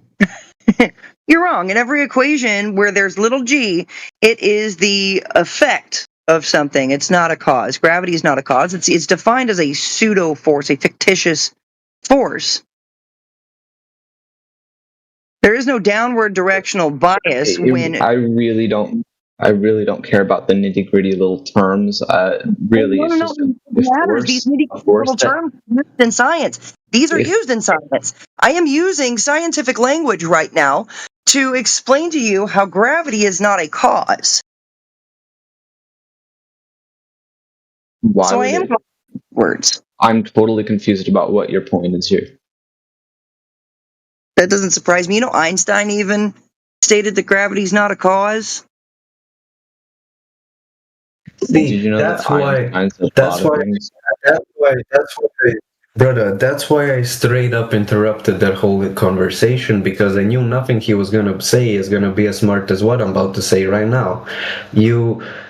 I think we all have our own gravity because we all have a biofield. We all have our chakras. We all have our fucking energy field that's all around us. They just don't tell you about it in school, but it's like a limb that you just can't see. And I think that every one of us just has it, and it pulls us down. We pull ourselves down, or it's just weight, or it's just fucking weight, because nothing else makes sense. Gravity probably doesn't even exist in the sense of the something underneath us pulling us towards it. Makes no sense. You would feel it. It's not like speed, that you get used to being at a certain speed and then you only feel acceleration, because it's something. If it pulls you, you can constantly feel the pulling. It can never go numb. It's as you said, it's constant. If it's on the body, like a you would feel. Do you have any proof of that? No. Raise your dude. Proof is trust me, bro. That's what globe proof is. Yeah, globe proof is a lot of trust me, bro. No, I don't know. I find the flat Earth is a lot of scream fake all the proof you see. It's what it feels like, and it's what everything in my head it resonates with what I have in my head.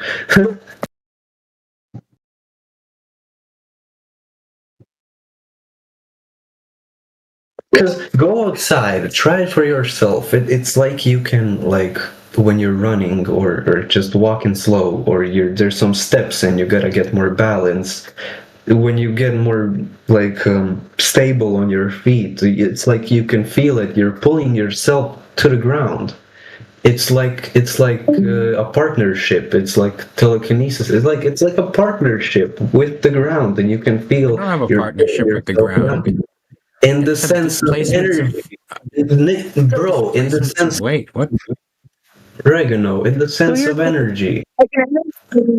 Okay, don't hijack this, okay? Because I do very, very well at explaining this, at explaining the equations, buoyancy, density, directional biases. I got this down pat, okay? And I understand. I fully understand, because I actually have taken the time to look into this and study this, to find that gravity is not a force. It's not a cause. That science doesn't know what the causational mechanism of down is, right? That there is more of an upward directional bias than there is a downward directional bias. You can find little g in the buoyancy equation, which has a directional bias of up. Okay, so we're getting somewhere, because that's the difference. I don't know math. I don't know any of that. I'm very good with like practical knowledge and stuff that I've experienced, but not math. I'm not a professional, right? I don't have a degree or a white coat, right? So, but anybody can study this, right? These encyclopedias are free, online libraries are free. You can go educate yourself for free on this. And so degrees and pieces of paper and white lab coats are not necessary in understanding these types of things. Exactly. I would trust you like at any of those. You're making a lot more sense than some other flat earthers I've talked to that just yell at you. They don't have proof against you. Yeah, I'm not here to yell at anybody, man. Like, I'm going to give you the same respect that you give me. If you want to devolve into absurdity, I'm going to bring it right back to where we should be. If you want to be disrespectful, you're just going to get what you give. So, yeah, there's, like I said, no causational mechanism of down, especially when things like gas particles go in all directions, right? Gravity's not a thing. It's not forcing these things down. You can't have gas clinging to a ball in a vacuum. That straight up is defying the laws of physics. And the definition of vacuum is a space entirely devoid of matter. Which can't happen. It can't happen.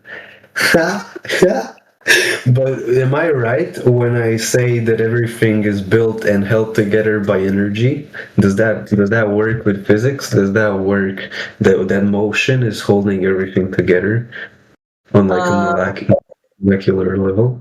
We can get into that, into the molecular thing of that, but we're trying to figure out, trying to help the real boss figure out what's going on with the ground here.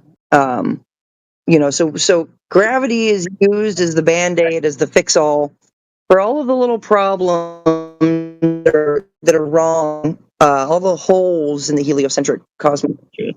And if you go back to the etymology of the word gravity, you know what it means?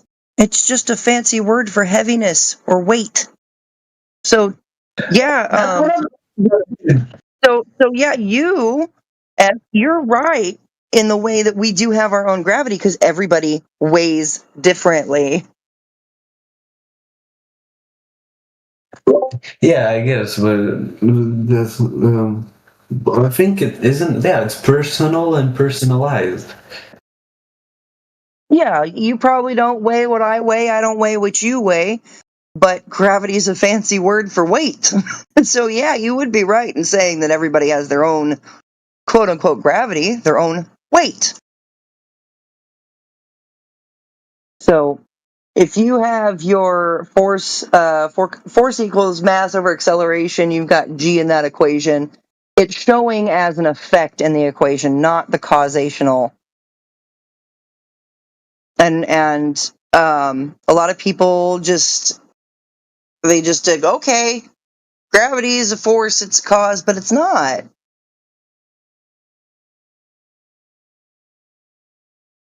So, real boss, right? We wouldn't be here, right? This Discord wouldn't exist. Flat Earthers wouldn't exist. The topic wouldn't exist. These debates wouldn't exist if there was empirical, substantial evidence for a all Earth in a vacuum. Can't even get any demonstrations. I've never heard that argument be used, so I don't think that's the sole purpose. I find that most flat earthers believe in the flat Earth model and just any conspiracy just for the sake that it's a conspiracy. I think that they should have proof, not just, oh, the government's hiding something, so let's believe in this conspiracy. That's what I find a lot of. Well, that has really nothing to do with it. I mean, you can trust the government or not trust the government. I don't care. It's the fact that, people started going out with their cameras and going, holy shit, how am I seeing that?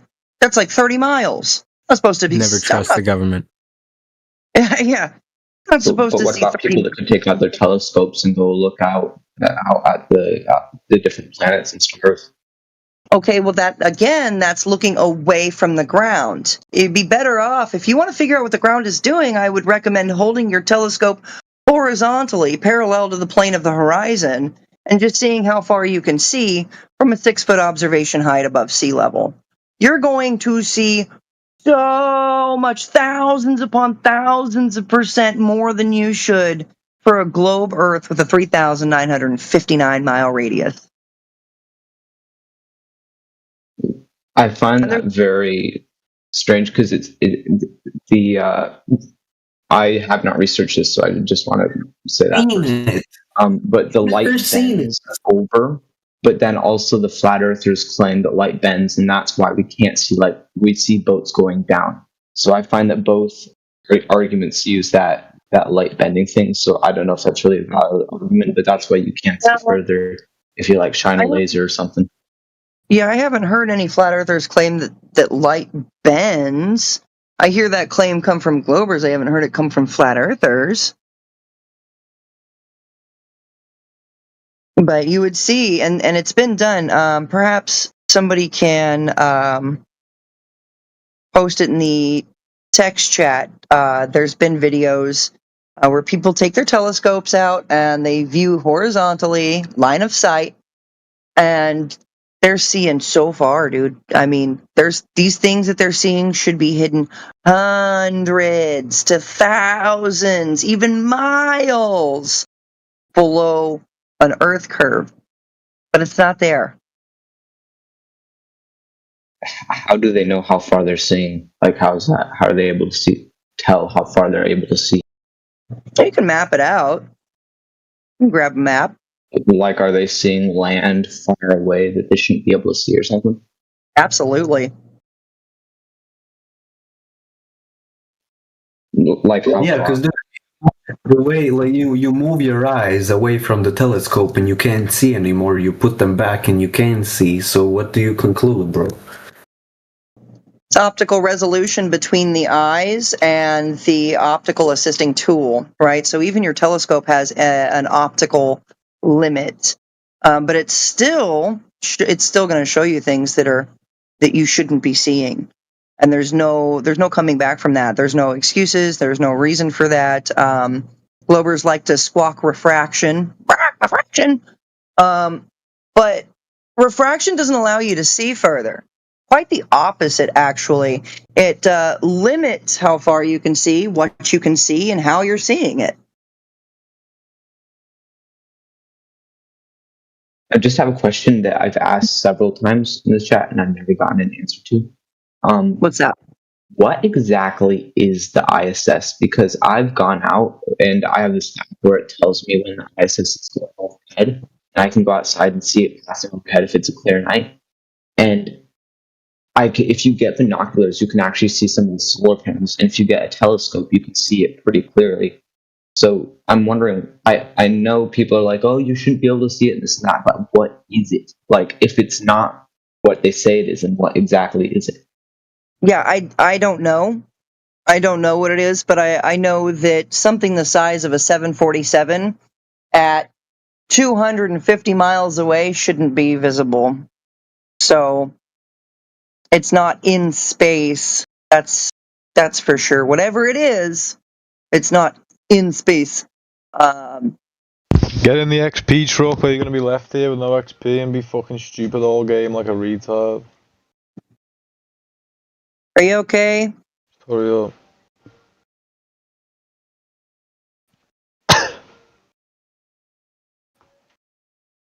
Homo ape. Oh, he just took a fat dab. I'm so Are you sorry. hot? I'm very Are you hot? sorry. I should have been muted. I'm on armor. Yeah, he just doesn't. My mute he's fucking mute. keybind is full stop or like point. You know what I mean? So very. Oh yeah, that's cool. So take this right here, for example. I posted it in the text chat. I don't know if you, Real Boss, have seen this. This is the Black Swan. There are many, many more. At even It shows further. that one is 9 miles away, and I do see that there you can't really see any visible curving. But I do have a question: why would it really matter? Because I believe it is. I could be wrong. 1 mile is about 8 inches of curvature, and so 9 times 8 is 72. And so then, therefore, 72 inches isn't that much in comparison to how massive these rigs are. So I would be expecting that you won't be able to see them. This is what they do to you in school. This is why they put you in school. I figured this out. They want to keep you at the baseline level of knowledge. The first thing that you learn. That's why this dude is doing basic math. Why are you doing that? It's got nothing to do with the picture. Whatever you just did. They want to make you just fucking stay at this baseline level of knowledge and never go further in anything. That's what I need to do. Here's the thing about this Black Swan, okay? Look at it carefully and tell me where you see the horizon. Top image, where do you see the horizon? What do you mean by horizon? Where do you see the horizon where the earth and the sky appear to meet? In this image in the text chat. There's a pretty clear line. Well, not actually super clear, but the sky does reflect off the water, making it almost the same color, but you can see a line behind the leaves. So you're seeing the horizon line behind both of the oil rigs, yeah? Yeah. That's problematic for a globe because that horizon should be in front of both of the rigs.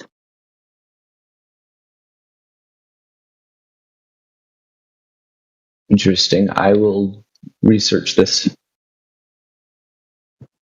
We've got plenty more where that came from. I've got I got one. I've seen this picture many times. I just never bothered to research it. Yeah, definitely take a look at it. Go through the Earth curve calculators and whatnot, and you'll figure out just how much drop should be in that distance. I've got another one here. It was done from the shore, Santa Barbara, California, if I'm not mistaken. And the view is all the way to Anacapa Arch, nearly 32 miles away, and that's from a 1.5 foot observation height above sea level. That's over 600 feet of drop that should be there, but it's not there. So it's 600 feet, over 600 feet of missing Earth curve is what it comes out to be. Let me post it up.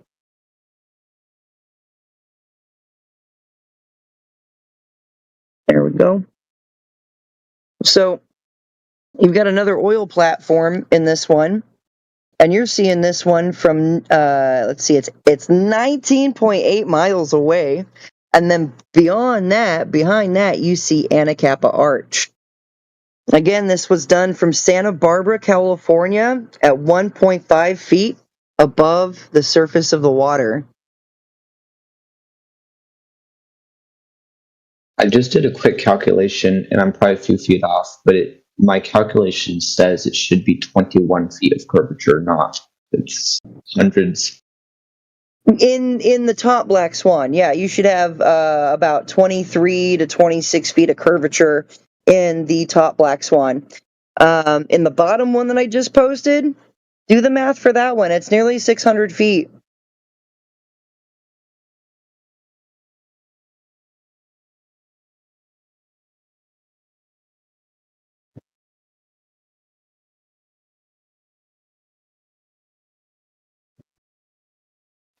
Sorry, what do you mean by bottom one? Where This image that I doing the one that was 31.82 miles away. Yeah. Yep. I think I'm calculating kilometers just. Oh yeah, that could be a thing. Yeah, do it in feet and miles and see what you get.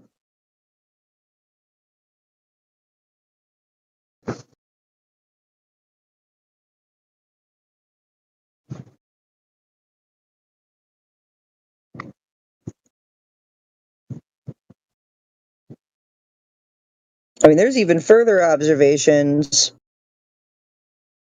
I don't think 31 miles away would calculate to hundreds of miles of curvature. Of drop over the distance, right? Vertical drop over the distance. Yeah, it would.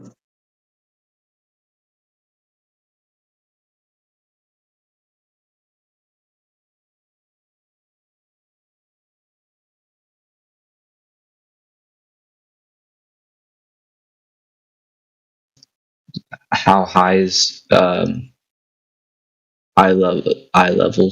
Do you think in this picture? Oh, the camera level, the observer height. Camera height is 1.5 foot elevation. That's above the surface of the water, 1.5 feet. Okay. With a distance of 31.82 miles.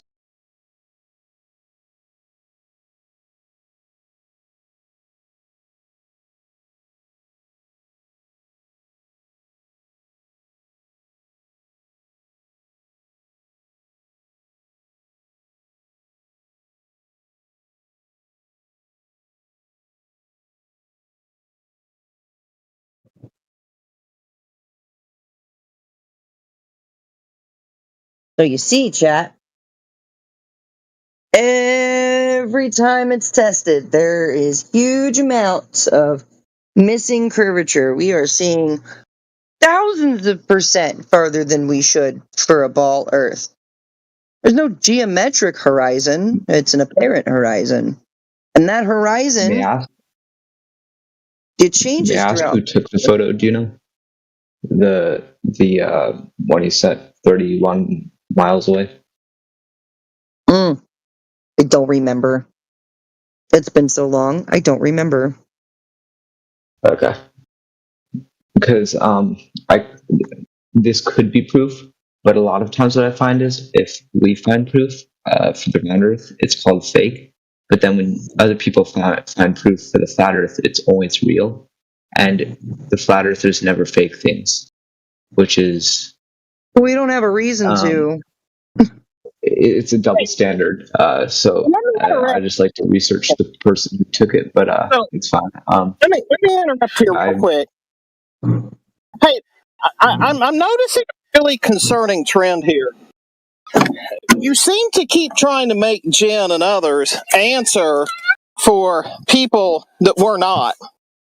What's up with that? Why are you expecting us to answer for some other people? If she uses the proof, then therefore you have to assume that she supports the proof. So Okay, therefore, no, regardless, no, because you keep talking about these other people. Like, you started at the beginning of this saying, oh gosh, debate with Flat Earth is so hard because they have some disagreements on ancillary things. Gosh, it's so hard. And now you're still like bringing other people into the argument. What you need to do is focus on the issue itself and drop everything about any person. Because at the end of it, the truth is the truth, regardless of if somebody is a globian and tells you something wrong or if somebody's a flat earther and tells you wrong. At the end of the day, you're here talking with us, and we can't answer for anybody else but each individual one that's in here. But well, therefore, we can't use any proof, and we can use fake proof, and we can't be held accountable for it. Listen, And I've done. no, that's just yeah, we're not accountable. Yeah, we're not accountable for what anybody else says. So you can go through any kind of mental gymnastics you want, but Jen here is not responsible for anything anybody else says, and so she can't. You are correct that she cannot be held accountable for anything anybody else says. True, and that's pretty obvious. I have done my own observations and distance tests, and with my camera set up, my phone set up on the ground. I mean, only inches from the water. Like the water was probably only about 10 inches and touching my phone. So my camera is approximately 5 to 6 inches above the surface of the water. And I was seeing 3 miles or so across this lake. And now that's still way too far. You shouldn't see that from 5 inches. 3 miles? No. You should be 6 feet with your eyes at 6 feet above the water to see 3 miles. But my camera, my observation point was at 5 inches, seeing 3 miles. I wish I had your camera. That must be a good camera. It's pretty good. Samsung, but and anybody can do this. Seriously, anyone, go get your binoculars. Go get your telescope. Go get your best camera. All right, and level it out, right? Make sure it's nice and level, parallel with the surface of the water. Let's go see how far you can see. You will find out that you're going to be seeing stuff that a globe Earth would not allow for. You're going to be seeing distances that are insane, and a globe can't rectify that. I was listening behind on YouTube, but is the guy who did the math 9 times 8 is 72? Is he still here? Is that real boss? Yep. Did that get sorted out? Did he realize that it's exponential? It's an exponential drop. I don't recall what she was saying, but I think she was saying around 600 feet or something. So the first mile would be 8 inches. 175 miles. Hold on. The first mile would be 8 inches. The second mile would be 8 inches squared. What's 8 times 8? 64. Mm-hmm. So you were only wanting to give 72 inches all the way to 9 miles. The point of the image, I'll drop back out, but I just wanted to get that sorted out. The point of the image is that the horizon's beyond the 9.6.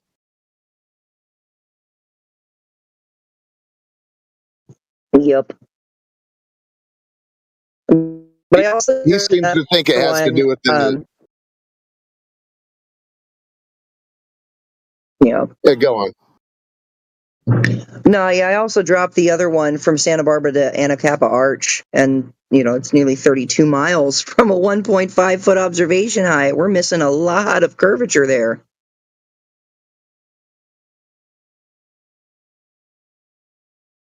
So that's the thing. Here we are, right? And we're showing you observations, real world observations that have been made that are far exceeding what a globe would allow. And the positive claim on the table is that Earth is a globe in the vacuum of space, but nobody's providing any evidence for that.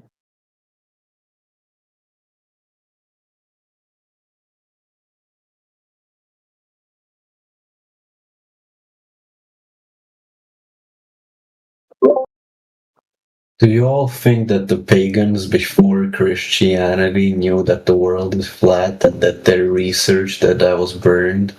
That the Christians burned all the pagan knowledge when they came around, and then what if that stuff had flat Earth inside of it? What if?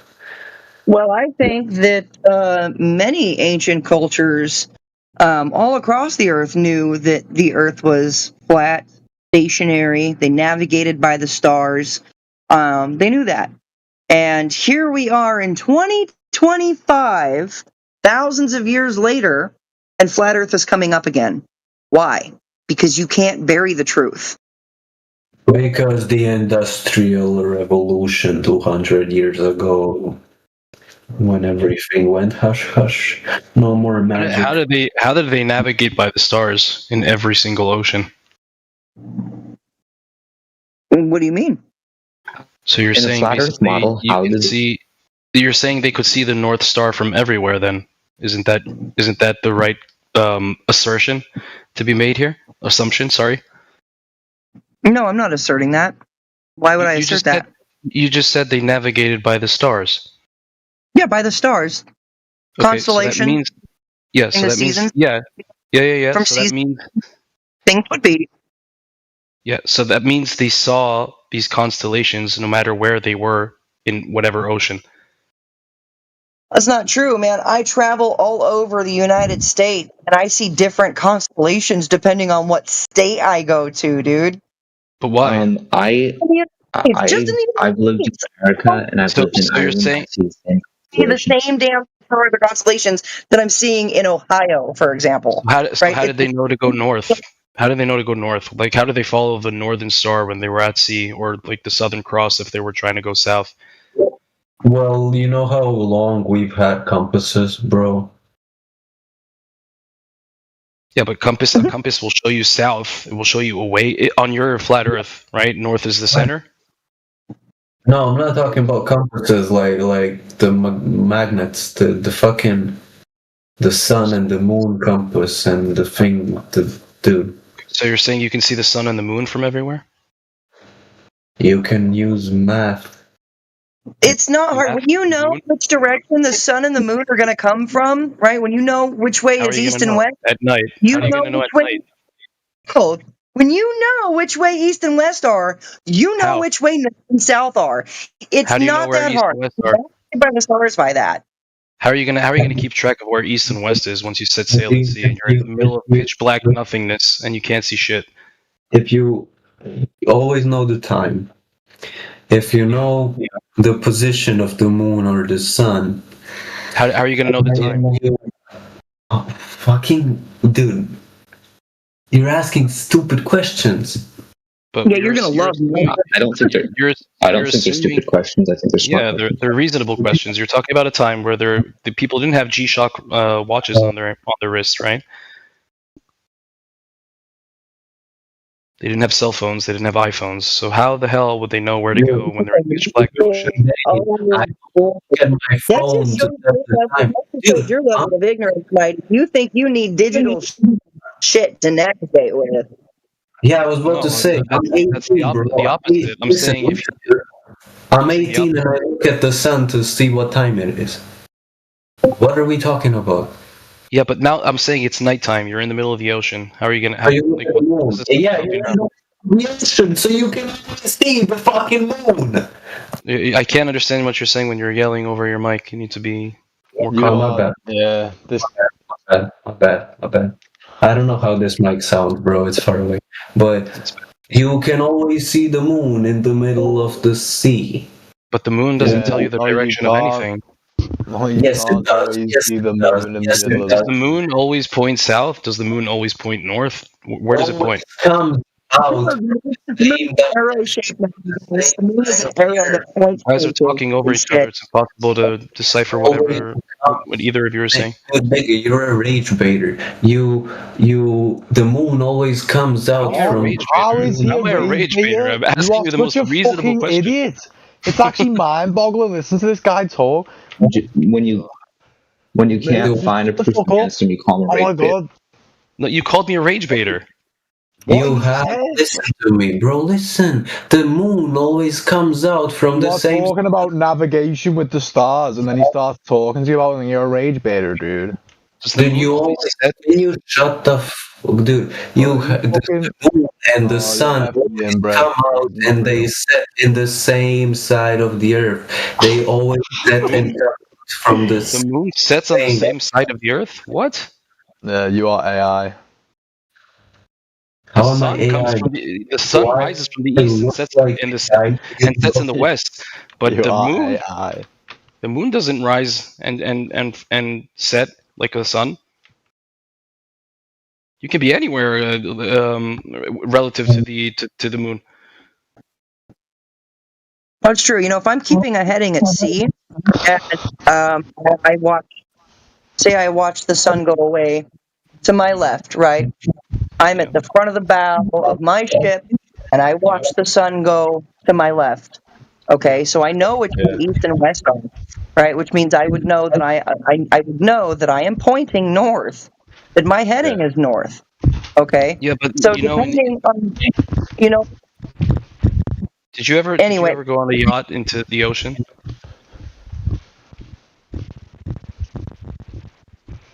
Hello?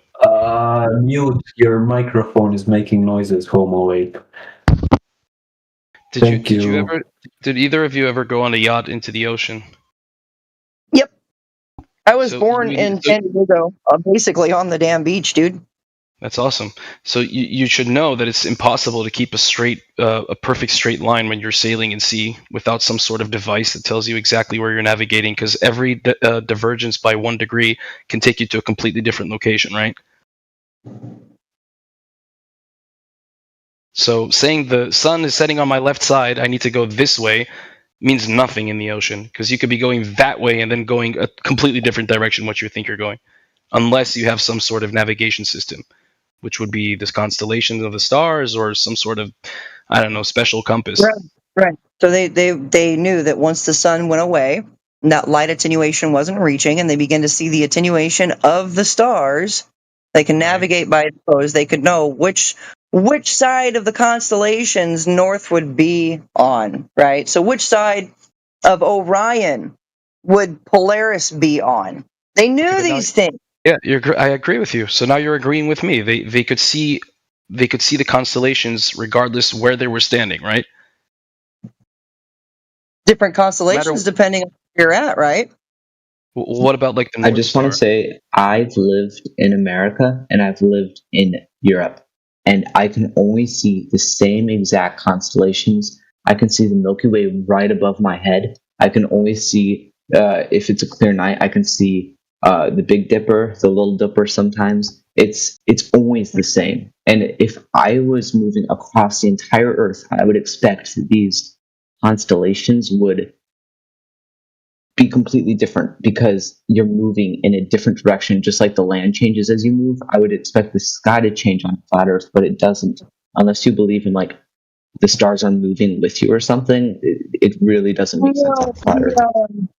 Yeah, the Earth, it doesn't move. I don't know why. I mean, we all used to think it moves, but Well, we know. Well, hang on a sec, bro. Because your star fields do change throughout the year, right? Plus, they'll change depending on location. Right. That's what we're saying. And they move Yeah, some throughout the stars night as well. stay, sometimes they go. Yeah, on the northern, like, okay, so we can look at these constellations and we can see like star trails, right? Some of them are rotating clockwise, some of them are rotating counterclockwise. How do you amount to that on a flat surface? That some stars are rotating in one direction and some are in the other. How do you account for that? No, they're not. They're not moving in different directions, bro. Okay, you live where in America?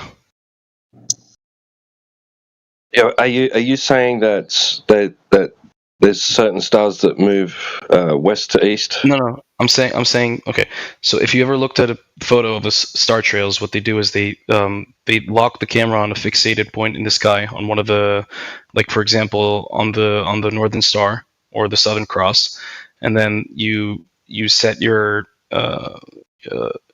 you set the camera for like long exposure over like an hour, for example, and then after a while you'll get this like smeared photo of like where the stars are rotating. You'll literally see the rotation during the video, like what direction they're spinning.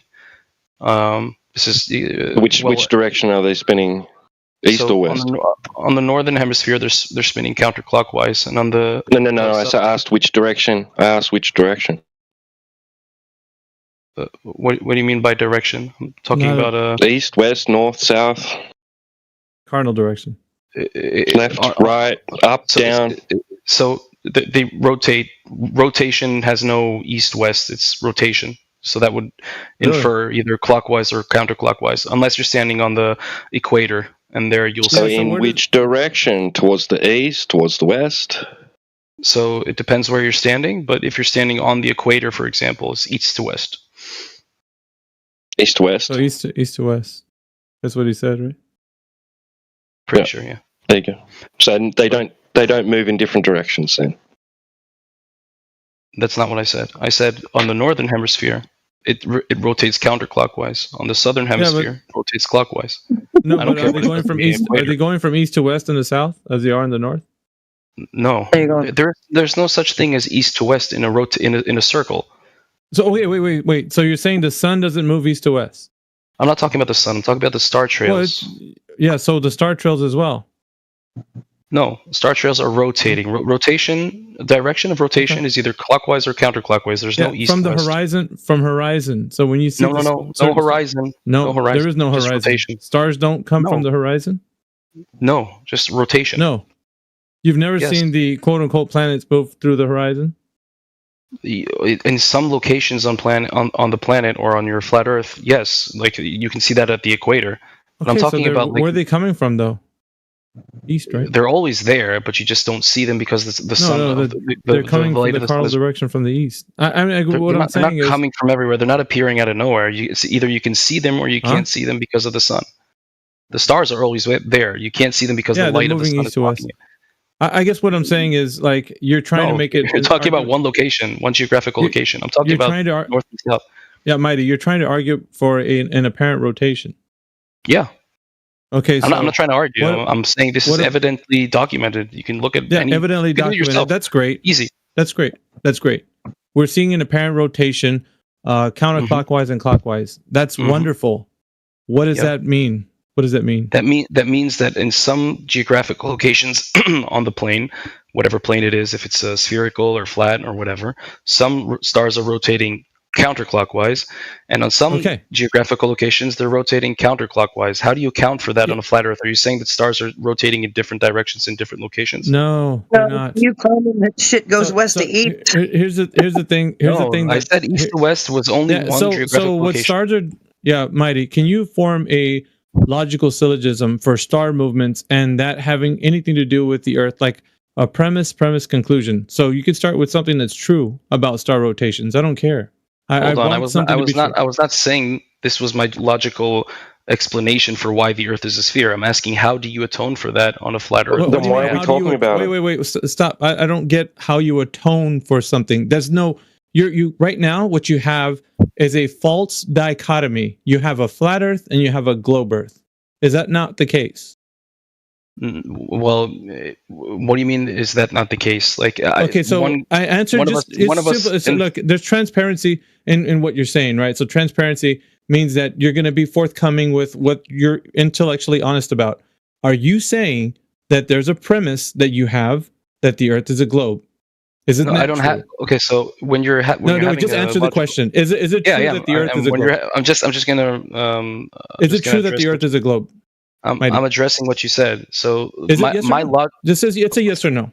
Is it a globe? Yes or no? So no, I don't have to. So you're stuttering. You're not giving me the answer. It's simple. It's a globe. Yes or no? No, from I'm a not premise stuttering. that I'm you're saying coming I don't have to come with a logical explanation to disprove your logical. No, that's fine. That's a Let's fallacy. move away from that. Let's move away from that. That's I'm a going logical little bit more fallacy. redundant. I don't have to say X is right in order for Y to be wrong. I That's can say great. So Y is you're- wrong without saying Your X is right. premise that you're starting from right now is not that the Earth is a globe. It is or is not a globe Correct. right now in your mind.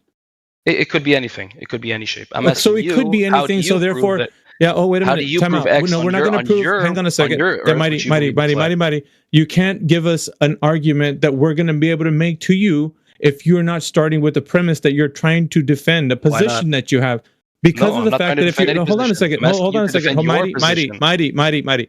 If I'm going to give you something to evaluate, the only thing you can do is hear what I have to say. So you cannot critique it in any way. You can't even take it under scrutiny and say, wait a minute, you're incorrect on this particular point. You can't do that because you do not have a premise to work off of. If you had, let me say this, a standard. No, it's not. What I'm doing is I'm proving that if you're going to critique anything that we're saying internally, if you say, wait a minute, that's incorrect, then the reason why you would say that is because there's something you have on the other side that's going to show why that is incorrect. Otherwise, you can't put it against anything. In other words, what we're saying is that if we give you an answer for how this happens on the flat Earth, you have to accept it because you don't have no way to critique it unless you have a position where to critique. That's not. If you that's have a not how. position. That's a logical fallacy. That's not how logical it's not. arguments are laid out. That's Yes, not it how is. it works. Yes, it is. Because if you have a What do you mean standard, yes, it then is? you have something to put that information that I'm giving you against. And if you Okay, don't so have what you're nothing to saying- put it against, you can't critique it. Okay, so Avi, let's take that same argument and let's pretend we're debating religion. Do I have No, to we're not come going to up? pretend we're debating something else. It's exactly what we're No, talking I'm just about. trying which is to. the, I'm just. Oh my no, god. we're not going to. You Just don't trying need to to try. show you the Mighty. hypocrisy You don't need to in try. your- in Mighty, your you don't need to try.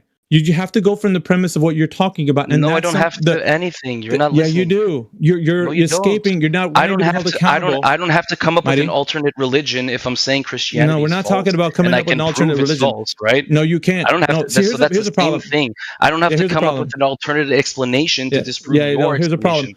You don't Understand have how it an works? understanding. You don't have an understanding of what the Earth is. And if we tell I don't you have from to our have an perspective- understanding of what it yeah, is. you don't It need to doesn't cut me matter. off, bro. If you don't need to cut me off. So if we're going to tell you what the Earth is based on what you're asking for, then all you can do is accept what I'm saying. You cannot critique it for it being anything else because you don't have a standard or method to test and verify what I'm saying is true or false. You cannot Yes, do I that. can. Of course I can. No, you cannot.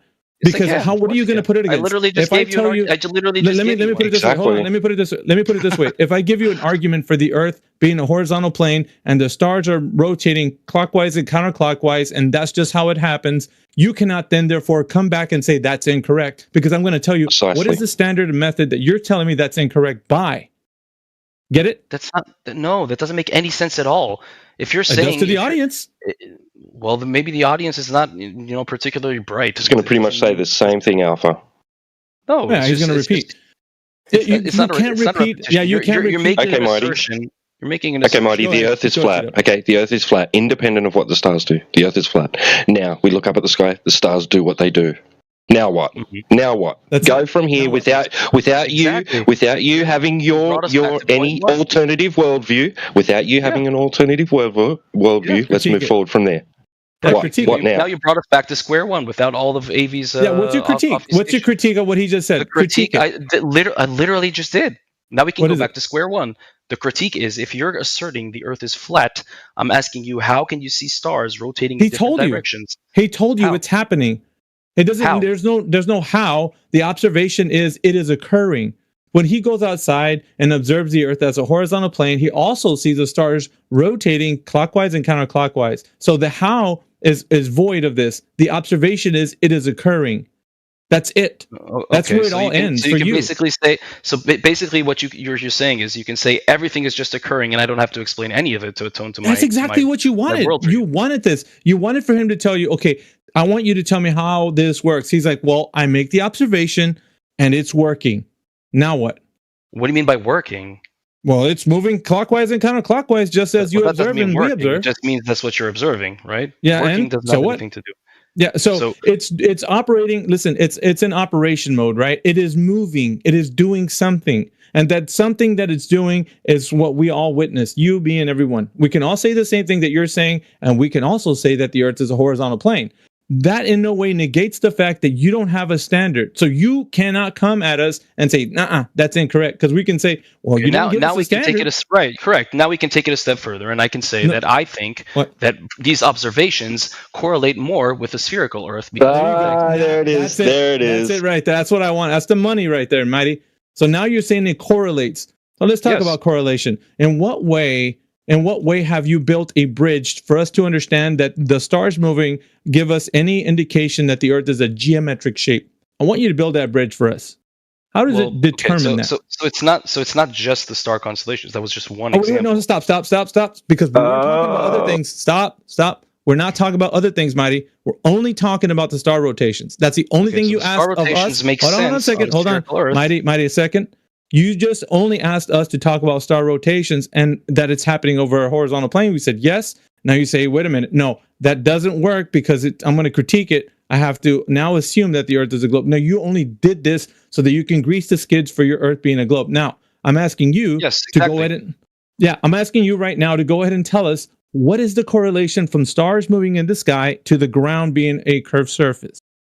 Okay, there is no correlation. There's no correlation. What I'm saying is that the observations conform more with the spherical Earth. No, that's incorrect. You can't say conform. That's a logical fallacy. Did you know that? Why? Conform. Why? Because you say conform more is a subjective interpretation. That's you wanting it to be something. Hold on, because you want it to be something that you say it is, not because it is. You say it conforms more to, as in your prefer. It's a preference. You're preferring a sphere.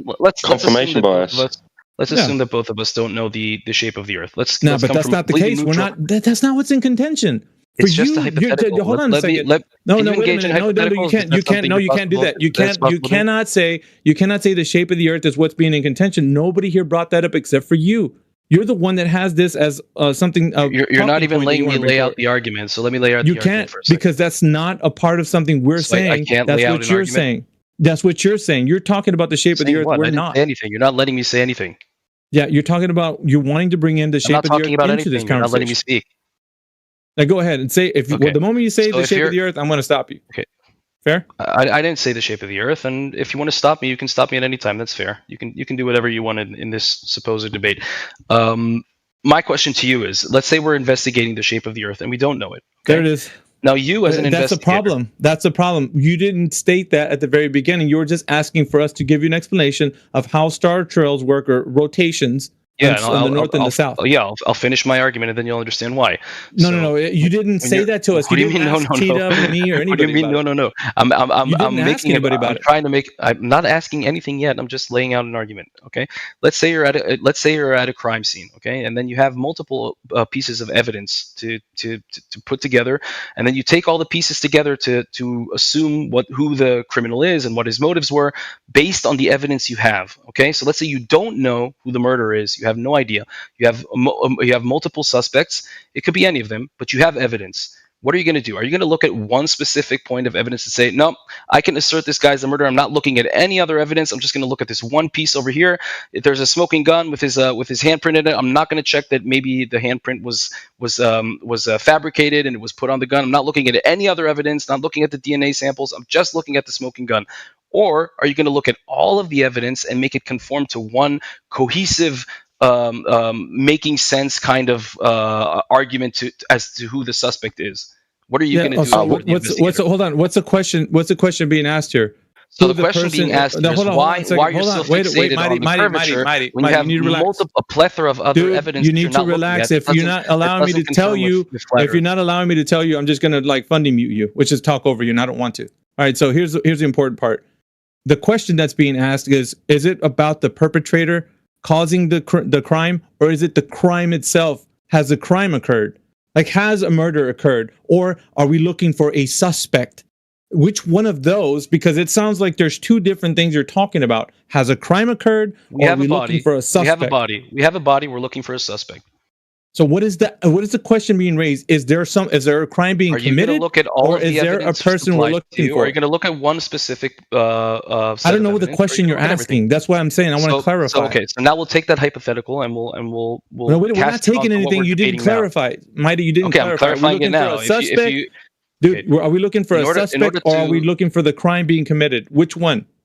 It's okay. So the allegory in this case, right? The example I gave was to show you that you're fixated on one set of evidence to prove who the criminal is, instead of looking at the plethora of other observations that you have and other evidence you have to assert who the killer is. Which in this case, we're talking about the killer would be, in this allegory, the shape of the earth. You have multiple observations we can look at that don't make sense. If you take this piece of evidence and this piece of evidence, and if you try to stick them all together to assume who the suspect is, wait a minute. You've already got in this particular allegory. What you've done, I'm painting a picture for you. You've already got somebody in mind. You have a human. That's what I'm saying. That was going to be my point. You're using my point. You're going to have to let me finish. This is what you're saying. I'm trying to steelman you. You're saying we have a guy that we think is the person right now. No. That's not steel manning. That's straw manning. Hold on a second. Hold on. We have the guy. It's this guy right here. But we're going to look at all the preponderance of evidence that points to that guy. No, so you see, Avi, you're a very smart dude. What you did was you took my point and then you casted it back to me, which I was going to cast to you. So that was touche for you, because I was going to say that on you. You asserted who the killer is, and now you're trying to piece the evidence instead of looking at the evidence to find who the killer is. That's what I was trying to say. Right, and then I know you try to stick it on me. I'm doing the opposite. Because that's exactly what you're trying to put on us. No. And I'll explain how the allegory makes complete sense the other way around. You're saying the Earth is flat. I don't need to look at any other evidence because I don't see curvature, correct? No. What I'm asking for you right now is to provide evidence that is there is that curvature. Not correct, what I just said right now?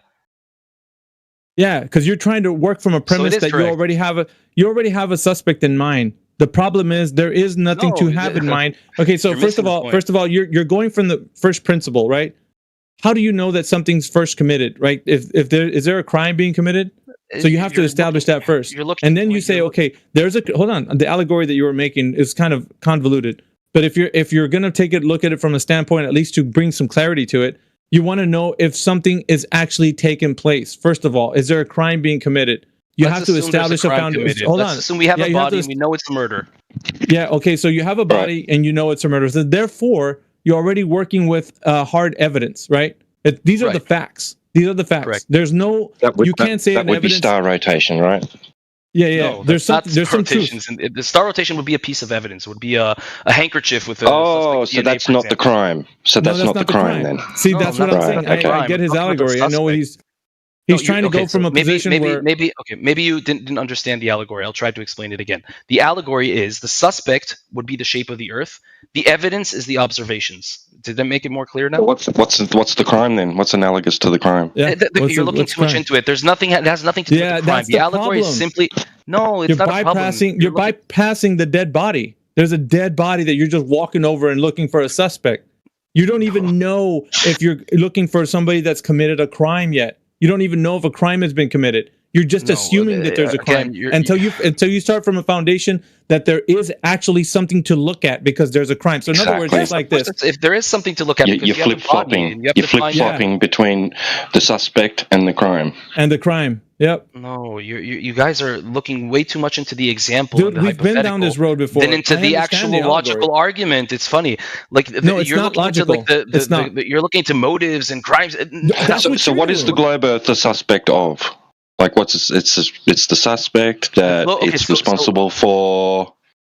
Yeah, so I'll explain. So in my allegory, the suspects would be the flat Earth or the globe Earth. The observations would be the evidence. Right. For what? For what? Okay. So flat Earth would be an investigator who walks into the crime scene, says, "Okay, this gun belongs to Flat Earth, therefore Flat Earth is the murderer." What is it being investigated as being responsible for, bro?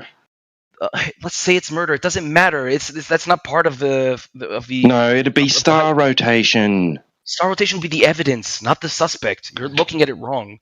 I don't know how you can. It's conflating. It's too convoluted, Mighty. Yeah, you're getting lost in your allegory. Your question was about star rotation. What's responsible for that? That's initially. Yeah, what is responsible derailing for the sake of derailing? Okay, there's two things right now. Either the stars are moving and that's responsible for the movement of the stars. What about my allegory? Or actually, the Earth is rotating, and that's what's suspect for the Earth actually displaying that the stars are moving, that the Earth is in rotation. So the suspect right now, there's two of them. There's the stars actually moving, or the Earth is what's in motion. So that's what you're looking at, right? So either you're going to have a question. That's one piece of evidence. One. What? There's no. Listen, it's inconclusive. You can't charge anybody with that. There's nothing there. Exactly. Now you exactly proved my point. Thank you very much, Davey. If I proved your point, that means you don't have one. Then you can't say it's more likely a globe because you don't have a point. It's inconclusive. If you say that it's a globe and there's more evidence that it's a globe, you couldn't stand on that. You couldn't stand on it.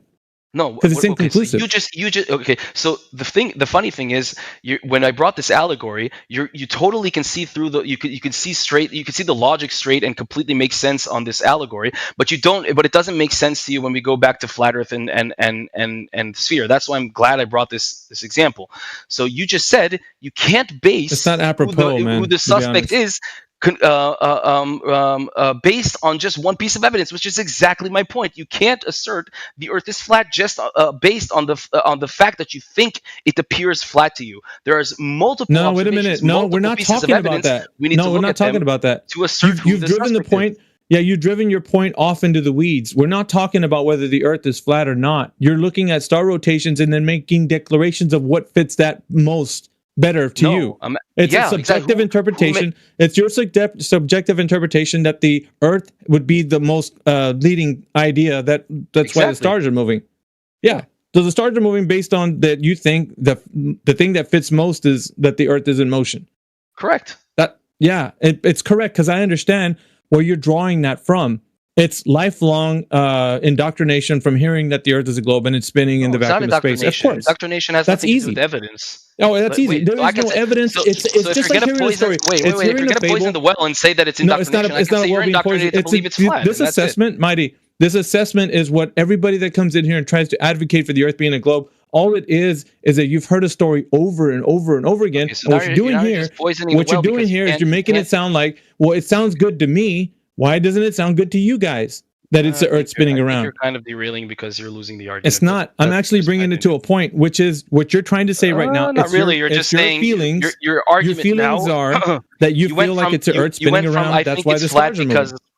Okay, you went from I think it's flat because curvature and whatever to you just think it's a sphere because you were brainwashed. That was your argument basically. Yeah. That's you. I'm telling you, that's exactly what you just said that yourself. You said that I'm bad faith because I'm brainwashed or biased or whatever. I don't know what you said. Something about me being indoctrinated. I think you're just misled. Said I'm indoctrinated.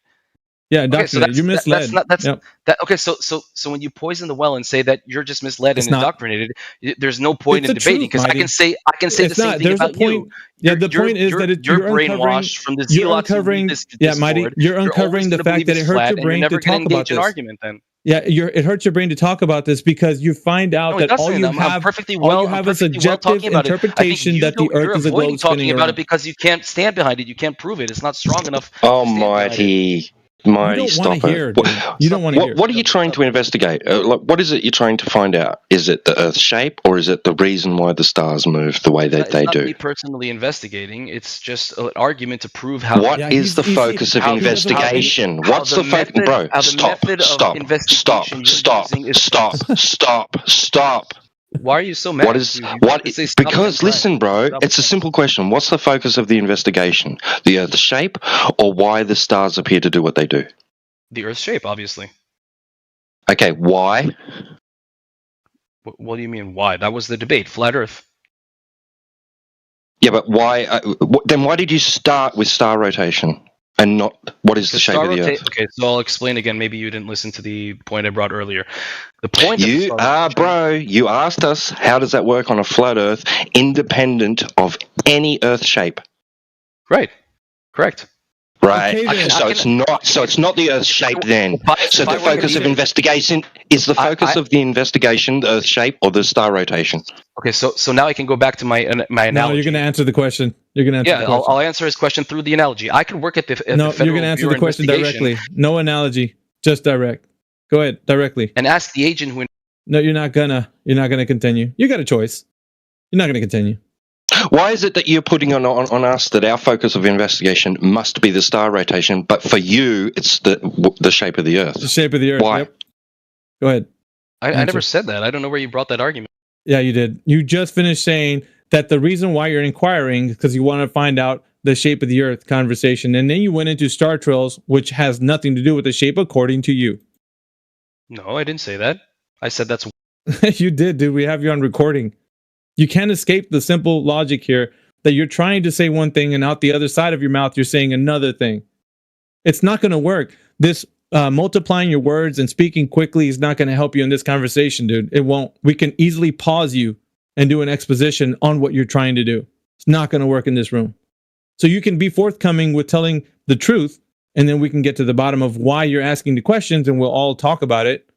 Simple enough. I think if you have the recording, you can look back at the recording on what We I do. said, and you'll see that's completely not what I said. Yeah, because only moments ago, T-Dub had asked you, what is it that you're asking? And it's about the shape of the Earth. Fine. And then you went and talk about, well, I want to talk about star rotations. What does that have to do with the shape of the Earth? And you said, what? And as for the claim that I'm talking too fast, I can slow it down. No, it's not about that. It's about you trying to get in as many words as you can to not answer the question. We're not going to allow that. We're going to redirect you back to the question. Me and T-Dub are very good at doing that. And we're going to continue to harp on the very premise that you come in with. It's either going to be asking questions about the nature of reality and concerns to the shape of the Earth based on what you believe for your whole life and how you know it's true, or you want to talk about other things like star rotations, which have nothing to do with the shape of the Earth. From my experience in debates, when usually the other Yeah, we don't need to hear a color commentary. All we need is a answer to what we're asking. Simple. I can stop you, Mighty. Every time you divert, every time you shuck and jive, it'll go right back to me, bringing you back to the premise. Your antics don't work, bro. So you conceded the debate. Thank you. No, it's not a concede. You concede. When you don't answer directly, you're conceding. Every single time I unmute you and you have an opportunity to straighten yourself and right yourself, and if you don't, what happens is it makes you look like the guy who's conceded. Obviously. I think when we dominate in this arena, dude, with logic and reason, and you really don't admin have abuse. You literally just mute people. You don't. Yeah, no, it's not. We don't agree with you. You're not putting across your point over as you're making a solidified premise to say that you're saying that the Earth is a globe based on whatever evidence you have to put forward. You're not doing that. You're doing everything. Maybe I but need to talk you talk slower about star for you because rotations. you're not following. I need to talk slower. So you came in here to provide evidence that the Earth is in motion with star rotations, but failed to then prove that the Earth is in motion because it's inconclusive.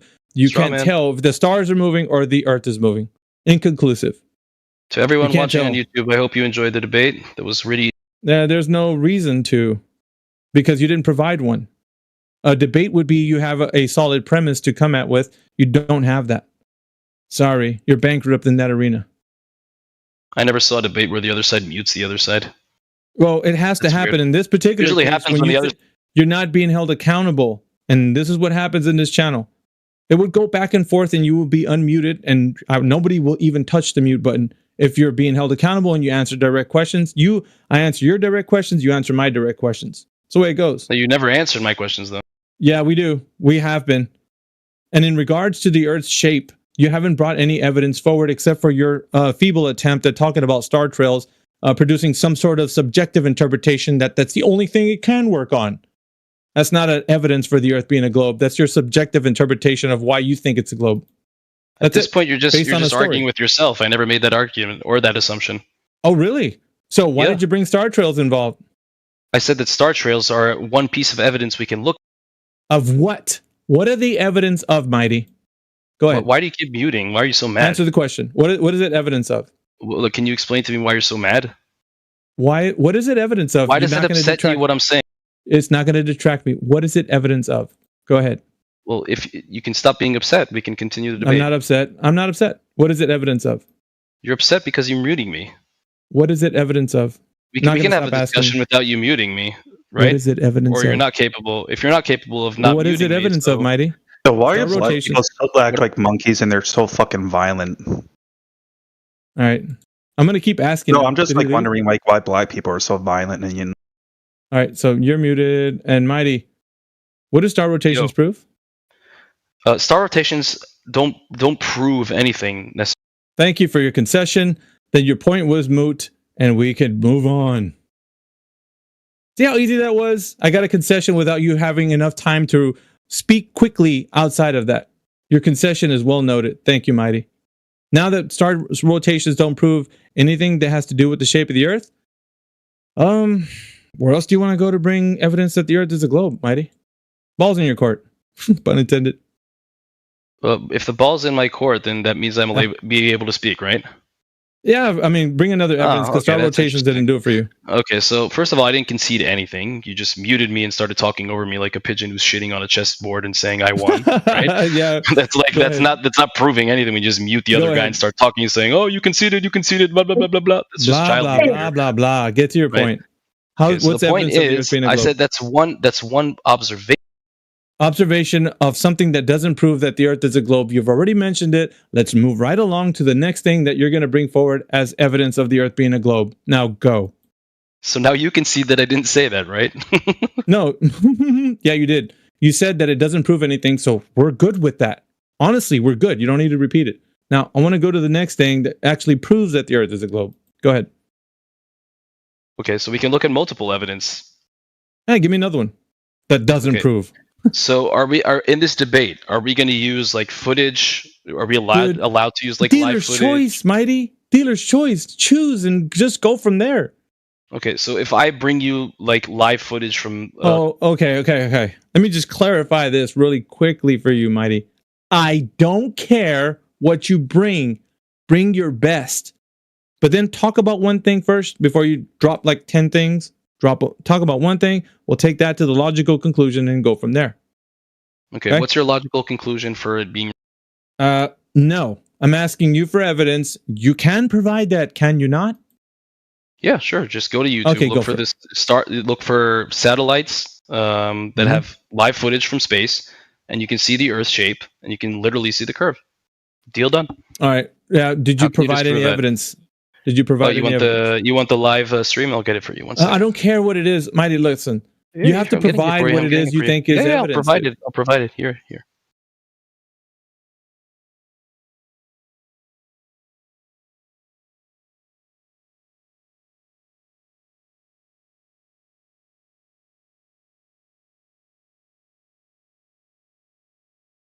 You guys been listening for a while?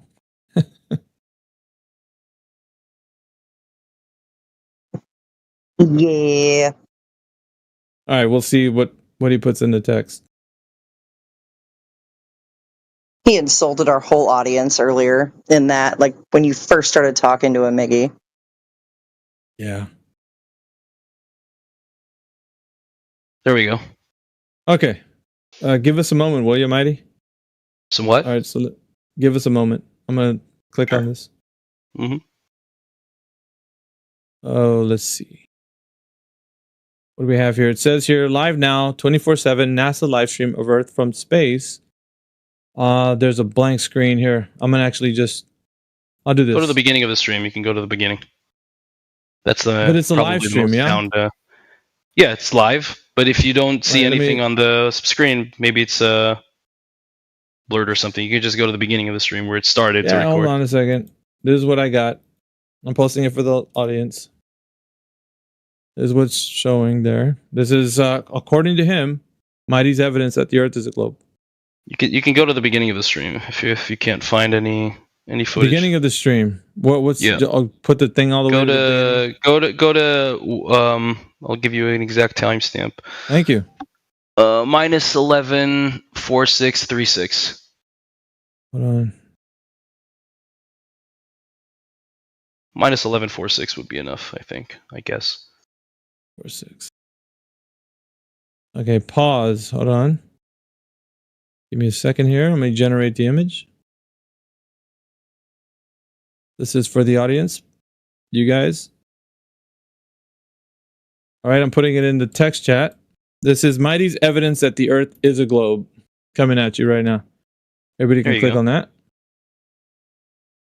All right, take it from the top, man. It's your argument, so go ahead. What can we know? Do I see curve? Yes. Yes. In that video, it does look curved. Yes. Okay, sure.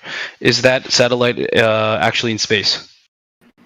That is. Why does it say offline? Because he took he scrolled to the initial beginning of the video. That's why. Yeah, here's what I'm going to do. I'm just going to take for whatever he's got put forward, like whether it's live or not. I'm just going to kind of put that to the side. I just want to know what. Sorry, Ivy, go on. Yep. So what he's presenting right now is this image, and upon this image, we're seeing something. Right? There seems to be something that looks like it has curve in the little window there. But what are we looking at here? How much curve is that? It's not a window. It's a camera. It's not you could claim it was a fisheye lens if it was through like a window, like an airplane or something. But this is a camera. So let's kind of scrutinize this a little bit. What type of camera are they using for this? Regular camera. That's not a fisheye lens. Okay, let's give us some details of the type of camera. Well, I didn't build the exact. No, you don't need to build it. I didn't build but you don't need to build it. You don't need to. You can look. I know what they claim. I know what camera they claim. See, T-Dub knows. Why don't you know, Mighty? I don't have to know everything they build. You want to know the relevance? You want to know the relevance? Because what if that camera induces a lot of unnecessary curve, as in not being rectilinear lens? You didn't know this, did you? Doesn't matter. Still shows the curvature. Oh, sure does. It sure does. Because when professional photographers take a photo, they know what type of lens they're using. They have to for the shot. So in this particular case, I want to know what camera it is. I'm inquiring what camera are they using. Maybe it induces a lot of curve within its image. How do you know what camera they're using? Do you work at NASA? That's what you know what? You and I are asking the same question. What's the answer to that? How would you know? How would you find out? Well, that's what I'm asking you. I'm asking you the question. Why are you asking me? I'm asking you. Wait. So you're making the assertion that it's the lens. I'm asking you. I'm making the assertion that you don't know what type of camera it is unless you provide the evidence that you know what it is. It does, because I just told you there's certain lenses that induce a lot more curvature. Yes. So how do you know that's the lens they're using? Oh, I don't know. I'm asking you. So if you don't know, then how can you disprove it? Yeah. So I'm disproving it because you don't know. Yeah, it could be one. We can look it up. Well, no. Wait a minute. Pause. Time out. You can't look it up on the fly. The problem we're having here is you just believe it because you see it. You haven't even talked about what type of lens you're using or give us any irrelevant. Hold on a second, Mighty. Just relax. You haven't given us any relevant information. You're telling me to relax. Yeah, I am. You haven't given us any relevant information. Yeah, you're scared. You're a scared little boy. You don't want me to finish exposing the fact that you didn't give us any relevant information. I don't mute people like you do. Go ahead, talk. Yeah, as to any information, what's substantiating this image. You didn't do that. What's that? That's a problem. Because if I wanted to know the camera that's being used in this shot, and you're not telling me, then I don't know if that lens is inducing a lot of curvature. It's not like my satellite. I didn't build it. I can tell you what NASA uses. I can look it up. Yeah, well, see, this is the problem. The problem is you didn't have this information on hand, so you just believe that it's curvature due to the fact that it's just satellite. Curvature. This is just one satellite. There's millions of photos. But you believe live footage from space, brother. You just believe it. You just believe it because you see it. You didn't even question what camera are they using, and that's what I'm pointing out to the audience. So you're saying so your assertion is that every camera they use from space has to be curved. Let me tell you very clearly. Has to break the pattern of linearity. I'm gonna have to stop you. And just space. Yeah, you don't get to talk when. Okay, so what I'm saying very clearly is that people such as yourself and others are looking at this image and they do what you do. They think it's curved because they see it curving, but they don't know what type of camera is being utilized. They don't know if it's inducing a lot of curvature in the lens. They don't know anything about it other than you believe that what they're showing you is the absolute truth. So we can't go on that. We need relevant information specifically of what camera and what altitude. There's a lot of things we can ask about, right? I want to know the altitude. Go ahead. Hey V, I want to know. Check out this picture inside chat. Okay. I want to know how that Earth is merged that way. We don't want to. Well, let me get him on this point, and then we'll jump to yours, Double. But so far, we didn't. You probably had enough time, Mighty, to look up the camera at this point. Yes, I but did. And for the audience to know, he didn't know this information coming into this. He just presented it as this is just evidence of the Earth being a globe. One satellite. This is one. This is just one. You have tons of satellites. Yeah, it's just one that you didn't know any information on, Mighty. Yeah, well now I know. I looked it up. 2 seconds. Yeah, 2 seconds. You looked it up. Yeah. Okay, so what type of camera is it? We live in an amazing generation where we have ChatGPT, so we can literally look these things up easily. I'm glad for it. Yeah, I'm glad for it. I love it too. So, go ahead, tell me what type of camera. The cameras on the International Space Station, ISS, do not use fisheye lens by default for Earth observation. The curvature of the Earth you see in many ISS videos and photos is real, not lens-induced distortion. Here's the breakdown. 1. Normal rectilinear lenses are used for most observation cameras. Many of Earth observations or scientific cameras on the ISS, like those in the Coppola model or high-resolution external cameras, use standard lenses. Do you want me to go on, or is that enough? No, I need to know the specifics of the camera. I want to know about the camera. Why does it matter? It just says it doesn't because they said one thing. Normal they're saying, rectilinear. Hey, no, listen. They're saying, hey, man, this is the Earth with curvature. And you're like, okay. And they're like, oh, well, we're using cameras that don't have curvature induced. Okay. You're just accepting everything, bro. There's no scrutiny as to the level of like what type of model. So now the burden of disapproval is on you. I brought you the I posted it in the side chat. Posted in the side chat. That's not from my photo. That's not from my photo, though. You just brought it from your archives of flat Earth bullshit. The archives this isn't from the ISS. This isn't from the ISS. No, that's from Sen.com. Sen.com, who own the cameras. They produced the cameras, which are on board the ISS allegedly. This is too good, man. First of all, this is not coming from flat Earth, bro. What are you talking about? Does the moon exist? First of all, the camera. Hold on, let me pause him. Let me pause the other guy. Hold on, Bay Harbor. Don't jump in. All right, so first of all, you got schooled, man. He just showed you that this link is not from flat earthers, bro. You think that Sen.com has something to do with flat Earth? What camera is used on He's looking at it's that link he sent you, bro. You're broken, Mighty. He's giving you the link, bro. Let me check.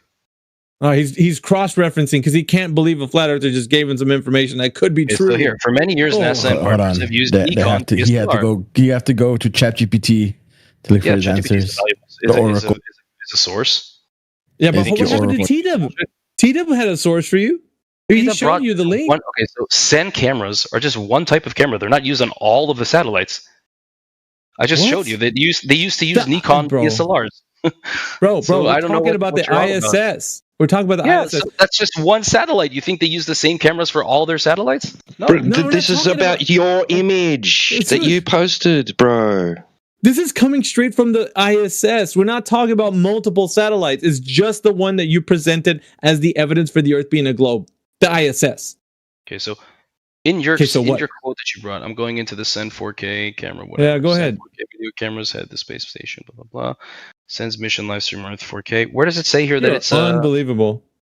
No, I'm reading his source. His source says I quoted it. You could use find in page. It says one camera with a wide-angle panoramic lens will film Earth's horizon. What about it? Well, that'd be the one responsible for the image you posted. How do you know? It says one camera. How do you know which one? It says so, dude. It says one camera. There's like thousands of cameras on there. What are you talking about? That's the one that's focused on the horizon, How do you know? brother. How do you know? That's what they're claiming. Sen.com is dude, you're just asserting that you don't know. They're the ones claiming it. They're the ones putting the camera on the ISS. They're the ones giving the shot for the horizon, which is the image that you're saying solidifies the Earth being a globe. They're the ones, bro. They're responsible for it. Now you're denying the fact that Sen.com is the ones sending the 4K camera? There are multiple cameras up there. They're not all the same. Oh, which one took the image? Which one took the image that you posted, bro? Yeah. You know what's interesting? Hold on, Mighty. I'm going to pause him. Okay, here's an important thing. How does he know if... Look, T-Dub, he didn't even know what camera it was until you pointed it out. How the hell does he know which one is which? because the one that's pointing to the horizon is the one you're demonstrating to him with that link.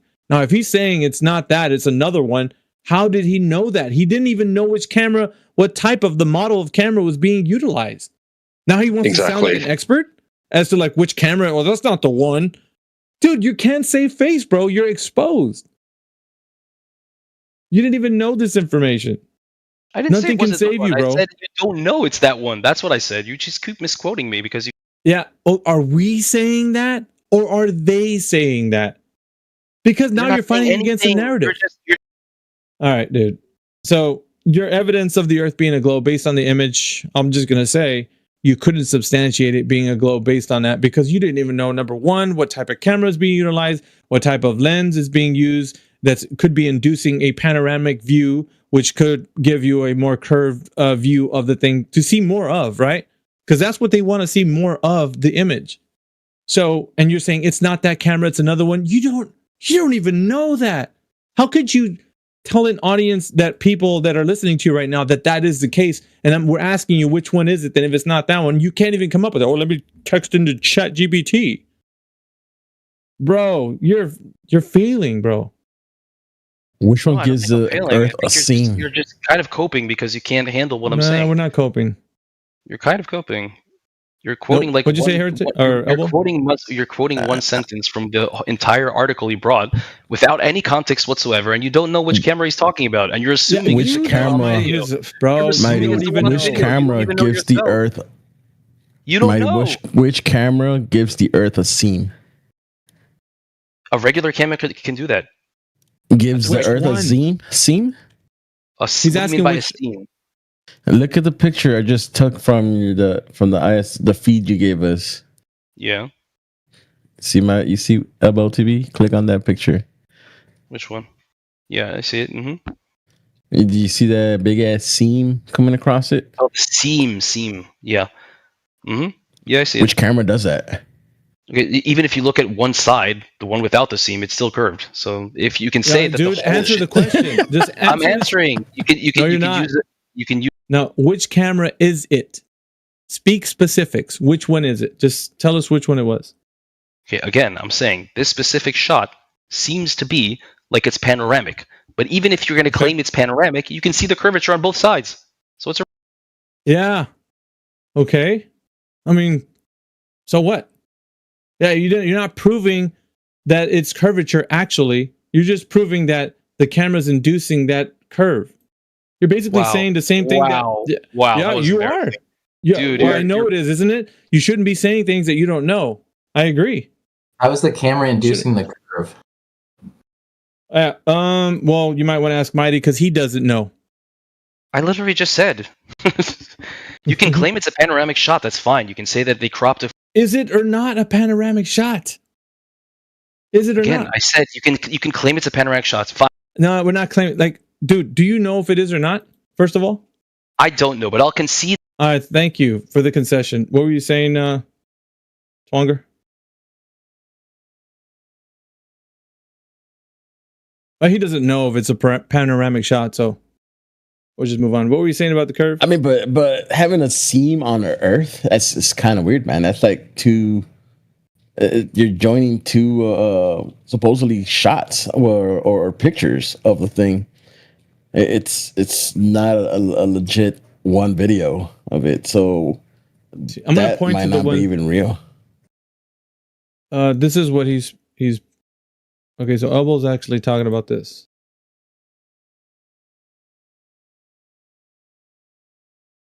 Let's see. All right. Give me a second. All right, so El Boricua is talking about that image.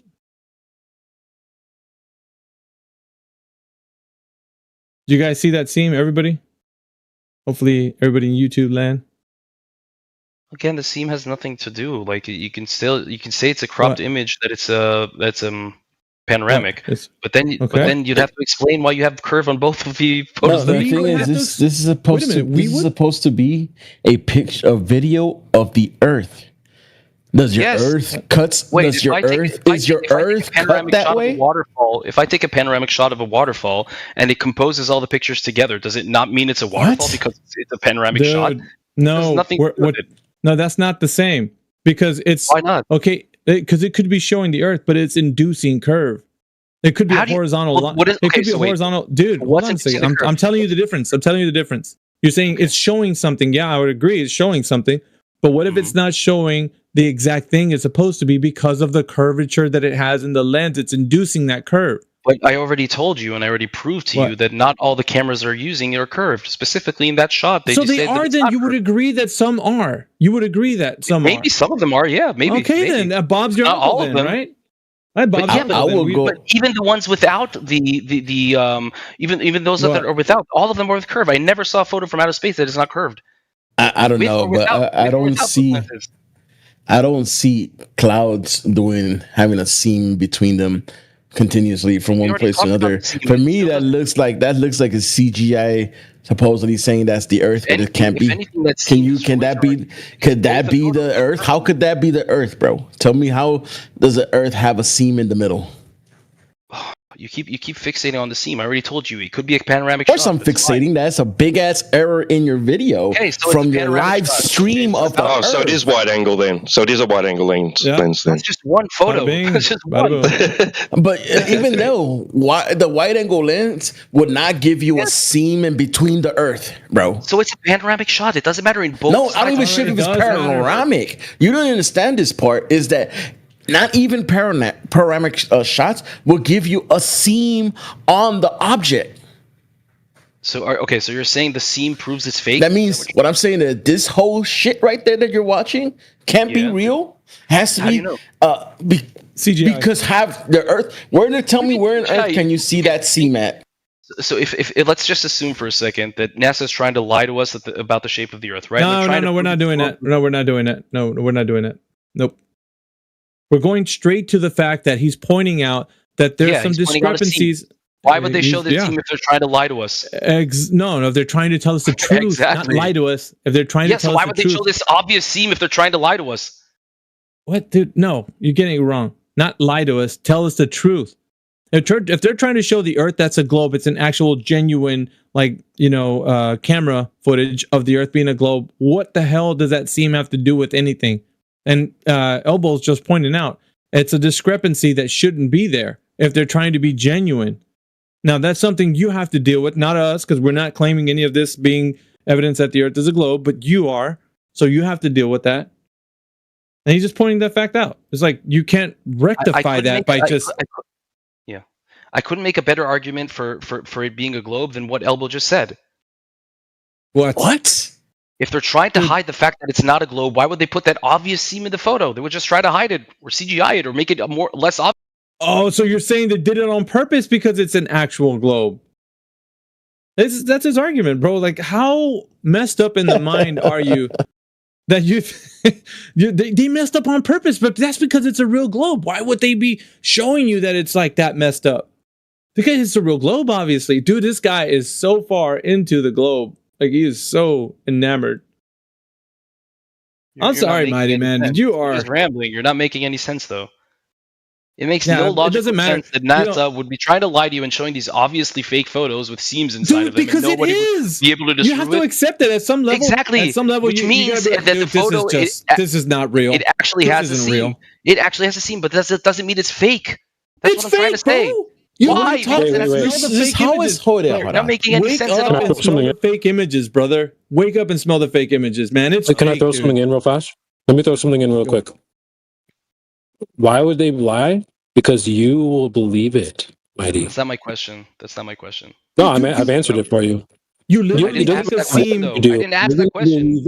Anything. You're that My gullible. question is, if they're trying to lie to you, why would they show this obviously fake No, photo? they clearly are. Because you're going to believe it's still and You defend know what it. a circular argument is? You keep saying because it's fake. That doesn't mean anything. No, hold on. Because you're going to You're not believe addressing it. the problem. You're not addressing the problem that I presented. Just real quick, because I don't have a lot of time. Because you're going to believe it no matter what, dude. Wow. That just makes zero This is a sense. big Why would they wow. waste Wait, hold on. money Let's trying see to prove to you clarification. something Let's is see real and clarification. then show these obviously fake photos if they could just say Real quick, anything. let's see clarification. Do you believe that it's real? It's Hold on, quickly. Do you believe that it's real? Do I believe the Earth is a sphere? No, the image. I'll post it again. I believe this image. I think the image is real. Yes, I think the image is real. Here, let us clarify before Mighty escapes. The image that I just posted again, 24 minutes after the hour. Does he believe that that's real? Do you think it's real? That image.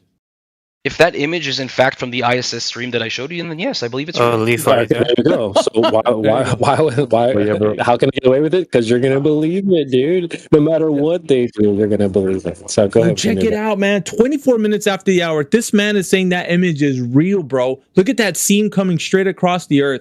That is total CGI, man. Total CGI. How is this guy walking around saying that's not CGI, bro? How is he doing that?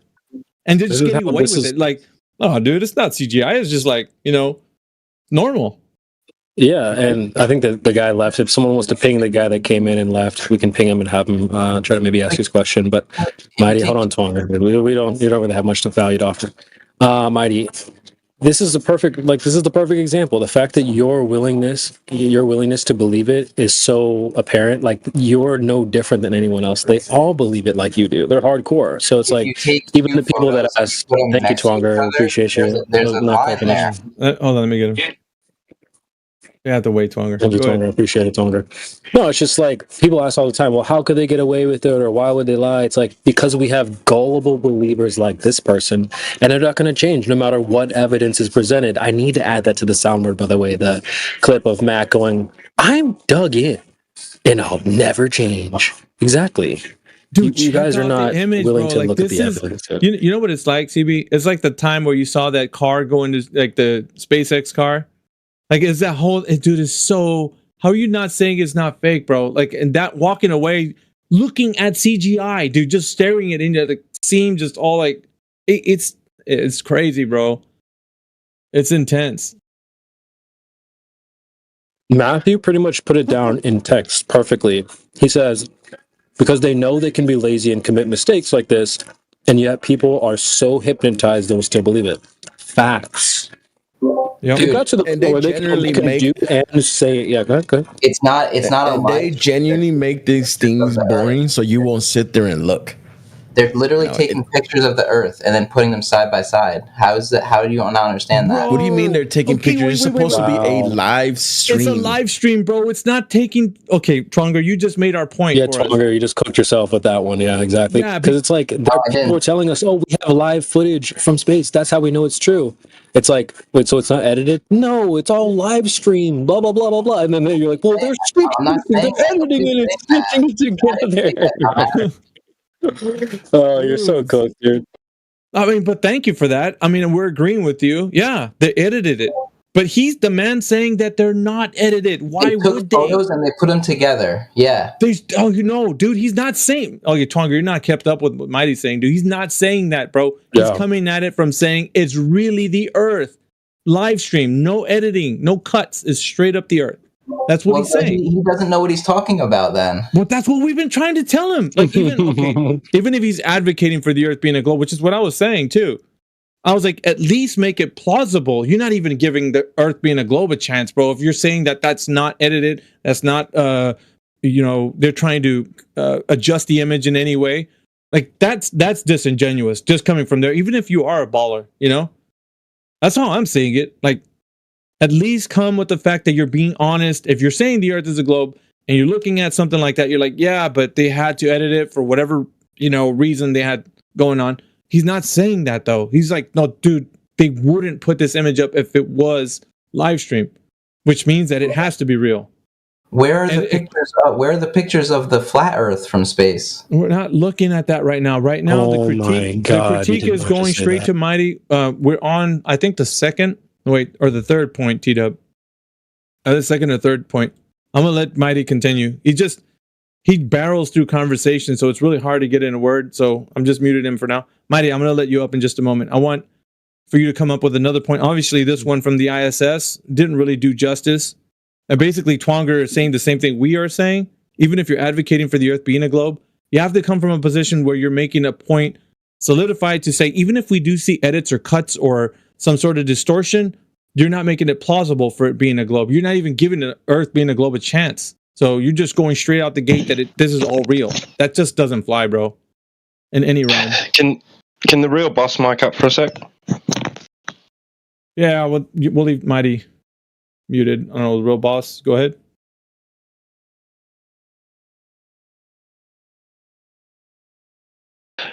The real boss. What are we saying that is proof of?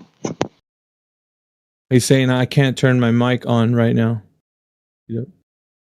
All right, because he's accusing us, like he's saying, yeah, it's fake. It's obviously fake, and they're trying to say that that's proof. What exactly are we saying it's proof of? This was a critique of someone else saying it's proof of something, not us saying it's proof of something, bro. So don't lie. Like I said, don't lie. It's proof it's fake. You just admitted that. Yeah. Where are the pictures of the flat Earth from space? Hold on, Twonger. We're dealing with. No, you should go on mute for that. You should go on mute for the rest of the day for that one, Twonger.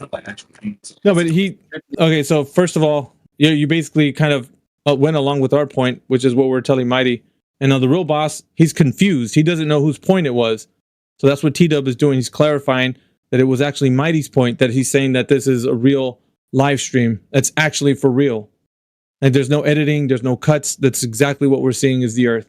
But he's been shown to be that's untrue, which Elbow pointed out with this image here that I'm showing you guys. If you missed the image, I'm going to post it again for one last time for everybody else. I won't post it again though. That image right there. And Elbow was pointing out, like, look at that seam that's going straight across that image. But he's saying if they're putting that out there, then what reason would they have to lie if they're being honest? If it's a real live stream. So something to think about for Mighty. I'm just logging in, AV. What the hell? That seam? Yeah. Yep. No, he's saying. Now, I wasn't saying. Twonger was also saying. Well, obviously they do some edits, and I'm like, dude, I'm not okay if they're doing that. But Mighty's saying the opposite. He's like, no, they're not doing any cuts, no editing. It is straight raw, 24/7 live footage from the ISS and viewing the Earth. So when we're showing this, all right, let him respond to that. Well, okay. Twonger, you should honestly go on mute for the rest of the day for that last comment, bro. Let Mighty unmute, so maybe you guys can hear him. Go ahead, Mighty. Why are you muting and strawmanning all my arguments and saying things I didn't say? All right, so this image that I just put in the chat. This image that I put in the chat. And everyone who can watch the recording can easily say that AV's. All right, yeah, that's great. The image that I just put in the chat, is that truly the Earth that we're seeing that should be the Earth from a live stream from the ISS, yes or no? Okay, that's not how it works, right? Okay, so tell me what we're seeing when that video, that Elbow paused, and we see that seam coming across. What is that? What are we looking at? Are you going to backtrack on what you said? I want you to explain, because this was your evidence you put forward. You put this live stream forward, so we're going based off of what you put forward. Elbow found this shot when scanning through that video, and because so, we're questioning you on it. Amongst other things, we're questioning. If you want me to explain, maybe you shouldn't mute me. That's pretty, All right, start from the picture. It's pretty basic logic, Yeah, start from the picture. Start from the picture. So we'll start from what you said. That I said that it's not fake. I didn't say it's not fake. I'm saying maybe some. Okay, so it is fake. So you are saying it's fake then? Okay, you keep muting me, and it's really hard to get an argument across. I have to capitalize on the fact that you're saying. You're not capitalizing on anything. Just listen to what I'm saying. It's very. Yeah, it's fake though, right? Yes or no? If you have more than 40 IQ, you should be able to understand what I'm saying. Okay, I'm saying is it fake or maybe not? Oh my God, are you gonna let me speak? Okay, what I'm saying is some photos, right? Some photos, just as Mr. Bo, the real Bose said, are 3D models that they show while the stream is off or something like that. But that doesn't mean that it negates every single piece of evidence that they ever. Okay, so that's a good concession. So they're using 3D models. Okay, it's not a live stream of the Earth. Wonderful concession by Mighty. I mean, I don't know. We're cleaning house right now, so we're just getting through. This is what you provide. It's great. I love it. Right. So he came in forward when I was asking him. So this is how it all began. I was asking him for the evidence of the Earth being a globe. He submitted a couple of things, but this one was the last one he submitted, which was this live stream. And of course, now he just said, well, it could be fake. I mean, obviously, it could be a model. It's not necessarily the actual Earth that we're looking at. Cool story. Now let's go for the actual evidence of the Earth being a globe.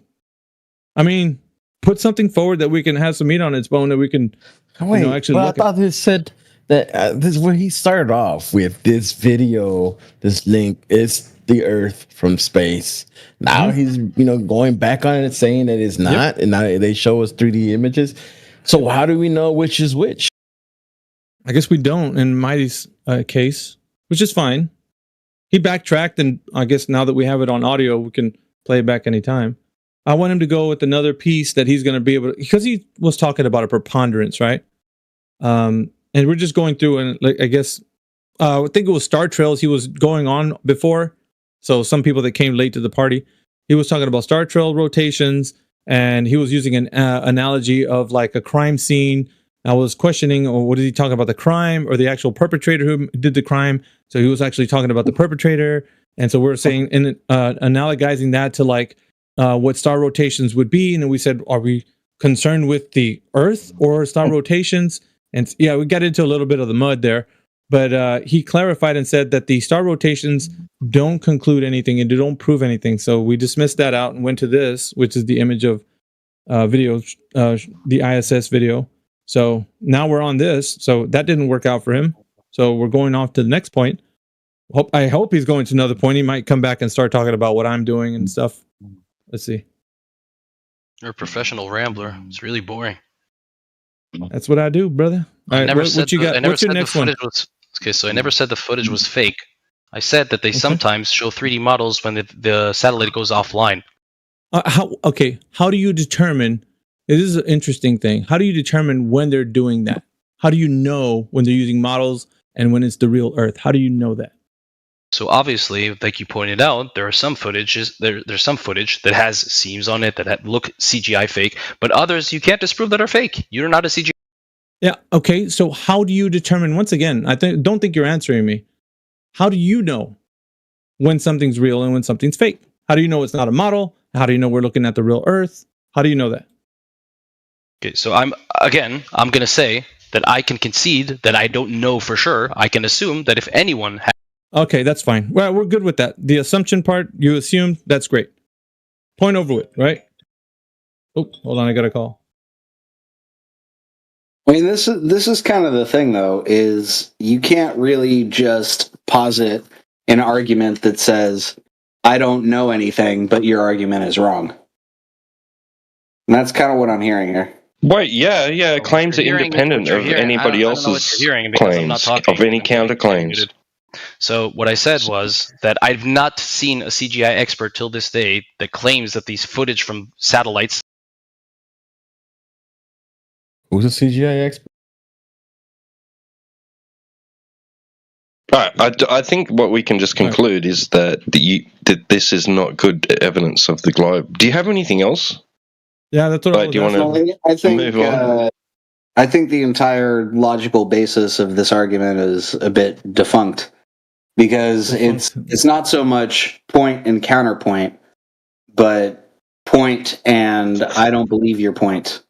Well, this is Mighty's presentation of globe proof, so let's let Mighty decide whether he wants to continue with this line of like that this image is Earth's a globe or proof of its shape or whatever, or if he wants to scrap that, admit he was wrong, and move on. Okay, Dunking was just muted for a short time. Go ahead, Mighty. Do you want to continue with this one or choose something else? We can move to anything else if you want. It's up to you, man. Like I said, dealer's choice. We've already exposed the Star Trails. We've exposed this right here. You didn't expose anything. You just muted me the whole time, but okay. Well, we clarified because you like to ramble, so I had to stop you. Your clarification, basically your counter argument was it's fake, but you never proved that it's fake. So if you're willing to move on like that, then we can do that. It's fine. Okay, you want me to show you? We can show you again. Show me every single... Okay, here. Let's see. I'll put it in the text chat. There you go.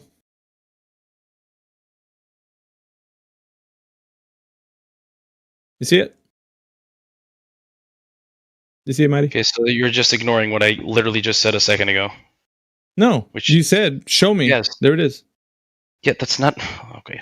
Let's just move on because you're not going to concede. There's no point. Let's move on. No, I showed you. You asked me where show me where it's fake. There it is, right there. No, I said show Staring me you in that. the- I said show me staring you in every the single eyeball, bro. picture from satellite is fake. And No, not every single. You caveat it with every. Come on, bro.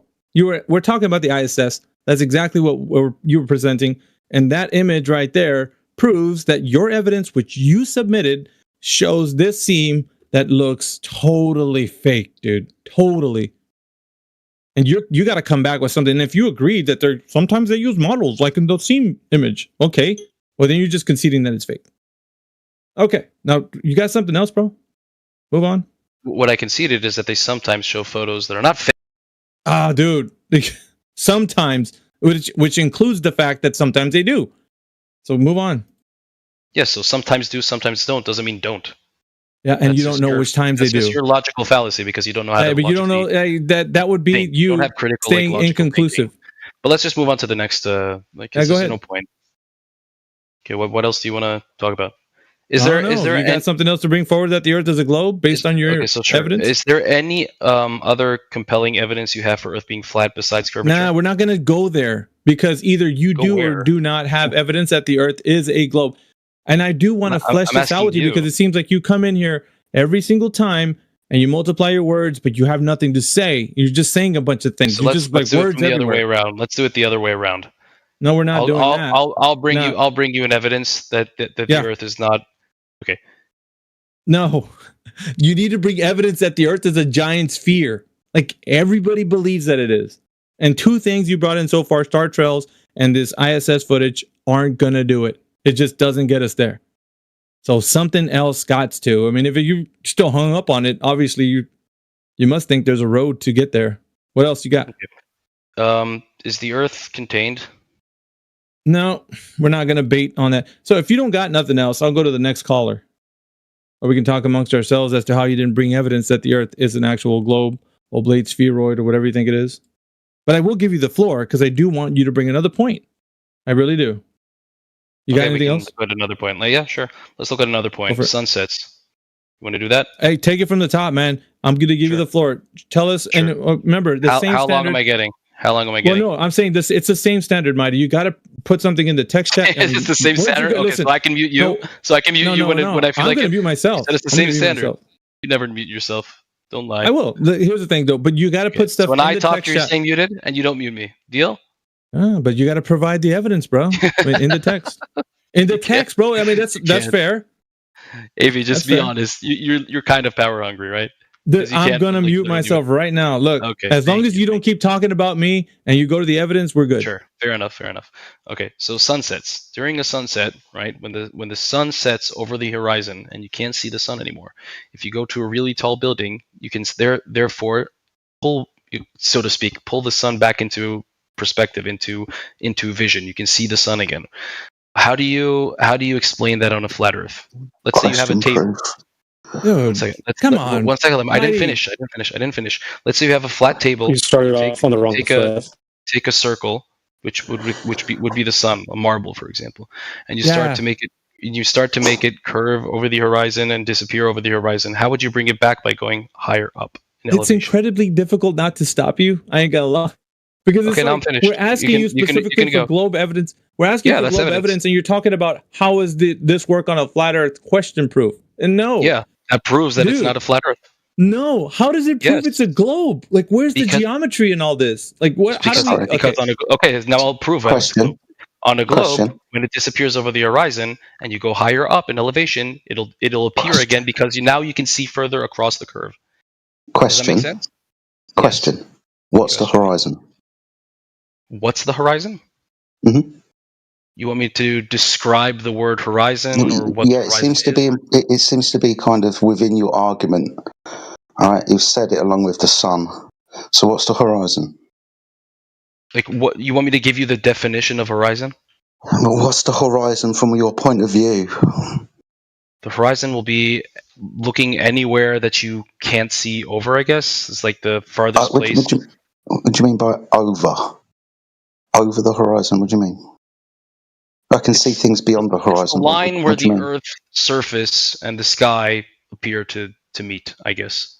Okay, so it's Farthest, not the the curve. farthest point you can see in any direction. Okay, so when you brought up your analogy of the table and a marble or whatever it was the physical edge of the table that was physically obstructing the ball, right? Yeah. Okay, so that's the physical edge of the Earth, the curve of the Earth, the horizon then, because it's physically blocking the sun? You're asking if the curvature is what's blocking the sun? Yeah. Yeah, in my opinion. Okay. Okay, so can you demonstrate that the horizon is physical and at 1.225 multiplied by the square root of the observer's height in feet? Being as you're Why are you going up and obfuscating down, from my argument, though? That's not... because you're going up and down, so that's going to change the distance to the horizon within your model. It's a prediction within your model, which is a distance to the horizon but it's not, based on the observer's eye height. So if you're making that claim, I need it to be demonstrated the horizon is in that physical location, please.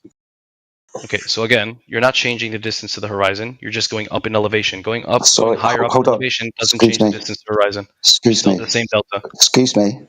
Within the globe model, the height of eye. Excuse me. Within the globe model. Within the globe model, the height of eye changes the distance to the horizon. It's implicit within the equation. 1.225 multiplied by the square root of that observer's eye height in feet. So when you keep going up and down again within your model, that changes the distance to the horizon.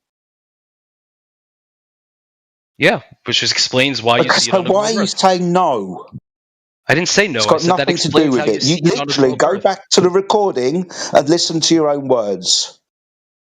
I don't know what you're referring to, but I said what you just said, which you don't seem to remember. What you said explains perfectly well why we see the sun after we go higher in elevation. Okay, so I need you to demonstrate that horizon is measurably at 1.225 multiplied by the square root of the observer's height in feet. I don't need to demonstrate anything. Why are you That was my talking claim. through me? It's within your argument. If this is going to be some kind of logical syllogism, then I hope your premises are true. Again, you're gonna have to give me the exact formula, how you derived it, and if you can show me that, then I'll listen to that claim. But right now it's irrelevant. We don't have to go into mathematical equations. You can explain it logically. That's fine. It's on any and every Earth curve calculator you can find when you search the term within Google. Earth curve calculator. Earth curve calculator doesn't account for the Earth being an oblate spheroid. It assumes it's a perfect sphere. But even if I granted you that, it doesn't matter. It doesn't make any relevance to the claim that I just made. Sorry, you've just claimed that I can't see the sun because the curve of the Earth is in the way. To explain something logically. If you can't disprove it logically, then there's no point in going to the mathematical equations. Excuse me. You're excused.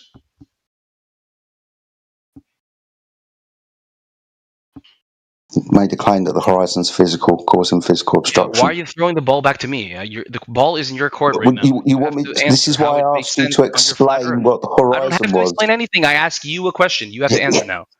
What? How this happens on the flat Earth? Why you can't see the sun when it goes beyond the horizon? No, how the sun comes back into your perspective when you go higher in elevation. Oh, you changed angle. You said that it got nothing to do with it. You've gone up, changed angle. Changing angles doesn't make you see further. I'm sorry. Okay. Yep. Okay. So you can't resolve more of the floor. Excuse me. You can't resolve more of the floor when you stand up. You can't resolve more of the floor with distance when you climb a tree. And you can't resolve more of the floor with distance when you climb a skyscraper. You can. You can. Okay, so you can see further then. Dumbass. You can see more of the floor. You don't see further. Resolve more of the floor. What the fuck? No, you see more of the floor because you're looking at it from a different angle, but you're not seeing further in distance. That's a stupid claim. I'm sorry. Is this guy serious? Yeah, apparently. What part of what I said doesn't make sense to you? Explain. Go ahead. Dude, yeah, go. Seeing more of the floor? Yeah. What does more of the floor mean to you? What does more of the floor mean to you? Okay, so I'll draw it to you in paint because it's apparently a very hard conception to understand. No, it's not. It's actually very straightforward. Okay, so if it's easy to understand, then it should make. No, it sounds like you're not understanding. You're confused, Mighty. Let me draw it for you. 1 second, because go ahead. Crayons here. Let's pretend this is the horizon. You can see more of the floor, but you don't see farther. Yes, correct. I'll show it to you on a picture. Maybe then you'll Go understand. ahead.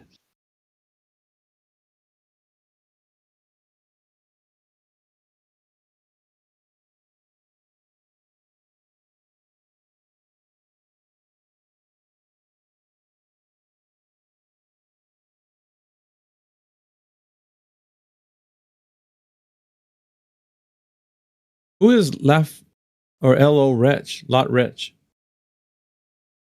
Who is that guy? He needs to come in here. Wretch. Dude, you're standing up for this guy. So you need to jump in here at some point. I mean, let's get this conversation going. You guys really think he's got a point? Wretch, you sound like you're standing up for him in the text. Yep. Now's your opportunity.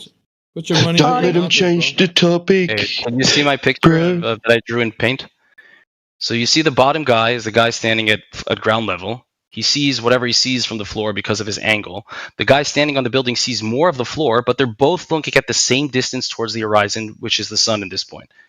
Now does it make more sense? Who would have thought that to the horizon? What?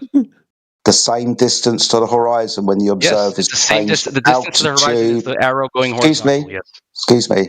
Both observers. Oh, it's like you're not going to let anybody challenge you, dude. This is fucking crazy. You're saying that the distance to the horizon hasn't changed when the observer changes their height. The distance to the horizon does not change when you go up in elevation. Correct. Oof. You don't even understand your own fucking model, mate. Yeah, he's cooked, dude. I'm talking about a flat Earth. What are you talking about? I'm saying it makes complete sense on a globe Earth. It doesn't make sense at all on a flat Earth. No. Wait a minute. No. Time out. There is only the Earth. It's only the Earth and an observation made on it. There is not a dichotomy of globe and flat. It's only the Earth. The idea that you think there's a globe is the problem. But we're only making an observation on the Earth. This I have to make very clear to you. So you don't know right now what you're talking about. So if you're saying it's a globe, you haven't provided evidence of that. You're only making an observation on the Earth. That's it. Yeah, on the Earth. Okay. It's the same thing. Doesn't matter. Yeah, you didn't provide evidence of curvature. That's not what you're doing. Okay. Well, that is evidence of curvature because I can pull the sun back into perspective. No, you've changed your angular relationship. Oh my God. What are you not understanding about a sun disappearing over the horizon? Yeah, from a flat Earth point of view. It's the same distance. Going higher in elevation, the delta is the same. Excuse me. When you go up, thanks. Shut the fuck up before I have to mute you. When you change your elevation when you go up, have you changed your angle to the surface? Yes, and that's why you can see more of the surface. Cool, thanks. Isn't that seen farther? Yeah. I mean, this guy. All right. I don't know. I did want to take Wretch into the conversation. I mean, Wretch, can you jump on the mic? Don't be a shadow warrior, dude. A little chat warrior. Come on. You have something to add or contribute. You have the floor.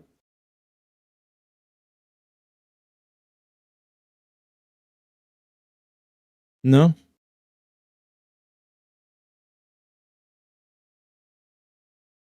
Okay.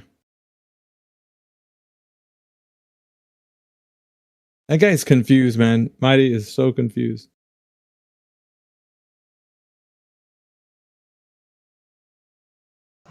Yep. All right. I'm going to ask the question. If anybody joining us right now would like to provide evidence that the Earth is a globe, please submit your evidence, or at least open up your mic so we can have a discussion.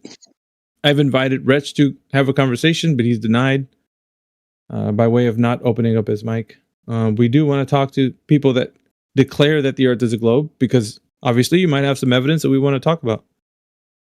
Mighty wasn't able to come through. This was his third attempt, and sunsets didn't prove it, obviously. So, does anybody else have evidence that the Earth is a globe? And shout out to everybody joining us right now. We're on prime time, it looks like. It's about 6 o'clock in Central Time in America. So, yeah, welcome everybody. Looks like everybody's just chilling out. Me and Jedi kicking it. DJ's in the chat. Eli's in here. CB. Elbow. Heretic. Dude, we got a whole cast and crew in here. Win panel. All right. We do have some new faces like Z. I don't think we've spoken to you. Who else? Who else? I think that's it. Most of it's just your regular suspects. Anyway, I don't know, man. Mighty is a hot mess. That's what I do know from our previous talks. Well, AV, didn't you know we wasted all that money building taller buildings and taller TV antennas so we could reach further? When all he had to do was just look from the ground. Hey, you up in the crow's nest? Can you see further up there? No. Well, what's the fucking point of you being up there then? Come back down here. I see the same thing you do, bro. Come back down here. What are you doing up there? Can you see farther? I don't.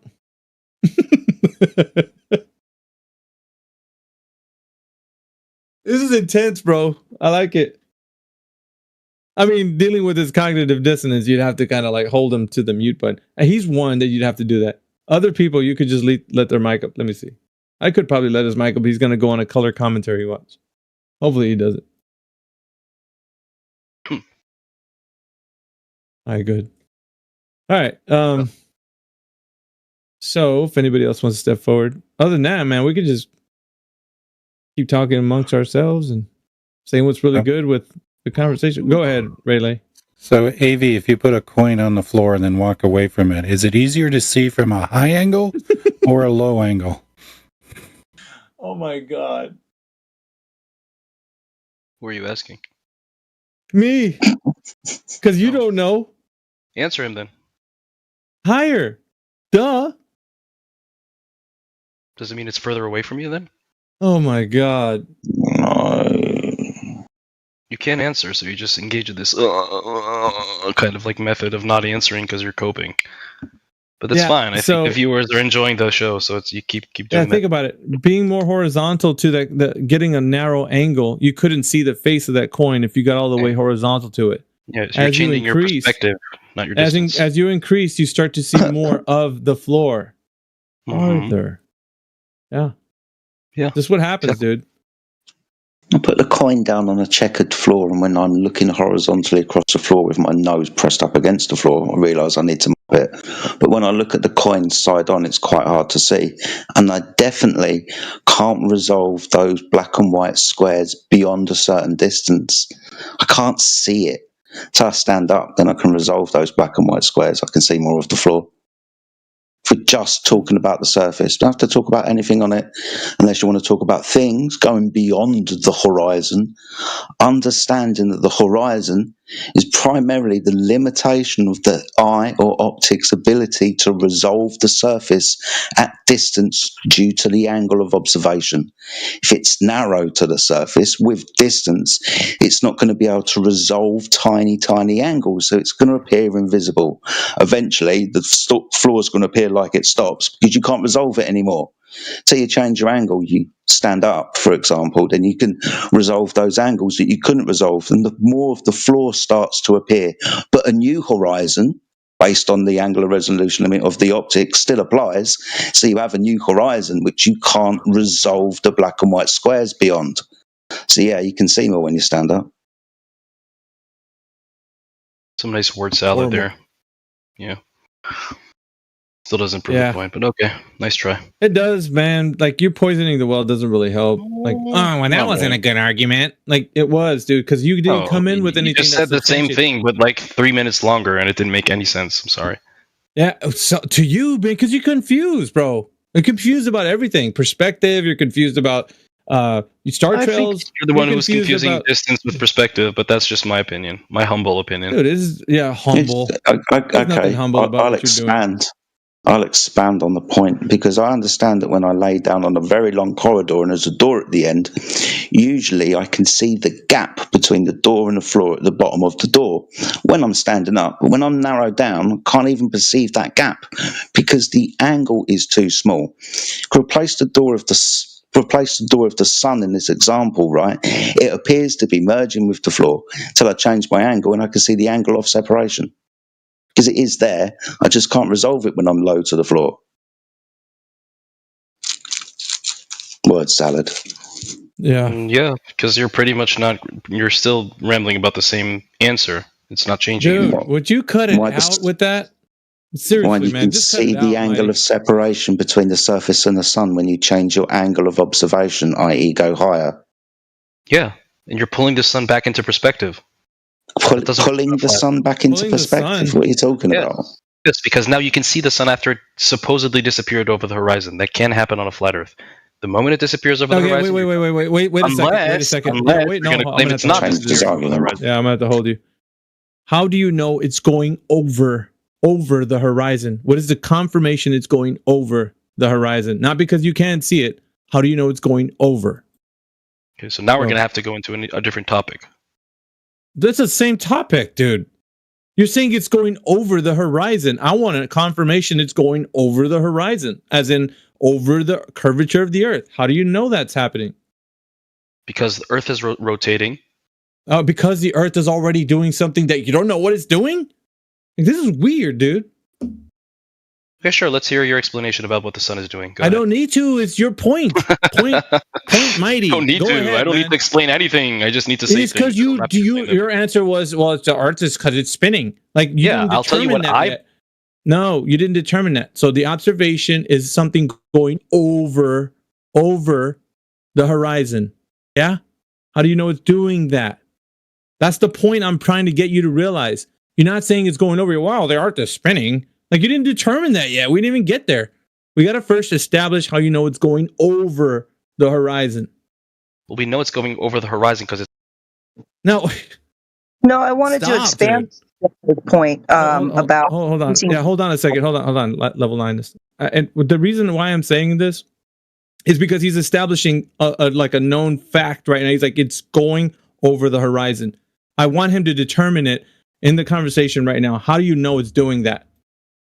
Okay, so it can either be doing one of two things. It could either be going further away from us, and therefore that...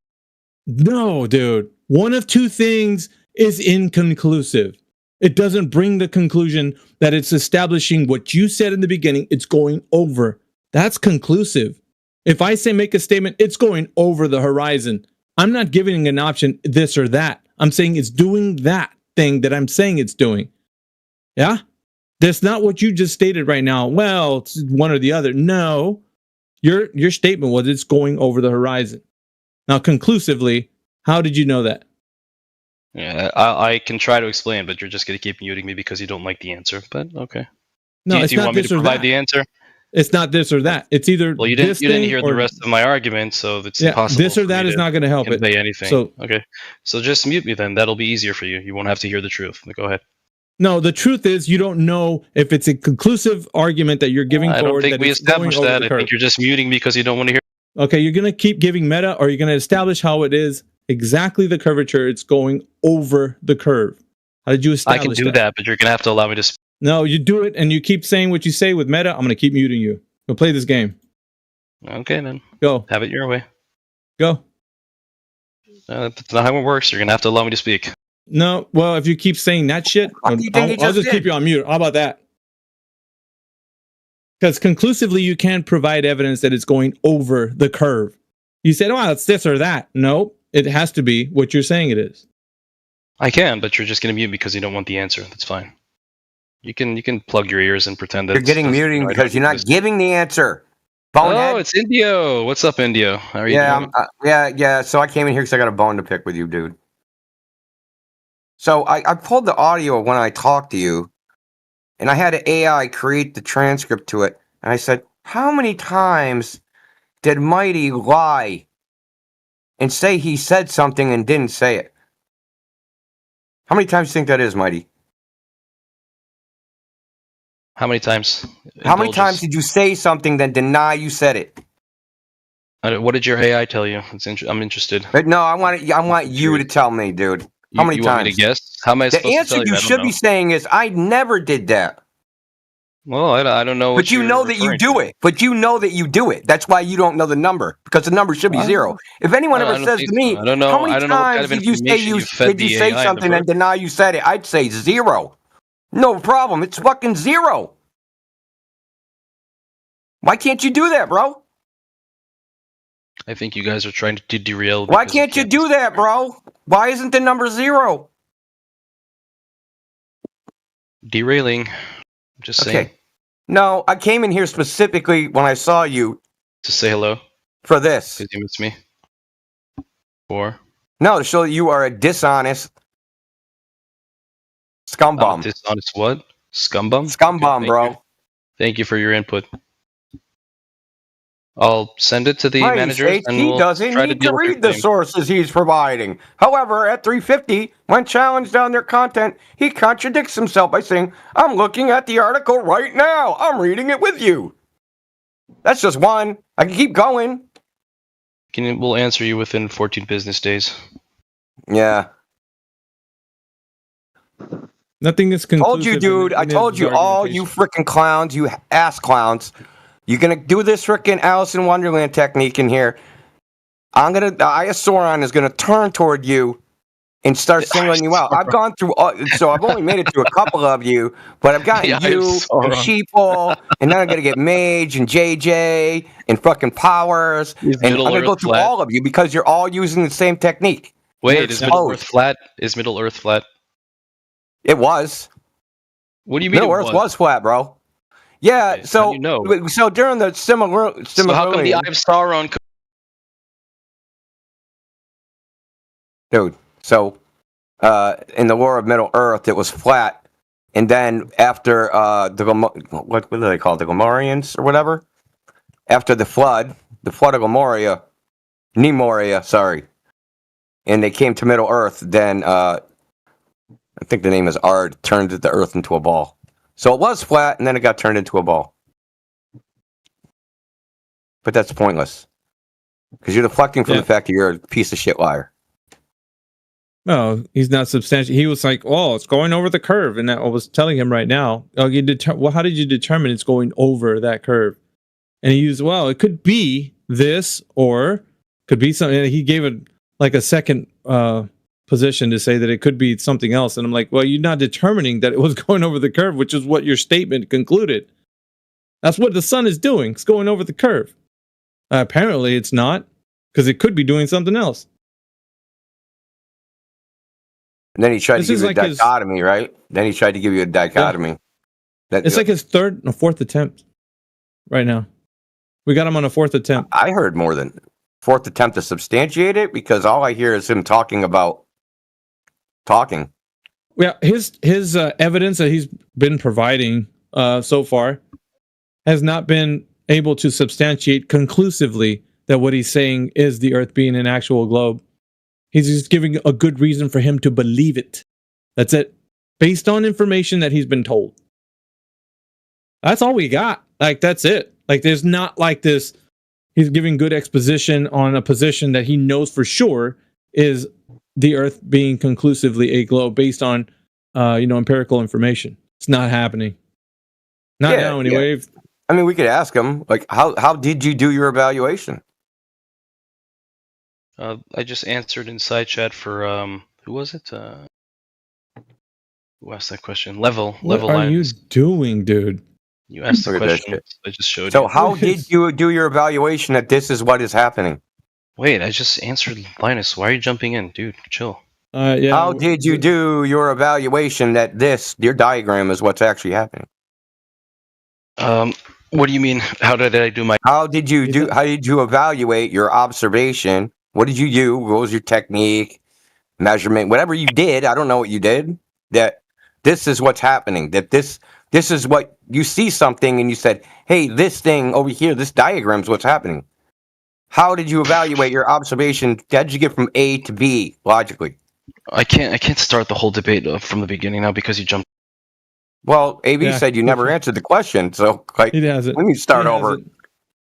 He needs to give him a moment to collect his thoughts, Indio, so he can reset to the beginning. Like the body parts. What?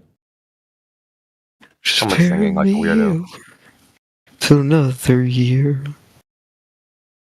I'm here for you, Indo. Yeah. Indio, not Indo. All right. So, this diagram, there's no evaluation method. It's just like, here you be. That's what's going on. That's the problem with you, Mighty. I don't know what you think you have as far as this argument goes, but you haven't provided anything. It's good exposition, though, for sure, on the topic. Nothing that you've provided so far substantiates the Earth being a globe. Really looking for new people that are joining in. He's kind of like just a warm body to have here. Meanwhile, some other people that can actually stand for the Earth being a globe. We got making wishes real. .fe. Oh, maybe that's just FE. Yeah, you're just here, man. Honestly, you're a time filler. Was he serenading India? Was that Mighty? No, that was somebody else. He kind of warms up to India. Yeah, it was somebody else, but Okay. you could try to serenade him because he doesn't want him to expose him with the AI. Yeah. Come on, let me sing to you through a window. His silly little picture that he drew, I don't think he's quite understanding exactly what an angle is to the ground. He's entirely confused, Levelinus. This is the problem. I know. As that angle gets bigger, like if you can imagine a right triangle just increasingly getting bigger, there's going to be one end that stretches further. That baseline gets longer and longer and longer, but it's a horizontal baseline that gets longer and longer and longer. Right? If you're at the top of that angle, right, you're seeing more of the ground along that baseline. Like you can't have a fucking curving baseline. Right, the most important thing is that when he's given the floor to prove conclusively that his statement is true, it appears that he always comes up with it could be something else that's involved, not what he's saying. I usually point that out, which undermines his argument. It sabotages it. So if he doesn't know, then he can't conclusively say it's going over the thing he thinks it's going over. Really game, set, match at that point.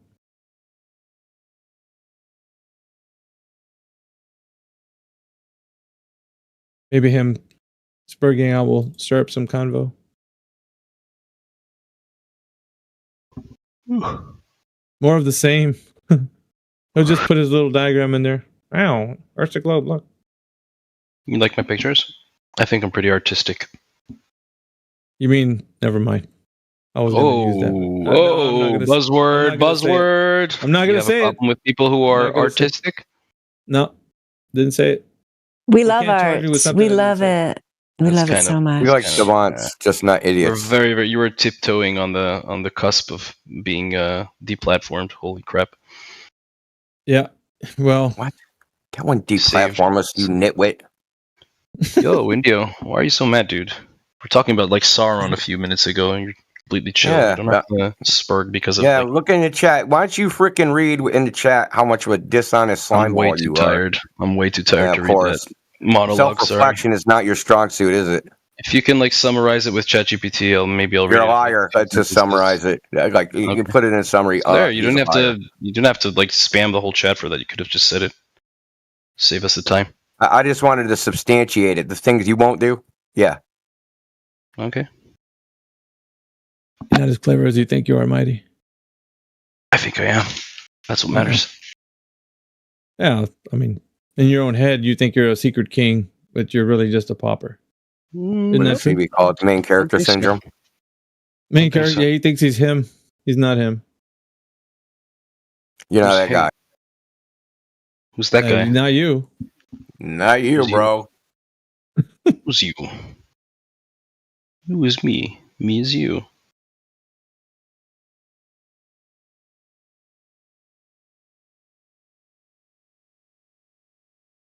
Does your narcissism allow you to take the L? Narcissism? Why did you assume I'm a narcissist? Because you have a serious lack of self-reflection. Well, that's not the definition of a narcissist. Narcissist is someone who's in love with himself, right? Yeah. You're not? That's a symptom of narcissism. The inability to self-reflect and self-criticize. Not really, but okay. Only a narcissist would say that. You got me. Oh, man. The panel's lit tonight, Narcissists man. can't have the attributes of a narcissist because they're perfect.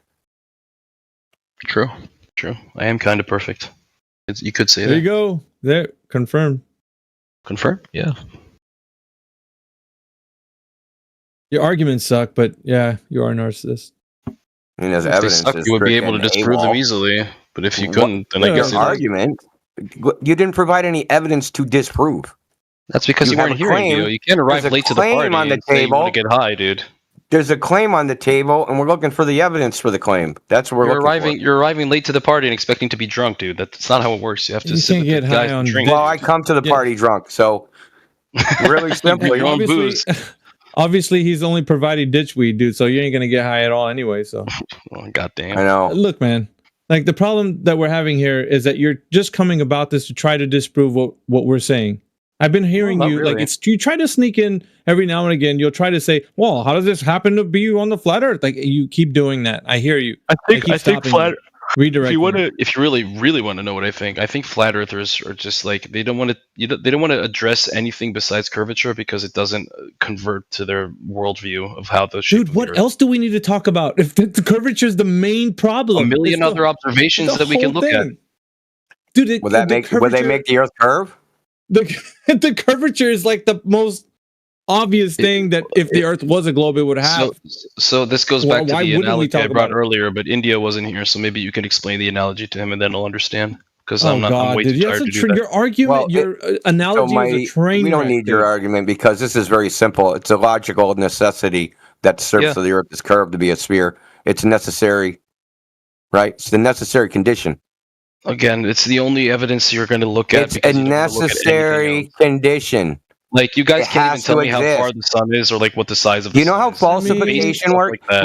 Mighty. You don't know the distance to the moon. Okay, You don't know where neither the do you. positions are. Neither do you. You just think you do. No, you just think you do. But we Oh, do. How? Because we create technology based on all Because these no, don't talk about people. Say, how do we know What do you that? mean? Okay, don't talk about science. Don't do it. Dude, I want to know if the all of these methodology. You assumptions were said we wrong- know. I want to know how we know. Yeah, if all of these assumptions Somebody were wrong, told and me we're we just know. making this- and we're just making this up. None of the technology we make for satellites Well, the and all these distance things of the we take sun into has account will changed be like wrong. freaking 20 times in 100 years. How do you think you're getting GPS if you don't know the fucking distance to the? Bro, you don't even know how we get GPS, bro. You don't even know that. Why Okay, would you project see, no, that onto he's somebody deflecting else? though. You don't even freaking know. He's just deflecting from the lack of curvature, dude. doesn't You're not freaking slick, know, bro. This is very simple. X is a explain any of these necessary condition of phenomena Y. we witnessed? No, shut up, Mighty. Okay? The way falsification works, we only have to disprove one. You only have to disprove one thing to prove an entire theory wrong. Such as, if your theory is all swans are white, you only need to find one black swan to falsify observations of trillions of white swans. It only takes one. Okay, so we only need one observation to show that the surface of the Earth is curved, not curved, to prove that it's not a ball. That's it. We didn't just one, because all the other observations that you're talking about are inferences. They are indirect. They're theory-laden, indirect conclusions based upon assumptions. Based upon the assumption that the Earth is a ball. But if you can take that foundation, the bottom rung of that ladder, and show that the surface of the Earth is not curved, you can't build a ball from that. And if you can't build the ball from that, then you can't build all the other shit. It shows that all the assumptions you made in the observations of the sun, moon, planets, stars, and all that other shit are wrong. I can throw that argument right back at you if I prove that your show argument is me. wrong, and it destroys your whole argument. Show me. Okay, so you believe there's a container around the Earth, right? You No, can't show that me. has the container does not. Is doesn't not. exist. No, It's no, a Mighty. argument. There you No, go. Mighty. A container has Case nothing closed. to do with whether the surface of the Earth is flat or not. Has nothing to do Okay, with it. so is It can the be other flat things with that or I without said- a container. Okay, so do you have any explanation for like global positioning and stuff like that? I told you you were doing that. I Mighty, told you were dumb doing fuck. it. What? Global Asking positioning simple uses a fucking plane, you dumb fuck. Stop talking. No, it doesn't. No, it doesn't. Want to bet money? How much money you got? You can't How find. much money you got? Okay. I'm not going to be able to even wire you this money anyway. So you're just speaking hypotheticals here. Okay. I don't know what money is going to be. GPS uses you need something money. I can called give you money if you want. Earth-centered. Mighty, GPS, and I think I told you this the other day, uses something No, we called never talked about GPS. Earth-centered, Earth-fixed. Do you know what that is? What is the acronym for GPS? Remind me. Oh, so the name is what controls because it's titled Global Positioning System. It's used as well. Yes, Your 100%. arguments are garbage, dude.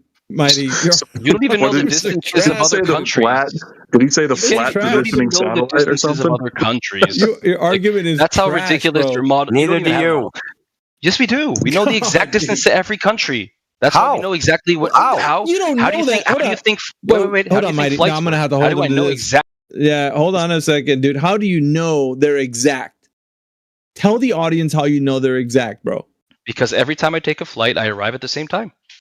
Okay, which flight have you taken that you've arrived at the time that you're supposed to? Go ahead. Any flight, they give you Name an one. ETA. Name one. Second, Name second. one. So, you want me to name one flight? You want him Yeah, to the name flight one? Like you you're went gonna on, have some dude. knowledge about the flights he took? What are you Yeah, talking the flight about? the flight that he took. So this is the thing, right? He Asking said, Well, by multiple your flights. logic, he could just make up anything he wants, and there's no way you can prove him wrong.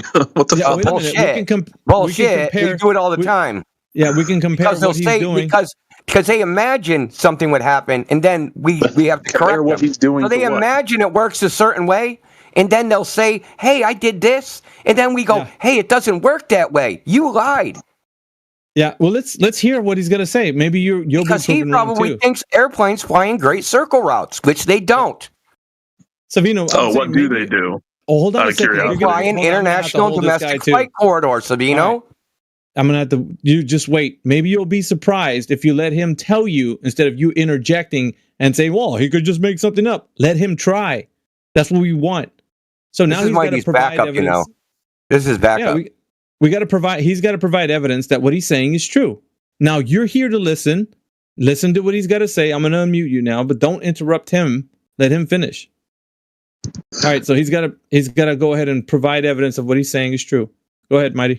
Okay, so first of all, I don't know who Savino is. Never met him in my life, so he's not my backup. That's just you being paranoid. We don't Besides that, what flight do you want me to give you that I've been on? The one that you've been on that provides evidence that the Earth is what you're saying it is based on the flight times.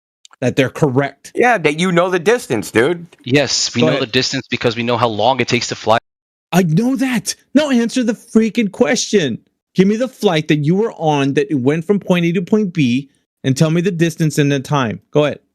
Okay, I was on a flight from Israel to the Mm-hmm. United States, and it took me exactly 13 hours. For example, What's the exactly? I went on a flight in Europe. I went on a flight in America. I've been on multiple flights. I can give you any. I flight. know, but what's the distance Want a we're specific working with one? here? What do you mean? What's the distance we're working with here? Point A to That's what point you're supposed to be B. measuring, dimwit. That's your whole point, dude. What do you think? They take a ruler and they start. Oh God, dude, just provide Oh, the distance. dude, stick your head up your own ass, dude, and you know, Jesus Christ. And yeah, to Savino, like this is what we're talking about. So, You should be able to since he didn't substantiate it. answer, the distance is from Tel Aviv to New York is about 6,000 miles, but I'm not Okay, sure how where do he you know flew that? into. How do you know that? Well, that's what we're asking. How he knows that to be true. Oh, Can we ask- I Savino, totally, can we my bad. ask I you? totally forgot that Google is just a conspiracy to keep No, everyone retarded. we're not asking that. It's a conspiracy. Yeah, We're but if I asking- said it was Google, you would just say it's an appeal to authority and say it's not Google. valid. No. The method. We want the method. Google is not a method. You do realize pilots have to calculate the fuel they're going to use on that flight. Well, actually, I work on aircraft. The pilots don't do those calculations, but nice try, though. All right. So I'm going to hold everybody down. So the reason I'm doing it is so we can get a concise answer. If you're saying this is true, we want the methodology by which this was taken to be actual known, like something that's done. So all we need is a method to verify this is true. Guys, can you please come up with that? Because it seems like you guys are struggling and you're talking about other Shadows. shit. Like, Literally just use a shadow. we're not talking to you. Well, if we're talking from America to Europe, it's like you're asking someone to actually just walk the distance and verify. Are you going to be able to do it or not? It's like shit or get off the pot, bro. One of the two. Yeah, there's a bunch Can here you we do have to it or go not? through. Because if you don't know, so yes, the I next can person- do it. I just can't afford to do it. So What would the method be? That's it. That's it. He said he can't afford to do it. That's concession right there. You can't verify. That's our point. It hasn't been verified. Thank you. I'm going to go to the other slime ball, see if he knows. How about Rocket Man? You jumped in late. Can you verify the flight distances are corresponding with the times that it takes? Yeah, because we know how much fuel the engines use. We know how much. Okay, fuel. We're basing this off of fuel now. Okay.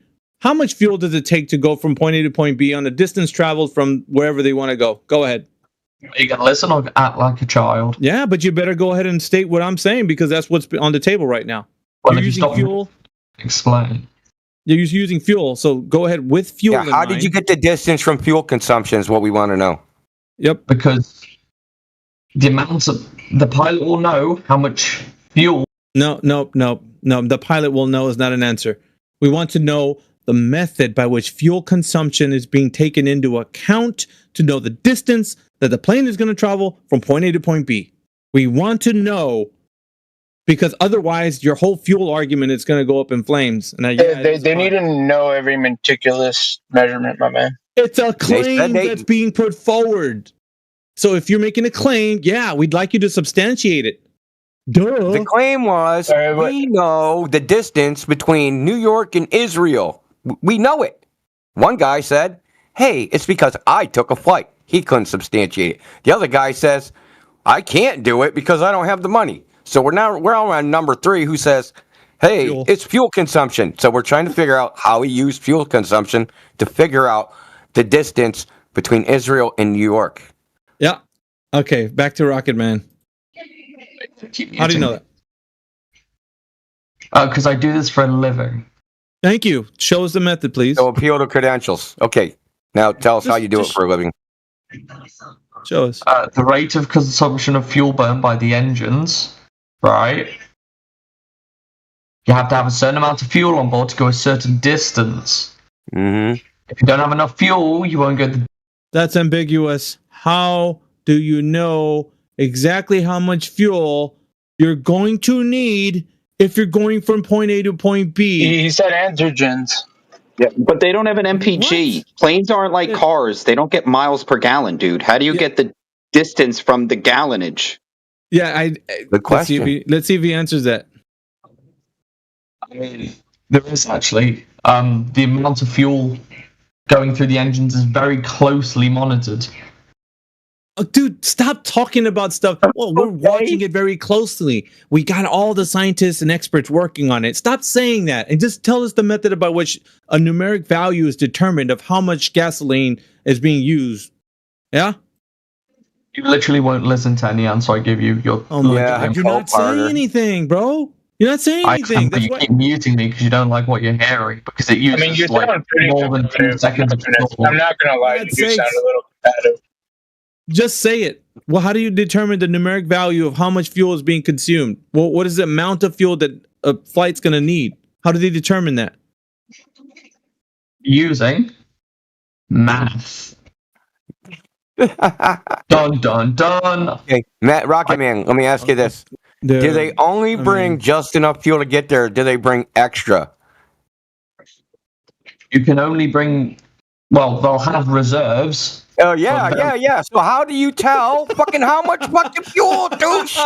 Jesus Christ. Yeah, boy. Look at how easy it is, man. You guys are already caving, bro. There's no way you guys like nobody ever tried this. R.C. Meisty tried this like 5 years ago. He's like, if I didn't have enough fuel, I wouldn't get there. It's like you just bring just enough fuel, and it's like there's a freaking 1 mile per hour headwind, you fall out of the sky like a mile short. And this guy's talking about they got reserves. It's like, okay, there goes your fuel argument. So you don't know is the answer. Maths, dun dun dun. Like what? That's not even a point, hail the math. All hail the math.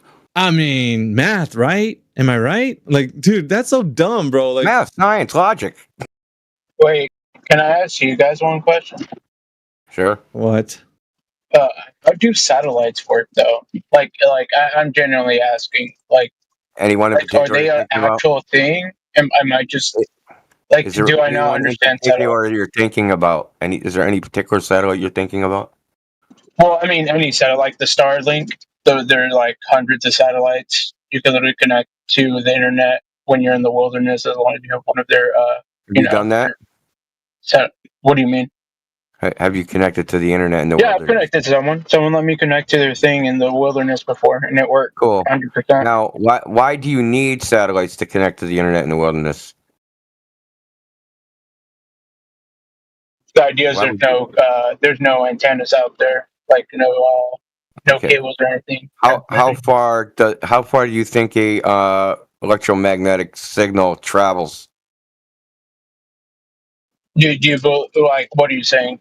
Like, do you think there's far do you somehow think in it the wilderness? No, Because there's no cables out in like.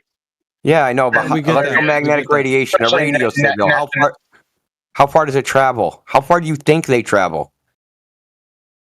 How far? they're They blocking only the go curve off of the- like based off like a Wi-Fi signal and like a satellite signal, like Well, that. any radio Or signal that determines how far it goes is the amount of power in the antenna, right? In the sides of the antenna. Power of Is the that- antenna. If I pump 1,000,000 fucking watts through a fucking antenna, dude, that radio signal is gonna go very fucking far. is that how much power is going through a satellite? No.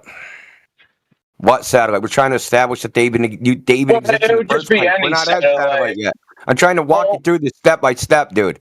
We know Well, I mean, I'm since not trying to interrupt you. 1918, I'm just asking. but bro, we know since generally. 1918, radio signals will travel 10,000 miles. This is before satellites, before radio antenna repeaters, before any of that shit. 10,000 miles. Is that the UK same signal? Dude, UK to Australia, they were doing radio communication in 1918, 10,000 miles. How did they do that? Are those the same signals as like? It's electromagnetic radiation. internet signals? It's electromagnetic radiation, dude. They're the same. Like they give off the same amount of like data. What does that mean? Mean the same amount Like of data. they're able to carry on that much data. These are all the same. What signals. determines how much data is an There's no electromagnetic? differentiation. There's no differentiation. What determines how At much all? data? Dude, you're asking questions and then you're answering them. I don't get why you guys do that. What determines the amount of data is in a carrier signal? You guys, I'm generally like asking you. I'm asking you a question.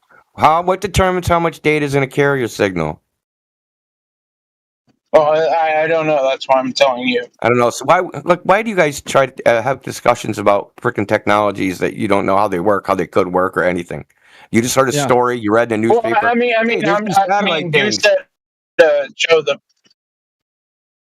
I mean, you clearly know how satellites are better than the satellite sensors. I know how they say they work, but they can't work that way because they violate the second law of thermodynamics. So they have to operate some other way. Yeah, you were. I don't know. So if you're remember the telling me they're conversation. Hold lying on, to dude. us? No, I'm gonna hold this guy down. So No, basically, we were having a conversation with Josh. He was a satellite engineer. Yeah, I know he I don't is. know if you know. So he was talking about what happens in that environment, and there's a bold claim that he was making that the components on that satellite are being exposed to varying different temperatures, like the cold and the hot that they're exposed to. I think it was something like 200 degrees Fahrenheit, and then it was like anywhere from negative, what is it, 100 degrees. Yeah. So we're going to fluctuations from every, I don't know how he said, how many minutes, 45 minutes, I think he said. But it goes from cold to hot. And the components on that satellite are being exposed to that environment and the vacuous state of that environment as well. So I was challenging him, and I was like, well, don't you think that components over a span of 7 years, the satellite's duration is supposed to last up to, the length of time. So I was asking him questions like, well, how do you test for that? And wouldn't that satellite be under such harsh environments that some of those things could malfunction or not work, as specified or whatever?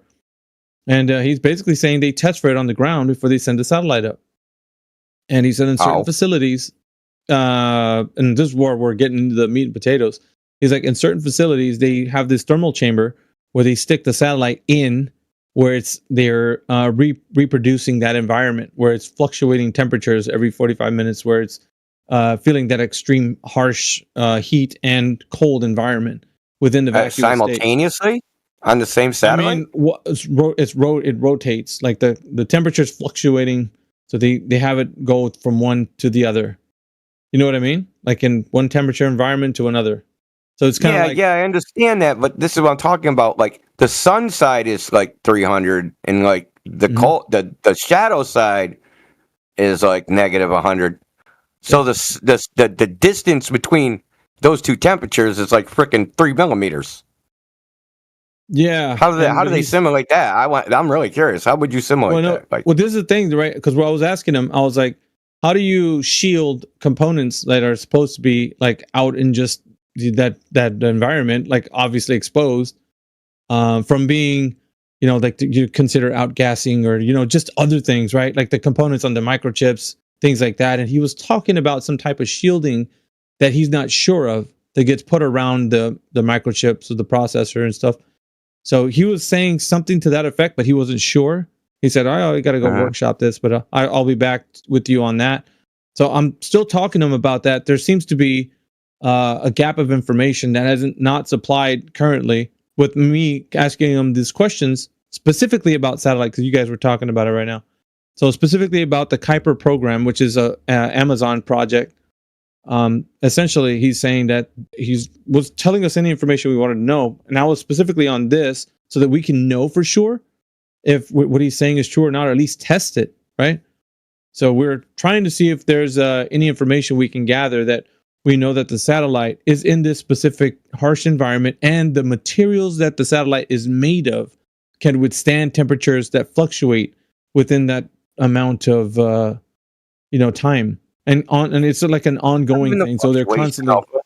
But it's both of those temperatures at the same time. Well, the shade because side is the cold side, and the hot and the light side is the hot side. So you have a temperature gradient. Ask them this: what's the distance between in the temperature gradient between the max temperature and the coldest temperature? How far are they? How far are they spaced apart? Like, is it 5 inches, 6 inches, 2 millimeters? Like, what's the distance? Because, as you know, right, if you take a hot coffee pot and you run ice cold water over it, it fucking shatters. Yeah, this shit happens with metal, right? You pour liquid hydrogen on freaking metal, you can smash it with a hammer, even if it's steel, right? Like, dude, you can't. One material, like a single material, like you have a part. What parts can be 300 degrees and negative 100 at the same time? That's where I was driving at, Indio. That's exactly where I was driving at with him, because the satellite and the Kuiper satellites, especially, right? The kind of ones that he's dealing with, he should be able to, I don't know if it's proprietary, but he should be able to at least talk about certain elements that they use for the type of materials that make the satellite what they are. So I'm more interested in if as the satellite travels over the globe and it goes from the light to the dark side, and on and on, as it's rotating around the globe, like it is exposed at certain temperatures at certain times, depending on its rotational orbit. So as it's orbiting, it transitions over from the light to the dark side. And so I was telling him about this, and as he was speaking of it, he said 45 minutes. I could be wrong, but because of that, I don't know what element can be subjected from the moment it's transitioning over from the cold to the light.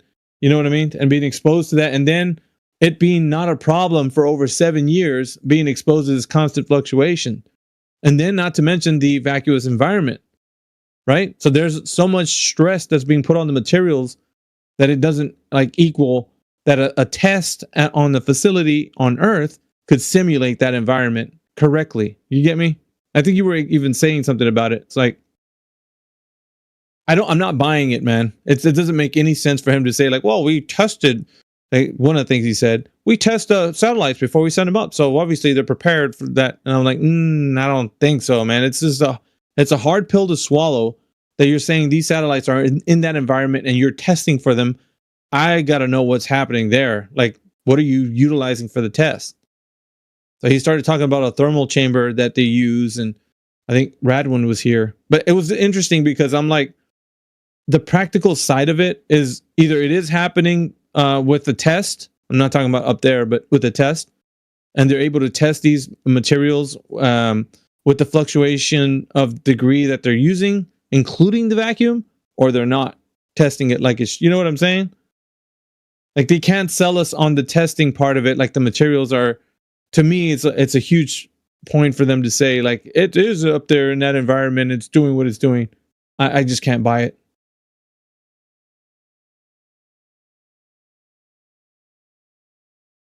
Anyway, I think I don't buy it either. Every time that guy's in here, I feel like it's just fairy tale time. Like, I don't know. It's just weird. He sounds like a PR guy. You know what I mean? I'm like, when's he gonna ask me to buy my buy a subscription to whatever the hell it is that he's selling? I mean, he's just such a slick little used snake oil salesman. Sorry, that's just the way. Well, every time we pull him up on the it. information down the line, it's like I'm telling him, I'm like, all you got to do is just show us how what you're saying is true. It's always like, oh, let me look it up, and he's like looking it up for like 30 minutes to an hour, and we're talking amongst ourselves while he's doing that, never producing any information that's valid that we can follow up on, that we can look into. None of that. It's all what he's saying based on some information he's pulled up, and it's really topical. It's not like in depth, like, oh, these are the materials they're using, titanium, or he doesn't go into the computer components, like, you know, or do they have shielding, like anything that would prepare them for an environment that's up there. I don't hear the cowbell when it comes to like the part where we're saying, okay, like, I mean, if you're going to be convincing, go all the way, you know, if you know information. For me, I'd like to hear a little concession on his part. Like, yeah, I really don't know that part. You know, like I'm just taking it on faith that what they're saying to me is true. That's what I want to hear from him anyway. Yeah, he did give me a concession one of the first times we talked, although it was more like a theoretical concession, but it was just like, yeah, I just really care about increasing connectivity on the Earth, and if it turns out the Earth isn't the shape I thought, that's not a big deal to my main mission, which is helping the people. You know, I'm sorry, did my sugary sweet impression of him make you realize that I think he's full of it? Because I do. Yeah, starving. I do like the fact that we want starving kids in Ethiopia be able to order Amazon Prime on demand. Well, he's like, that was it. Yeah, I was waiting for the like starving puppies in the background and the starving children with the violins. Yeah, yeah. You're not as hungry when you're watching Reacher. Bro, I pulled him up on so many points. Like I was like, dude, not only are you guys like a huge corporation, but you guys are riding on rockets of your competitor. Well, you sending, you know, your payload up on like SpaceX's rockets. Their vehicles are going, they're taking your payload. Like, dude. And he's like, well, because I was like, the reason I'm saying is because it sounds like a conflict of interest. Like, why would another company take you guys and be like, they're the leading company to like Starlink? Oh, we're going to send these Kuiper satellites up and they're going to be a competition for our, you know, brand or whatever. I'm like, it doesn't jive well, dude. Like for a company to be like, oh, we're helping them out. Oh, we're doing it all for good faith. And you know what I mean? Like it just, all that is just, it doesn't sound right. And none of it smells good. Hey, Elon Musk is like, yeah, there's no problem. Like we're not competing with Amazon. We'd like for them to put their products up on our vehicles. So we'll take them up there. Like, and then I was like, dude, can you convince me, being a Kuiper satellite like PR person, that I would choose your product over Starlink? You know, if you guys were ever, because he was talking about they're going to have satellite internet and stuff. Like, dude, I'd just go with Starlink. Like, I wouldn't choose you guys. You guys don't have rockets to take up the. I mean, you know what I mean? I was like shellacking him on the fact that it's like, you know, your product is even like having to use somebody else's stuff to get up there. Oh, we're just waiting about 5 or 10 more years. We're gonna have our own stuff. Yeah, I don't know. Yeah, he totally reminds me. Like he comes in and pretends he's like really serious about the conversation, but he reminds me of Truman's wife in the Truman Show. You know, where they're having like a conversation about whether they should have a baby or not, and then she's like, "But really, what's really exciting to me today is this new soap I just tried." And then she holds it up to the camera. You know, 'cause she's doing her little like. She's doing her little stealth commercial. That's what that guy reminds me of. So if you want good satellite connection, just come to Amazon. And if you have Amazon Prime, you get a discount. Like you hear like this pitch going on. You're like, dude, what are you doing? Like, yeah, it's funny. Have you ever been in there? Have you ever been in there when he gets like one of those teenage, like true globe believers who are just so excited? It's like, oh my gosh, I'm talking to an Amazon satellite guy. He's so cool. Tell me more, Josh. Have you ever seen that? That's really entertaining. Do they do that too? Yeah. Oh, he totally did that. The first couple of times I saw him, they were like, yeah, like little globe believers that were just like all over him, and you could just tell he was all about it. Like, I'll send you an autograph. Just give me your. He's address. a rock star, yeah. huh? Yeah. Yeah. Like all of the stuff about what he has to bring forward to the conversation about the Earth being a globe has more to deal with his belief based on his job. And I even told him down the line, I was like, this is a sunk cost fallacy for you, isn't it, Josh? I was like, there's no turning back. And let's say today, if you were convinced that the Earth is not a globe and it's flat, like, you would not be able to say that because you would lose your house, your job. Like, it would just be devastating for you to actually say, come out and say this. And then have a that's job why. there? Yeah, There's no way, that's bro. yeah. That's why I felt like his original claim was disingenuous, where he said, like, yeah, if the evidence leads there, I'd be totally into it because all I care about is helping the people. Yeah, that's what he told me. Yeah. Yeah. He's trying to go to bat for us, guys. He's going to the conference rooms, and I was like, dude, all right, man. I'll take you up on it. And when you go in there, go tell them how they need to put better cameras on their stuff, and whatever. He's not ever going to do that, even though he says he is. He's like, I get in trouble for talking with you guys sometimes. Yeah, people. I've heard that speech. Tell me that if I'm talking to flat earthers and like I shouldn't be talking to you guys because like they look at you and they feel like you're beneath them, and like, oh my golly, man, you're so open-minded, Josh. Wow, you're really willing to talk to us, even though we're social pariahs. Wow, you're so open-minded, guy. I'm sorry, I don't really talk to him anymore because I can't take him seriously. I just come in here and when he's in here doing his little spiel, I mean, whatever. He's somewhat entertaining, I guess, is all I can say. Yeah, just I want to, like, if he knows anything about what's happening with the program, I want him to like go from that perspective, because I think that most of it is just he's been given information to only know so much, and that's as far as his knowledge goes. Like, he doesn't know that anything he's doing is contributing to like space technology and stuff. Like, I don't think he knows that. Oh, I don't either. No, I think he's like a lower level of Robert Simon. Yeah, he's just kind of like, I'm just doing my part here. I'm just doing my part.